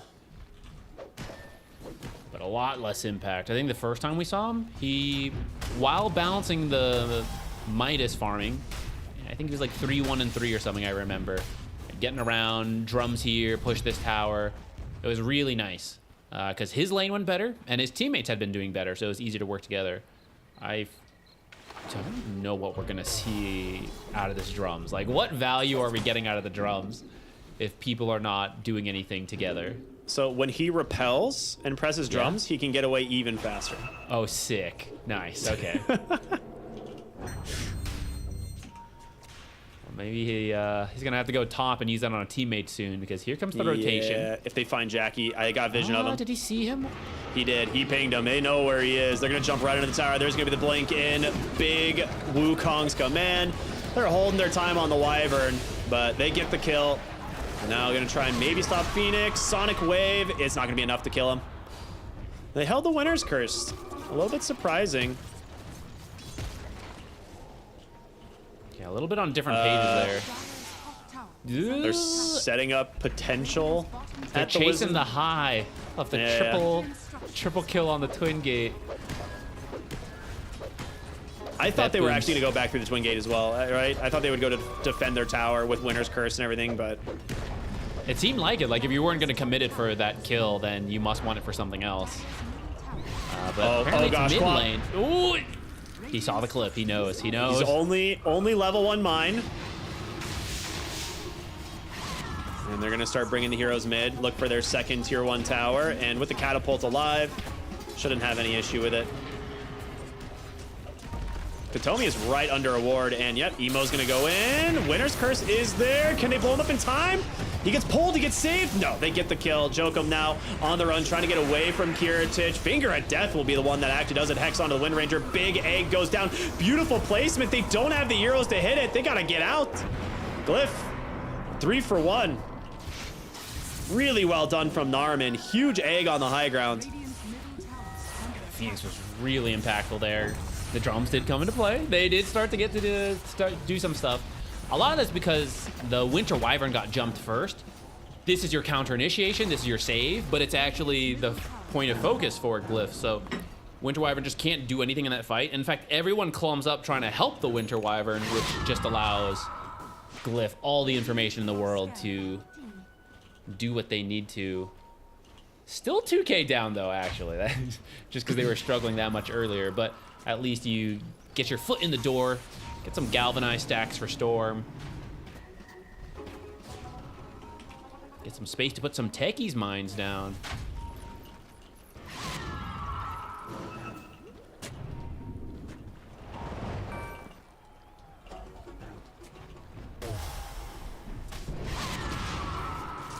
Both teams getting some D wards, but on the bottom side, Zeal just gonna get the good old repel, jump straight onto the line. They actually interrupt the blast off, a 1-for-1 trade.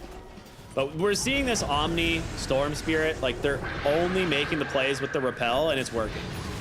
They have enough damage on the Storm Spirit to get the kills. Well, speaking of damage, Narman stuck around a little bit too long there. Kataomi regretted not using the curse last time. Gonna drop it early this time to make sure they get the kill on the Phoenix. I think the synergies on BetBoom are very good, and the moment BKBs are out, it's going to be very difficult for Glyph. Ramiro's getting to his 15 talent, already level 13. He's buying a shard as well, so he doesn't have to choose between himself and GPK. They can both get the benefits of Croca Genius. A rare build where he doesn't go Ags, but I feel like that shows the tempo they want to go for. He wants to fight in his next item, so he's getting BKB, and he doesn't need to do as much damage with an Ag in him, because he knows he's actually amplifying the Queen of Pain and his teammates. I like the idea.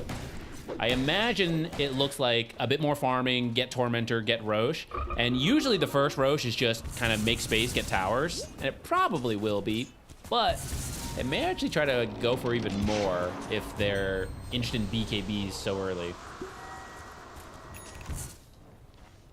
Maybe some of it is the techie's minds. Like, no, that can't be me. I gotta protect myself.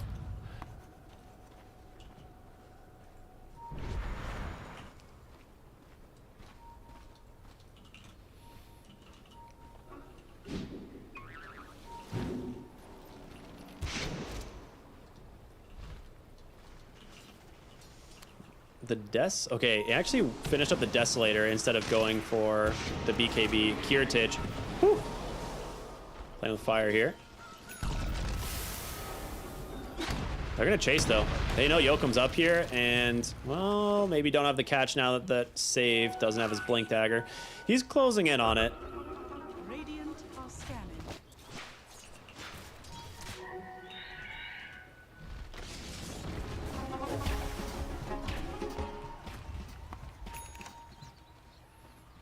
Really strong timing for BetBoom. They're all working on BKBs. Yeah, that's So, exactly what I think they need to do, right? Like, when you have the BKB on this Queen of Pain and Monkey King, the fight's going to be really rough. Winter's Curse comes out. Nice boundless strike. Sonic Wave. Okay.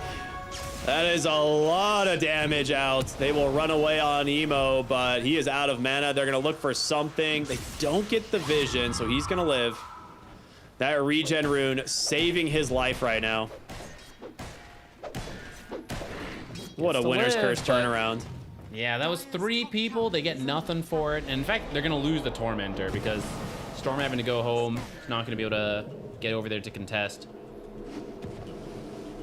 I say that. The other BetBoom heroes are not going over right now. They have a ward here, too. They've got vision on Glyph, and they are coming bottom. I guess the shards for BetBoom are actually not very good. Maybe they don't even want to slow down their farm for it.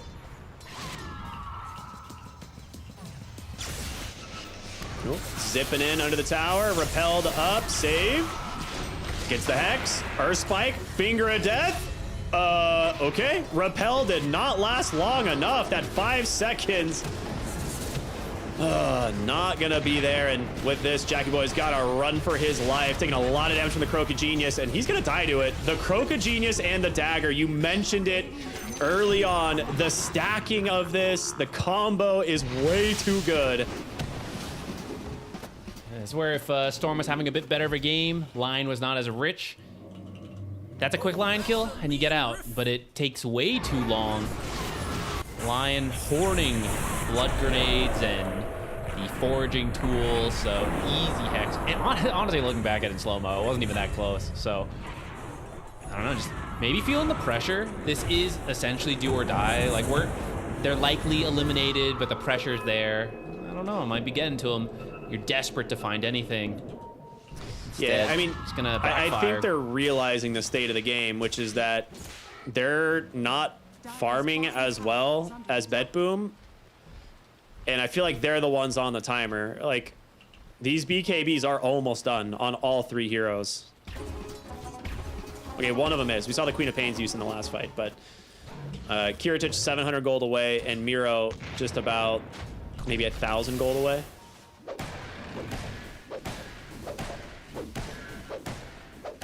Don't worry, he's got Midas. Don't worry, they got mana drafts. Radiant are scanning. I think mana draft is getting removed in the next neutral mix-up. I think so as well. Too many people just grab it. It does make the game more fun, though, you know, having mana to be able to cast your spells, but no, there's a huge ward sentry scouting out the double supports here of Glyph, and they just came through the twin gate, so they are looking for the opening, and Narman's gonna walk right into it, go for the dive away. The chase continuing, though, as GLYPH will get him. Wukong's even coming out to try and just add a little bit of extra damage. That'll do it. And then you manage to find the techies at the end of the day as well. Just commits the Finger of Death. Why not? I was gonna say, it does seem overkill. I don't think it's necessary. GBK thinks so as well, but Save is saying, dude, that's my 4th finger sack. I'm gonna scale.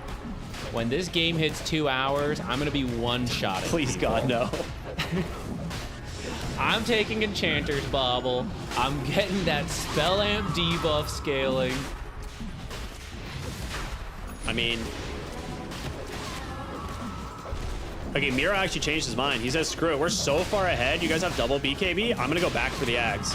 He actually bought the Ogre Axe as the first component. So he's almost there instead. You're gonna have to be dealing with the Largo Axe, double BKB, and an Aegis now.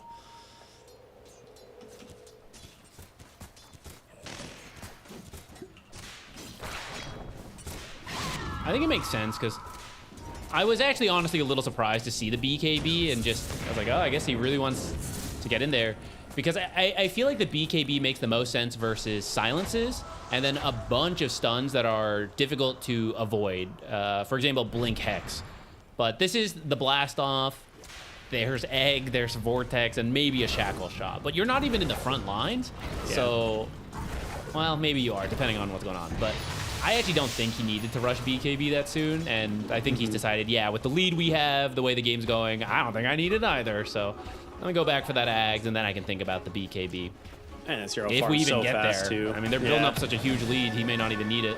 I mean, his Ags is done. He's 30 gold away. So it just took him a short few moments. Aghanim's up there, Largo, requeues up the BKB. This is go time for BetBoom. This is exactly what they were playing for. They've hit everything they need. Aghanim Scepter done on the Quap. Triple, you know, this tri-core timing that's ready to play early. Question is, can they force something out of Glyph? Like, are they going to be able to get Glyph, you know, to make a mistake here? Or are they just going to try and rat the map a little bit? Even if you don't force them to make a mistake, I'm not convinced the late game is better for Glyph.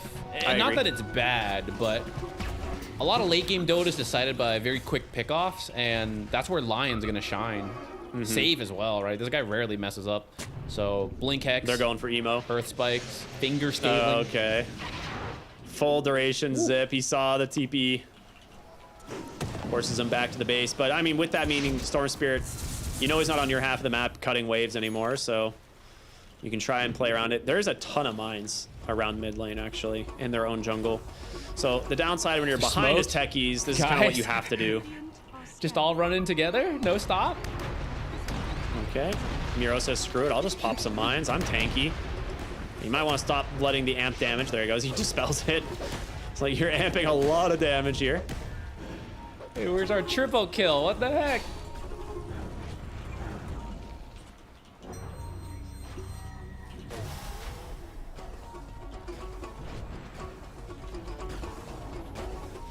They're actually still a little bit afraid to pressure the tier 2.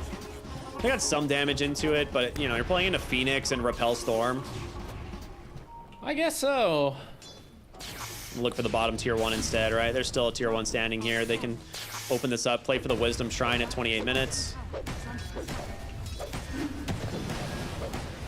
They have a good ward, actually, scouting out top side.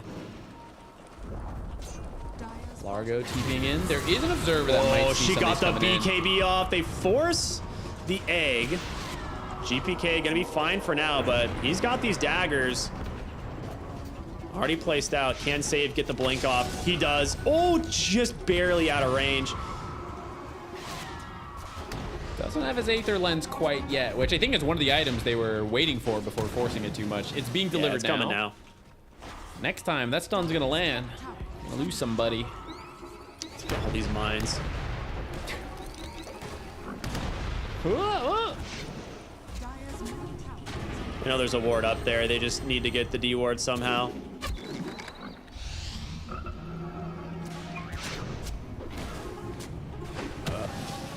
Oh, they're baiting him on the mines again. All right, now he gets the repel. He's fine. Gets the dive away. A real game of Minesweeper here instead of Dota. They know how to play Minesweeper, I'll tell you what. They haven't lost a hero to the mines yet. That's what was that whole event about again? Crownfall? It was really just the Minesweeper minigame that we had to learn them. That was the worst one. I hated that one, actually. It really was. Wasn't that bad, though. I hope to see another similar event in like 3 more years. Don't we all? Well, first, if only that last game had gone to 3 hours, man. We could have seen Minesweeper too. They actually gave up their ward. They retreat across the map. Their Aegis is expired, and they still haven't managed to take a tier 2 tower. Yeah, I'm a little surprised. I feel like Glyph has not really been able to get much going for them, as shown by 7 kills in this game. But it doesn't feel like BetBoom, despite the double BKB timing, despite what I thought was an earlier pressure game plan, they don't seem to want to really force it. They're fine kind of just really want dodging me to miss out. my flight, dude. That's what it is. I'm being punked right now. They watched the last game. They heard you say it. They're like, hey, that would be, guys, we have the chance to do something really funny. No, it is strange. I feel like you could have definitely forced the fight with the Monkey King Aegis, but like, they didn't even take any of the tier 2s. yeah, they didn't do anything. They cleared some techies' minds, right? That was about it. They're still farming, like they're pulling away net worth wise, which that is good, and they almost have an Iascati on the Monkey King, but it's been space for Storm Spirit. Like Emo has a game. He's not under farmed. He has his own BKB. He's working towards a Prasma, and he still has the Omni behind him, who now has a Blink. Zeal has gotten to his Blink Dagger after all of this. The Midas has paid off. Oh, it's gonna keep paying off as this game goes longer and longer, as foretold. But BetBoom must be confident in their scaling, since it is a very slow approach here. Or maybe they thought they were doing the triple BKB timing, and then they all looked over to Miero, and he was like, heh, it went Ags first, guys. You gotta wait a little longer for the VKB. Well, they're smoked up. We'll see the Roche timer in about a minute. I mean, if you can actually find Emo, it'd be absolutely massive. Well, save the longest range Hex into the finger. Stun everything. Do they have the damage? They do. Woo! Save got Fast him. reactions by Save. Because he was about to start zipping. When the mind goes off like that, you know what's happening. But this is why Save went Blink Aether Lens for the max range catch. Radiant's top tower is under attack. He might go for a neutral too if he ever gets there. Oh no, of course he goes greedy. He's got to scale. Yeah. All right, back to farming, guys. Surely you should be pushing the bottom tier 2 here, right? I guess Sure seems Tormentor's like it. about to spawn in 7 seconds, so they'll take the Tormentor and then look for it.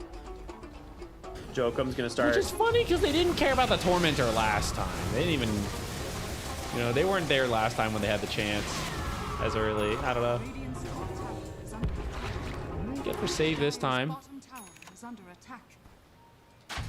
Look at Jokum. He's doing it. He wants to run it back. It just hasn't worked in the other parts of the map. Maybe it's gotta be this top twin gate. Now that would be the funniest thing BetBoom can do, is that we can get 2 clips of Jokum with a triple kill on Techie's Mines at the top twin gate. He actually knows exactly where it needs to be placed. He's using Sticky Bomb to clear out a couple trees so that he can place the perfect hexagon with like a mine in the center. Psycho stuff. This is not okay gameplay. You cannot be allowed to. Yeah, look, there he goes. He's gonna break the other tree. As I'm telling you, he knows what he's doing. He's done this many times. BetBoom, please. Unreal, dude. All BetBoom, right. please. If Ricky's gotta miss his flight, at least make it funny. Come on, head through that twin gate. God, Do it for us. Good. Do it for the people. No, not this way, Kiritich. You'll see the mines this way. Go the other way.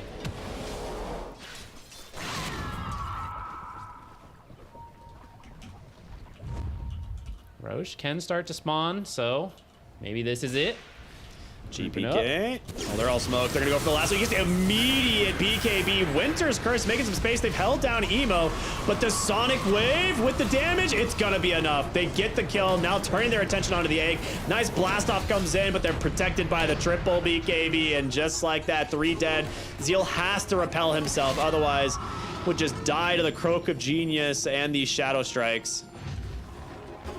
So much healing, actually. Yeah.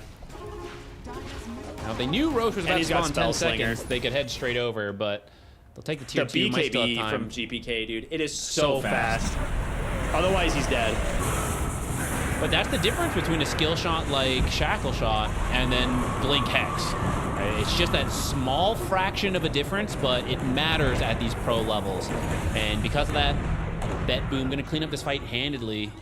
a bunch of healing. It was very patient gameplay to get to those BKBs, but we saw why, right? Once those BKBs are up and they can use their abilities, they're so strong in these fights. Don't take away the Roche Wisdom heading Shrines bottom. once again. Roshan is up, like you said, in the bottom pit shortly. Unfortunately, he spawned top and is running bottom, so they're maybe unaware. Now, if only Monkey King had pretended to be a power rune there, then That's true. that might have been it. Jackie's right under a ward. Monkey King is on the way. Oh, he's so dead. Oh, they don't know he's teleporting, actually? They had no idea he was teleporting. Oh. Save. He was expecting it, but didn't think he would just TP right there in the one spot the ward can't see.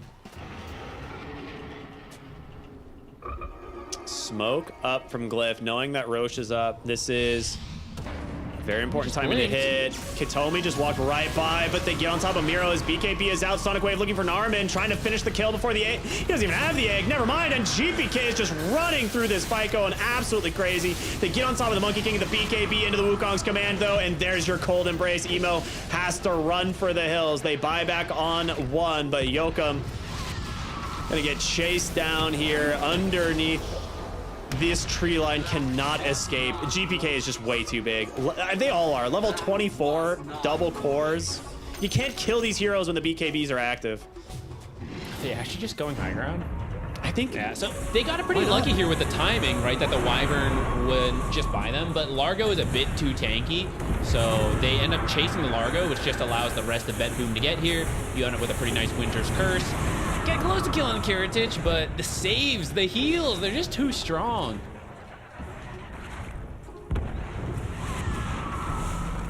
I thought for sure we would see a high ground siege here, but looks like they will back for the Roshan. I think that is a pretty safe play. They just finished up the MKB as well on the Monkey King. That is his bar. He's pretending to be Roshan. Bet you've never seen a Roshan in a cold embrace. I've seen Roshan fight Roshan in this pit, though. We And have. it seems to lag out sometimes. I'm not really sure the results of that fight. I've never seen the results. Yeah. BetBoom seems to have been happy with the amount of farming they did because they're picking up the pace here. Lion? Solo finger up top, but it's all a bait. It's a very good bait as Emo's out of mana, has to BKB, looking for the TP on out. We'll be able to make it. Winner's Curse will find Phoenix, though. They can just run at them. Like there's not really an answer that I can see on the side of Glyph now.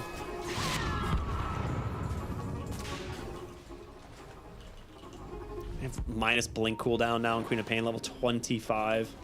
It's always up, and she finds an amplify damage, of course. Why not? Give him the Croak of Genius, let him just solo the team. Get in there, GPK.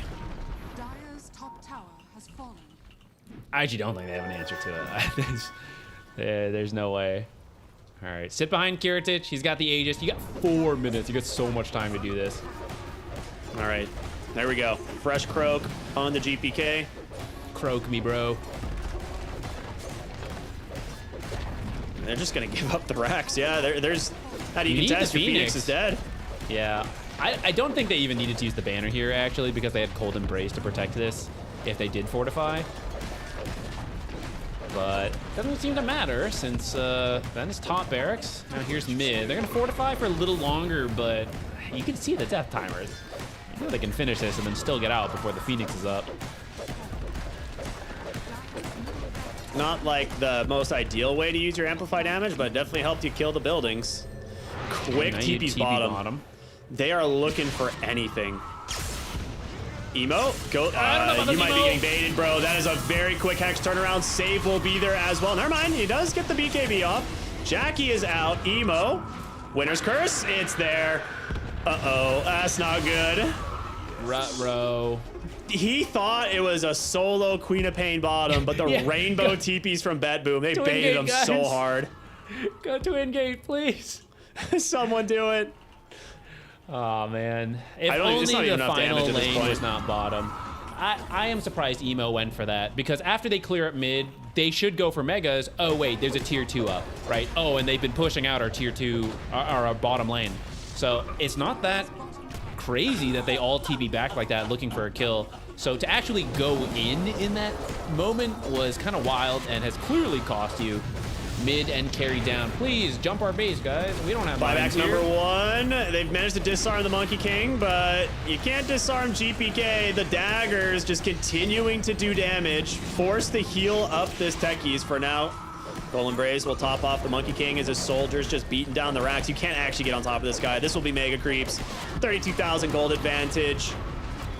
As the Storm Spirit is still on the sideline, that's just a quick kill onto the Wind Ranger. There is no hope left in this game. It is all over. An absolute beatdown from BetBoom, as that will knock Glyph out of the event. Alas, no Twin Gate repeat, but for BetBoom, they'll be pretty happy with that. In fact, it was all according to plan. Yeah. It did not feel like they had to face much pressure.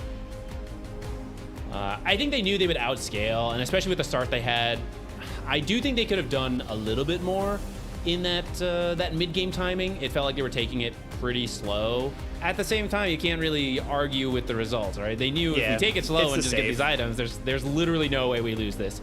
And I mean, they were right. I could not see an avenue for Glyph outside of the Twin Gate play, which BetBoom did not want to give to the people. Yeah, this was, I mean, you can just see it in the scoreline, right? There's not much you could do on Glyph this time. 33-7. The damage numbers are not great either for the side of Glyph. Like, your number 1 damage is the Techies, right, by quite a bit. Everyone else, your Tricore, never really able to get involved. Storm Spirit playing into, you know, a hero like Lion, and then this Queen of Pain, who rushes a Scythe of, well, not rush, but gets a Scythe of Ice because of how good of a game he's having. And you have the silence on Blink as well. They were able to shut them down so hard, and a well-deserved victory from BetBoom. Yeah, it feels like a rush because it's like, oh, it's only 40 minutes. That's a late game item. And you look at his stats and his money, and you're like, oh, yeah, well, I mean, he bought everything. Yeah, I guess it's not that late. That was the natural item to get to. Really good game from not only GPK, but the entire team. They had a very clear idea of the strengths of their drafts and didn't get tempted into any mind. Yeah. All right, well, we've got one series left here in this group stage, and it's going to be Liquid versus OG. Everyone stay tuned. We'll be back after the break.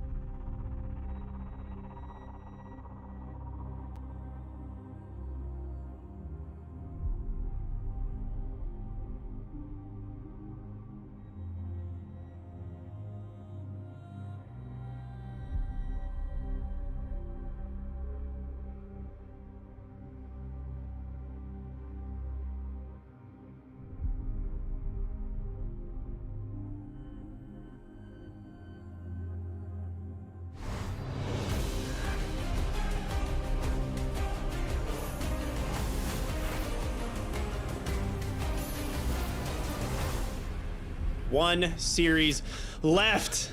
It has been one hell of a day. We have got one series left in this group stage, and it is between Liquid and OG. Not like it's not like the most make or break series here for OG, but if you are Liquid, this could put you in a better spot in those last chance like qualifier, right? It's the difference between upper bracket and lower bracket for that last chance qualifier. So they would like to win. Whether or not they'll get it, we'll have to see though. I think it could be make or break. Well, I don't know the math calculations, but yeah. Glyph with that last game is out. But next up, there are several teams at 3 and something, right? Extreme is at 3 and 8, so they're waiting nervously right now. And Tundra and OG are also at 3 and 7 right now. So if they both lose, right. then I don't know. Math-wise is determining who ends up in 11th with all the different scorings and stuff. But I don't have the brains for that. We'll let the smart people get to it. We're just here to watch OG. They did that roster shuffle a little with Toronto, Tokyo joining. Going through some learning curves here because it's not looking too great. But if they can just get one win, they can at least make it a little further in this event to get more time to figure things out.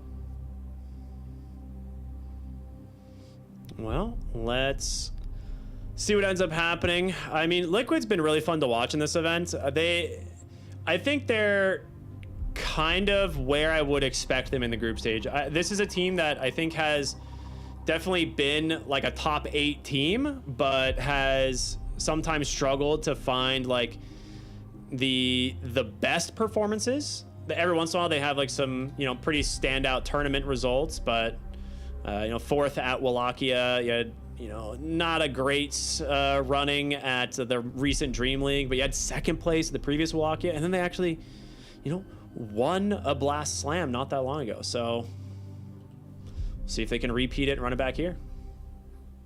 It wasn't the last one they won, right? They won Blast Slam 6, didn't they? Oh, they're the defending champ. I didn't even process that actually. Yeah. So that was because they had been struggling to get a tournament win for a while, and that was the first time this year that we've seen them actually get themselves that W. And they had a pretty good run immediately following, right? Like third place at Dream League, and then 2nd at Wallachia, and then kind of struggling a little bit again. So they've got the potential. They're a solid team, and we'll see if they can turn it up here in this final game. Yeah, actually, I had completely forgotten. Yeah, there was the last Blast Slam where OG was also looking really good, actually, that original roster. But then they actually lost to Liquid, like 3-0 in one of those upper brackets, I believe. So maybe some vengeance here. The team is a little bit different. Hydration ready to go. And 60-minute game, prepped as well. Same bottle, efficient. Oh.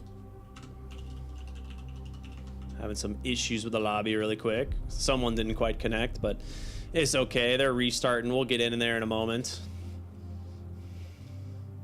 Yeah, going into it, I mean, I would favor Liquid, not only based on the current results of the group stage, but Liquid's been playing together for a while. They are generally looking better, though I know still not quite in the consistent top form they want to be.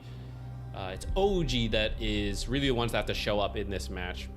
There are some games where they look better than others, but it's still kind of iffy for them. And I feel like it's slotting in Toronto, Tokyo. It's nothing against him, but the who knows, culture difference, the communication difference.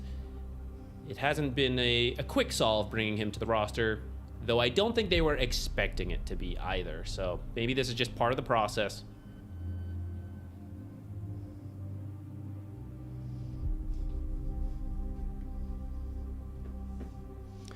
All right, looks like we're getting the G's in the lobby right now. So there we go. We'll give this one another shot.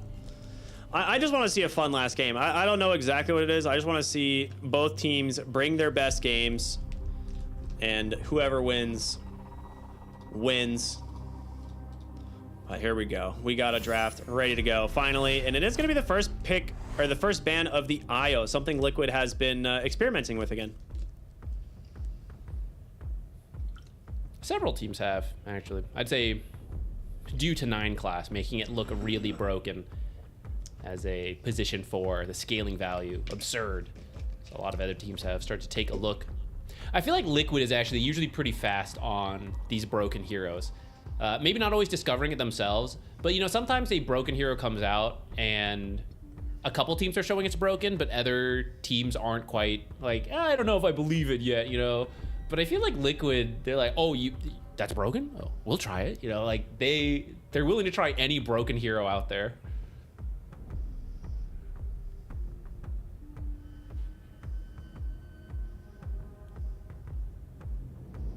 Kez and Lone Druid amongst those. The Snapfire as well. Yeah.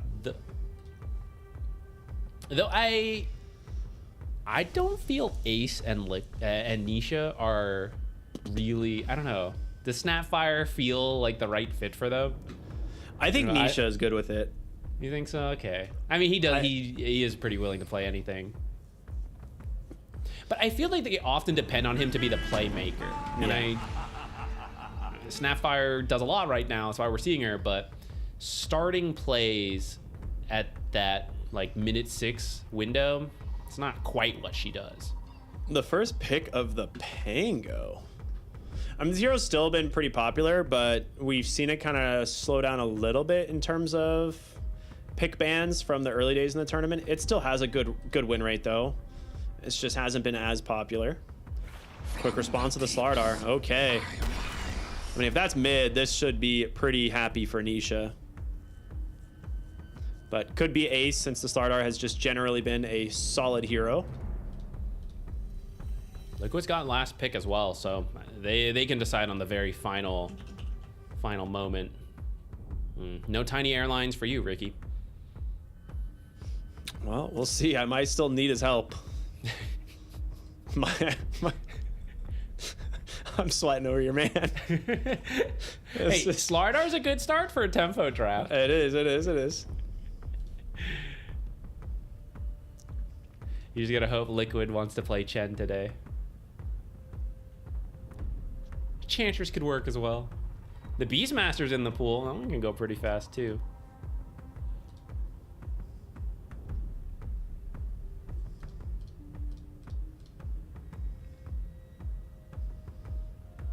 I'm trying to think of like what other options we have, like in terms of the strong supports that are still in. Hoodwink available if they want to go like Slardar Hoodwink off lane. Also just a generally good pick if OG wants it. But you still have a lot of the strong 5s with the ranged carry options, right? There's no Shadow Fiend, but we have seen a lot of Drow Ranger lately. And there is still like a Treant Protector and Tusk in the pool. Keeper of the Light's also still in the pool. Not something you usually see with the Slardar. And it's not really a mid hero you pair with either. But it's been having a lot of success. The healing from the Illuminate, even without the Chakra Magic, like perfect combo, has been really strong for tempo gameplay. Works fine with Pango. Not the greatest, but not bad either if OG wants to take it. And then get a stronger pairing with one of the other cores, wherever this Pango ends up going.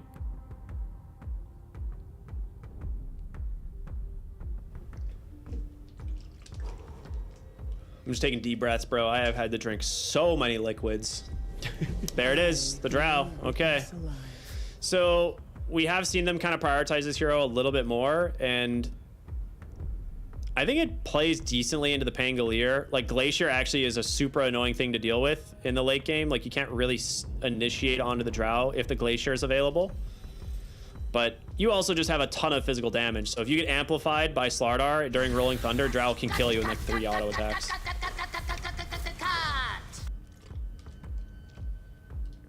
She doesn't like to do much too early though. She does need some items, so something like Timbersaw, if he can get close, kill her quickly.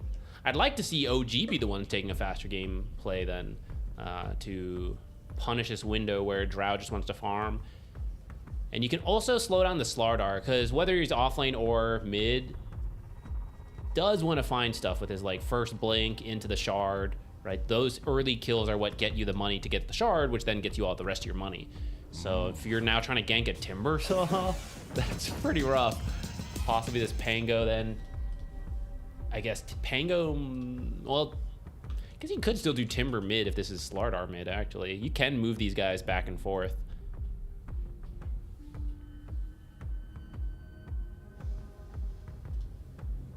I think in terms of supports here, I still kind of like the Hoodwink because it does give you some good burst damage. And it fits well with Slardar. It just comes down to if you want to run the Slardar mid or off lane. But you kind of need your 5 to sit in front of the Drow. So like Tusk is the obvious one, but we'll see what they want to do. Bane could be good as well. We've seen that into the Pango quite a lot. Timber has no crowd control either, so it's really just on the Lion, and that's a lot, right? Lion has to initiate, Lion has to cancel Fiend's Grip, so it could be a decent idea. The Beastmaster, I don't think you pick it now, but Beastmaster Roar is also something that is very good versus the role that we have seen. Could fit the fast-paced gameplay, but that would come on the final pick for Liquid.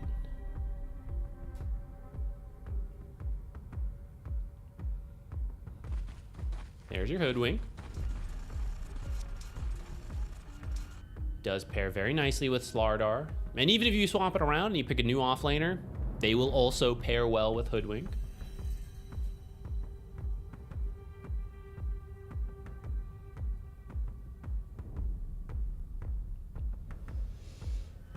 Wheel.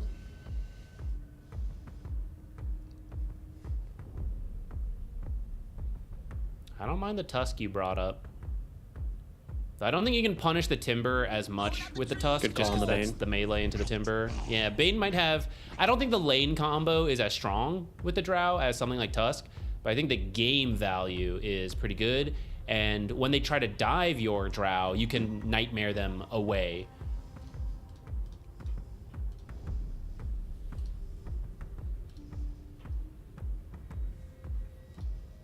Maybe you can do like Ringmaster. Whoa, PL. It's a good PL game. It's not... It's like a super rough matchup for the Slardar, so you pretty much have to run Slardar mid now. I'm just curious what you can pick on Liquid to slow him down. You might want to ban Necrophos.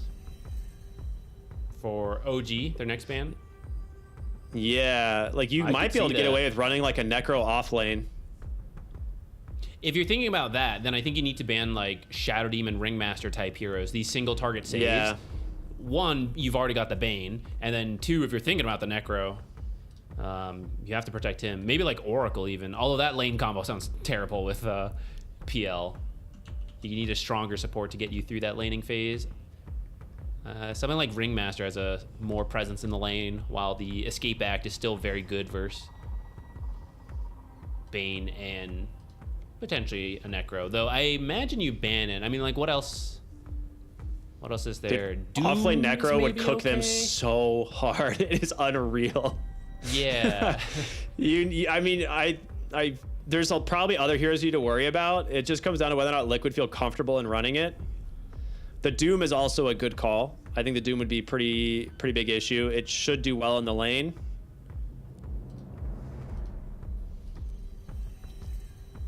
You also have like Primal Beast. Honestly, you could still go back for Beastmaster. Like Beastmaster with the Ags is not that bad versus PL. Or you can just do Overlord and push towers before he's ready. Okay, the techies. We've seen that been having a lot of success. Taser just proved to be very annoying in the lane, and a stronger laner than some of the other things we were pitching out. But doesn't have a save. Axeman, okay. Also good versus PL.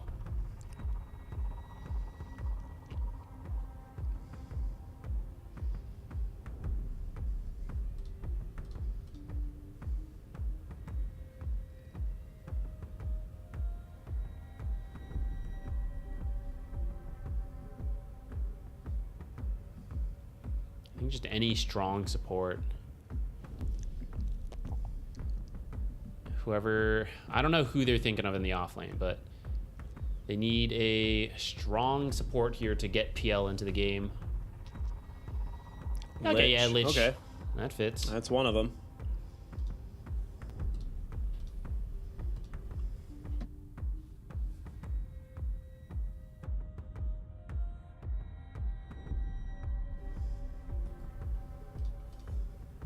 I'd be down to see the Necro. I mean, I think it's good. Like, legitimately, I think it's a good pick. So, we'll see what they do here. Chen. Might be a little It's scary good. to be the Necro. Yeah, it's good to enable the Phantom Lancer, but I still think it just crushes the lane. And then you have Radiance. Doom is okay versus the Chen. They could still go for that. It's just not super easy to doom PL, so you're looking at like dooming Timbersaw or something. I don't know. Or At least like until it gets, Tango. Yeah. Yes! Nice. Oh, they did it. Okay, I'm so happy. It is an insane Necrophos game. So offlane Necro here. Oh, it's mid Necro. They are gonna run the offlane Slardar. Maybe they aren't as It's good worried in the with mid the lane Chen. too. It's Yeah, good it in is the very mid good. lane too, actually, versus either of these heroes. So it is an interesting idea. And I guess top you can just like creep drag, right? Because okay, so that was gonna say my one downside with the offlane Necro is that Chen can be quite good versus Necro because you can't kill the creeps early enough. When your abilities aren't that strong, you're a relatively squishy hero, so those neutral creeps are scary. And if you get lucky and you get like the purge creep, you can even kill the Necro even when he's trying to save himself. But this kind of bypasses all that. You're going to have a good time in the mid lane. You're not going to have to worry about the Chen, at least for a couple minutes. And at that point, you do have the levels. It does mean your top could struggle, but it might have struggled anyways. So just creep drag anyways and guarantee win the mid matchup with the Necro, as opposed to the Slardar, who probably would have done fine in the mid lane, but I actually think it's a little harder for him than this Necro.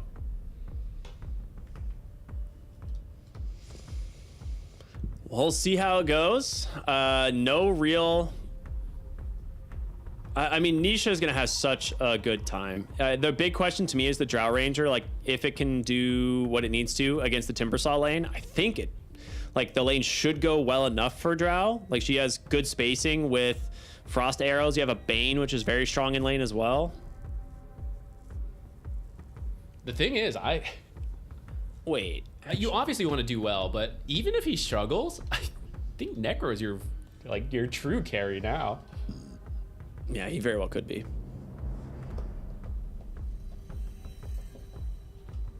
Yeah, this is the scary part about picking the PL when you did, because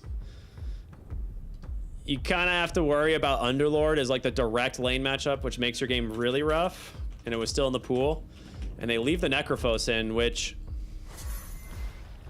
you don't really have much of an entry into the game as Natsumi now, at least until you finish like your third item, Heart of Tarask, right? Which at that point, the Necrophos will have already had a Heart of Tarask and is working on like his fifth or sixth item. So it'll be... Loxy is drawing a million arrows here. I like it. Leading the charge bottom. It's a lot of physical damage in the lane with Hoodwink Slardar, right? He's gone for the early Blightstone. So between Crush, physical damage, and Acorn Shot and stuff, like they will have good harassment.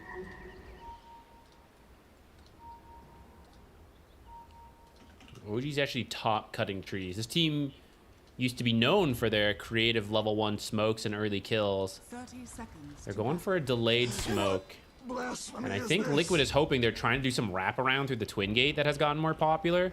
They've got the heroes ready, but Bane's got slightly better night vision. I think OG, they're fine to take it slow to start. I like this idea. Just cut trees, set yourself up for lanes. Just want to spoiler alert for anyone who maybe didn't catch the end of mainstream.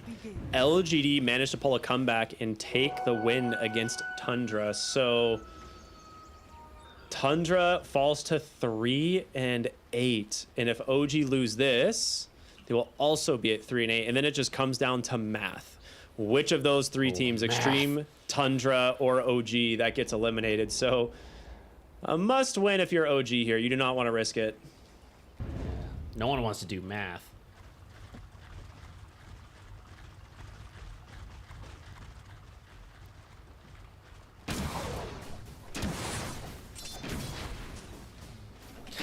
I was looking top and I heard the crossbow sound and I was like, is Drow up here? Did they lane swap? Forgot. Hoodwink's got it too. Yeah.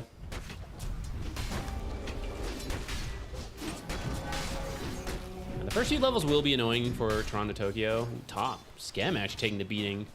Not the usual way this goes. Okay, Ace not close enough to get into their crush there.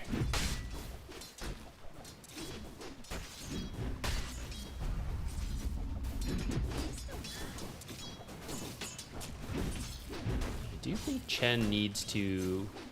He's got to have a strong showing to start here. Dude, he is doing so much damage on this Drow.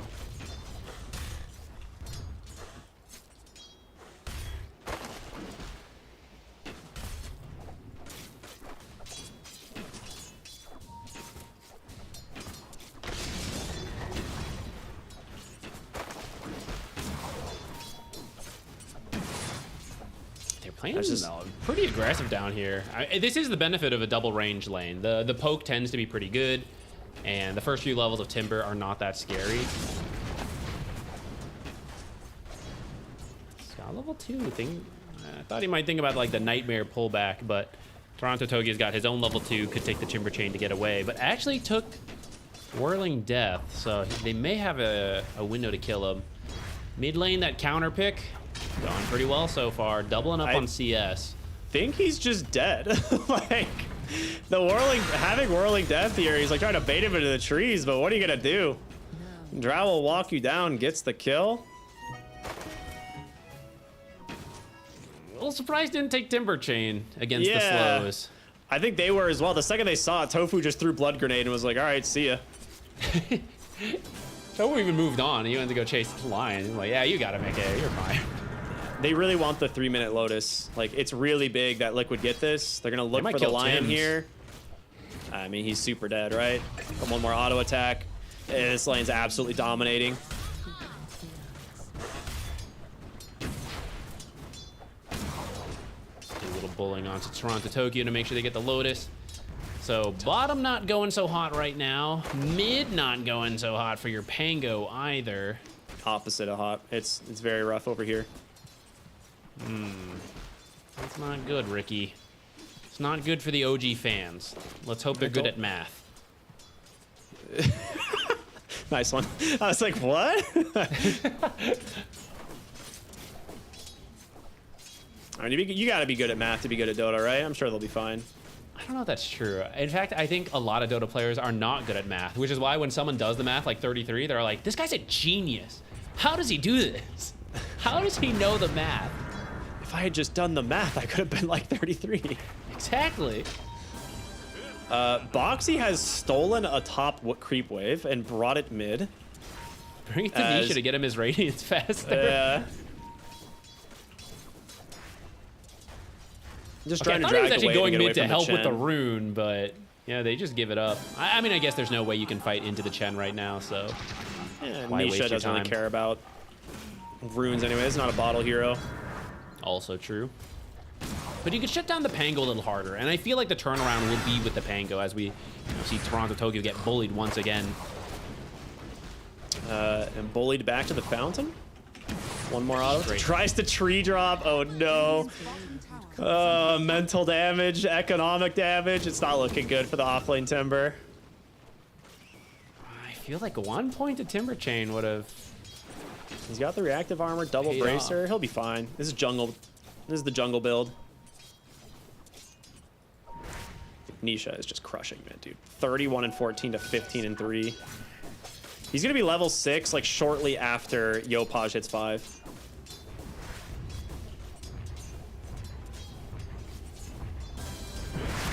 It's at least not the easiest to actually kill the Pango.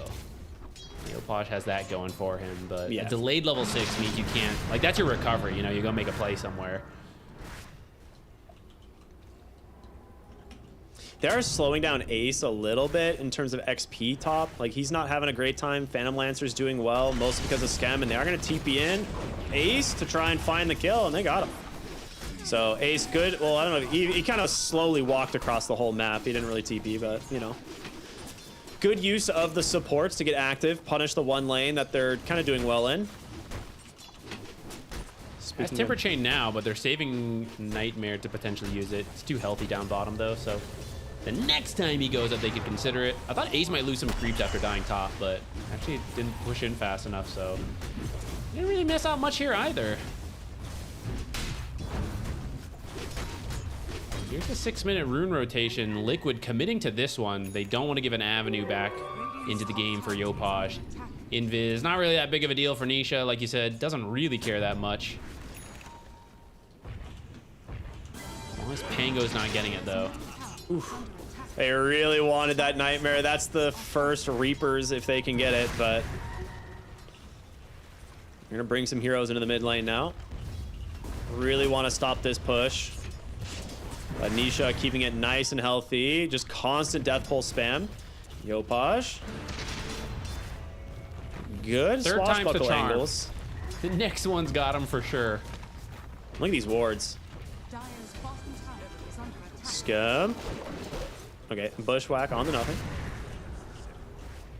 But they will finally kill the catapult. So they slow down the push a little bit. That's what they're looking for. Dire are scanning.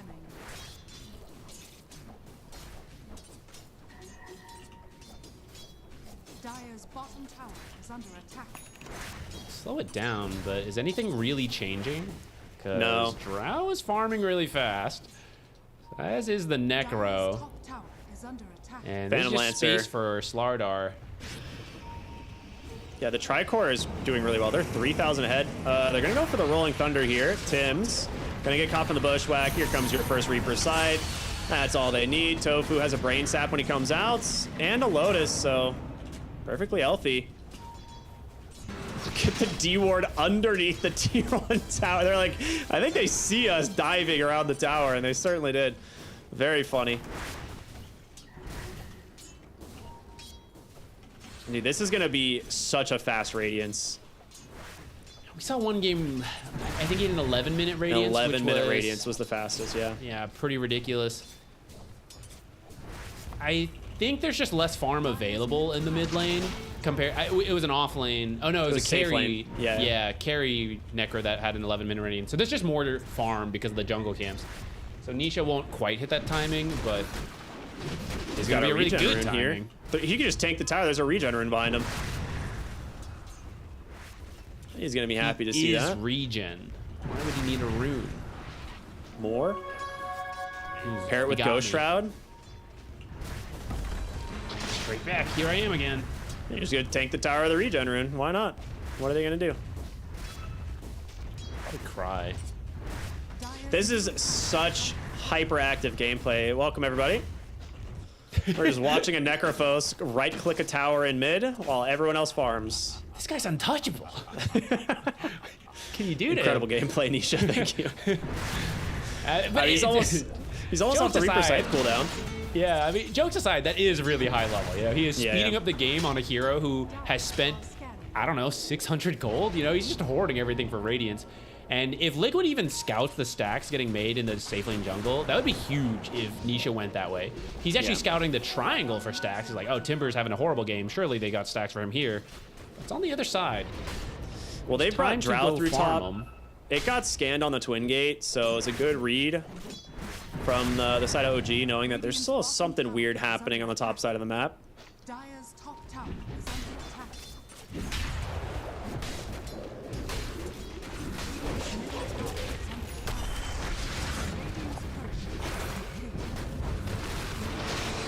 Top side, looking for Pretty Ace. fast. Ooh, he's quick, yeah. They're actually unsure if they could even catch him with the Rolling Thunder, so don't really find their target. Space for Nisha. He's gonna get the mid tower finally. Sick gameplay. 10-minute rune. It's top or bottom? It's an amplify damage top. Okay. Has fallen. I don't think he's actually going to do much with it because he's so close to the Sacred Relic. He's just going to turn around, go finish farming that. But it's another rune that the Pango does not get, which means Pango does not have the amplified damage rune to perhaps roll on Drow and get a kill there and save the Timbers game. So the status quo continues for Liquid, and that is a 3k gold lead at 10 minutes. Even though the score is 4-1, a very calm farming pact, but only one of the teams seems to be doing the farming.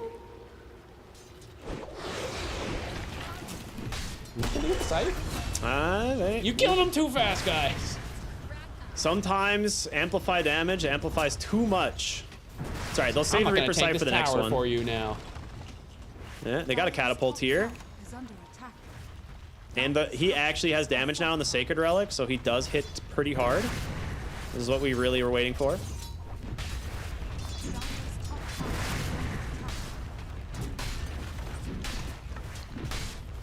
All right, what is the go time here for OG? Because Toronto Tokyo has had a rough game, but there's still a Pango that technically exists in this game. Rolling Thunder is kind of all you need, but he is really underfarmed. Has fallen.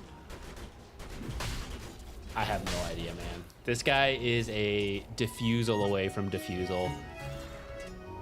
It's a good item, this game. It's gonna be so late. The Radiance is almost done by comparison. Dire's bottom The Radiance will easily be done before the Diffusal. It's not even gonna be close. The Radiance is done before he can buy the Robe of Magi on for the diffusal. He is so far behind this Necrophos. And the late game scaling, I'm pretty sure is Liquid's because of the Necrophos as well. Like, because of the PL Drow and is- Necro, yeah. Yeah, like classic PL late game is a little scary. You know, I don't feel like 100% towards Liquid because of that. But I'm gonna feel pretty good if all the cores are more farmed than PL as they go into late game. Right, so Liquid doesn't even have to change that much. They're waiting for the blink on Ace. He's the one core that suffered, but yeah, it's not really expected to win all 3 lanes. And he didn't even lose that badly. So they're just waiting for that and the Radiance before they start doing stuff. And they're still finding some kills, such as on that Lion That's down so there. unfortunate. Look at the ward. Like, there's a sentry that is so close to scouting this ward on the right side of the lane. So he thought he was sneaky, like trying to just like come bottom, soak some XP, but they just TP in the Bane. Mickey burns him down, gets the tower. Observer up to sneakier. Currently sitting at 6, almost 7,000 net worth. Ooh, turned off the Radiance, walking by the creeps. They're looking for Timber in the jungle. middle tower is Can we get some Jaws music here? Dun. Dire's bottom tower is under attack. Someone's shark. about We to need- die. We need music from the Mummy or something. Dude, hype for the reboot, am I right? Yopaj? Ooh, doesn't get... Oh, I say that. He might get caught in the bushwhack. They're instead going to look for the Chen. Nisha. There's the Reaper's side. It doesn't connect in time off the death pole, so it doesn't get the second stack, but it is still a kill. Meanwhile, Drow... in the wrong neighborhood. She does take down Tim's, but will lose her life in the process. He had an Observer there. Maybe he thought that was a little bit, you know, he has the safety, but yeah, Drow, even though she's farmed, she's still a, you know, squishy ranged agility hero, so that was probably a little too far. Just let them go make the play and hold your tower, farm that jungle. Still overall good for Liquid. In fact, they're gonna kill Chen a second time here. Nightmare setup into a Snow Blink, but he's just got time to run on up. And actually now the Blink is being delivered. Maybe you can still get a Blink reveal. Oh, You they think he see doesn't have it. Toronto Tokyo was seen on the ward, so... Okay, and then they can't get to him. He's too far away now. And they will now see Ace. So they can see the Blink is done. Tim's OG players walking will in, be a lot more careful looking now. for the D ward. Look at it. I was gonna say, I think I want to start seeing Nisha just play near the Phantom Lancer. Like, this is the point where PL is starting to try and get some net worth, but he can't farm anywhere near Necro, so... I like that Nisha's come to the top side of the map. Bottom lane, they find the Timber. He does get the Timber chain away. These two, not enough damage. They would need the Drow or the Necrophos. They got quite a bit of HP right now. And they can call on the Necrophos in a moment because the Boots of Travels are on the way. So now you can they're just looking for Fiend's Natsumi Grip. instead. Plenty of time to TP in. Bushwhack's gonna connect. Reaper's Sight finds the target. They do Okay, manage they to dodge the ult stack again with the Hand of God. So kind of a cheeky little play there from Skem, but objective completed. You took out the Phantom Lancer. Yeah, that's 90% of the value, and he's just Here rolling his comes eyes like, Slardar. okay, scything, you stop me from Reaper Scything, whatever. They see Skem. Like, Blink actually does not find him quite yet. All right. Scam gonna survive. Nice micro of the minions there. Guys, check this out. Earlier, tank in the tier 1, but you know what's cooler? Tank in the tier 2. He's gonna give up on it though. He doesn't want to be that Thank you, Zach. I mean, he's gonna have a shard very soon. It's so much. The thing is, like, Phantom Lancer needs his Aghanim Scepter, and then he needs a Nullifier, and then he needs a BKB. And then he needs like Heart of Tarrasque. Like, this hero needs so many items. It is insane how farmed he has to get to deal with Necrophos. But maybe the rest of them can deal with Necro. Oh, Tofu breaks the smoke. This. He's super dead. Okay, so Tofu tanks the gank. Nisha hiding through the trees. Will get caught from the Rolling Thunder. Has plenty to play around. Ghost Shroud and 21 charges. And instead, they're going to turn out maybe onto the Timber Saw. Gets the break. He dodges the Death Seeker. Can the Radiance Burn get him? 19 HP. It does. Oh, man. Great positioning from Tofu. He's got the night vision. He's the support, standing a little bit ahead of the Necro. It was a little close. They almost got to the Necro, and if they were a little more farmed, right? They would have finished the job before Liquid could show up. But this is Nisha out of control. 11,000 net worth, has the shard. Ags is done on Drow as well. Oh my goodness. Yeah, that's what I'm saying. The heart, once he has it, it's third item heart for sure this game. And I count the Boots of Travel because this is like the second item always Necro. Yeah, they're expensive. They count. The Heart of Tarrasque is pretty much a get out of jail free from a lot of the burst damage that they have on the side of OG. So you need your sustained damage, which is Phantom Lancer, and it's not even close. It's not happening yet. So Aegis will give Nisha all the time in the world. Actually, he's a consecrated wraps. Okay, interesting. Does he even need this Aegis? Can he really die? Dude, look at Tofu right now. He's fishing top lane. I know we added the fishing emote earlier on the stream today, so I want to see some fishing happening in chat if he manages to find his target. You just wait here. Nightmare, Fiend's Grip, they're both such good setups for a Booze of Travel Necro to hop in, drop a scythe. Thanks, Tofu. And go back to farming. Drow Ranger's Aghanim Scepter is such an issue for their lineup as well. It's like Phantom Lancer gets absolutely owned by this thing. Gosh, I don't know. The cool thing about this Ags Rush, it's not as high damage as other builds, but this game it's totally fine. Because one, you're amplified by Slardar, and then two, you don't even need to do damage because of the Necrophos.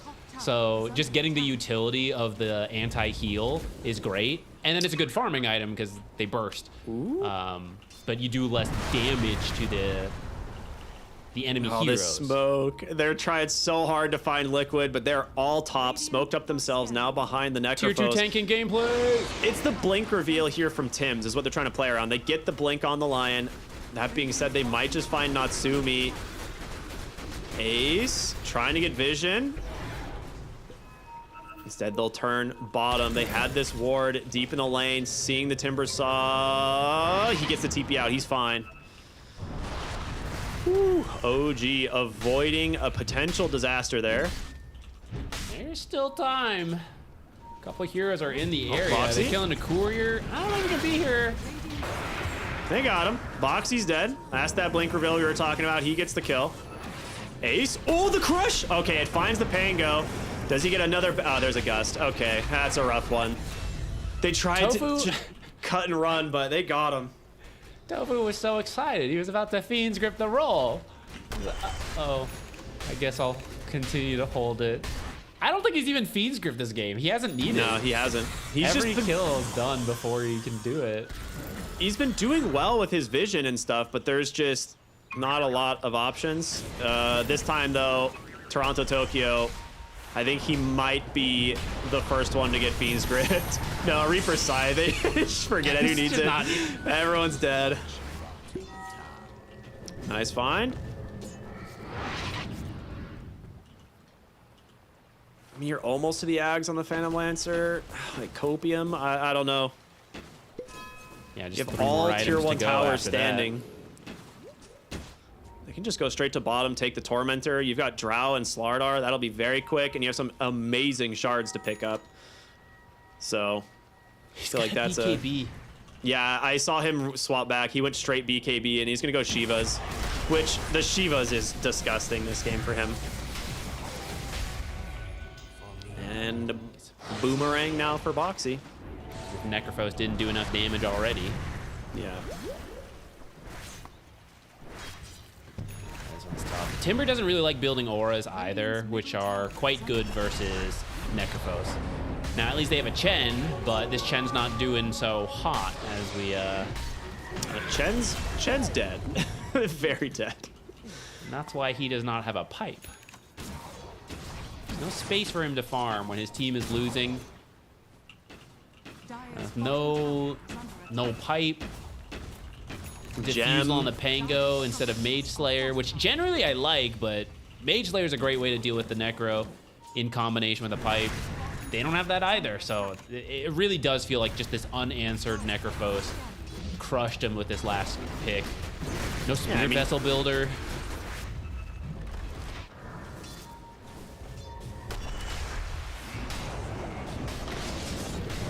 Top lane. Ooh, they're trying so hard. Does he get the... Oh, he just trusts that Ace has the kill. Gets the Nightmare onto Tim's instead. Quick Reaper's side. 2 more fall for the side of OG. Tofu finally gets to use his Fiend's Grip. Finally happening. Okay, back to farming now. Bye. Oh man, Liquid 9K gold lead. I do not know what OG does here. I can't even envision something. Well, okay. One hero on his own. Hex stun, finger, swashbuckle, roll through. You know, you chuck everything into the hex stun. You can get 1 kill. You just need Liquid to keep scattering on the map to allow you to keep getting 1 kill. Yeah, it's...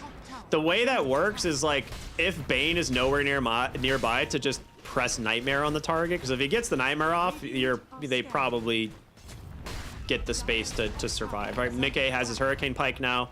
You have the BKB done on Nisha. Ace, almost to his BKB as well, about 1,000 gold away. Maybe less, 900 gold away. They've smoked up. That's actually a pretty good angle, but Boxy is going to be here to potentially break it. He will see the biggest bushwhack of the century. No, they get the Bane. That's a great way to start the fight. Huge Earth Spike actually catches Drow. This is what they need. Okay.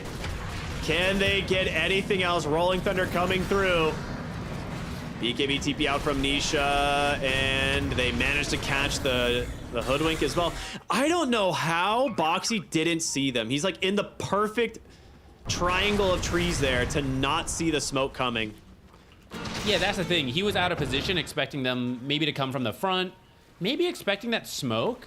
He did break the smoke, but they actually didn't have vision to know he broke the smoke, so no one's really ready to deal with that. They find the perfect target rolling through, get the chain stuns. Yeah, that was an amazing find from OG, but a little bit of a slip up on Liquid's part, the way they're standing. Yeah, see, he's just like, he does not see out on the ledge in time. Oh, oops, sorry guys, that was probably my job. My bad. Nisha unbothered in all of this, of course. Yeah. But once you lose your team, you can 5v1 the Necrophos, right? He's not that strong. Maybe, I think. I haven't seen it yet, but he'll just TP on out. That's a pretty miracle find. We'll see if they can keep doing that. You need more of those. 3 finger stacks. Is this the avenue back? Tim's Lion. Well, we're going to see Roshan potentially respawning in about 40 seconds.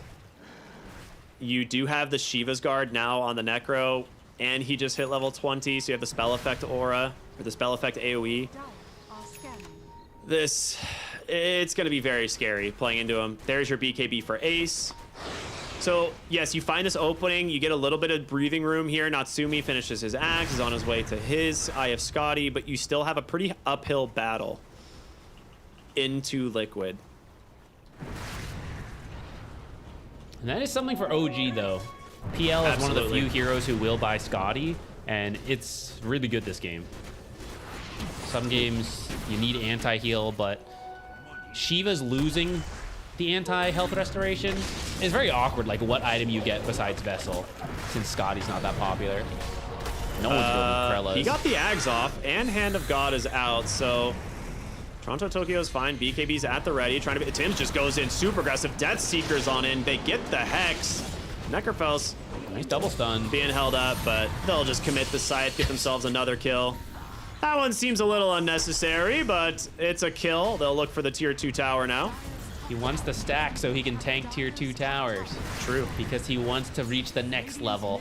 Oh, he went Tier 3 Heartstopper tanking. regen. Interesting. Okay. Maybe he knows like there's eventually a Heart of Taras coming out from the PL, and that regen reduction actually ends up being very value. Get like an Ags. Radiant's bottom Yeah. tower is under attack. Dire's middle tower is under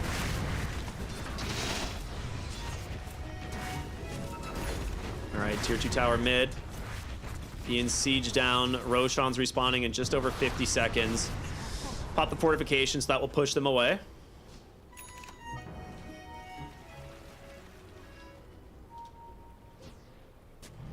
At this point, they're just waiting for Roche to respawn. I mean, you'll take what you can get in the meantime, but you don't have to do that much, especially after that slip up top. Yeah, a little bit more on your toes for the side of Liquid. They're still in a really good spot, though. We haven't even had to see that much out of Mickey. So much has been on Nisha and the rest of the team. But Mickey, he has been farming, right? He is going to do damage.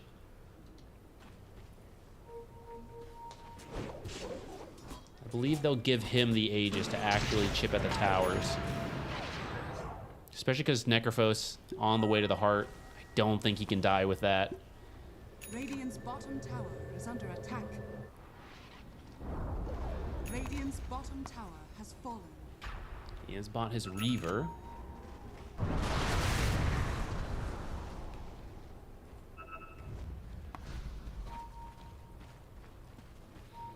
OG knows Roche can be up soon. They're heading in. Have a good observer for this fight if they break the smoke, but Liquid's actually just slipping by out of it. Are scanning. Dire's middle tower is under attack. Oh, Natsumi into the... They're actually... He's just baiting. He's like, I don't know which one is which. They just managed to jump back, finds the Drow, and now Natsumi's going to get the opening, but the Reaper's Scythe... Onto who? Onto what? They're all still alive. Fiend's Grip onto the Rolling Thunder. Hold up. The fight's looking quite good for the side of OG right now, but the Rolling Thunder's expended.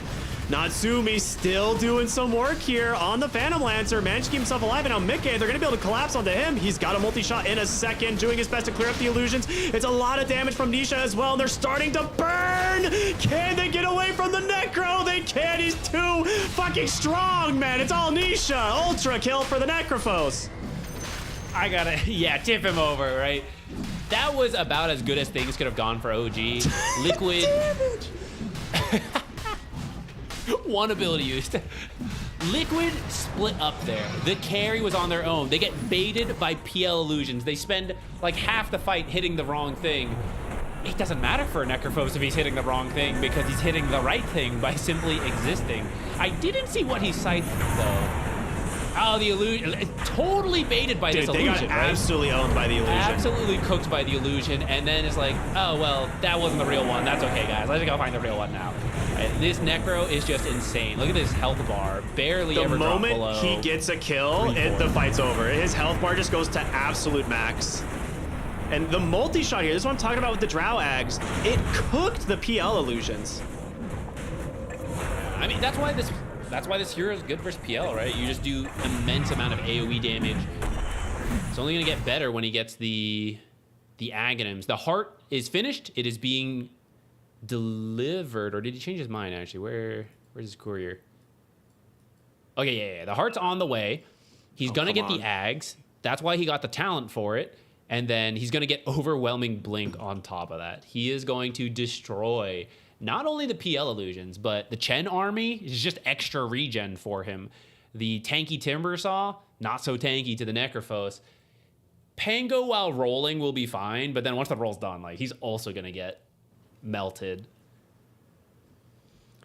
All right, guys, you actually don't really need this Drow. Let's be. He's dead for 28 seconds. It's fine. Just on pause. You guys are good. Oh, reconnected. Moment to breathe here. Necrophos, Heart of Tarask is done. Going straight into the Ags. I told you, man, like, the Heartstopper regen is going to be kind of nuts. I mean, I don't think he's going to get to the Ags at this rate. He is cooking this game.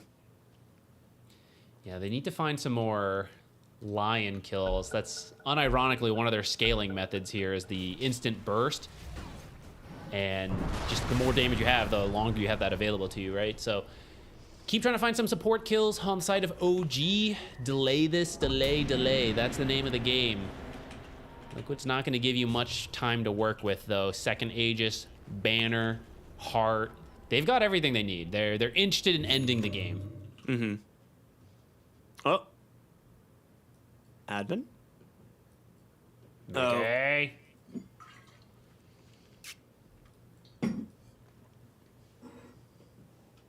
That's right, Mickey.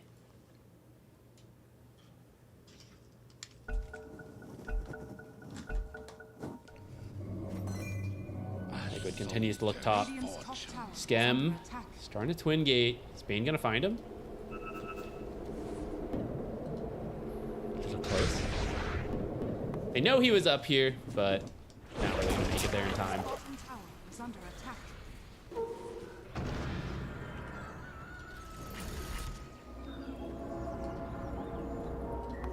Look at Nisha, just on.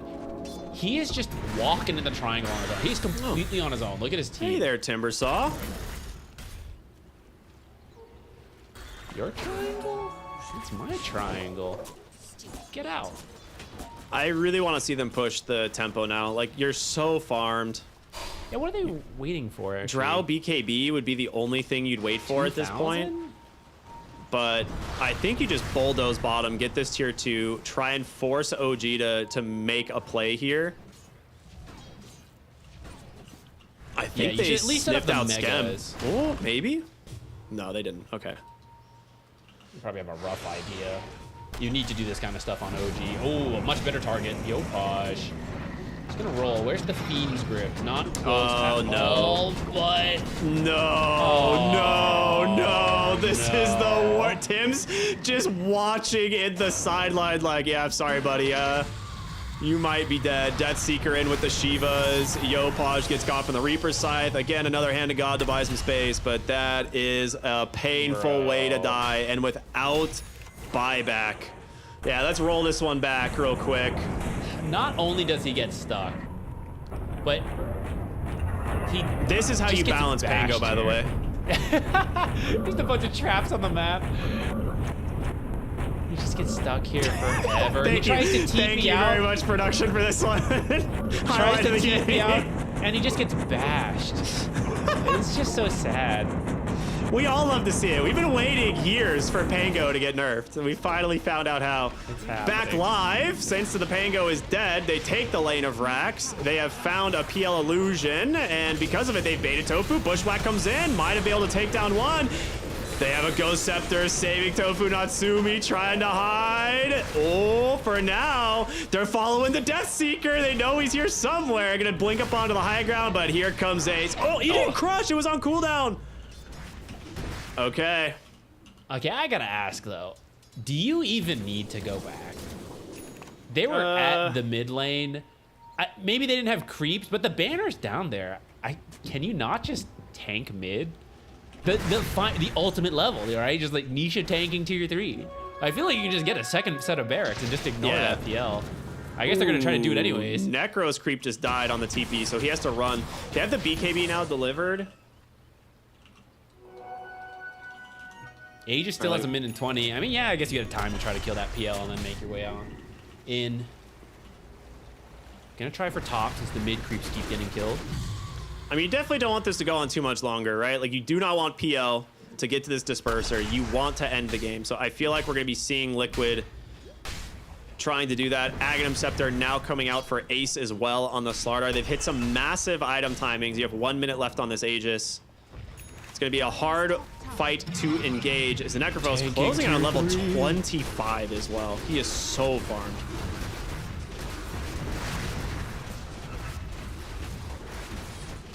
Can they get him with the wraparound? This is the most insane wraparound. Tim's is going to lead the charge, try and find Boxy in the tree. They get some vision. He gets the scurry off, but the blinking from Ace catches the stunned bushwhack onto Tims. He's trying his best to make as much space as possible. Figure it out. Everything thrown just to kill this hoodwink, and it's not working. Tofu is here. He's got a Fiend's Grip. Hasn't had to use it yet, as they will surround the Timber Saw. They're holding the Reaper Scythe. Double kill for Mickey. They want to go high ground right now to end it. The wraparound's a great idea. Boxy in a better position to see it coming this time, right? Last time they just jumped over him, killed the target, but this time he sees it, he backs out, the team reacts. PL go straight megas. Yeah, PL wasn't close enough. This is the thing with the wraparound. If the whole team's not there, GG. Yeah, you got to connect at the same time. It was probably not going to happen anyways for the gold lead that's happening and the insane game Nisha's having. That's a game-winning final pick.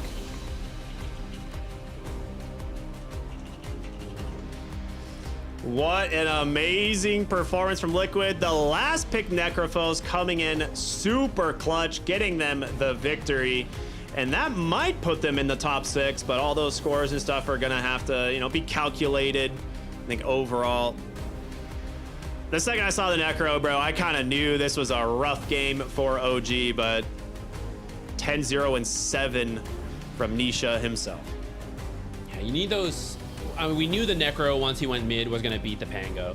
I think those side lanes need to go better to have a shot, right? The Chen's got to help you get through that lane, and the Timber, maybe you can't beat the Drow Bane, but you can't be giving her kills, and I feel like putting off that point on Timber Chain gave an extra kill or two over, and that just meant, like, what do? Your mid playmaker lost, your side lanes to help him also lost. No one can help each other. I guess top lane went even, we can say, but that's just not enough to beat this. Yeah, it really isn't. There was too many things that had to go wrong for Liquid, I think, to lose this game, right? Like, this was really just an outdraft in my eyes. And they're very happy to walk away with this one.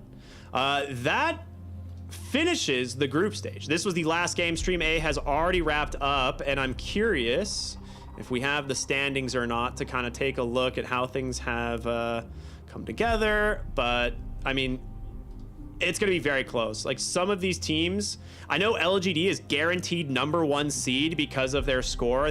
After beating Tundra, they are looking very good. But overall, this has been a pretty amazing day. Some very fun games to watch.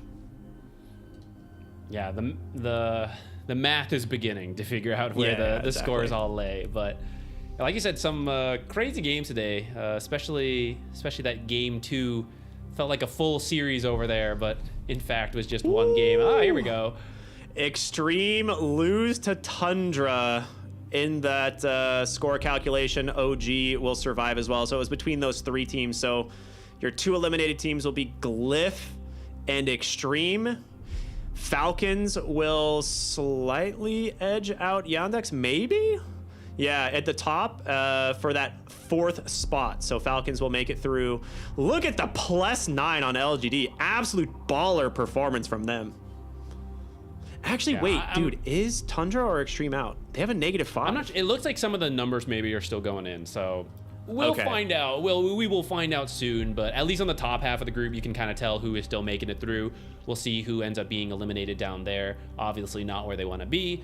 But I mean, through the games, you kind of see there's something's going on with those teams. It's just not quite coming together. Yeah, at least a couple of them will still have a shot to figure it out and do some crazy lower bracket run. Yeah, absolutely. This was an absolute banger of a final day to get us ready for those playoffs, as well as the second round of eliminations that are coming here in just honestly just starting tomorrow. How long is it? Yeah, it's tomorrow, bright and early. Those bottom 6 are going to be fighting. So we're still going to be crunching a bunch of the numbers to see who exactly is going to be eliminated. I don't know if we're going to have those here right now, but make sure to check back. Yeah, we're still waiting on them. So you guys can always come in and check with us and see, who's going to be making it through to tomorrow. But all we know for sure right now is LG, absolute #1 seed. they're good to go. They are good to go. They've really been improving. I'm very excited to see it because I know they had this potential, but there were just a lot of throws in their gameplay, you know, to put it bluntly. They're doing better now, right? So I'm happy to see that they figured out how to turn a winning lane into the rest of the game, and that will continue to improve, I'm sure. So eyes on this team. I think it's really fun when they're good, right? They were picking some wacky stuff and it was working. So this is confirmed, the last chance qualifiers, which looks like Tundra will be the one that squeaks on through. Yandex will be the one that gets knocked into that qualifier as well instead of Falcons. So we are ready, man. Playoffs are about to begin. It's going to be a very, very fun Blast Slam 7. This tournament has been giving everything. We had a 150-minute game earlier today. It's been absolutely nuts, but for Zach and myself, man, that's it. We're done. We are calling it a day. It has been so much fun. Everyone, I want to say thank you so much for tuning in, and hopefully we'll see you all at the next event. Have a wonderful evening.